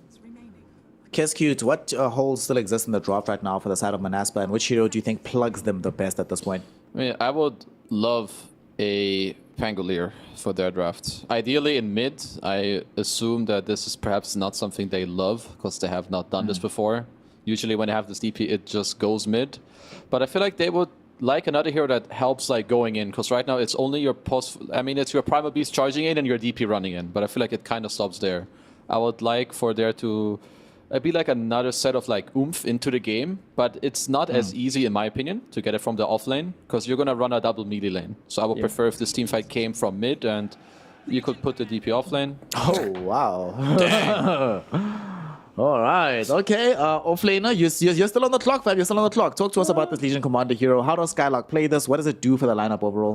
What does it do for the lineup? Let's see. I mean, a Purge is always nice against, I guess, this combo. I don't really see the purpose yet. There's always one thing with LC is that it's not super easy to be counterpicked. So I guess that's one. But for now, I don't really see much more purpose to it. It potentially prevents some Naga Siren carry or something, at least in the laning phase. So it could be like a preventative measure. And, you know, Snare was mentioning the whole idea of the scalability of Manaspa lineups often. They often don't really have these comeback drafts, but this feels like a lineup that will eventually put Morphling on this, you will be our 1v9 hero. Can it get there? Is my big question mark. I think D2 Hustlers have a great opportunity here to run over this game. Just trying to think of that Shad active hero. Maybe is... They could honestly go Slark, and as long as he has good positioning, some IO Slark lane will be super strong. The Shard will just, you know, prevent the Legion from dueling anyone else as long as Slark's not getting dueled. So I honestly think that could be pretty good. Early Diffusal as well to fight the Morphling. It's the first LC that's emerged so far in Division 2 here in Western Europe. We've had some in Div 1, but only one of them has succeeded out of the 5 games that has been played. I'll be honest, I think this hero is garbage, so D2 Hustlers, balls in their court. Let's see what they're going to be able to bring to the court here. What do we need still? A Shad hero? I imagine Mirage will just go back on his Leshrac. Yep. We don't need to change too much for him. Divine Lama's played a ton of Viper, not just this season, but the last as well. So which Shad heroes safely going to stand out to us? I don't think he can play Lifestealer, I suppose, in a game like this, maybe? It's the same bill. I think, again, I'm still leaning Slark, but maybe Lifestealer can work. It's just really bad into Morphling. Yeah, I think the Slark is fine. Don't do that, no, Jesus. Oh, wow. Okay. Alrighty. What do you make of this then? Let's see who's playing what. So it's a carry Viper. Interesting. Safely. So they did this on their first day. Which team were they playing against? Was it against Alliance? Yeah, it was against Alliance that they did this, where they went 2 games in a row, Shad Viper, and game 1, Shad Viper absolutely stomped and owned the game. Game number 2, it didn't necessarily go so well. So Kezu, now that you know that you're playing into a safe lane Viper, if you're the Skylark Legion commander in the situation, are you worried about the laning phase? And overall, are you worried about the nature of this game now that you've seen this draft? I mean, I feel like the lane should be okay because you can purge your high movement speed hero. It's probably annoying, but it should be fine. But I don't really like the Doom response as much. I mean, I'm looking forward to being surprised by a carry Viper, but I feel like this time around Monaspa have a better chance of, like, in the mid game that they can continue with their train. Like, they don't have to like back off. I feel like this DP Morph are gonna be very strong with their backup. Tiga, with lightning going on in the background, we see the Divine Llama Doombringer and the disgusting courier killer Alex, who still has the record here in Western Europe for the most couriers killed in a single game, and actually all across the DPC. Do you like what they brought to the table? How does this draft win D2 Hustlers the second game and overall the series? It's the opposite script of game 1. They need to be the aggressors this time around. If they ever waste a Doom, I think they will struggle a lot. So I think clinical execution, Dooms connect on the right heroes and just play with confidence, and they should be able to take this with their style. But any falter, any mistake, I'd say maybe like 2 mistakes, and then oof, we're going to a game 3. I'm counting. Oof. I'm kind of hoping that we get to a game 3. I'm going to be counting these mistakes, but to ensure that we have players and the teams and the commentators that are going to count these kills for us and these mistakes for us perfectly, we throw it over to the NA math pair of the tremendous Trent and the legendary Lyrical. Gentlemen, take us away for game number 2. Thank you so much, Snare, on the panel. And yes, we are tremendous and legendary, as is this game that we're about to have. We're going to count every mistake, every problem. Actually, we don't tend to do that much. We tend to just talk about all the cool things people are doing. I keep my abacus off stream. Okay. Yeah, I don't want them to see it, but I'm keeping track. Don't worry. It's a great way to make sure I know what's happening. Abacus. That's something I haven't heard in a little while. That'd be a sweet gamer tag. Abacus? Feel like, yeah, that's a right. Okay. Am I right, guys? All right. Well, Trent Pax is dead. Abacus it is. All right, let's go. I'm counting those W's, and we'll see if the 2 Hustlers can get another. I mean, to be honest, Trent wasn't great branding to begin with, so you don't have much to lose. No, it's just, your name. It's fine. Yeah. Like we can't all be Bob. Gangsters, but it's tough. Thank you. Do you remember Bob? Oh God. No, who turned to Bob? Bob is, I think, China, if I'm not mistaken. Now, that's a good tag. I don't remember Bob. Yeah. I remember Jesus Stick. That was the greatest tag of all time. Jesus KDL Stick. for life. I love that. Oh, now facing off against Divine Llama. It is going to be 2 apiece, while Alex is trying to run down not just couriers, but also Spartan. Keeping the pressure onto him early here. Not bad, not bad. Level 1 disruptor. Basically a courier. True. All right, yeah, we have a carry Viper, guys. It came out at the end. Kind of funny to see. I don't know if it was anticipated by Skylark, and they were worried about that, so they happened to just pick this up with the Dispel, because that certainly is a better situation than most offlaners would likely find themselves in versus a carry Viper. So at least they have that going for them. Obviously won't have it in the first couple of levels. Well, Skylark might take it level 2, to be honest, considering how rough this could end up turning into down bottom. But Divine Llama, we've seen a lot of Dooms throughout this entire patch. This DPC season, his Desire is going to pull the creep wave on past. Skylark also getting that little side pull action going. But it's going to be a I've seen a lot of Dooms losing in Europe and a lot of Dooms winning in North America. And since we're in Europe, I feel like that means that this is going to be a loss. Okay. Solid. Boy, but Divine Llama played in NA. That's a good point. Oh, Boom. that's a good Saved point. it. Saved it. They know how to do it. The old Divine Llama. So it's in Europe, but it's an NA Doom. Yeah, if there's one thing the North Americans are good at, it's killing neutrals. And Doom, obviously, the devouring and everything, he's really in our wheelhouse. You know, we don't like to push lanes. We don't like to team fight. We love that jungle. The jungle is good. Jungle is where you want to be, particularly as a Doom. Doom and Legion Commander. I mean, these are just jungler heroes, all right? This is this is why it took them like 5 years since someone jungled to finally remove the jungler tag. It was just the North American developers hanging on to something that was lost. And then finally they let it go. Knew that that was all meant to be. Well, we can keep an eye on you know, how they end up doing in this one. If he can be a little bit more active around the map potentially. Divine Llama pulling the creeps on over and now trying to get all aggro with Spartan. Some good damage there. Is this going to be a first blood? Forcing out the fairy. Fire hides behind the trees, but no, instead it's Alex. It's in some trouble with the waveform through. It's Nanda. It picks up the kill. I mean, that was technically first blood, but Angel made a play down bottom where because Desire pulled the wave all the way around to meet the creeps, he saw the courier coming through for Skylark, and so Angel went up and killed Skylark's courier. So, I mean, you know, depends on, you know, was there not blood spilt from that courier? Are they not important enough to you? I guess it depends on the courier cosmetic. That's literally what I was about to ask. Yeah. Smart man. What if it's a robot courier? Nuts and bolts and blood. Yeah, that's the one. It's oil, not blood there. You know, Spartan? Blood gets spilled for oil all the time, Lyrical. You know, it's true.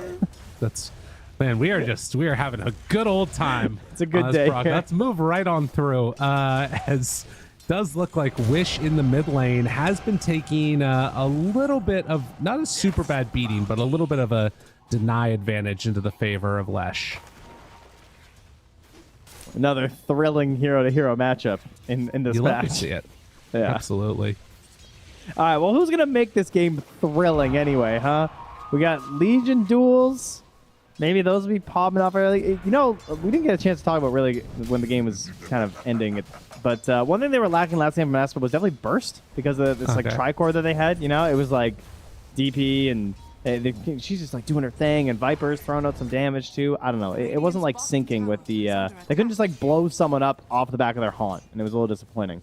But now they have a Morphling, so and as well as the Primal Beast, who can get some pretty decent bursts of that onslaught later on. Like it's a pretty big physical nuke compared to a lot of other heroes. So hopefully that's going to be a little bit more improved in this game for them, because it felt like they were close a couple times, but the sustain was just a bit much from the Hustlers, as they will lose themselves a Disruptor.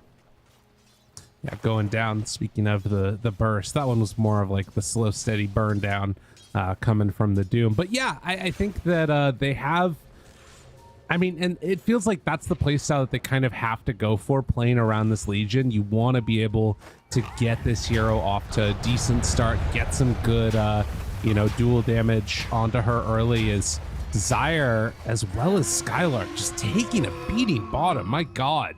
They both, I mean, one of them has to stay for XP, but you're not going to be getting a ton. The wave switching in. Spartan's actually coming down here too.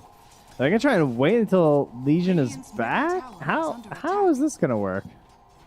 I mean, Morphling's happy, so it's not like he's doing anything up there anyway. But this does not look like a high % success play here. I mean, maybe if they can catch Shad when Angel's not around, but he's pretty close.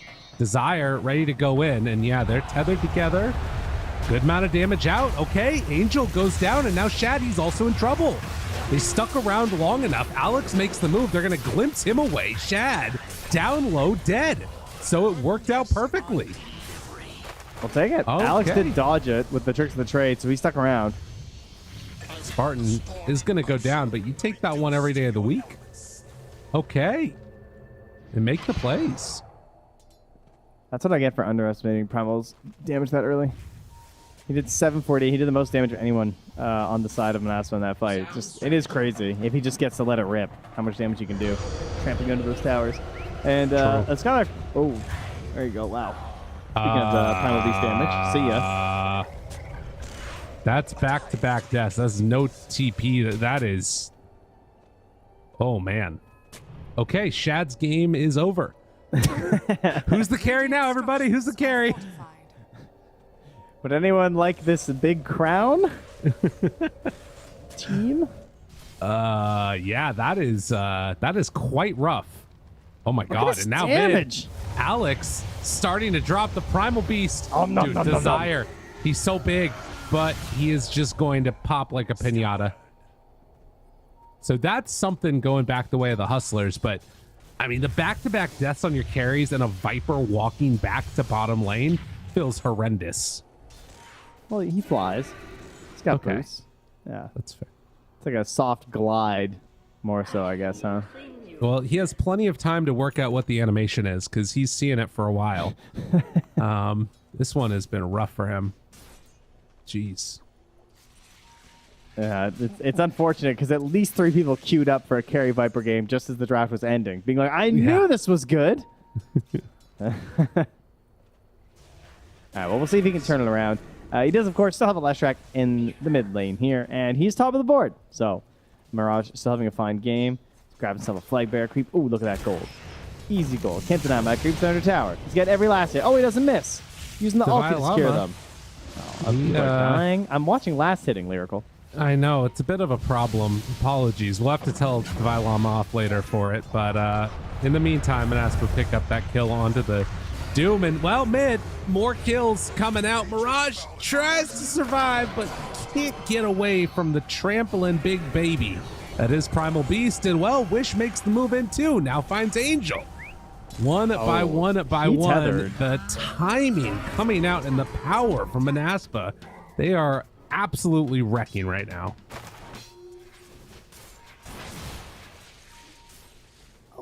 What is the plan? Because that was without Exorcism. It's up in 10 seconds. They can definitely force this mid tower. Spartan can't even be chased by Doom right now. He's just going to hold them back. He's just toying with him for no reason. He's even trying to pull the wave away so he can't devour. Yeah, that's super annoying. Oh, I can just tell Spartan's dying there. That is so good. Like, just like pulling the creep cam away from him, playing down the side field. Or the connection go down. Oh, that's great. That's good stuff. And now, I mean, he's still sort of stuck here. Okay. Oh, if only he didn't glimpse. Could have been a chance. Shad would have had to take another walk of shame. But instead, Spartan, Retribution, he dies in Fountain. They get him. You know, that's actually the best case scenario for the Hustlers because then Shad gets all the XP. Yeah, that's a good point. He needs it. He's got to get back in this game. As he is about a level behind Nunde. And to be fair, like, as bad as the early game has looked in terms of each one of the moves working out further and further into the favor of Manaspa, it's less than 1,000 gold lead, you know? That's something to sort of feel pretty okay about, as mid lane Wish is taking that tower, and they will get it. Nande in mid gets pushed back in. The Doom is down. They found their man, gonna go for the kill. Legion managed to find the duel for the moment, but might be able to survive through that. Llama lives, and Skylark is the one that goes down. So yeah, they find a way to punish Shad, get the mid tower. But wait, here comes Wish though. Here comes Wish. It still works out somewhat okay for them until clean him up. Wish comes in and will bring down one. Can't get a second. Looks like Alex is going to go down though. So yeah, they make a big rotation up top to find some retribution. Good thing the Wish had a haster in order to actually get a part of that finished pieces there. So some slight redemption. And what was on the courier there? Ooh, the treads and a cloak. Is that for DP? Yeah, no bots. Okay. Like 2 bounty runs. Interesting. Ooh.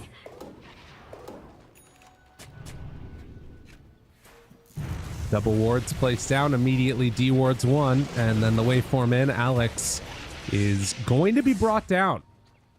Shad glimpsed away for the moment. The relocate came in, bringing in Mirage, trying to find one. The duel's there, gonna find Skylark. Can't get the stun onto him, and in fact, Shad's in some trouble now. Nande, he's turned into Viper and starts dealing out the damage. Have to back away. They get vision down. Mirage, he is in complete and total no man's land. And an ultra kill at 11 minutes from an Aspa. Okay. Not what I was expecting. I'll say that after what happened up top. Did not have Morph than getting an ultra kill in the next 3 minutes after that. Radiant's bottom tower is under attack. Yeah. What? He just got 1,000 XP and gold. He's massive. He's pretty big. Yeah, it's no joke. Wow. And that was okay. That was all from just a double warding into Static Storm, and the rest of the Huts are just coming for the fight. I mean, to be fair, the last time they did that, like the Power Ranger, everyone just joined us to go for the fight. It worked out pretty well for them, but Mirage now chasing Desire. No onslaught for Storm.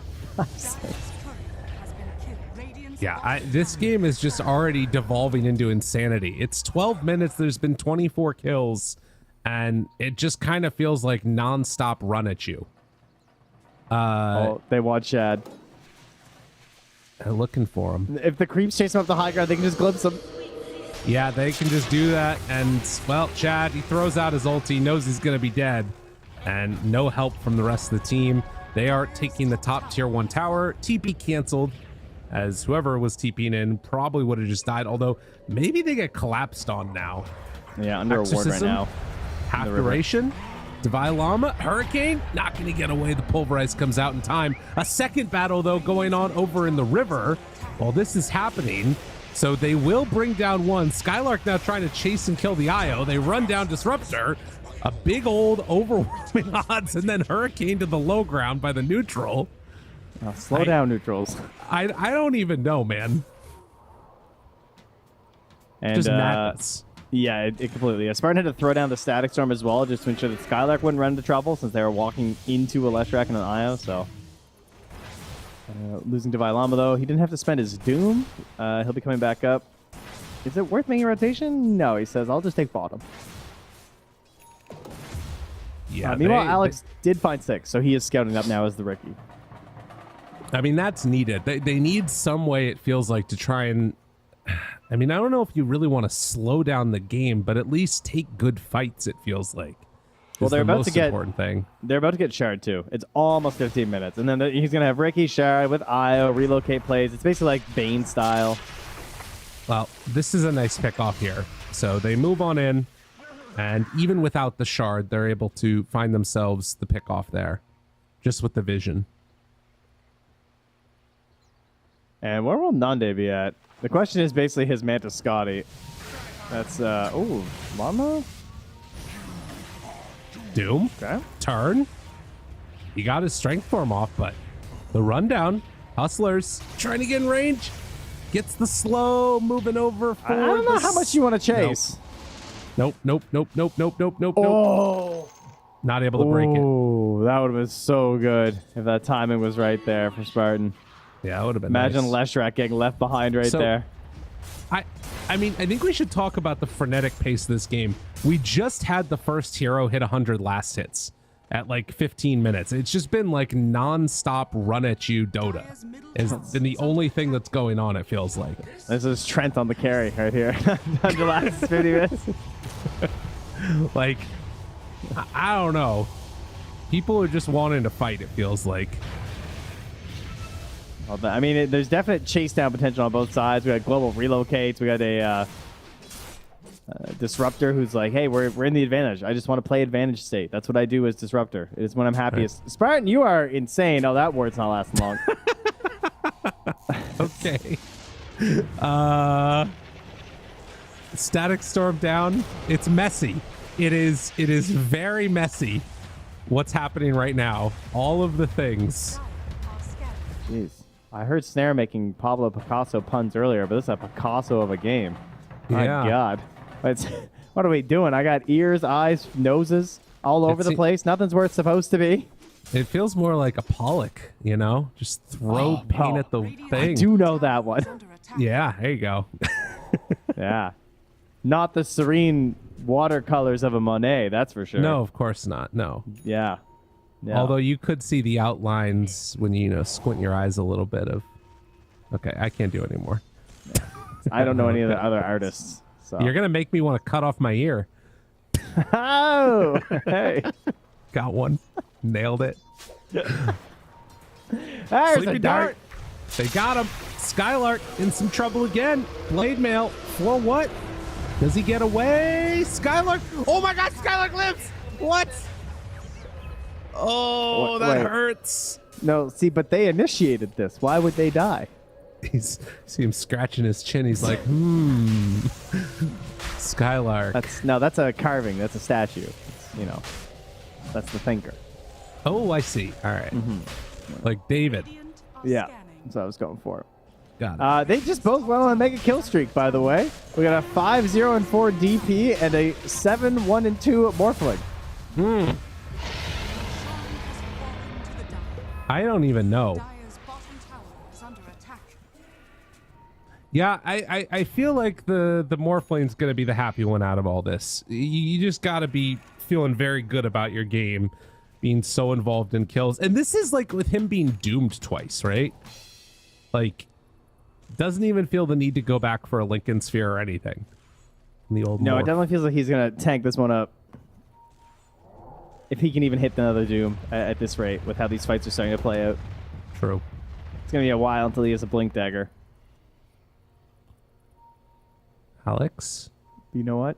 If you just dart him, can't True. dodge the Doom then what? Do That's they have a anyone good building point. Lotus, by the way? I mean, I guess they have Legion, obviously, but it'd be nice to have a secondary one. Yeah, and I mean, you might want to save that heal for other things too. Io gonna get caught here. The stun from the high ground. Mirage still willing to run in. The Blade Mail right on top of him. Static Storm down. Now they bring in Shad, trying to get away on that Primal Beast. They choose him to be the recipient of all that damage. And so in spite of the Aegis on Morph, still able to take a little bit of a return fight. Not a lot of counterplay to this Leshrac available early, huh? I mean, the eventual Shivas, I'm sure, will be there again. But, like, no Spirit Vessels or anything to try and focus down. Because, like, your heroes, it's hard to build them. Plus, you know he's getting blood BKB immediately after Bloodstone anyway, so the window to actually use is always so short. All right, there's the setup. Oh my God, they got him? Silence? Mirage, he got glimpsed. Oh, it could have been so good. And instead, it might be Ricky dead, or it might be a kill onto everybody. Nande! Waveform, try and get out of there. Mirage is legitimately carrying this game for them. I can't believe how close that was to both teams losing the team fight 3 times in a row. I think Nande gets out, though. I mean, Dwylama just TP'd in, but again, still working on his blink. Up top, though, a glimpse back onto Shad. Oh, see ya, TP. Adios. Yeah, no way for him to get out of here. All he needs is 70 gold. 70 gold. Oh,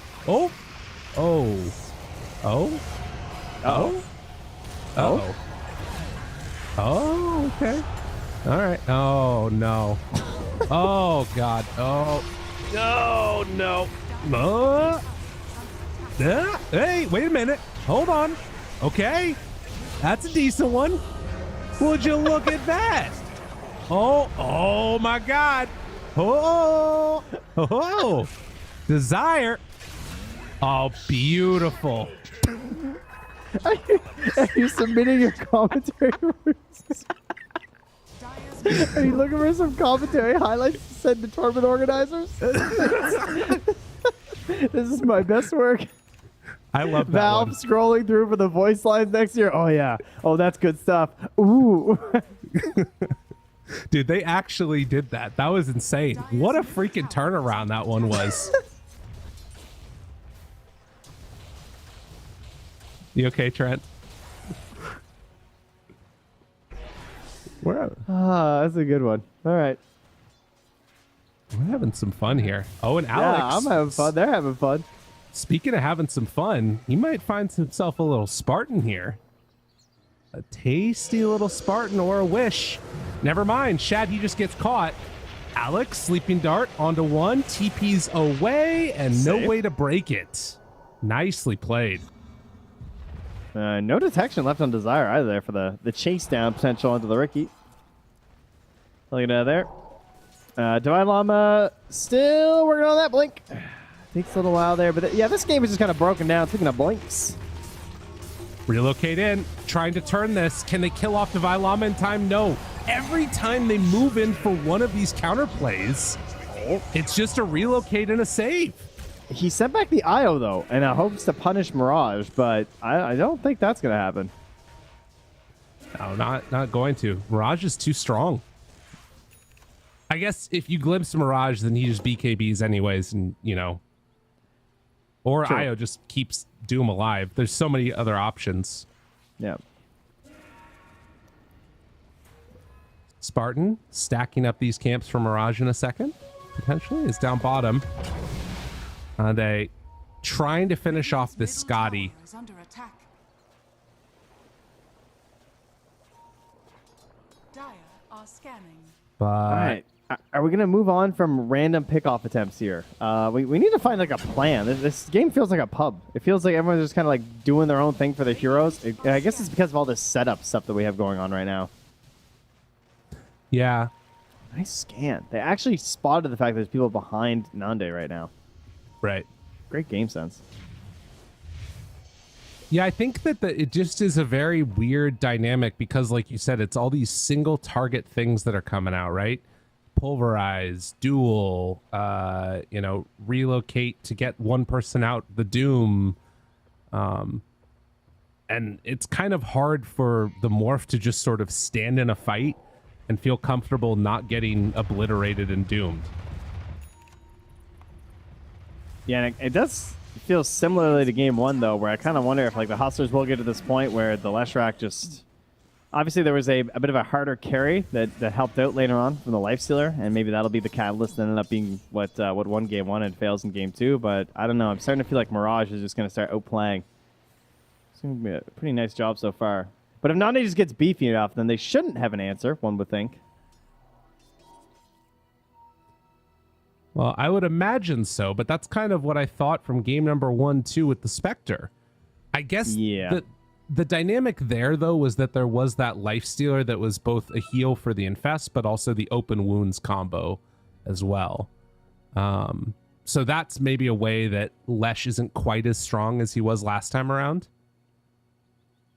They do just have this dart, too, though, which is going to be a problem. Because, like, unless there is Legion, they don't have a good answer for it. Right. Unless you're going to, like, preemptively BKB. I feel like it's still going to be pretty problematic for them. Like, he's just going to isolate one person and then just silence somebody else. And then the fight is hard to play through. Yeah, it's a really good point. I guess it does eventually come back to an idea. Oh, my God, Static Storm. Not quite gonna connect. Oh, that one hurts. I was gonna say that eventually you could think about Spartan getting an Aghanim Scepter.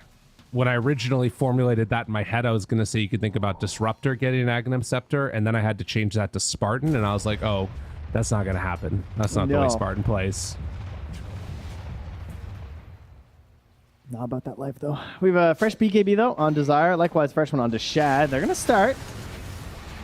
Gets the stun, saving that BKB for the moment on Divine Llama. Desire pops his own. Divine now turns onto it. The duel's there, so no Doom. But Io, is he nearby to heal him up? Yes, and get the relocate pullback. Mirage doing enough damage to force back the rest. Wish kind of in no man's land, but a strength form adaptive strike forces back Mirage, and now the Doom comes out onto the DP, so no more Spirit Siphon charges. They take down two, and well, the other one's doomed. Hustlers, they're going to secure this tower. It feels like they're pressured to go in here, but I don't know how you can make that happen. He still has ulti on the Morphling. Stun. Mirage, he's fine. Dude, Bloodstone gets off. He's perfectly okay. Can they kill off the Io, though? Or the Viper dropping lower and lower. The Io stepping away, just able to wall himself out of there, and the mech comes out in time. Wish is going to die. Hustlers They might have turned the tide. He just got walked down after by Divine Llama as well. Missed out on the blink stomp, I think, but then Divine Llama didn't even care. Just able to march it down after the slowed down DP and grab it after for the follow-up. So, Manaspa feeling pressured again to extend that fight and try and grab someone on the backside, but no real option there. And yeah, it is feeling like the Hustlers have finally wrangled some sentiment of control out of this game and like a general concept of the kind of Dota they feel like playing right now after finally pushing a tower. Finally setting up, taking objectives, which is the type of thing that you'd anticipate coming from the Manaspa lineup, but there's just way too much damage for them to all fight into for it to really work out. Oh, man. 26 minutes in, 8K gold lead. Dire are scanning. Where are they going to go next? Yeah, Wish and Nande are still incredibly strong and having great games, right? I mean, Nande's still 8-1-3. Wish 5-1-7. That was his first death of the game. So did happen to hand over a pretty beefy streak there to Divine Llama. Oh, the setups there again. I mean, but this is really the problem. Yes, they can't set up a good fight for Wish and Nande right now because someone just dies. It's either like a duel is in like a recovery mode to try and stop one of these ganks, or a forced fight from a glimpse or something. It's just, I don't know. They're never together when things kick off. Well, one hope. Maybe that's the hope. Just disconnect. That's the you know, hope. they've had two of them so far. They can keep disconnecting. Manaspa might be able to pull this one out. I mean, they could do it in other ways too. It is not just that. There's other avenues for them to pull back into this game. We saw the esportsbet.io odds still into the favor of D2 Hustlers after the draft, but I think in the last couple of minutes, it definitely feels like the sort of pendulum has swung. Almost up to a 2 kill a minute type of game as they position themselves to try and take this tier 2 tower up top.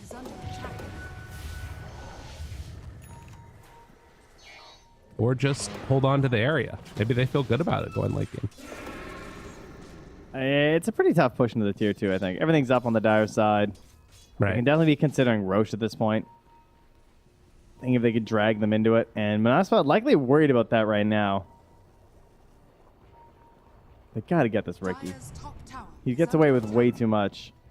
Oh, breaks wrong way. the smoke. Oh, just a second too late.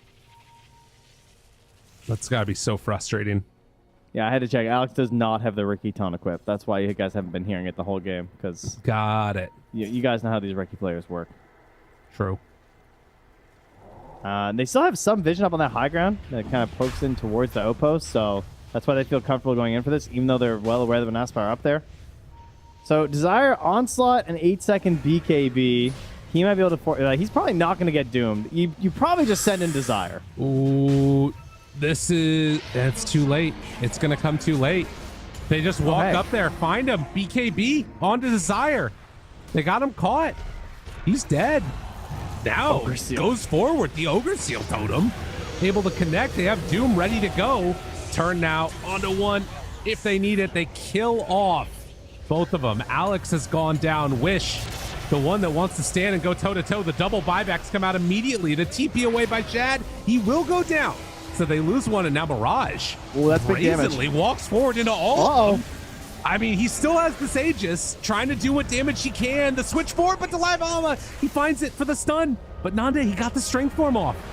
Coming back in, Les should be able to walk this one off. And in fact, he's going to get adaptive striked back to the low ground. There's Glimpse, there's Glimpse. Oh, don't do it. Okay. Vailama jumps forward. Is he trying to fight? I mean, Nande's still very strong. You have to be careful about this one. Dodges away from that stun. What's happening? Desire runs in. Skylark just dies. Alex starting to drop. He needs to get out. He isn't going to be able to. The Ricky goes down again. And now Vailama finds himself a stun onto Desire. Desire's going to die again. I believe that's a dieback on Skylark. So he's gone for 60. Trent, I don't know. I can't tell you. I don't know. It's like there's DLC to all these fights. It's like the fight ends and someone pays $5.99 and we just get another one. I'm not sure what's happening. Dire's top tower is under attack. Oh, God. Well, 30 minutes. See what DLC unlocks next. Waveform attacks targets. That's pretty good. I mean, he's getting stronger and stronger on Nande. Has the double damage bottled up right now. Yeah. I mean, he keeps living. He's level 20 and a quarter compared to the highest. Well, Mirage is 21. Mirage is 17, 2, and 5. Holy, okay, my God. Yeah. I don't know if he had 17 kills. I mean, that's the thing that's kind of crazy, right? Is that he's been involved in all but 5 of those kills for his team. He's everything. If he gets bursted at the start of these fights, game over. Like, that's it for them. But I don't know if that's going to happen. These Leshes just feel impossible to kill. Oh, he's going for the nihilism too? It's pretty hardcore. That's solid. I like that one a lot. Big nihilism fan here. All right. Well, Manaspa, what is your game plan now? You have created some insane fight outside your base and outside of your tier 2, so that was pretty cool. I mean, you've already lost the top one, but, you know, you held that middle one. A little bit of ground still in control for you here. And with no Aegis, can you find a moment to force a fight? That's my question. I don't really know. We're just going to battle for wards until someone gets jumped on by Divine Llama, I guess. Yeah, probably. I mean, they've been playing around this one up top for a little bit. They were able to get the D ward on the one that's in the little pine cone can just to the south right now. But that's interesting too. I mean, we've kind of been playing this game where, you know, Viper's not really been a super impactful factor, I think, in a lot of ways. 3, 8, and 11. But now getting into like a Scotty with his BKB in hand, he actually is going to start to be pretty significant in these ones. Oh, looking. The sentry. It's the Shadow Amulet. He gets them all. He pushes out the IO. They get the IO out of the Static Storm. Oh, that might keep him alive. Angel walks away. Shad's still living, but they get the duel onto the IO. Divine Llama finds his Doom target. They got their man. Nande going to die. And now they look back for Wish. They TP in right on top of the creep. The stun is there. The DP, well, they actually don't want to stand close to him. Wait a minute. They're just breaking the siphons. Okay. Breaking the siphons, then re-engage, yeah. Chase, chase, chase. Find themselves a Wish. Ricky's very coming. fast. Yeah, they got him. So the heal comes back in, but it is all for naught. 3 dead and Hustlers ready to run it down mid. You know, just a typical start of a fight here. Yeah. With the Static Storm into Onslaught bounce out of the enemy IO. Not that really... I mean, it kind of mattered, but I'm not sure if that really matters that much at that point, considering the survivability of Mirage right now. True. I don't think he really needs IO. He did almost 8,000 damage in that fight. The entirety of Manaspa did 9,300. But I also will say that, like, when you have to use the duel on the IO to keep him under control, you know, there's certain amount of damage that gets taken that kind of annoying to have to deal with. But, well, they kill Alex. So Zyre able to pick up a freebie. Tier 2 tower taken mid for all the trouble that's been done.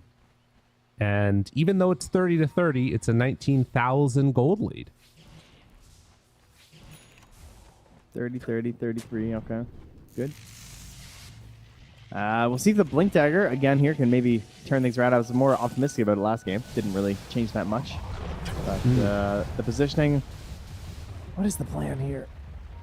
Morphling BKB. It's a pretty good idea. Mushrock gets a Scythe, though. That is bad news, Bears. Because they've been dodging on the Lincolns already. Even that versus the Doom hasn't popped up. And now there's a Scythe, too. So I see bad times in store here for Wish. Because now they can just, like, chain, again, into this idea of just, like, the dagger, or sorry, the dart, rather, into, like, a Scythe. Like, there's so many follow-ups. Like, you stun them, they press the attack, instantly Scythe. It has been a free Doom on Anane most times, it feels like, which is interesting, right? Because you'd think that that would normally be a problem. He's actually still been able to sit at 9, 2, and 8. So had a pretty good score line, but it also, because of that, like, we haven't seen him be able to commit all the way in and, like, try and take down that Lech.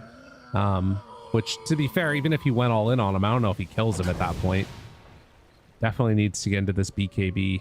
Just needs so many items on the Morphling to make this work, it feels like. The slash track just keeps getting huger and huger.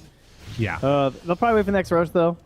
They set themselves up for that, and maybe that'll give the opportunity for Manaspa. I mean, we've talked a lot about like the single target stuff that's happening. There is some team fight in the sense that they can just send in Desire and hope that there's a good static storm, but right, you know, the items are there for all 3 cores. They have their BKBs, so the best thing you get is like early burnt BKBs from those Radiant heroes, but it is still a tough task. Not easy. No, they're going to smoke up right now, though. Divide Llama been pretty on point with the initiations. He's drawing the line right now, making the call. Follow me. I will stomp. Big stomp. All right, let's see if the illusions trick them. Nope. Mirage. No panic. Alex, where's their vision? They don't have detection? have sentries. Oh, Skylark did get the blink away, though. So that keeps him alive. And maybe going to try and set their sights down bottom where a big creep wave is coming in. We'll see. Step 1. Don't get free ganked by the Ricky combo. All right, we'll take that. But yeah, no ob-centric combo there is kind of terrifying. But like you said, great blink there from Skylark. Just being ready for it. Too scared to head onto that wave, though. Just going to watch it die into the tower and say, yeah, it's good enough for me. Right. And Roche is back in 1 minute. The top side, Spartan doing some split push action with his support buddy, Desire. I say support, he's almost on par with the Legion commander in terms of farm. Just spread the love. Yeah, and that is one thing to consider too. Like, if they do manage to like win a fight and say like 3rd Roche comes around or something like that, you get an Aghanim Scepter passed over to these heroes. I could see a way that they could maybe make a comeback happen. It wouldn't be easy by any stretch of the imagination, but I see the way. Yeah? I don't know. So this is a tall order. I'm imagining something like Doomags or something at this point, you know? I might need glasses. Yeah. I see a way. I always feel like the value of getting a free Aghanim Scepter delivered to like a disruptor randomly or something is just so enormous, but they probably won't be in position to make that happen. It is an Aghanim Scepter. And Alex just solo smokes himself in the mid right here just to do this. Nice play. Yeah. Okay. Well, now it's instead Mirage that's been given a free Aghanim Scepter. Oh, perfect. He's like, man, I almost spent gold on this. Dude, he's so goddamn farmed. Yeah, he's got 35,000 net worth now. All right, but Trent, the bigger they are, manage to kill Mirage. Can you imagine the comeback gold? All right, Spartan kills Mirage, instantly gets 4,200 gold for his Aghanims. Yep. Okay. He solo kills him. Right. Yeah, that sounds about right. Okay. They're going to approach the high ground with an Aegis and a Tether and a Ricky who's going to dart somebody. They're dropping everything they can to try and slow this down. What are they waiting for? Is there any big item that's coming up? Doesn't really seem like it. Could get a blink on to somebody. Skylark tries to back away, gets caught there by the stun. Mirage not quite 25, so he doesn't have the Diabolic Edict talent, but, well, throws out the Hex, can keep spamming the split Earths if he feels so inclined. Very hard to come on up and contest this. Even the Lincoln's passed over from Devi Lama, making sure that he is always kept alive and fine and dandy. So the first Rax going to fall after this glyph comes out here.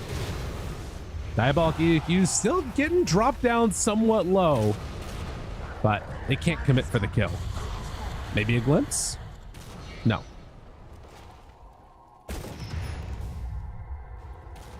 Oh, and why not? Spell Prism. Yeah. Yeah, I mean, obviously he needed that here so that we can have a 72-second Doom. It's good. Very strong.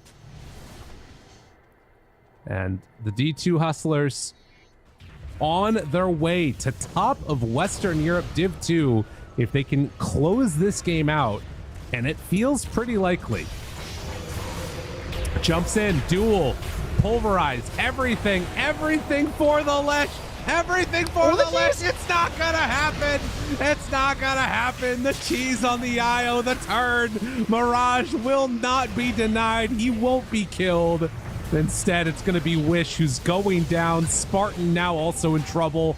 All of them just have to run away from this monstrosity of a Leshrac. They do lose 2. Shad goes down. Mirage still willing to run in further and further. He's broken, but not in that much trouble. The Hex is there. Nande doesn't get stunned, doesn't get silenced, and, well, triple kill for Mirage. If he just keeps going, I don't know if they can stop him. Gets a little bit of separation to break the Spirit Siphon, finds another stun, throws out some more lightning. He finally goes down, but can they kill him again? Swapping his BKB. He has a Hex. Trying to keep himself out. The BKB, it's available. And immediately, they're all in trouble. The stun is there. Does he decide to go in for more? Is Bloodstone back up in 5 seconds? Might just go for it. I think he did a lot of damage in that fight, Trent. Yes, he did. Yeah, he did a little bit. That's some good numbers. Yeah. That's gonna top multiple heroes for the whole game. Oh no. Don't give up, guys. Don't give up. They had to work so hard to kill that Aegis. Yeah. Like, now they got the morph into the Viper too. I was like, this is pretty good, right? He's got the range. He's whapping, hitting pretty hard.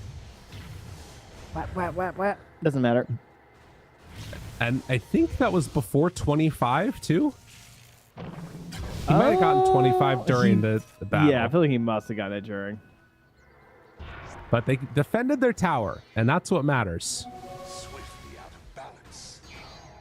Oh my god, I just saw that Io has his shard coming out. Yeah, Io has his shard now. So the overcharge, bonus spell amp, and spell lifesteal. Okay. All right. Sorry. Team, I have one plan, says Nande. Buy a rapier. Got an idea. No, he's got Daedalus. He's just psyching me out. Oh, he's queued Buy it that up first. So. Yeah. It's not nearly as exciting. 9% isn't as bad as we've seen. Yeah. Better than I give him. They believe in the morph. Leshrac is missing. Leshrac is missing. Beware the Leshrac. Yeah. Yeah.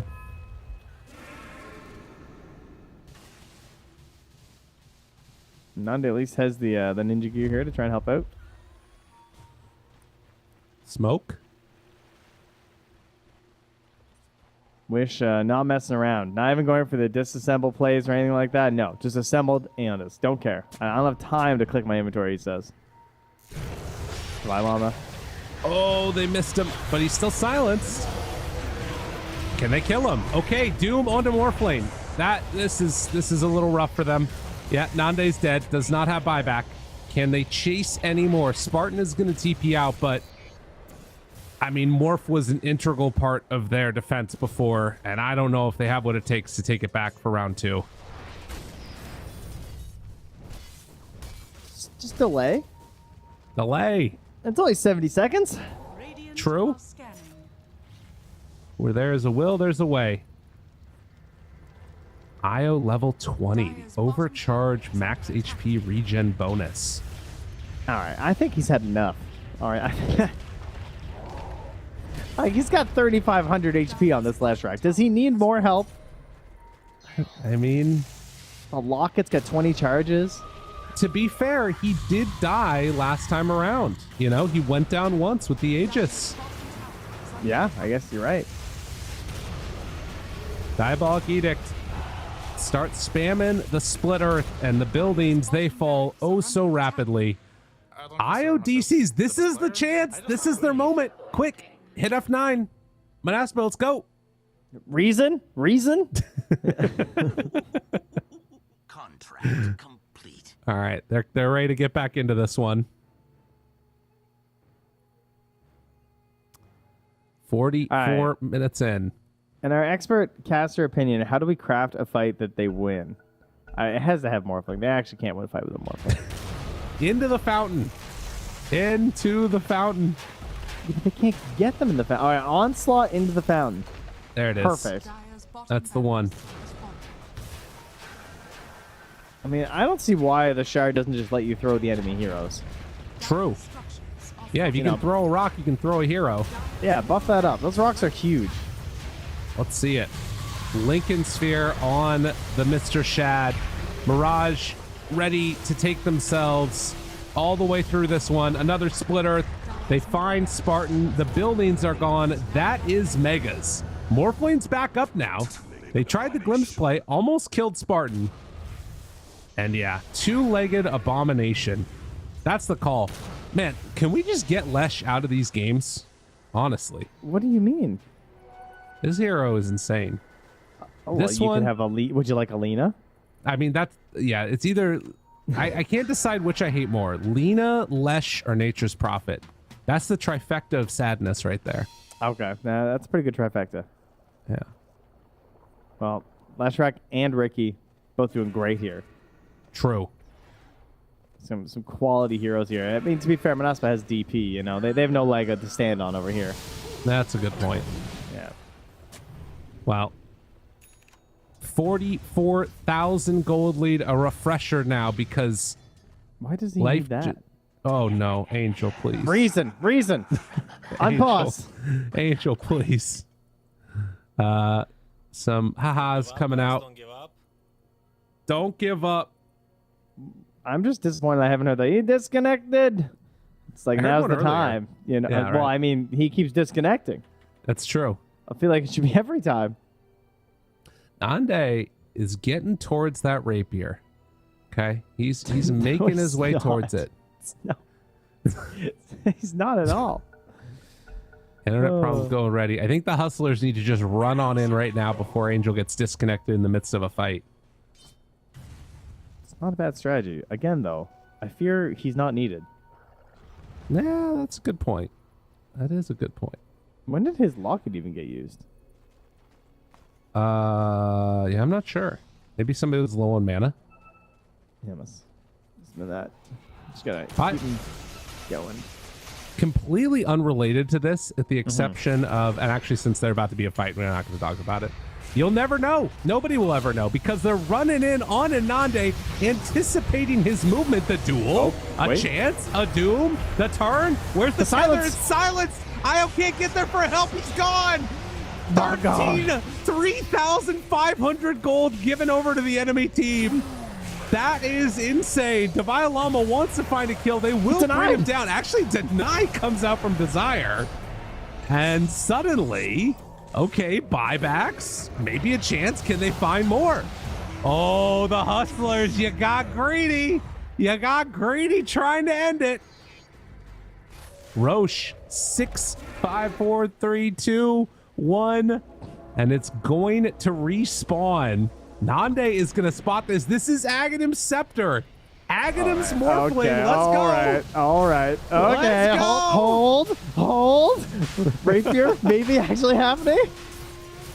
Let's see it. As the replay comes out, it was the control onto the silence. IO. Yes, exactly. That was everything that they needed right there. It's kind of crazy to think of all the items he could have bought this game, and he still doesn't have a dispel except for the aesthetics cap, which, I mean, isn't even a dispel. It's just the SAS resistance. But, like, you know, never completing the Greaves because he's just not that rich. He hasn't gotten the space because he's been fighting the whole time. And, you know, Lashrak stole all the kills, you know?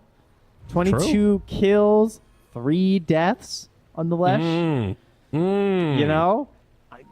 Is that what the difference was? Well, we may never know. And, I mean, to be fair, if I look into their neutral items, there is a flicker there. That could very easily be on IO. Just saying. Just saying, Trent. All right. Aghanim Scepter in hand.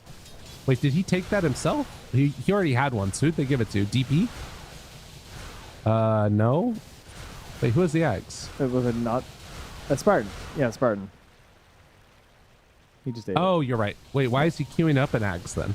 I Okay, think no, he he's queuing sold. blank. He had the ogre axe for his eggs already, I think, and he just sold Got it. Yeah. All right. We have a win condition. All right, now slow your hold. Yeah, or your roll. That's what I'm looking for. Hold your roll. There Whatever. it is.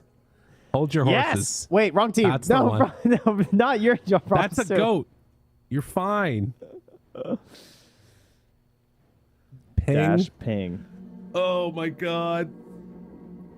I refuse to believe that there is a way that Hustlers don't win this. But I know in my heart that there is. That there is a way that this could happen. Look at that swing. Look at that graph. It's the beginning of a fall. I could see an avalanche happening, but it's tough to imagine. I like how the last time we were tied with this, they were at 9% basically, and now they're just down to 8. Yeah, exactly. The situation has not improved greatly. But at Things the have same only gotten time, worse. The Disruptor, he's almost got a blink now on top of Aghanims. If they group together, and we've seen how chaotic these fights get, could happen. And look, he's trying to get a good ward down, but they're already predicting that there could be one there. Alex knows. He doesn't want any bad news happening. Spartan all shows right. for a second, places a different ward instead. General status right now of the hospital. Oh, well, that's huge. They got the Morphling. Oh, they got him right away. Okay, Aegis down. Refresher. He's ready to go for round 2 of this one. Need to move into position. Wish jumps forward, finds him. Doom there on 2-1. But now that's both used. Divine Llama. All Spartan. Actually, wait a minute. A little bit weird, but they drop down. Static Storm. No follow-up damage at all. None. There's nothing. And Mirage left unconcerned, uncontrolled, and unable to deal with this monstrosity of a Leshrac. Duel that doesn't matter. They're going to turn. They're going to kill off that Morphling. Cannot come back to life again. This is going to be a dead Skylark while they chase into the base, finding kill after kill after kill. And that is going to end the game. GG, where your all chat is called. A very impressive showing. The Hustlers, they take top spot in Div 2. Congratulations to the World Super Bowl champions, D2 Hustlers. Warrior all chat indeed. Well, I'm glad that they found theirs here, as they gave them the tiny glimmer of hope. They just struck it right away. No, you will not be victorious here, Manaspa. God, I don't even know. That was one of the weirder games that I feel like we've casted in a long time. 78 kills in 50 minutes. And it really slowed down towards the end. It was like super high octane early. Well, early was just chaotic as all hell. It was no one seemed to know what they wanted. They just wanted picks and kills across the whole map as they built towards their items. And the whole time, Leshrac was just like he was like just the hero, just eventually being built up, going through the trials and tribulations of this life before the final season finale of the big victory. And there wasn't a surprise conclusion. You know, they made you think maybe they're gonna lose, just like they do in every show and movie, but then they won anyway. Oh, gets you every time, doesn't it? Took him down. It's a story as old as time, and in the end, Angel ends with 18,000 heal. A really impressive performance from him, but of course the Lesh, the star of the show, as always happens, these heroes are out of control. We're gonna head on back to the panel one last time as we end out our day today. A 2-0 win for the Hustlers. Woo! Woo! Woo! Yeah, that was a game of Dota. Earlier on, I was describing one of our series as a tribulation, game 1 of Alliance versus the side of Team Bald Reborn. But this, I don't even know what this was, Kezu, if I'm completely honest. Things happen in this game that I could never have anticipated. Now, one thing I was happy about, I hate Viper Carry, I hate Ricky, but I also hate LC, so I was very unbiased about this game. What the hell happened? Like, things seemed relatively even early on, but how did things progress from that point onwards going into the mid game? Honestly, even the early game had like a couple of rough things. Like Shad got ganked bottom once by the Disruptor, then he TP'd mid, he instantly died to the Exo. But I think again, eventually Monaspa, they seem a little indecisive with what they're doing. And even with Shad on the Viper, like not having an ideal game, I feel like eventually they just understood that they can huddle around Mirage playing the Slash. And with the IO behind him and the Ricky scouting, I feel like if Monaspa didn't execute the fights, which they didn't, they just got ran over by this insanely fat and tanky Lash. Yeah, it feels. It just feels like Manaspa, like after their ultra kill bottom on this Morphling, they got a little bit too excited. Where like Spartan was like running around by himself, like running head on. He then like used Static Storm on an Illusion bot, and like these things, they sound kind of small, but then they stack up to a point where D2 Hustlers just see an opportunity to like collapse the map, and then that one play after that Static Storm bottom, it felt like they just had a control on the tempo, and that's basically what this Radiant draft wants to do. As soon as it gets an ounce of momentum, it's going to hold on to it and then just slowly force Manaspa out of this game. And they accrued a insane goal lead. And what was it? This Leshrac, what did you say it was? Like 47,000 net worth at the very end of the game.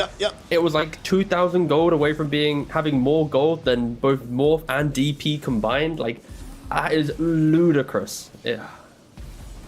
An obscene amount of net worth at the end of the game with. The thing that's crazy for me isn't just the degree of net worth that we found this Leshrac being able to accrue at the end of the game, it's the amount of damage output.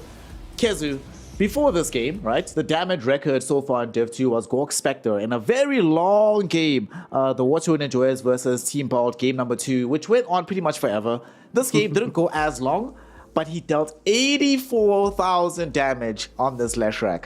And the thing is, there's only one battery. It's just his IO. All the other heroes aren't necessarily keeping him alive in the same fashion as like Shad is doing on the lifesteal in the last game. Divine Halama's not healing you. Alex isn't healing you. It's just you and IO, but somehow just all the damage in the world. And it's not like on the side of Manaspa they lack sustain, but despite the sustain that they just had no real tools to deal with this Leshrac. And this is one of the things that they opened the draft with.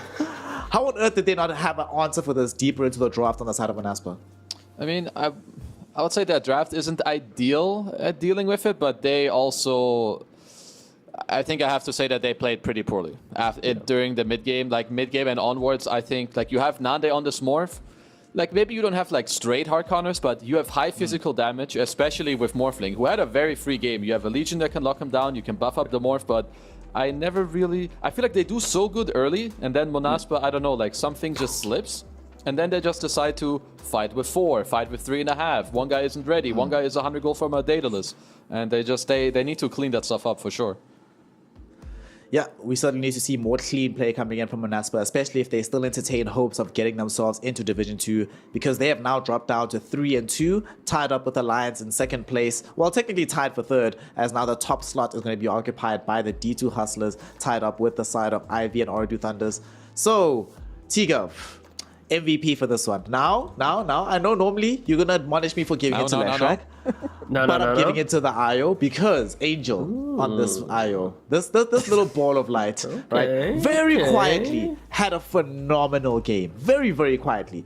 Built only 2 real big items, but this is all that you need. 0 kills, 8 deaths, 31 assists. But for me, the critical number here is the hero healing. 18k hero dealing. And you know why it's so special for me, Kezu? You know why this healing number is so special for me, right? Tell me. It's because this is actually close to the overall damage numbers that came from some of the bigger cores on the side of Manaspa. Skylark only did 27k damage overall. Desire's Primal's Beast only 26. Nande's Morphling only 34. Half the damage that Morphling dealt in this game was literally negated by the presence of this IO. How on earth can we not give him the MVP? I respect that, I do, because, you know, as Leshrac, of course, running around doing his thing, you cheekily throw the eye behind. But I think, yeah, how do you phrase it? This Leshrac, it's too good in Division 2. I don't know. I feel like even in other regions, you don't even care about it, but especially when you put the IO with it, it just makes it such a broken hero. Like we wouldn't have been seeing such insane stats for Leshrac if it wasn't for the IO.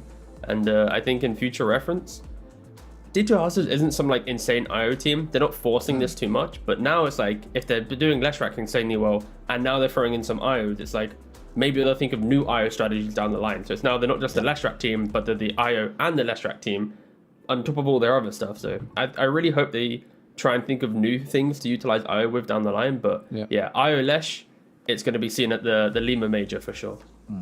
I mean, across Division 2, across all regions, we've had this particular hero of the Leshrac being picked 24 times, 65% win rate. So seems good, seems very effective. And of course, we have to have a conversation with one of the people that has won with the Leshrac on their squad. We're going to be having a quick conversation, a quick interview with Shad on the side of D2 Hustlers. Shad, let me know if you can hear me. Congratulations on the victory. And I have an interesting question for you. Over the course of your career, you've played 16 games of Viper. 6 of those have come in the month that you've joined D2 Hustlers. Is this your idea, or are you just being forced to play this hero just for the sake of victory?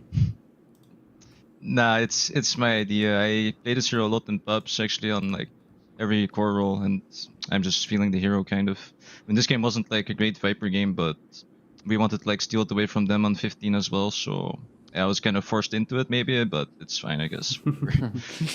we won, so yeah. The things you gotta do for the W in Dota 2, what can you say? Something I'm curious about as well. Over the course of your career, obviously you had that very long stint on the side of Viking GG. You left that team a bit of an unsuccessful tour on the EU Reject. Afterwards, you were a bit of a mercenary, filling in for some teams, playing with no bounty hunter. We heard though from Devai Lam, or from Devai Lama's former teammate, Sammy Boy, that he specifically left NA to come play with you as a carry player. Can you talk to us about what the formation of D2 Hustlers was like from your perspective, given that you weren't necessarily big in the scene at the time? Yeah, I mean, I just kind of had the weird like off year. I think I'm still like a good carry player, like considered a good player probably. So we played like I played with Llama and like D2CL like as a stand-in, and it was just pretty nice, I guess. Like it was the best offer I got as well. So yeah, I guess he just felt like I was good when he played with me, and I was like high rank. I was like top 10, I guess, like rank 12 or whatever. Like yeah. Okay. Kizu, what do you have for our man here as your European compatriot? Do you have any questions for him while we have him on the line? I just have something small, maybe something similar to what Snare was asking. You're playing a lot of heroes that I think benefit your team more rather than yourself. Like you're playing Nakes to complement your Lesh, you're playing Slark to complement your Lesh, you're playing Venge carry with a Shadow Fiend, and just now like you're playing carry Viper so that your offlaner can have last pick Doom. So outside of this carry Viper game, are the other games, is that your idea? Or are you also being forced into it every single time? Yo, you need to do this, you need to do this. Or what's the deal? It's like mainly my idea, I guess, but I mean, some of it was like a bit forced by me as well, because we just had like absolute confidence in our SF strat. We had 100% win rate with it in scrims over like 10 games or something, so yeah, like, I don't know. I would like to play some harder carries as well. It's just more fun, you know, but yeah. It's fine. It happens. Okay, and then one last question, maybe slightly off topic. You were a stand-in in the Bad Boom tournament, right, with Gaming Gladiators when you guys played against Team Spirit. It was only 1 BO5, but was there anything interesting that stood out to you from playing with them in that series? Because I think that team right now, they look pretty good. So I was wondering, when you stood in for them, did anything stand out to you? Well, their laning skills are like top tier, actually. Like, it's the best team I played with, like laning wise for sure. And they were like very calm communication wise as well. I would say like very chill, very calm, and just I don't know, their lanes are just like super good, I would say. It's like that was the biggest thing. Makes sense. Thank you. All right, we have to address the elephant in the room. You ended the game by all chatting Nande, because he all chats a lot too. Was there any additional context to this, or is it just because he all chats a lot in DPC games? I think this guy is an idiot in pubs, actually, like an absolute idiot. Nice. Like my teammates also have him pre-muted. We think the same, you know. Like this guy, I don't know. He behaves like he's like a TI winner or something. His ego is so big, like he deserves it. He deserves it, honestly. Yeah, put him down. I like it. Okay. Fair enough. You know, you probably might be able to keep them in Division 2 after this win, so you've already made your case. And also, obviously, hearing a lot of talk about previous team stuff. How do you think you've developed or changed as a carry player from, 2 years ago? You've obviously had a break recently. How do you think you are as a carry player now to before? Like, if you had to try and compare the two. I think before I joined D2 Hustlers, I was focusing a lot on just like grinding pubs and just becoming better. I think my hero pool has increased like a lot. My individual skill as a carry is just like a lot better than it was at the time. I think I'm trying a lot harder. yeah, I don't know. I'm pretty confident right now in my own gameplay, let's say. I mean, it looks it like the way that you played Life Center in game 1. It was very impressive. So you're showing. But can I ask something actually? Go for it. Why did I not get MVP as Viper in this game, guys? My KDA 310 15. Come on.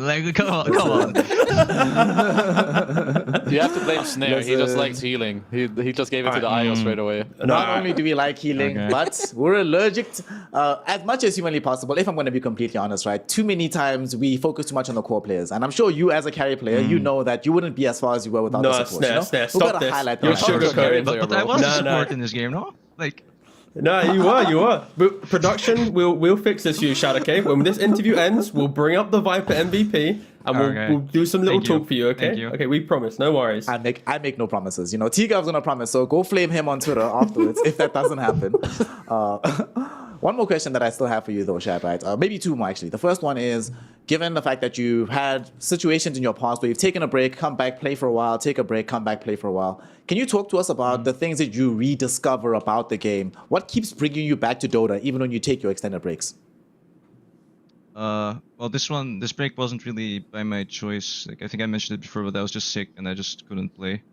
But I mean, after coming back, it's always just like rediscovering the love of the game. Really, like this game is just like always there for you, you know. Like in life, it never goes away. It's just really, yeah, I don't know.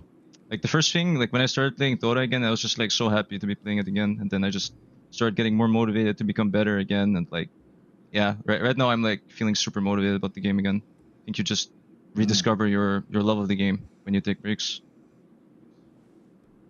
That is certainly true. That is certainly true. And one more question that I have for you. Whenever you get these wins, these big dubs, especially in key games like this one where the series could necessarily go either way, do you have any like special celebrations that you plan for after the game as a reward for performing well in these kind of series? Not really. We just like hang out on Discord for a bit and then I'll try to sleep, I guess. I don't know. Sure. Sleep is a very strong motivator as well, because sometimes, you know, after like 3-hour games, you're like, yeah, time to go to bed right now. But Shad, right now, y'all are 4-1, very, very close towards getting into Div 1. Oh, actually, I have one more question for you. You have one more very difficult series up against Ooredoo Thunders, who are undefeated before they went up against Monaspa. Now that you've beaten Monaspa, do you think you have the positive matchup up against Ooredoo Thunders? I wasn't expecting them to be undefeated, actually. Like, I think all of us like are pretty confident we'll win, to be honest. But we'll see. Like, they're a good team still. But yeah, we're confident. Confidence, quiet, calm, and confident. We love to see this combination. Shad, thank you so much for your time. Good luck, have fun in your future games. And even if you have to play Viper, positive mental attitude, fam, it'll be okay. The dubs are worth it. So thank you, and good luck for the rest of the series. Yep. Congrats. Here it is. Here's the Viper. It's the support Viper. Just you wait. No. You say that now, but you know, anything could happen. We Let's saw go! Carrie Morano earlier today. Hey, Whoa, look at these production stats, bro. pulled up. Oh, look at these stats. Look at this. 0 wards placed from the support Viper. 0 What a wards support. destroyed from the support Viper. 0 camps stacked from the support Viper. But he tanked 10 crucial 10 ganks deaths. on those Yes. deaths. He set up 15 critical kills, therefore getting those assists. And those 3 kills that he stole, Shad won't ever do it again when he plays support Viper for D2 Hustlers, potentially in Division 1. Congratulations, Shad, on your MVP. One of the best support Vipers in Division 2. This just looks like the guy who's farming role queue games, you know? He's like, I'll play carry anyway, but I'm gonna queue hard support, get those role queues, and I played support, guys. It says right here, hard support. Yeah. The thing I like about it though, Kezu, is like he's playing Viper. We saw him play this the other day, right? And across those 2 games, game 2 I think went very, very well. Game 3 went very, very poorly. And in this situation, I prefer it when you pull it out in a surprise situation. Not necessarily when you go through it back for back, but you just out of nowhere, you're like, hey, we're playing Viper in the safe lane. What can you do? Do you think Monaspa saw this coming? I mean, I don't think they dropped in the same fashion if they expected Shad to be the one playing Viper in this game, do they? It's hard, first of all, to see it coming, and second of all, to also account for every possibility, because they were second pick after all, so if they want to swap an IO mid, you know, for all you know, like, they can do it on the moment, and you can't see it coming. So it was just a smart way, you know, from them to adjust. It just comes down to someone seeing, okay, we have last pick, they pick Morph. What's our favorite answer? Maybe it's Doom. So can we make it happen somehow? Okay, swap roles here, boom, Doom. there you go. Yeah. Yep. I mean, but it still wasn't an easy situation, right? Despite the fact that they end up ending the day with a 2-0 win over Manaspa, you called it yourself. They only have 2 mistakes made in them before this game goes completely out of control. And they only made 1.7, I think, was our agreement that they ended up making at the end. Yeah, I mean, I think early game, we don't count those mistakes, but it's all at the mid game, right? And they had one time where they gave away some like Aegis, and then after that, it was near flawless Dota from D2 Hustlers. And the time that we gave them the 0.7, that was when they already had Mega Creep. So yeah, I think D2 Hustlers just proven that they are a team that understand timings really well. They play for them, and if they lose, it's probably due to just a little bit of an outplay here and there. But their drafts seem robust, and their over understanding of the game is, pretty good. Well, with that understanding and the nature of how they played this Dota 2 game, they have earned themselves a 2-0 win over Manaspa and a 4-1 win lead on top of the entire division at the moment. Nobody else is feeling like they're actually close right now, and they look super, super strong. Obviously, earlier on, we did see Team Bald Reborn tanking their 4th loss so far. It was a painful day for them, but obviously a much more jubilant day for the side of Alliance. And of course, we began our proceedings earlier this day with the side of Ivy taking on the Ancient Tribe. I'll be honest here, Kezu, if you'd asked me what this leaderboard was going to look like today after day 6, so close to the end, it wouldn't have looked like this. So talk to me about what stands out to you as the biggest surprises, and what are the things that have gone according to plan, all according to the script that you expected coming into Div 2? Second hard. This is a bit hard, Kezu, just read the script, man. Just get to page 69. We're on that right now. Come on, read it out loud. I think Hustlers being first definitely surprised me. I thought they would be like middling or like top half, but not first. So I think they've impressed me the most. I mean, what has gone according to plan? Perhaps Alliance being shaky. I somewhat expected it towards the start, but I think they're doing better, moving forward. Yep. And I guess Team Bald being towards the bottom, you should perhaps expect it from a team that is practicing the least. So it, doesn't really surprise me too much. That makes sense. I mentioned all your favorite teams. Yes, and I'm glad you mentioned Alliance, because my boy Ponlo, we've got to put in the requisite amount of gas. There's a quota system that we have on this panel of talking about Alliance. As we look forward into the future though, T, as day 6 has completely wrapped up, we have still day 7 to go. On Wednesday, we're continuing the action here in Division 2 of the Western European DPC.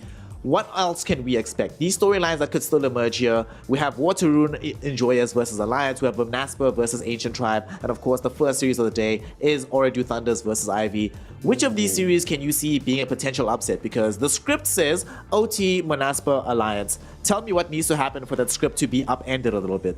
I mean, I think Waterrune Enjoyers, they got to, heal themselves a little bit. They need to fix up their DPC and get a win against Alliance, get away from the bottom 2.